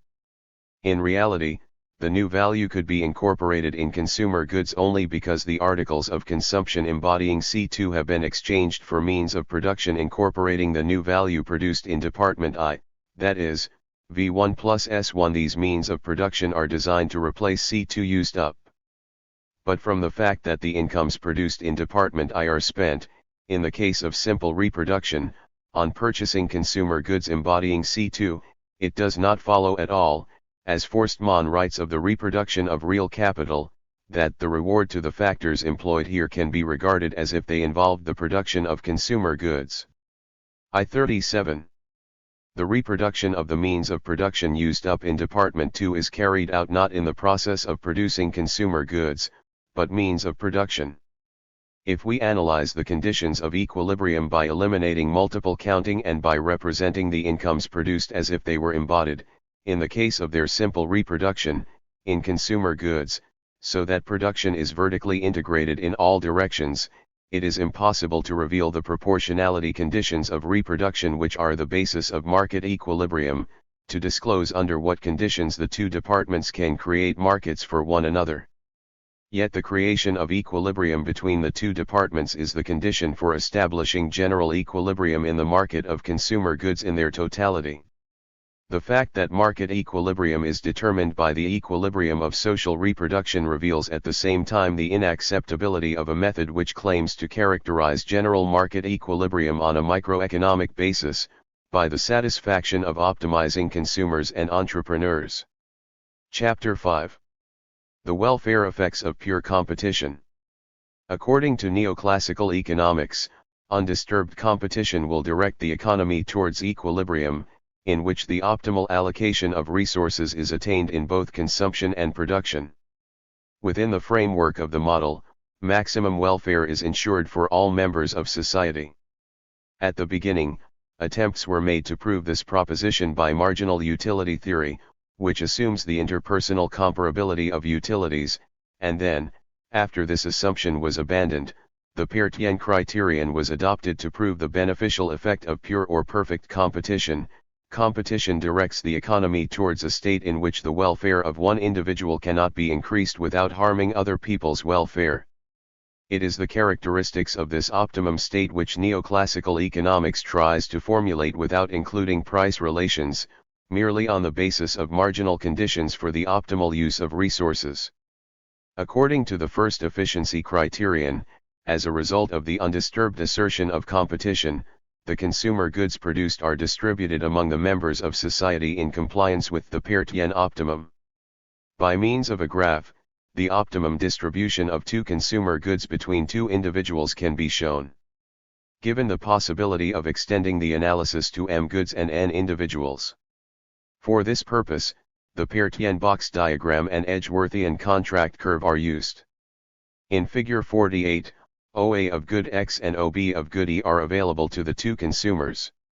The indifference curves of individual B are drawn contrary to those of individual A.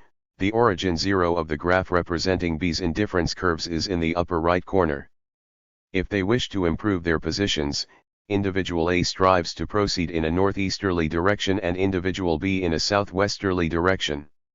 Each point of the plane expresses some particular distribution of the two goods between the two individuals. From each point at which the slopes of the two individuals' indifference curves are not identical, it is possible to change to a point at which the two goods underscore are distributed between the two individuals in such a proportion that the slopes of their indifference curves coincide.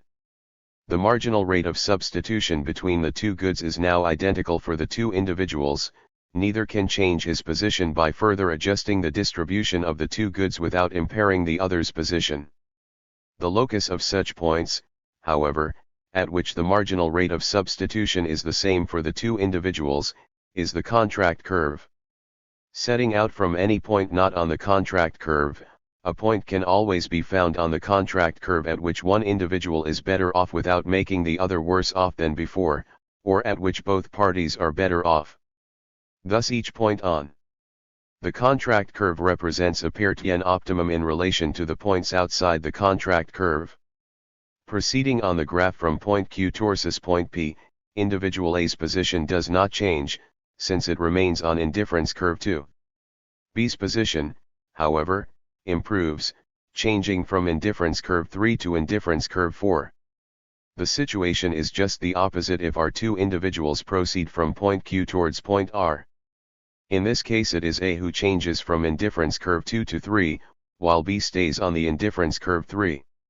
If, however, they change from point Q to point S, that is, to a point of the area bounded by the indifference curves cutting each other, then A's position will improve, because he has reached an indifference curve higher than curve 2, and B's position also improves, because he can rise to an indifference curve higher than curve 3. What ensures, according to neoclassical theory, that the two parties will really remain on the contract curve? The undisturbed state of competition. Under pure or perfect competition, price is given for both. And since in striving to optimize their positions both consumers distribute their incomes among different goods in such a way that the marginal rate of substitution coincides with relative prices, the marginal rate of substitution will be the same for both parties at the same price of the two goods. A further efficiency criterion under pure competition is, according to the economists of the neoclassical school, that it ensures the optimum allocation of the 139 until the two rates are equal. Welfare in the Peirtian sense can be raised by the modification of the structure of production. Suppose, for example, that a decrease in the output of product X by 1 unit makes it possible to produce 3 extra units of Y, while in consumption 1 unit of Z is replaced by 2 units of Y. 3 more units of Y are obtained if 1 unit less of X is produced. The consumer who foregoes 1 unit of X may be compensated with 2 of the extra units of Y, and with the third unit the position of another person can be improved. Let us now examine these efficiency criteria somewhat more thoroughly. According to neoclassical theory discussed above, if each individual acts rationally in his own household, under the circumstances of undisturbed competition, the optimum use of resources, i.e. the welfare maximum, is also achieved on a social scale. In our analysis, we have been concerned so far only with individuals and, in the case of particular consumers, only with their individual preference scales. And as we have already mentioned, the basic fact has been ignored that individuals belong to classes with conflicting interests and, while they are striving to optimize their positions, these class interests invariably come into conflict with one another. In the first criterion, our diagram interpreted the transition from the points outside the contract curve to those on the contract curve as an improvement of welfare. But the Peirtian optimum criterion has nothing to say of the welfare effects of the movement along the contract curve when one individual's welfare improves at the expense of the others. But let us consider social classes instead of individuals. The working class is getting better off at the expense of the capitalist class. Has this caused social welfare to improve? Neoclassical economists applying the Peirtian optimum criterion fail to answer this question. Calder was the first to attempt, by means of the so-called compensation principle, to weigh the effect of changes of economic policy as a result of which some individuals' welfare increases and others decreases. In doing so, he made use not of the interpersonal comparability of utilities but of the Peirtian optimum criterion. J40 Suppose the economy was in equilibrium, the resources were employed in an optimal way, and the Peirtian optimum criterion was realized under the existing distribution relations. Then let a certain economic policy measure, say, the repeal of the Corn Laws, change the distribution relations in favor of the bourgeoisie and to the detriment of the landlords. With a change in distribution relations, the structure of demand will also change. The structure of production will adjust itself accordingly. The production of goods demanded primarily by the bourgeoisie will expand in relation to those primarily demanded by the landowning class. The criteria of the optimal distribution of resources will now assert themselves under changed conditions, with the economy having reached another equilibrium position. Is social welfare in the new situation higher than in the old one, or is it not? According to Calder's compensation principle, if the bourgeoisie can compensate the landlords for their losses from the repeal of the Corn Laws, that is, if they can keep the landlord on their original indifference curves while they themselves get better off, even after paying compensation, than they were before the change, then the change increases social welfare. By the compensation principle, Calder virtually fixes the original distribution relations and examines whether the change in the economy has really increased social welfare. It is always possible for the government to ensure that the previous income distribution should be maintained intact. L4T. A situation, writes Little, in which some people are only a little better off and some no worse off than in another situation can quite reasonably be said to have the same distribution of real income as that other situation. L42. The contradictory nature of Calder's compensation principle is criticized by Saitovsky. J43 Calder emphasizes that the compensation need not in fact be paid. Whether the landlords, in the free trade case, should in fact be given compensation or not, is a political question. T44.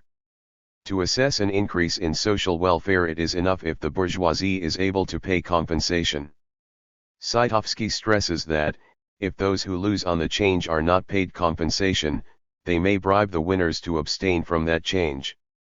They ensure them the welfare which they would enjoy after the change, that is, the same indifference curve as they would reach after the change. And if, after paying the bribe, the landlords are still better off than they would have been after the repeal of the Corn Laws, then the situation prior to the change will ensure, on the basis of the Peirtian optimum criterion, greater welfare than that after the change. Saitovsky examines, taking into consideration the post-change distribution relations, the welfare implications of the change taking place in the economy as a result of economic policy, and raises the question whether the realization of the post-change distribution relations in the pre-change situation ensures a higher level of welfare than that after the change. Saitovsky's paradox is that it may be possible for the bourgeoisie to pay compensation to the landlords, and at the same time for the landlords to bribe the bourgeoisie, in other words, that social welfare is increased both by the repeal of the Corn Laws and the transition to free trade, and by the abandonment of free trade and the introduction of the Corn Laws. What underlies the paradox is that the bourgeoisie, even if they should pay compensation, can spend the rest of their incomes on a production structure developing more favorably to them after the change, when they can buy a combination of goods which they could not have afforded out of the incomes accruing to them in the situation prior to the repeal of the Corn Laws. The landlords, however, even if they should pay the sum of money needed to bribe the bourgeoisie, can also spend the rest of their incomes on a production structure developing more favorably to them prior to the repeal of the Corn Laws, and can buy a combination of goods which they could not have afforded out of the incomes accruing to them after the repeal. Samuelson represented Saitovsky's paradox graphically in his utility possibility curves. Let us suppose that society produces with the production factors available to it two sorts of product, A and B. The landlord class prefers to consume product A, while the bourgeoisie prefers product B. Before the repeal of the Corn Laws, distribution relations favored the landlords, so that in the optimum structure of production the output of product A had a higher share than that of product B. Let us call this product structure combination I. In the optimum production structure following the repeal of the Corn Laws, however, it is product B which has a greater share. Since the distribution relations now favor the bourgeoisie, this product structure will be called combination 2. The welfare of the landlord class in either product combination is at a maximum, in the extreme case, when it obtains the entire volume of production. But this maximum welfare is greater under combination I, containing a greater share of product A, than under combination 2 with its greater share of product B. Figure 49 represents the welfare of the landlord class along axis Y, and of the bourgeoisie along axis X. The two welfare maxima for the landlord class lie on axis Y, and clearly the maximum under combination I lies further from the origin. Let us now reallocate real income for both combinations from the landlords to the bourgeoisie, decreasing the welfare of the former and increasing that of the latter. In the extreme case, the welfare of the bourgeoisie is maximized when it obtains the entire volume of production, but welfare will be greater under combination 2, containing the larger share of product be preferred by the bourgeoisie. Thus the welfare maxima for the bourgeoisie lie on axis X, with that under combination 2 further from the origin. If we now connect for each combination the landlord's maximum welfare point on axis Y with the bourgeoisie's maximum welfare point on axis X, we obtain the utility possibility curves. Such a curve is the locus of combinations of the welfare of the two classes, which can be achieved by the redistribution of a particular group of products, in our case a particular combination of products A and B, between the two classes. No significance attaches to the shape of the curves, except that they must slope down from left to right if they are used to analyze problems in which it is impossible to make one man better off without making another worse off. I-45. If we redistribute income under both product combinations from one class to the other, we reach a particular distribution in which the welfare of the landlord class is the same at both product combinations, and so is the welfare of the bourgeoisie. This is the point of intersection of the utility possibility curves I and II in figure 49. With such an income distribution, both parties are indifferent to the changes resulting from the repeal of the Corn Laws. Now let us suppose that combination I prevails, the Corn Laws are in force and income distribution is such that the welfare of the two classes is given by QO to the right of the intersection. If the Corn Laws are repealed, and combination 2 is established with a new distribution of income given by Q2, then it is possible for the bourgeoisie to compensate the landlords, redistributing income to Q2, and still be better off themselves. If however the initial distribution of income is given by P1 to the left of the intersection, then it would be impossible for the bourgeoisie to compensate the landlords and still be better off themselves, since no point on curve 2 lies to the northeast of P1. However, if the repeal of the Corn Laws would establish distribution P2 under combination 2, then it is possible for the landlords to retain the Corn Laws by bribing the bourgeoisie and redistributing income to P1, then the bourgeoisie are just as well off as after repeal, and the landlords remain better off. Thus, under income distributions to the right of the intersection of the two utility possibility curves, the Corn Laws should be repealed, since the bourgeoisie could then compensate the landlords for their loss of welfare. Under income distributions to the left of the intersection, the Corn Laws should be retained, since the landlords can bribe the bourgeoisie with the welfare increase foregone. Recognizing the contradictory nature of the bribery and compensation criteria, Cit 9 vsky makes the welfare increasing effect of a change subject to two criteria: 1. The winners should be able to compensate the losers, 2. The losers should not be able to bribe the winners. In other words, under any conditions of income distribution prevailing both before and after the change, social welfare should increase as a result of the change. Such a situation arises when more is produced of both products, and thus the two utility possibility curves cannot intersect.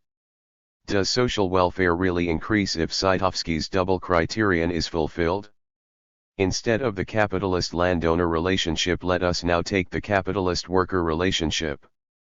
On the basis of Saitovsky's double criterion, social welfare will increase if, as a result of the change, the welfare of the capitalist class increases, and that of the working class decreases, but the capitalist class can potentially compensate the working class, while the working class is unable to bribe the capitalist class.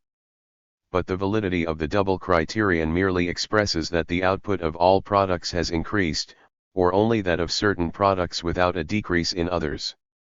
In this case, potential welfare increases, according to Samuelson, at any income distribution. But how social welfare actually changes with increased production, depends in fact on how the increased output is distributed among the social classes. Any change in production is generally accompanied by a change in income distribution relations, and vice versa. Owing to the close interrelationship of the two, a given income distribution is matched with a corresponding production structure, and a given production structure has its corresponding income distribution. It is for this reason that L 46 asserts that the appraisal of changes in production from a welfare point of view is inseparable from the appraisal of the related income distribution relations, and he adds a further criterion to Saitovsky's double criterion: income distribution cannot be worse in the new situation than it was before. He leaves, however, the question open on the basis of what theoretical criterion it should be decided which income distribution is to be regarded the more favorable one from the welfare point of view. When writing that if corn could by importation be procured cheaper, the loss in consequence of not importing it is far greater on one side that the gain is on the other, L 47 Ricardo expected from the repeal of the corn laws, from a change in income distribution relations in favor of the bourgeoisie, the acceleration of capital accumulation, and the development of production, and the change in distribution relations in favor of the bourgeoisie wishing to promote the development of the productive forces at the cost of the landowners impeding the development of the productive forces by keeping in force the corn laws, were synonymous to him with the growth of social welfare. 2. Further examining the first efficiency criterion, we must state that the identity of the marginal rates of substitution for all consumers is an entirely formal criterion of welfare. This identity exists at any point of the contract curve. It does not give any information on where on the contract curve the two consumers come to an agreement. Clearly, it depends on the incomes of the two individuals compared. On the existing distribution relations, how much of the given quantity of the two products is carved out to the one and how much to the other. Suppose that one of the two persons compared is a worker and the other a capitalist. It is obviously the relatively low indifference curve of the worker and the relatively high one of the capitalist which are tangential to one another. According to the first efficiency criterion, however, all that is needed for maximum welfare to materialize is the optimum use of their incomes by all members of society, however slight these incomes may be. This maximum is merely the maximum attained within the existing order of distribution, and a given welfare maximum is attached to any order of distribution. Does the transition from a point outside the contract curve really mean the improvement of welfare? Those who maintain that it does regard the consumer preference scale as invariable, and leave out of account the shaping forces of society, the effect which non-Marxian economics calls the externalities affecting consumption. If some people's welfare increases, it does not leave unchanged the welfare of those whose real income has not changed. Already Marx was aware of this effect in his work Wage, Labor and Capital. A house may be large or small, as long as the surrounding houses are equally small, it satisfies all social demands for a dwelling. But let a palace arise beside the little house, and it shrinks from a little house to a hut. The occupant of the relatively small house will feel more and more uncomfortable, dissatisfied and cramped within its four walls. 148. Comparing the relationship between the capitalist and working classes, Marx considers the increase in the welfare of the capitalist class, with the position of the working class left unchanged, not as an increase in social welfare, but as the relative impoverishment of the working class. 3. The criteria listed above show the efficiency of pure competition as divorced from social production relations also in respect of production. We are only concerned with individual, isolated firms, and the fact is completely overlooked that the efficiency of the firm is influenced by the circumstance that it is operating as a member of a social productive organization, by the place it assumes in the interrelationship of the social division of labor.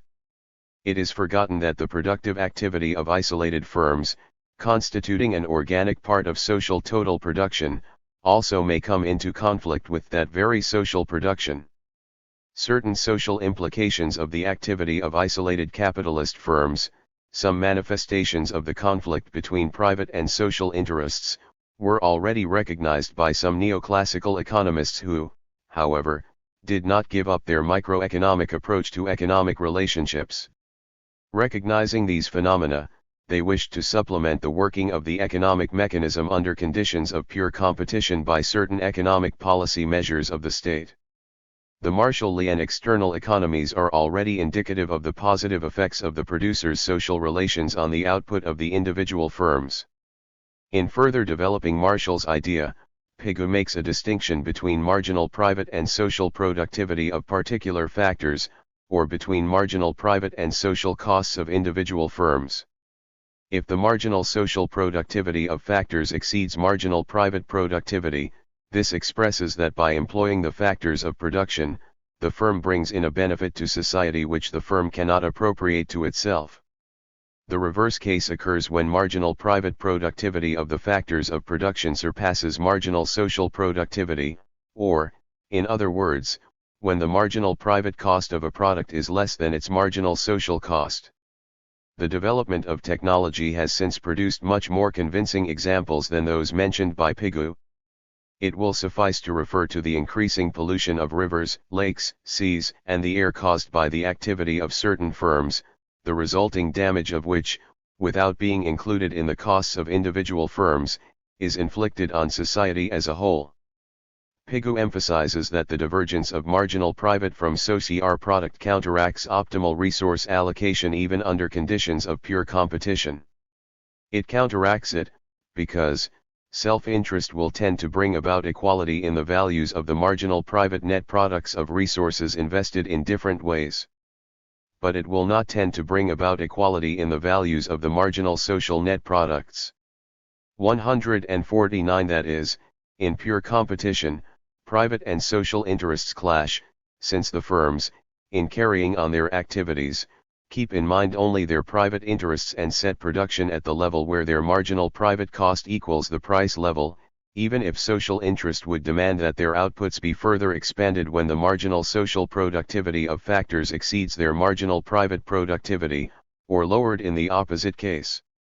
Thus the pursuit of private interests through the activity of firms striving to maximize their profit does not ensure the maximum of social welfare even under conditions of pure competition. 4. In consumption, as we have seen, different points of the contract curve may be the optimum point depending on the change in income distribution relations. The question is whether the efficiency criteria of production determine the production techniques or the production structure satisfying the Peirtien optimum criteria independently of distribution relations. As far as the coincidence of the marginal rates of substitution between two factors in all their uses is concerned, it appears that the production techniques chosen in compliance with this condition are not dependent on changes in the distribution relations. A certain dependence, however, can be found if the production techniques chosen are not independent of the scale of output, that is, if a change in the scale of output changes relative marginal productivities, the marginal rates of substitution, and thus the production contract curve is not a straight line. In this case, even at an identical level of the marginal rates of substitution, different production techniques will be the optimal ones, depending on the distribution relations and through them on the structure of demand as well as the scale of output of the particular industries. According to the theory, increasing returns to scale are irreconcilable of course with the existence of competitive equilibrium. But the marginal rates of substitution between factors can also be changed by diminishing returns to scale. The fourth, joint efficiency criterion characterizes as welfare maximum the situation in which the marginal rates of substitution between different goods are the same as regards both consumption and production, in which case the social indifference curve touches the social transformation curve. Social welfare is identical at all points along the social indifference curve. The marginal rates of substitution between any two products are the same for all consumers. The social indifference curve is constructed, after Saitovsky, by a specific summation of any two tangent individual indifference curves of a box diagram.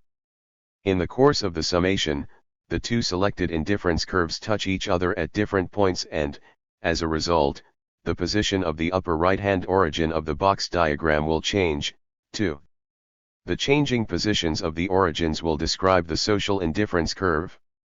Depending on which two tangent individual indifference curves are combined, the resulting social indifference curve will express different income distribution relations and thus, depending on the distribution relations, the social transformation curve will be tangential to different social indifference curves at different points. As a result of the change in distribution relations, any point of the social transformation function may be optimal. The optimal allocation of resources is optimal always only from the point of view of the prevailing distribution relations. As the system of income distribution changes, always different allocations will become optimal. So we have arrived at the general conclusion that the efficiency criteria of pure competition as formulated by the representatives of the neoclassical school are merely formal statements. They are formal, because the marginal conditions set up for the individual consumers' or producers' economies are, as we have seen, too general even for the particular economies, lacking any empirical content. They are formal, further, because their realization under any system of distribution means the optimum of social welfare in its Peirtian sense, and reveals nothing of the welfare effects of a change in the distribution relations. Otherwise, as has already been shown, the improvement in the situation of individual households and firms does not necessarily mean an increase in social welfare, too, as the two things can conflict even according to the teachings of certain followers of the neoclassical theory. 5. Rejecting the measurability of utilities and thereby their interpersonal comparability, the new variant of equilibrium theory characterizes the equilibrium position as a state in which maximum social welfare is realized in its Peirtian sense. Marshall, however, by assuming the interpersonal comparability of utilities, called attention to the fact that, owing to unequal distribution relations, the equilibrium position does not mean the realization of the maximum of social welfare in the strictest sense of the word.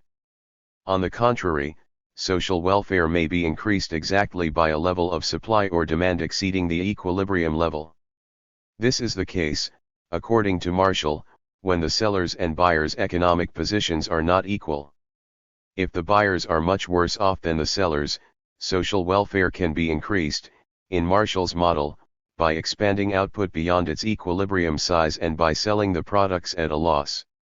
Then the resources have not been used optimally in relation to effective demand, but have been used favorably regarding the needs of the mass of people. And social welfare is equally increased. By keeping supply below its equilibrium level when the sellers are worse off than the buyers. Social welfare, in Marshall's interpretation, demands not only that everybody should use his resources rationally.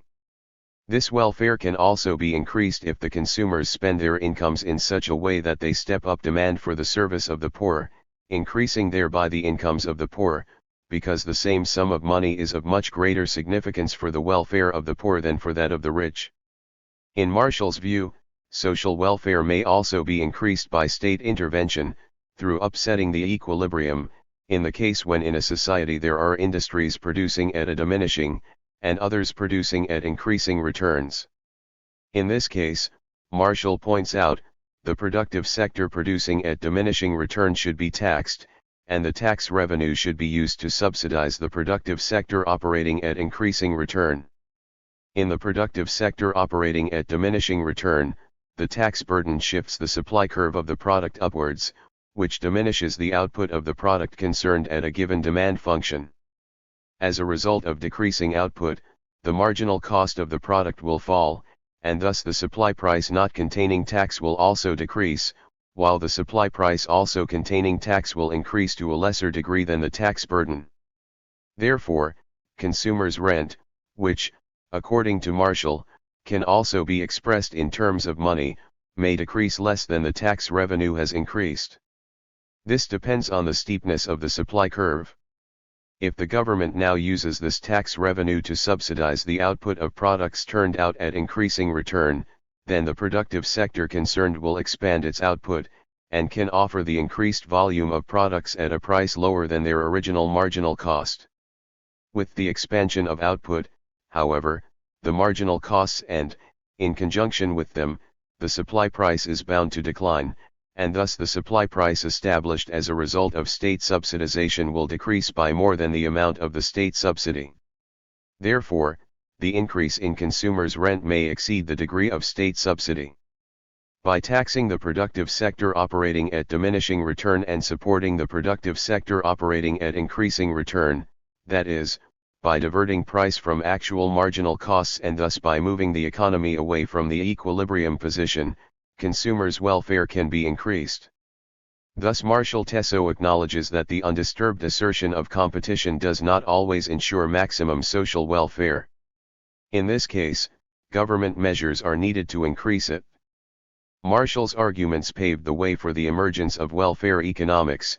They show that while the assumption of the interpersonal comparability of utilities does provide some possibility of disclosing the problems stemming from the enormous discrepancies of social distribution relations in a capitalist economy, by the rejection of the interpersonal comparability of utilities even this slight possibility is lost and social content is increasingly ignored. Part 3. The emergence and development of the modern non-Marxian theory of market forms. Chapter 1. Introduction. Modern non-Marxian price theory began to concern itself with the emergence of monopoly capitalism after a rather long delay. Until the 1930s, both the theory of economics as well as the popular conceptions are based essentially upon the English classical theory of CQ1-competition, of which monopoly forms an exception. 1.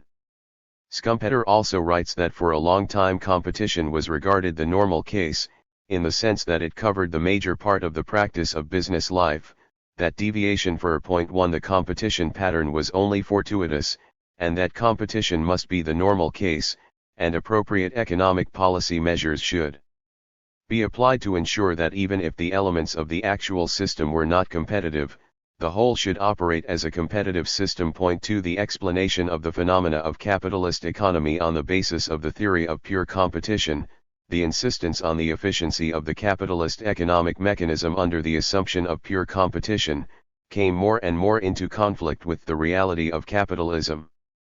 It was primarily during the Great Economic Crisis that attempts were made in non-Marxian economics to adjust the price and income distribution theories to the relations of monopoly capitalism. Pioneers in that field were, in the first place, the American E. Chamberlain and the British J. Robinson. Besides them, the Norwegian economist R. Frisch, the Danish F. Zeuthen, the British R. Harrod and A. L. Bowley as well as the American H. Hotelling and the German H. Stackelberg made, among others, significant contributions to changing non-Marxian price theory in the 1930s. Piero Sraffa was the first to call attention in his 1926 article, written in a sharp, critical tone, to the deficiencies of the price theory based on pure competition. Robinson and presumably Chamberlain, too, took over some elements from Sraffa. It was primarily on the aspect of the law of returns that Sraffa began to criticize the theory of pure competition. He pointed out that, as shown by everyday experience, a large number of firms operate under conditions of increasing returns. The large-scale production of modern firms and the resulting advantages in production and marketing are the facts underlying Sraffa's problem of increasing returns. Under these conditions, the greater the scale of output of a firm, the less the cost of production per unit of output. Thus, according to the theory, with price taken as given, the entrepreneurs should expand their outputs to infinity. But if a firm expands its size to infinity and absorbs the whole market, what remains then of pure competition? Under conditions of increasing returns, the formula of the equality of price and marginal cost cannot express, in Sraffa's view, the conditions of the firm's equilibrium, because with decreasing cost per unit of output the marginal cost curve will lie below the average cost curve. Therefore, if marginal cost and price were equal, cost per unit of output would be higher than price, and the entrepreneurs would sustain losses. Practical businessmen, continues Sraffa in his attack against the theory of pure competition, would consider absurd the assertion that the limit to their production is to be found in the internal conditions of production of their firm, which do not permit of the production of a greater quantity without an increase in cost. 3. He sees the main impediment to expanding output not in rising costs, but rather in the fact that larger quantities are difficult to sell without a reduction of price, or without an increase in selling costs. By this Sraffa assumes that the particular sellers are able to alter price, and consequently the established market situation is not pure or perfect competition. In his opinion, every seller strives to differentiate his product from those of other firms, to build up in the buyers a preference for his own product, that is, to eliminate the buyer's indifference to the products of particular sellers, which, as is commonly known, is a condition for pure competition. The source of preference for a seller's product may, according to Sraffa, vary greatly, ranging from the buyer's insistence on the product he is used to trademarks, trust in the quality of certain products, the firm's reputation or nearness to the market, the buyer's personal relationships, etc. As a result of preferences derived from these factors, buyers are willing to pay more for a commodity just to get it from a particular seller, even though they could get it cheaper from another. In this case, however, the general market for a given commodity is divided into a series of markets, with the prevailing price on each partial market being different. And the individual sellers are faced not with the general demand curve for a whole class of commodities or for the industry, but with the special demand curve for their own individual product. Price, under such conditions, is no longer beyond their control, and thus Sraffa does not consider the elasticity of demand for their commodities as infinite, either. A firm can make an inroad into another firm's market only if it increases its selling costs. Firms within their own markets are in a privileged position enjoying advantages similar to those of monopolies. Earlier, the factors mentioned and regarded by Sraffa as causing imperfections of the market were taken to be merely frictional factors which only delay or disturb the effect of the active forces of the market, which, however, will nevertheless assert themselves in the end. But in Sraffa's view, most of the factors upsetting the unity of the market are not frictions but are themselves active forces which produce permanent and even cumulative effects for. He thinks that it is necessary, therefore, to abandon the path of free competition and turn in the opposite direction, namely, towards monopoly. Hotelling, following Sraffa, also writes that, contrary to the assumption of the theory of perfect or pure competition, what we encounter in real life is this. If the purveyor of an article gradually increases his price while his rivals keep theirs fixed, the diminution in volume of his sales will in general take place continuously rather than in the abrupt way which has tacitly been assumed. Many customers will prefer to trade with him because they live nearer to his store than to the others, or because his mode of doing business is more to their liking, or on account of some difference in service or quality. Such circles of customers may be said to make every entrepreneur a monopolist. 6. Sraffa and after him Robinson, Chamberlain, Hotelling, and Zuthan assert that in a real economy pure competition is just an extreme case, and so also is pure monopoly. The actual forms of the market are a mixture of pure competition and monopoly. Between the perfect competition and monopoly of theory lie the actual cases. 7. In Robinson's and Chamberlain's representation, competition within an industry is the competition of sellers enjoying a monopolistic position, who are able to differentiate their products from those of other sellers. Such competition is called by Robinson imperfect competition, and by Chamberlain monopolistic competition. What do they mean by monopoly? A market situation in which monopoly ordinarily means control over the supply, and therefore over the price. Every individual producer has the monopoly of his own output. 9. Writes Robinson, when a single producer controls the whole output of such a commodity, the plain man's notion of a monopolist and the logical definition of a monopolist as a single seller coincide. 10. Robinson examines what characterizes the monopolistic position of the single seller in imperfect competition. Here, however, she halts her investigation. She does not examine, like Chamberlain, the competition of producers manufacturing the same product, that is, competition within the industry in imperfect competition. Let us now examine in more detail, relying primarily on Mrs. Robinson's investigations, the determination of equilibrium price under conditions of monopoly.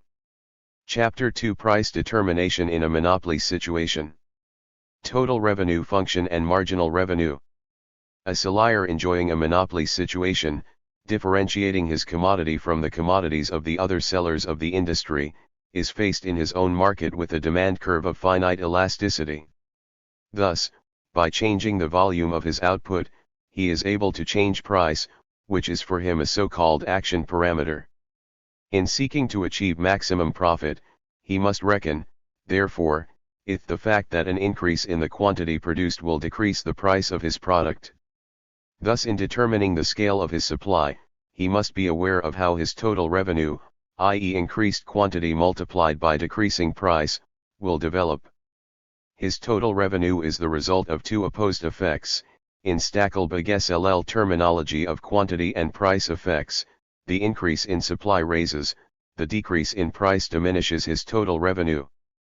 Whether his total revenue eventually increases, decreases or stays unchanged, depends on how the percentage increase in the quantity sold is related to the percentage decrease in price, that is, on the elasticity of demand for his product.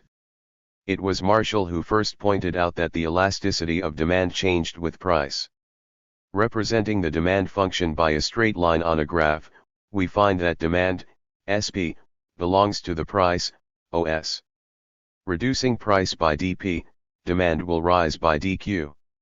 Substituting the corresponding segments of the straight line into the formula of the elasticity of demand, dQ. L, we obtain OS as the elasticity of demand. QdP saint setting out from a high price level, and continuously decreasing price, the elasticity of demand will also decrease. While the absolute magnitude of elasticity is greater than unity, money revenue will increase as price decreases, since the quantity sold will rise in a greater proportion as a result of the percentage decrease in price. At the price where elasticity in absolute terms reaches unity, money revenue will remain unaffected by an infinitesimally small change in price. If we further decrease price, the elasticity of demand will drop in absolute terms below unity, and money revenue, too, will decrease. Representing the curve of total revenue as price multiplied by the corresponding quantity on a graph, the curve will slope up with the decrease in price, until the elasticity of demand reaches unity, and will be at a maximum at a price where the elasticity of demand equals unity. When price drops below this level, the curve of total revenue will also slope downwards. Taking into account that with the increase in quantity price will decline, the monopolist striving to maximize his profit cannot expand his output up to the point at which the increasing marginal cost equals price. In this case he would suffer a loss. For if he increases supply by 1 unit, he thereby decreases the price, as the elasticity of demand for his product is finite. Thus the increment of his revenue cannot be equal to price. He must deduct from it the loss resulting from the lower price at which he must sell the earlier units, too, at the increased output. Illustrating the above by a simple numerical example, let us assume that in pure competition the firm produces 5 units at $10 each, with a total revenue of $50, and 6 units at $10 each, with a total revenue of $60. Thus, the increment of the firm's revenue resulting from the expansion of output by 1 unit, is $10.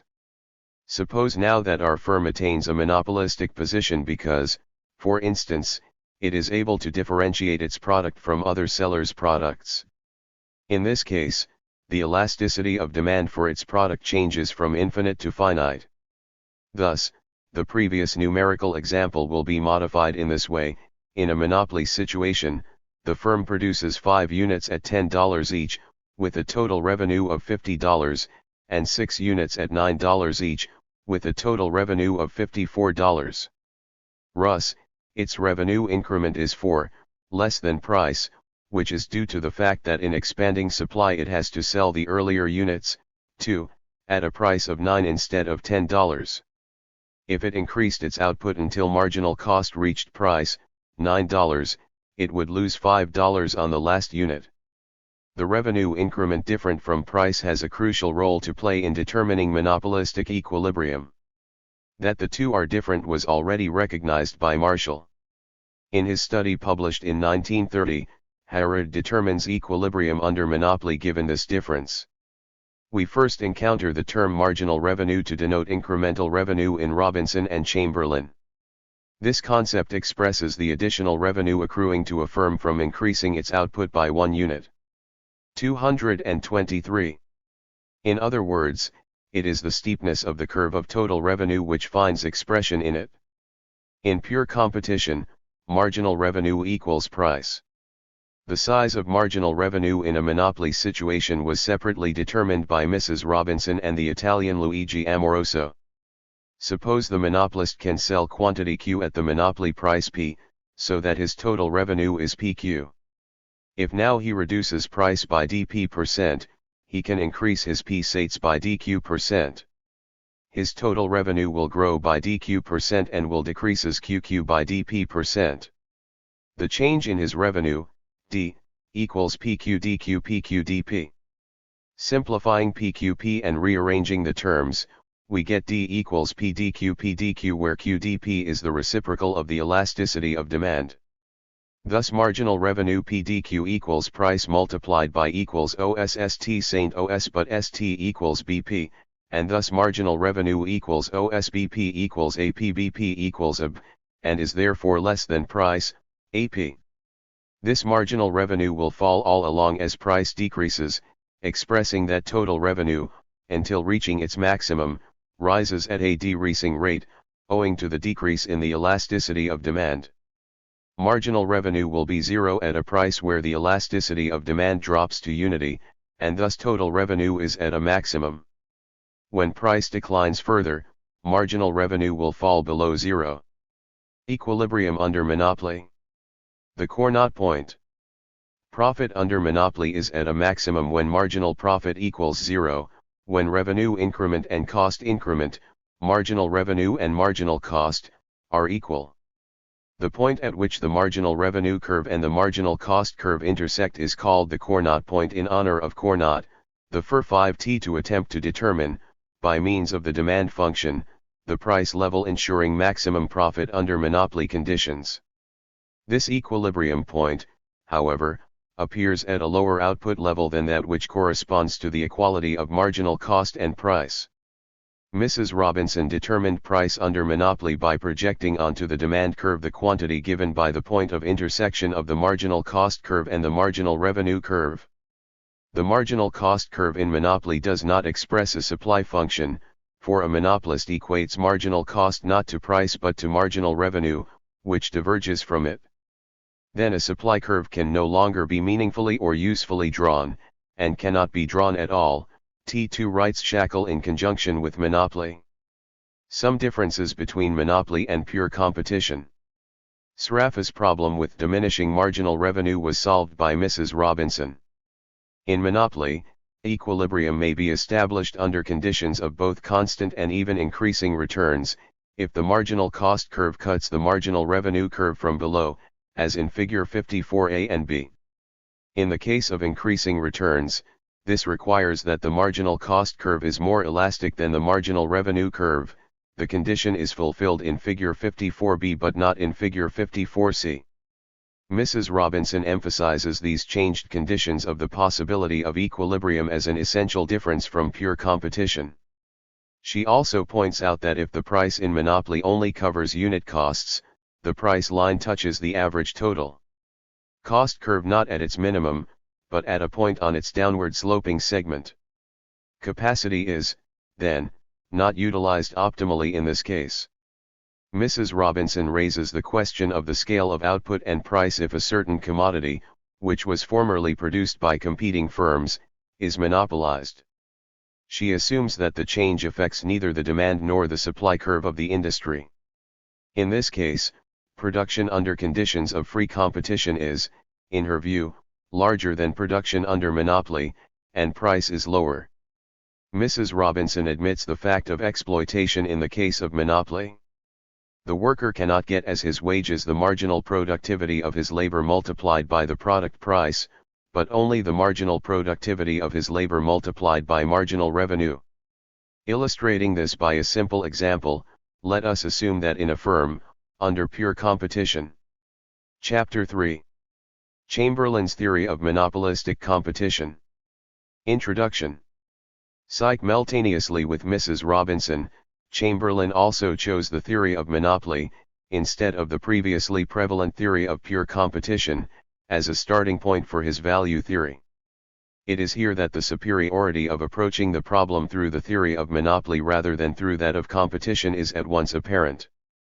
13. This is because the theory of competition excludes the monopoly elements, while the theory of monopoly presupposes that every monopolist faces the competition of substitutes. 14. It is exactly the investigation of the competitive relationships between sellers in monopolistic positions, and the extension of the examination of the conditions of equilibrium from individual monopolists to the competitive struggle of monopolist rivals which primarily distinguishes his analysis from that of Mrs. Robinson. Chamberlain reduces the imperfection of the market, the absence of pure competition, to two reasons: the commodity put on the market is not homogeneous, the buyer is not indifferent to the seller's identity. This is, in his view, the source of monopoly. There are few sellers on the market, which, as Triffin emphasizes, may be accounted for by the barriers to entry to the market. The analysis of the latter is completely lacking in Mrs. Robinson's investigations. Chamberlain himself is relatively little concerned with this market situation either, his value theory not being focused on the examination of this question. He is interested in the first place in that form of monopolistic competition in which a large number of sellers put commodities somewhat differentiated from one another on the market, where competition is carried on between them, to use Chamberlain's term, within a large group. He mentions two methods to differentiate products as means which serve similar aims: changes relating to the nature or quality of the products, new varieties, etc. The advantage derived from them is secured to the firm by patents, licenses and trademarks. He also mentions differences in packaging, and even the geographical distance between the production and marketing locations. Manipulation by expenditure on selling. Owing to such products' differentiation, the markets of individual sellers do not merge as in the case of pure competition, but constitute a network of the particular sellers' connected markets, in each of which the sellers can manipulate prices. Thus, competition exists on three counts: price changes, changes in the quality of the product, and manipulation through selling costs. It is on these three aspects that Chamberlain examines the conditions of equilibrium, at both the firm and industry or group level, that is, on the level of the sellers group. He generally does not use the concept of industry. In his view, the individual industries can be distinguished only in the case of homogeneous products. He maintains that in the case of sellers offering heterogeneous products it is rather arbitrary to group commodities into particular industries. He is, however, compelled to include commodities in close substitution relationship with one another in separate groups, as their demand-supply relations can be determined unambiguously only if the demand-supply relations of the other commodities belonging to the group are given. The condition of price equilibrium. Chamberlain determines price equilibrium on the firm level like Robinson. In doing so, he disregards the possibility of changing product quality. Aiming to achieve maximum profit, the firm will supply in equilibrium a quantity at which its marginal cost equals marginal revenue, which is lower than price. In examining price equilibrium on the group/air/, Chamberlain says he is making heroic assumptions. He assumes that consumers' preferences are evenly distributed among particular commodities within the group, and the difference between them is not so great that it could bring about differences in cost. Thus he supposes that the demand and cost curves for each commodity within the group are identical. In the case of this so-called symmetry assumption, price is established under conditions of group equilibrium at the same level for each firm. Chamberlain now displays group equilibrium graphically, through one particular firm similar to, and representing, as it were, the other firms. He distinguishes two sorts of demand curve for the individual firms. DD expresses demand for the product of the firm when, with a change in its price, the price of the products of the other firms within the group remains unchanged. In the case of a large group, the assumption of ad-type demand curve is, according to Chamberlain, realistic. Demand curve DD reflects the development of demand for the product of the firm under the circumstances of a simultaneous change in product price by all firms within the group. That demand curve is a fractional part of the demand curve for the general class of commodity, and its elasticity is identical with that of the latter.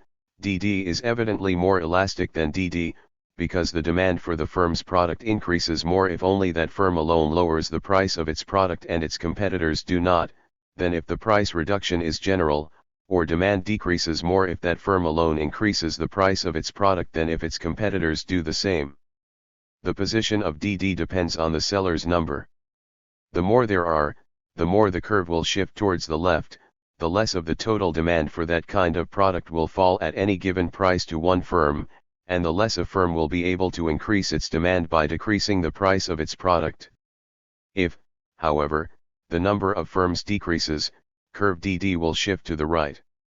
Every firm may increase its profit if it proceeds along curve DD. It need not be afraid of the reaction of its rivals because the increase in its supply will affect their market, owing to their large number, only to a negligible extent. Since every firm is equally interested, in order to increase its profit, in proceeding along curve DD, as a result of their joint action price will decline, and thus DD will also shift downwards along DD. In figure 57 DD touches the unit cost curve at point X, and DD will cut it at the point of tangent C. At that point price covers only unit cost. X, however, is not a lasting equilibrium. This is because any firm moving along DD may earn profit by decreasing price.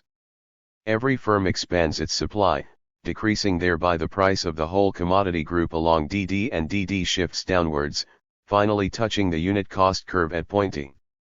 However, Y is not an equilibrium point either, though the DD curve of the individual firms touches the unit cost curve and thus no firm gains by further decreasing price. It is not an equilibrium point, because if each firm went on expanding its output until the point of tangent C of DD and the unit cost curve, price would generally fall as a result of their concerted behavior. With this, however, DD instead oft will be taken into account as the demand curve of their product. Thus, quantity OC1 represents an exaggerated supply at the point of tangent C of the demand curve DD. In our graph, the market is not willing to take from the individual firm's quantity OC1 on the demand curve DD at the price of Q1Y. There are too many firms within the group. Part of them will leave the group, as a result of which curve DD shifts to the right. A group equilibrium will come about when DD cuts DD at its point of tangent C with the unit cost curve. Then the supply level along curve DD coincides with the supply level along curve DD, the size of the supplies of the individual firms has been established, and no firm is interested any longer in decreasing price and further expanding its output. The condition of product equilibrium. Let us now look at the problem of product equilibrium within the firm. Since it is now the product which is variable, Chamberlain, in order to examine the effect of quality change in isolation, takes price to be constant. If the entrepreneur improves the quality of his product, he can sell more of it, but his production costs will also increase. At a price of OA he was able to sell quantity OB, and the size of his profit is represented by the area EFGA. After improving the quality of his product he can sell quantity OC at a price of OA, and his profit is HJKA. If the latter is larger than the former area, then it pays high TI to spend more on improving the quality. It is worthwhile to increase this cost until the profit reaches its maximum. In examining the conditions of product equilibrium on the group level, Chamberlain continues to keep up the heroic assumptions, and he further supposes that the possibilities of changing the product are equally accessible to everybody. The condition of group equilibrium is in this OAS, 2, that price should cover unit cost for every seller. If a profit is achieved, the inflow of external capital will cause the output of the individual sellers to decrease until price and unit cost are equal. Originally, the firm sold quantity OB at a price of OA, and its profit was EFGA. After the establishment of new firms, it can sell only quantity O at a price of OA, price being just equal to unit cost HJ. Taking both price and product to be variable, the firm will choose the combination of them at which profit is at a maximum. For each product line, there exists price at which profit from the quantity sold is maximized. It is the maximum of these maxima which the entrepreneur wishes to achieve. But the rivalry of the outside entrepreneurs will compete away this profit, this being the condition of group equilibrium in the case of variable price and variable product quality. 2. In the case of product equilibrium, the equilibrium point on the group level is reached, as we have seen, on the downward sloping portion of the average total cost curve and not at its minimum. This equilibrium level of unit cost corresponds, under conditions of pure competition, to the minimum of a higher average total cost curve, which, in the case of product equilibrium, means better product quality. In other words, at product equilibrium, under monopolistic competition, a poorer product quality is obtained than under pure competition. 231. The condition of equilibrium in the case of manipulation through selling costs. Chamberlain also includes selling costs in his investigations.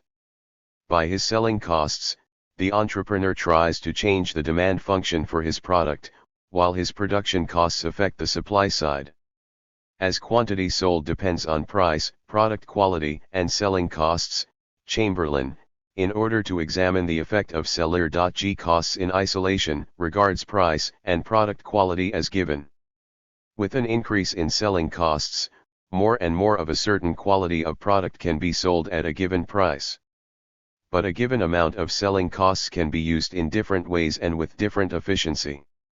A commodity may be made popular by making use of a variety of factors promoting sales.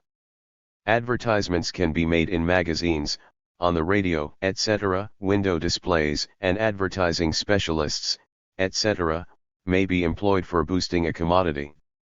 Searching for the criteria of the efficient use of selling costs, Chamberlain attempts to apply the technical apparatus used in the theory of production to selling costs. 2. He holds the view that the returns to the above factors used for selling diminish if they are increased unilaterally. He points out that in combining these factors the same principle must be applied which also asserts itself in production, when the minimum cost factor combination is determined by means of isoquants. The laws of returns, says Chamberlain, also apply to the increase in selling costs. First there are increasing, then constant and finally diminishing returns. Chamberlain explains increasing returns resulting from increased selling costs by the economies of large-scale operations. Large-scale operations make it possible to establish a more efficient division of labor among those concerned with selling. Specially trained experts, advertising specialists, window dressers, etc. can be employed whose services would not be available at a lower level of advertising costs.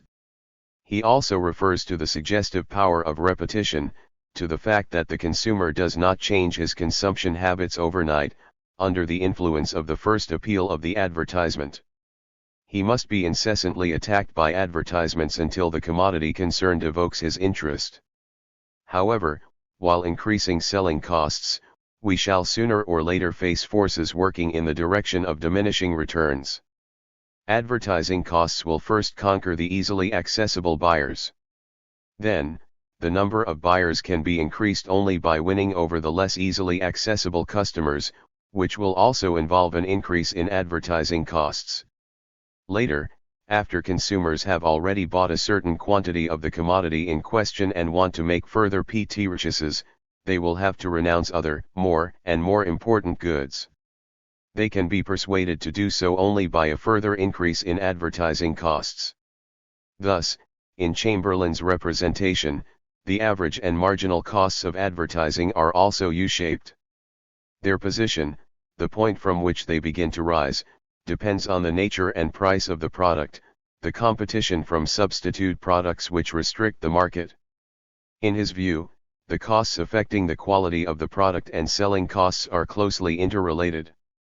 If the quality of the product is improved, less has to be spent on advertising, and conversely, if the quality of the product deteriorates, advertising costs must be increased. Chamberlain calculates the total cost of a product by adding up production and 232 selling costs. This combined average and marginal cost is also U-shaped in his representations. But it will clearly reach its minimum not at the point where production costs do. Then he determines by marginal analysis how equilibrium is established on the level of the firm in manipulating through selling costs. He takes price and product as given, and examines how far selling costs have to be increased to ensure maximum profits.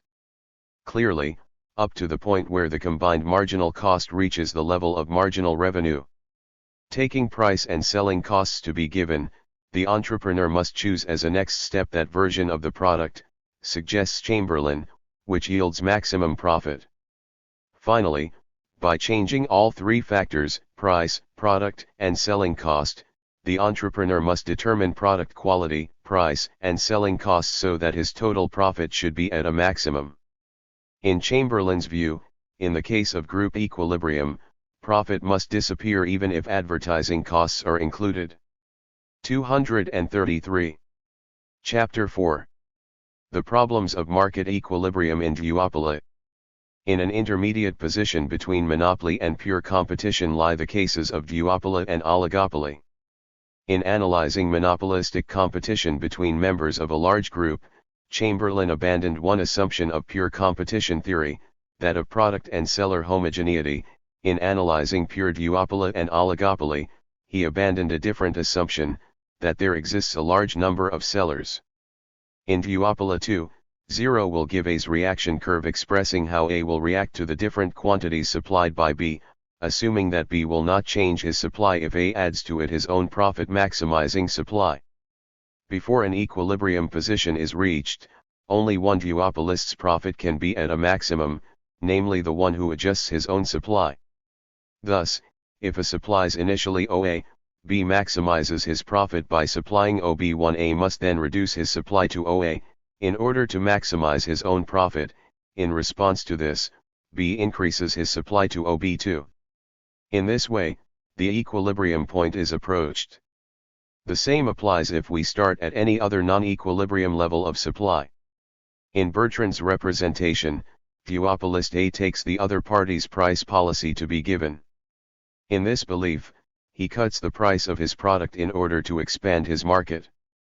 To this duopolist B will react by also reducing the price of his product on 237. The assumption that the price set by A will not change further. The difference in prices obviously presupposes the imperfection of the market. Chamberlain raises the problem of duopoly in the following forms. First, he supposes that each of the duopolists forgets about the indirect effect of his action, about his rival's reaction, and imagines that his competitor will not change price if he lowers the price of his own product. In this case, each party will move along his own curve, dd, steadily decreasing the price of his product until dd, shifting more and more downwards, touches the unit cost curve for both of them. This is Bertrand's case, in which the equilibrium situation comes about as in pure competition. It is also possible that each duopolist supposes that the other's supply will not change if he changes his own. But this will cause the price at which the other duopolist has maximized his profit to change, too. He will react to the change in his rival's supply, and in the course of mutual adjustments a definite equilibrium situation will develop, assuming an intermediate position between the equilibrium of monopoly and pure competition. This is Cournot's case. Chamberlain also investigated the situation which arises when each duopolist takes account of his rival's reaction, namely, that if he lowers the price of his product, his competition will do the same. Taking account of behavior reactions already means a step forward in the theory of duopoly. In this case, the curve dd no longer plays any role, and both duopolists act along curve dd. Each of them knows that his position also depends on his rival's behavior. Neither will therefore cut the price of his product.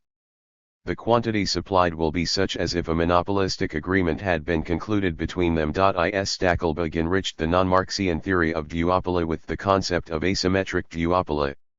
While in Cournot's case the two duopolists adjusted themselves to each other's behavior, and thus their positions were symmetric, Stackelberg pointed out that one of them might anticipate the other's behavior as a reaction to his move and would place that amount of his product on the market which, unlike Cournot's case, ensured him maximum profit not before, but after the adjustment of the other party. L9 Stackelberg calls this supply the duopolist's independence supply.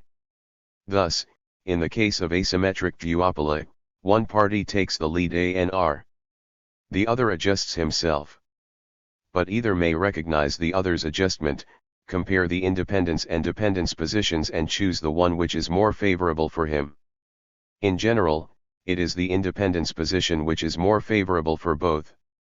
If both want to achieve that position, then a struggle for power without equilibrium will develop between them which, after Bowley, who first examined this case, is called Bowley's duopoly. The struggle for taking the lead lasts until one duopolist goes bankrupt or gives up fighting for his independence position. An equilibrium can come about only if one duopolist supplies from an independence, the other from a dependence position. But the equilibrium is very unstable in this case.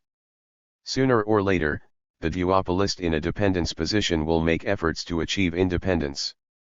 Ragnar Frisch tries to express one party's expected reaction to his competitors or competitors' decisions by the so-called conjectural coefficient or conjectural elasticity. With the attribute conjectural, Frisch wants to emphasize the expected and not the actual reaction of the firm. This elasticity indicates, for example, the percentage change in parameter I of firm has an assumed reaction to the percentage change in parameter J of firm K. He assumes as a first step that each firm will act as if any possible change in his rival's action parameter were a constant function of the change in his own parameter 20. In the study cited, Frisch mentions as a more complicated case the one in which the parameters are determined by negotiations, the technique of which is of basic importance from the point of view of the operation of the economic mechanism. Such is the case examined by Zeuthen, where organizations of employers and workers are opposed to each other. 21. In Zeuthen's view, under such conditions wages c. not be settled by either party on his own initiative, they can only be determined by negotiations which have a technique of their own. Both parties will pursue a policy which they think will best promote the achievement of their objectives. The British economists R. L. Hall and C. I. Hitch 22 and the American economist P. M. Sweezy 23 point out in their studies published almost simultaneously in 1939 how certain oligopolies' views on the reaction of their rivals to their price policies influence the shape of their demand curves. These demand curves, to use Calder's term, are imagined demand curves and need not be continuous. An individual firm may think that if it raises the price of its product above the current price, its rivals will not follow suit and thus it will lose part of its customers. In this case its demand curve, at prices higher than the current price, is elastic, because the demand for its product will vigorously fall as a result of the price rise. If, however, it reduces the price of its product below the current price, it may expect that its rivals will also reduce the price of their products. Consequently, the demand for its product will grow only at a relatively slow rate as the price falls. Thus its demand curve will be inelastic at prices lower than the current price. Both situations are rather frequent during a depression period. But an oligopoly firm may base its policy on a different assumption. In the period of a creeping inflation or boom, in face of a general price rise, it may think that if it increases the price of its product, its rivals will do the same. Thus the demand for its product will decrease at a relatively slow rate, i.e. its demand curve, at prices higher than the current price, is inelastic. If, however, the firm cuts the price of its product during the period in question, it is justified in expecting that its rivals will not follow suit by reducing their prices. Thus the demand for its product will rise to a relatively great extent. In this case, at prices lower than the current price, its demand curve will be elastic. The shape of the demand curve of an oligopoly firm will be similar to this latter case even if it raises its price above the current price, and assumes the position of the price leader 24 or else, when it decreases the price of its product by a secret discount from the price list so that its rivals are not aware of the price reduction. These patterns of expected reaction produce a kink at the existing price, in the demand curve for the product of an oligopolist, and the corresponding marginal revenue curve will be discontinuous. Point 2. Sweezy draws from the above-mentioned cases the following conclusions for oligopolistic pricing: the conditions for short-run equilibrium are not at all precise. It is not possible to apply the condition that marginal cost must equal marginal revenue. It is not permissible to speak of the factors' remunerations being equal to their marginal value productivities. Any disturbance which affects only the position of the marginal cost curve may leave the short-run equilibrium of price and output entirely unaffected. Thus, for example, a successful strike for higher wages may be without influence on either price or output. 26. Hall and Hitch, and others after them, attempt to determine price on the oligopolistic market, and in any other market forms in the framework of which the individual entrepreneurs are price makers, on a basis other than marginal analysis, that is, on the basis of the so-called full cost principle. They think that they can describe the entrepreneur's behavior more appropriately if they present him as one who sets for his products a price that exceeds average cost by a chosen margin, proportional or absolute. 27. The full cost pricing theory is an attempt to make up for the insufficiency of price determination by finding the point of intersection of the marginal cost and marginal revenue curves. However, lacking any basis in value theory, this cannot answer such fundamental questions as to what determines the size of production costs and within it the size of wages, what determines the size of the profit margin, etc. To say that average cost is reasonably well known. 28. That the firms know current total cost and current output and can divide the one by the other. 29. Does not provide a cost determination. Spate is right in writing that full cost theory appears, not a satisfactory general theory of how relative prices and output are determined. 30. The more developed versions of the duopoly theory, which already take into consideration that the maximization of profit by the individual duopolists is dependent not only on their own, but also on the other party's behavior, continue to apply the same method as in pure competition or in monopoly, where the entrepreneur's profit is a function only of his own behavior. This method is marginal analysis for the determination of optimal results. To maintain marginal analysis, writers have attempted to make the competitor's reaction appear predictable, that is, to assume it to be known in the target function of a given duopolist. But how could a duopolist equate his marginal cost with his marginal revenue, when he does not know how much his marginal revenue will become, as its size also depends on the business policy pursued by his competitor? In fact, we cannot suppose our duopolist to know his rival's reaction. This situation may not be characterized simply as a maximization problem. The analysis of the duopolist's and oligopolist's position requires another approach. It was this fact to which attention was also called by the kinky shape of the oligopoly demand curve, discovered by Hall, Hitch, and Sweezy. A new approach was attempted by Morgenstern and Newman when they developed their strategic game theory. In a work concerned with popularizing game theory, Morgenstern argues that by the time economics emerged as a science, mechanics had already reached a fairly high level in its development, and thus the example and tools of analysis for mathematical economics were provided by mechanics, analysis, differential and integral calculus. Theoretical mathematicians kept away for a long time from economic sciences. They did not find any exciting problems in them, and no significant mathematical theorems emerged in economics for a long time.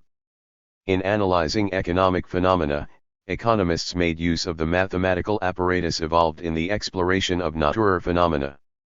It was in the late 1920s and in the 1930s that a change took place in this field.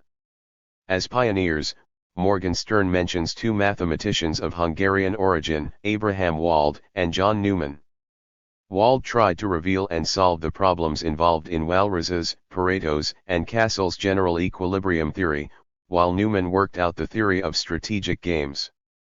The theory of gambling, that is of games based merely on chance, such as a game of dice or heads or tails, was being developed as early as the 18th century, and this laid the foundation for probability theory.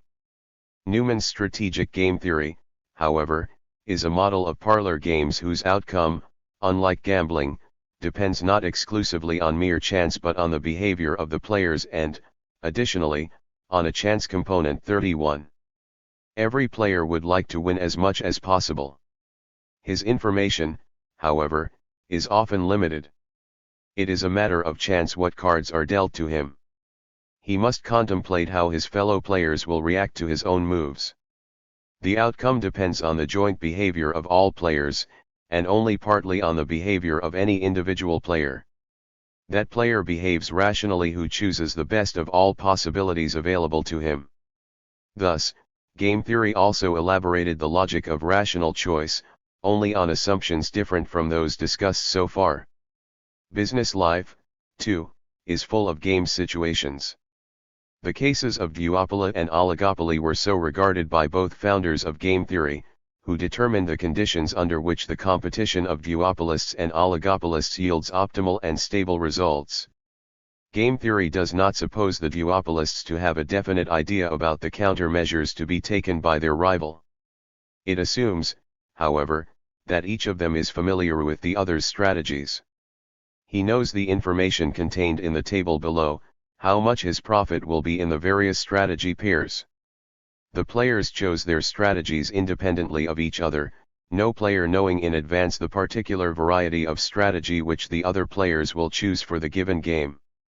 Let us further suppose that the sum of the game is 0, the gains made by one player being losses to the other. In this case, it is sufficient to indicate in our model the amount of one party's profits, and we also know the auth and s profits. The table gives the profit of A. In our game, neither duopolist wishes to achieve maximum profit, because he knows that his rival may reduce his profit to a minimum. Duopolist A wants to know the amount of the smallest profit he may earn in spite of the efforts to be made by B. He chooses from the strategies available to him the one which, if B adds to it his own strategy, will yield to him at least the maximum of all minimum profits. He plays a mini-max game. In our example, the duopolists have 3 strategies each available to them. A knows that B will choose strategy B2 if he chooses strategy A, strategy B1 or B3 at his A2, and B2 at A3. In this case, A's profit or B's loss will be at a minimum, for in strategy combinations A3 B2, B will obtain a profit of the size 1. B, however, thinks, no matter which available strategy he chooses, A will add to it that of his own strategies at which he will achieve maximum profit. Thus B will use the strategy which results for A in a minimum of the maximum profits, that is, he plays a maxi-min game. An equilibrium will be established if the maximum of the row minima equals the minimum of the column maxima. In this case, strategy pair A2B1 a zero-sum game can be solved by linear programming. For one duopolist, the duel of finding the best strategy is the determination of the best strategy for the other. 243. Chapters. In the presence of monopolistic elements. The efficiency criteria of pure competition no longer apply.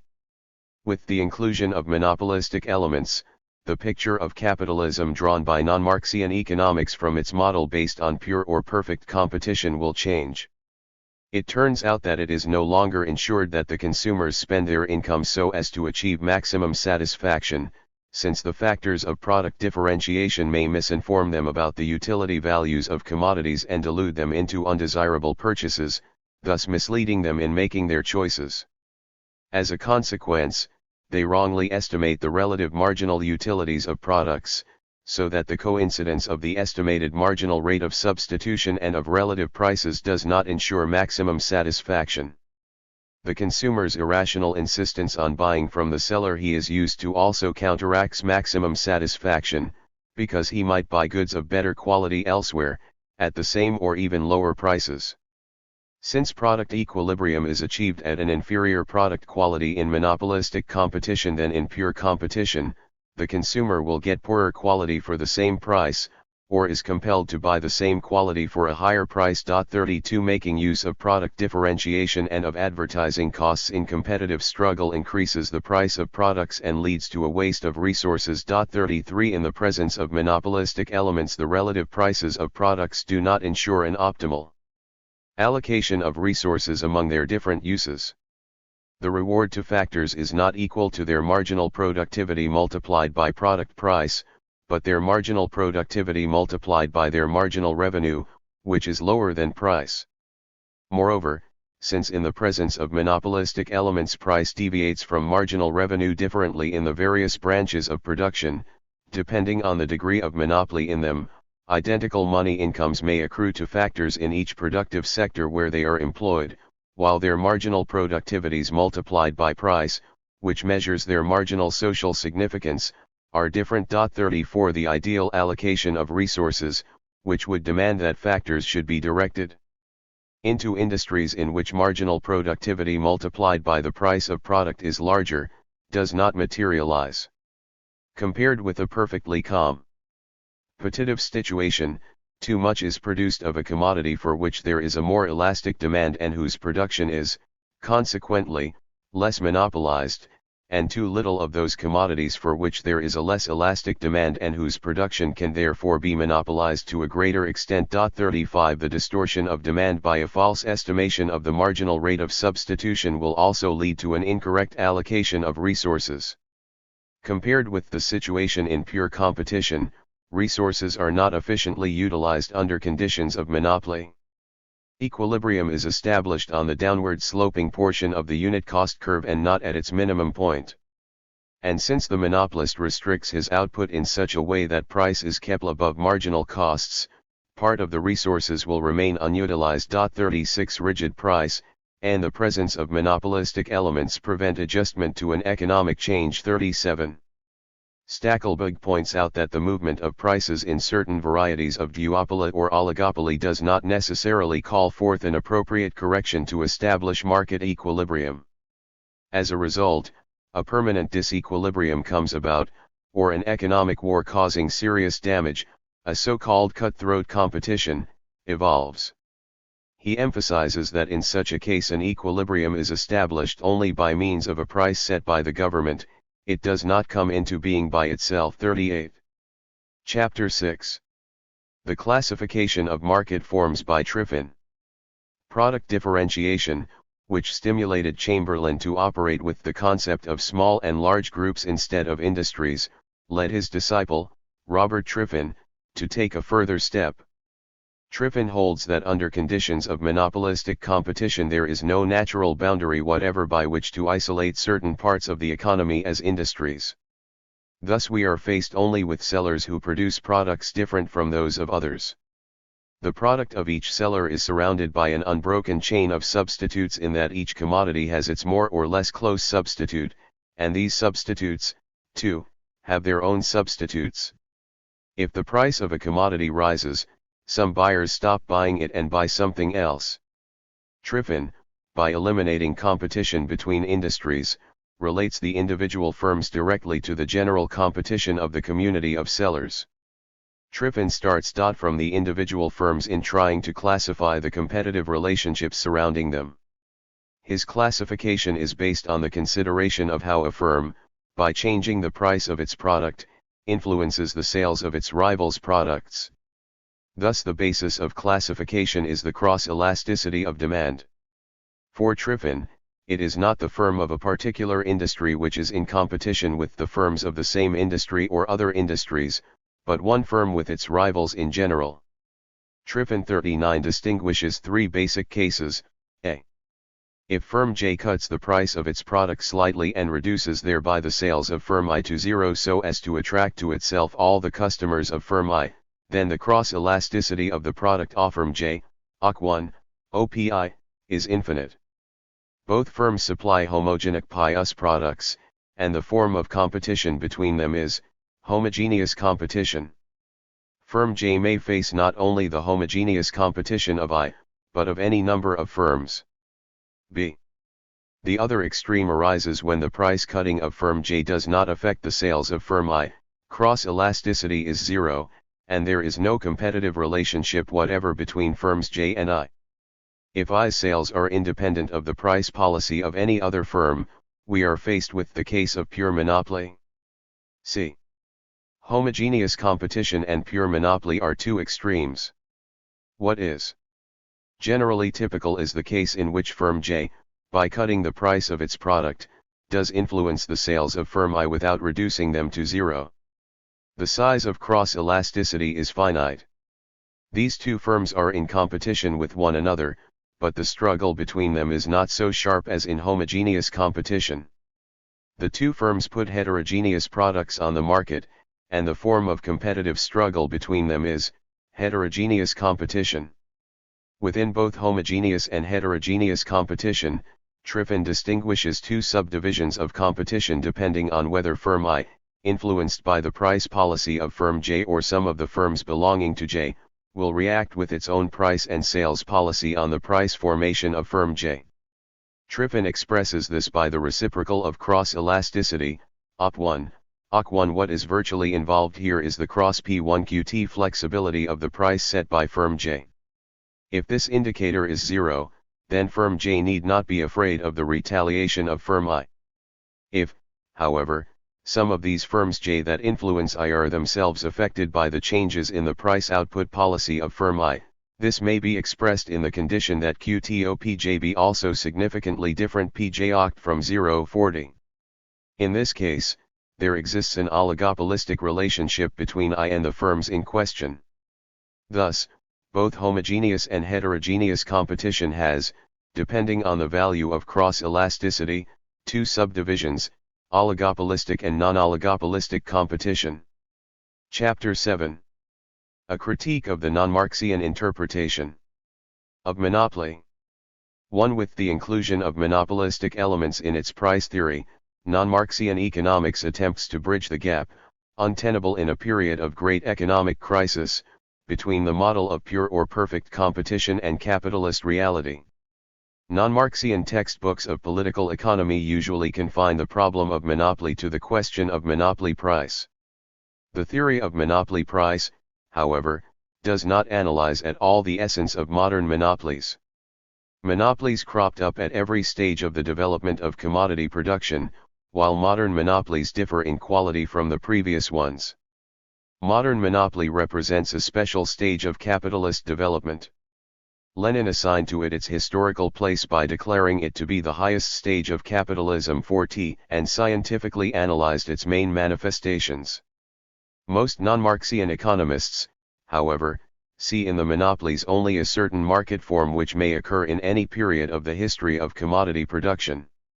In non-Marxian economics, a fairly widespread interpretation of monopoly maintains that the elasticity of the demand curve for the product of the monopolist is finite, and thus he can pursue an independent price policy, keep price above marginal costs. This interpretation is formal, a definition devoid of all historical elements.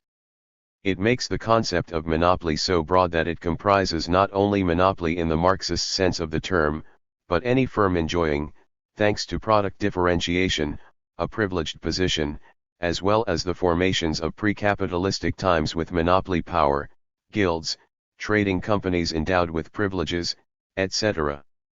The formal interpretation of monopolies or duopolies devoid of any historical, social content becomes manifest in the way modern non-Marxian economics evaluates Cournot's work published in 1838 as one which laid the foundations of the theory of monopoly and duopoly.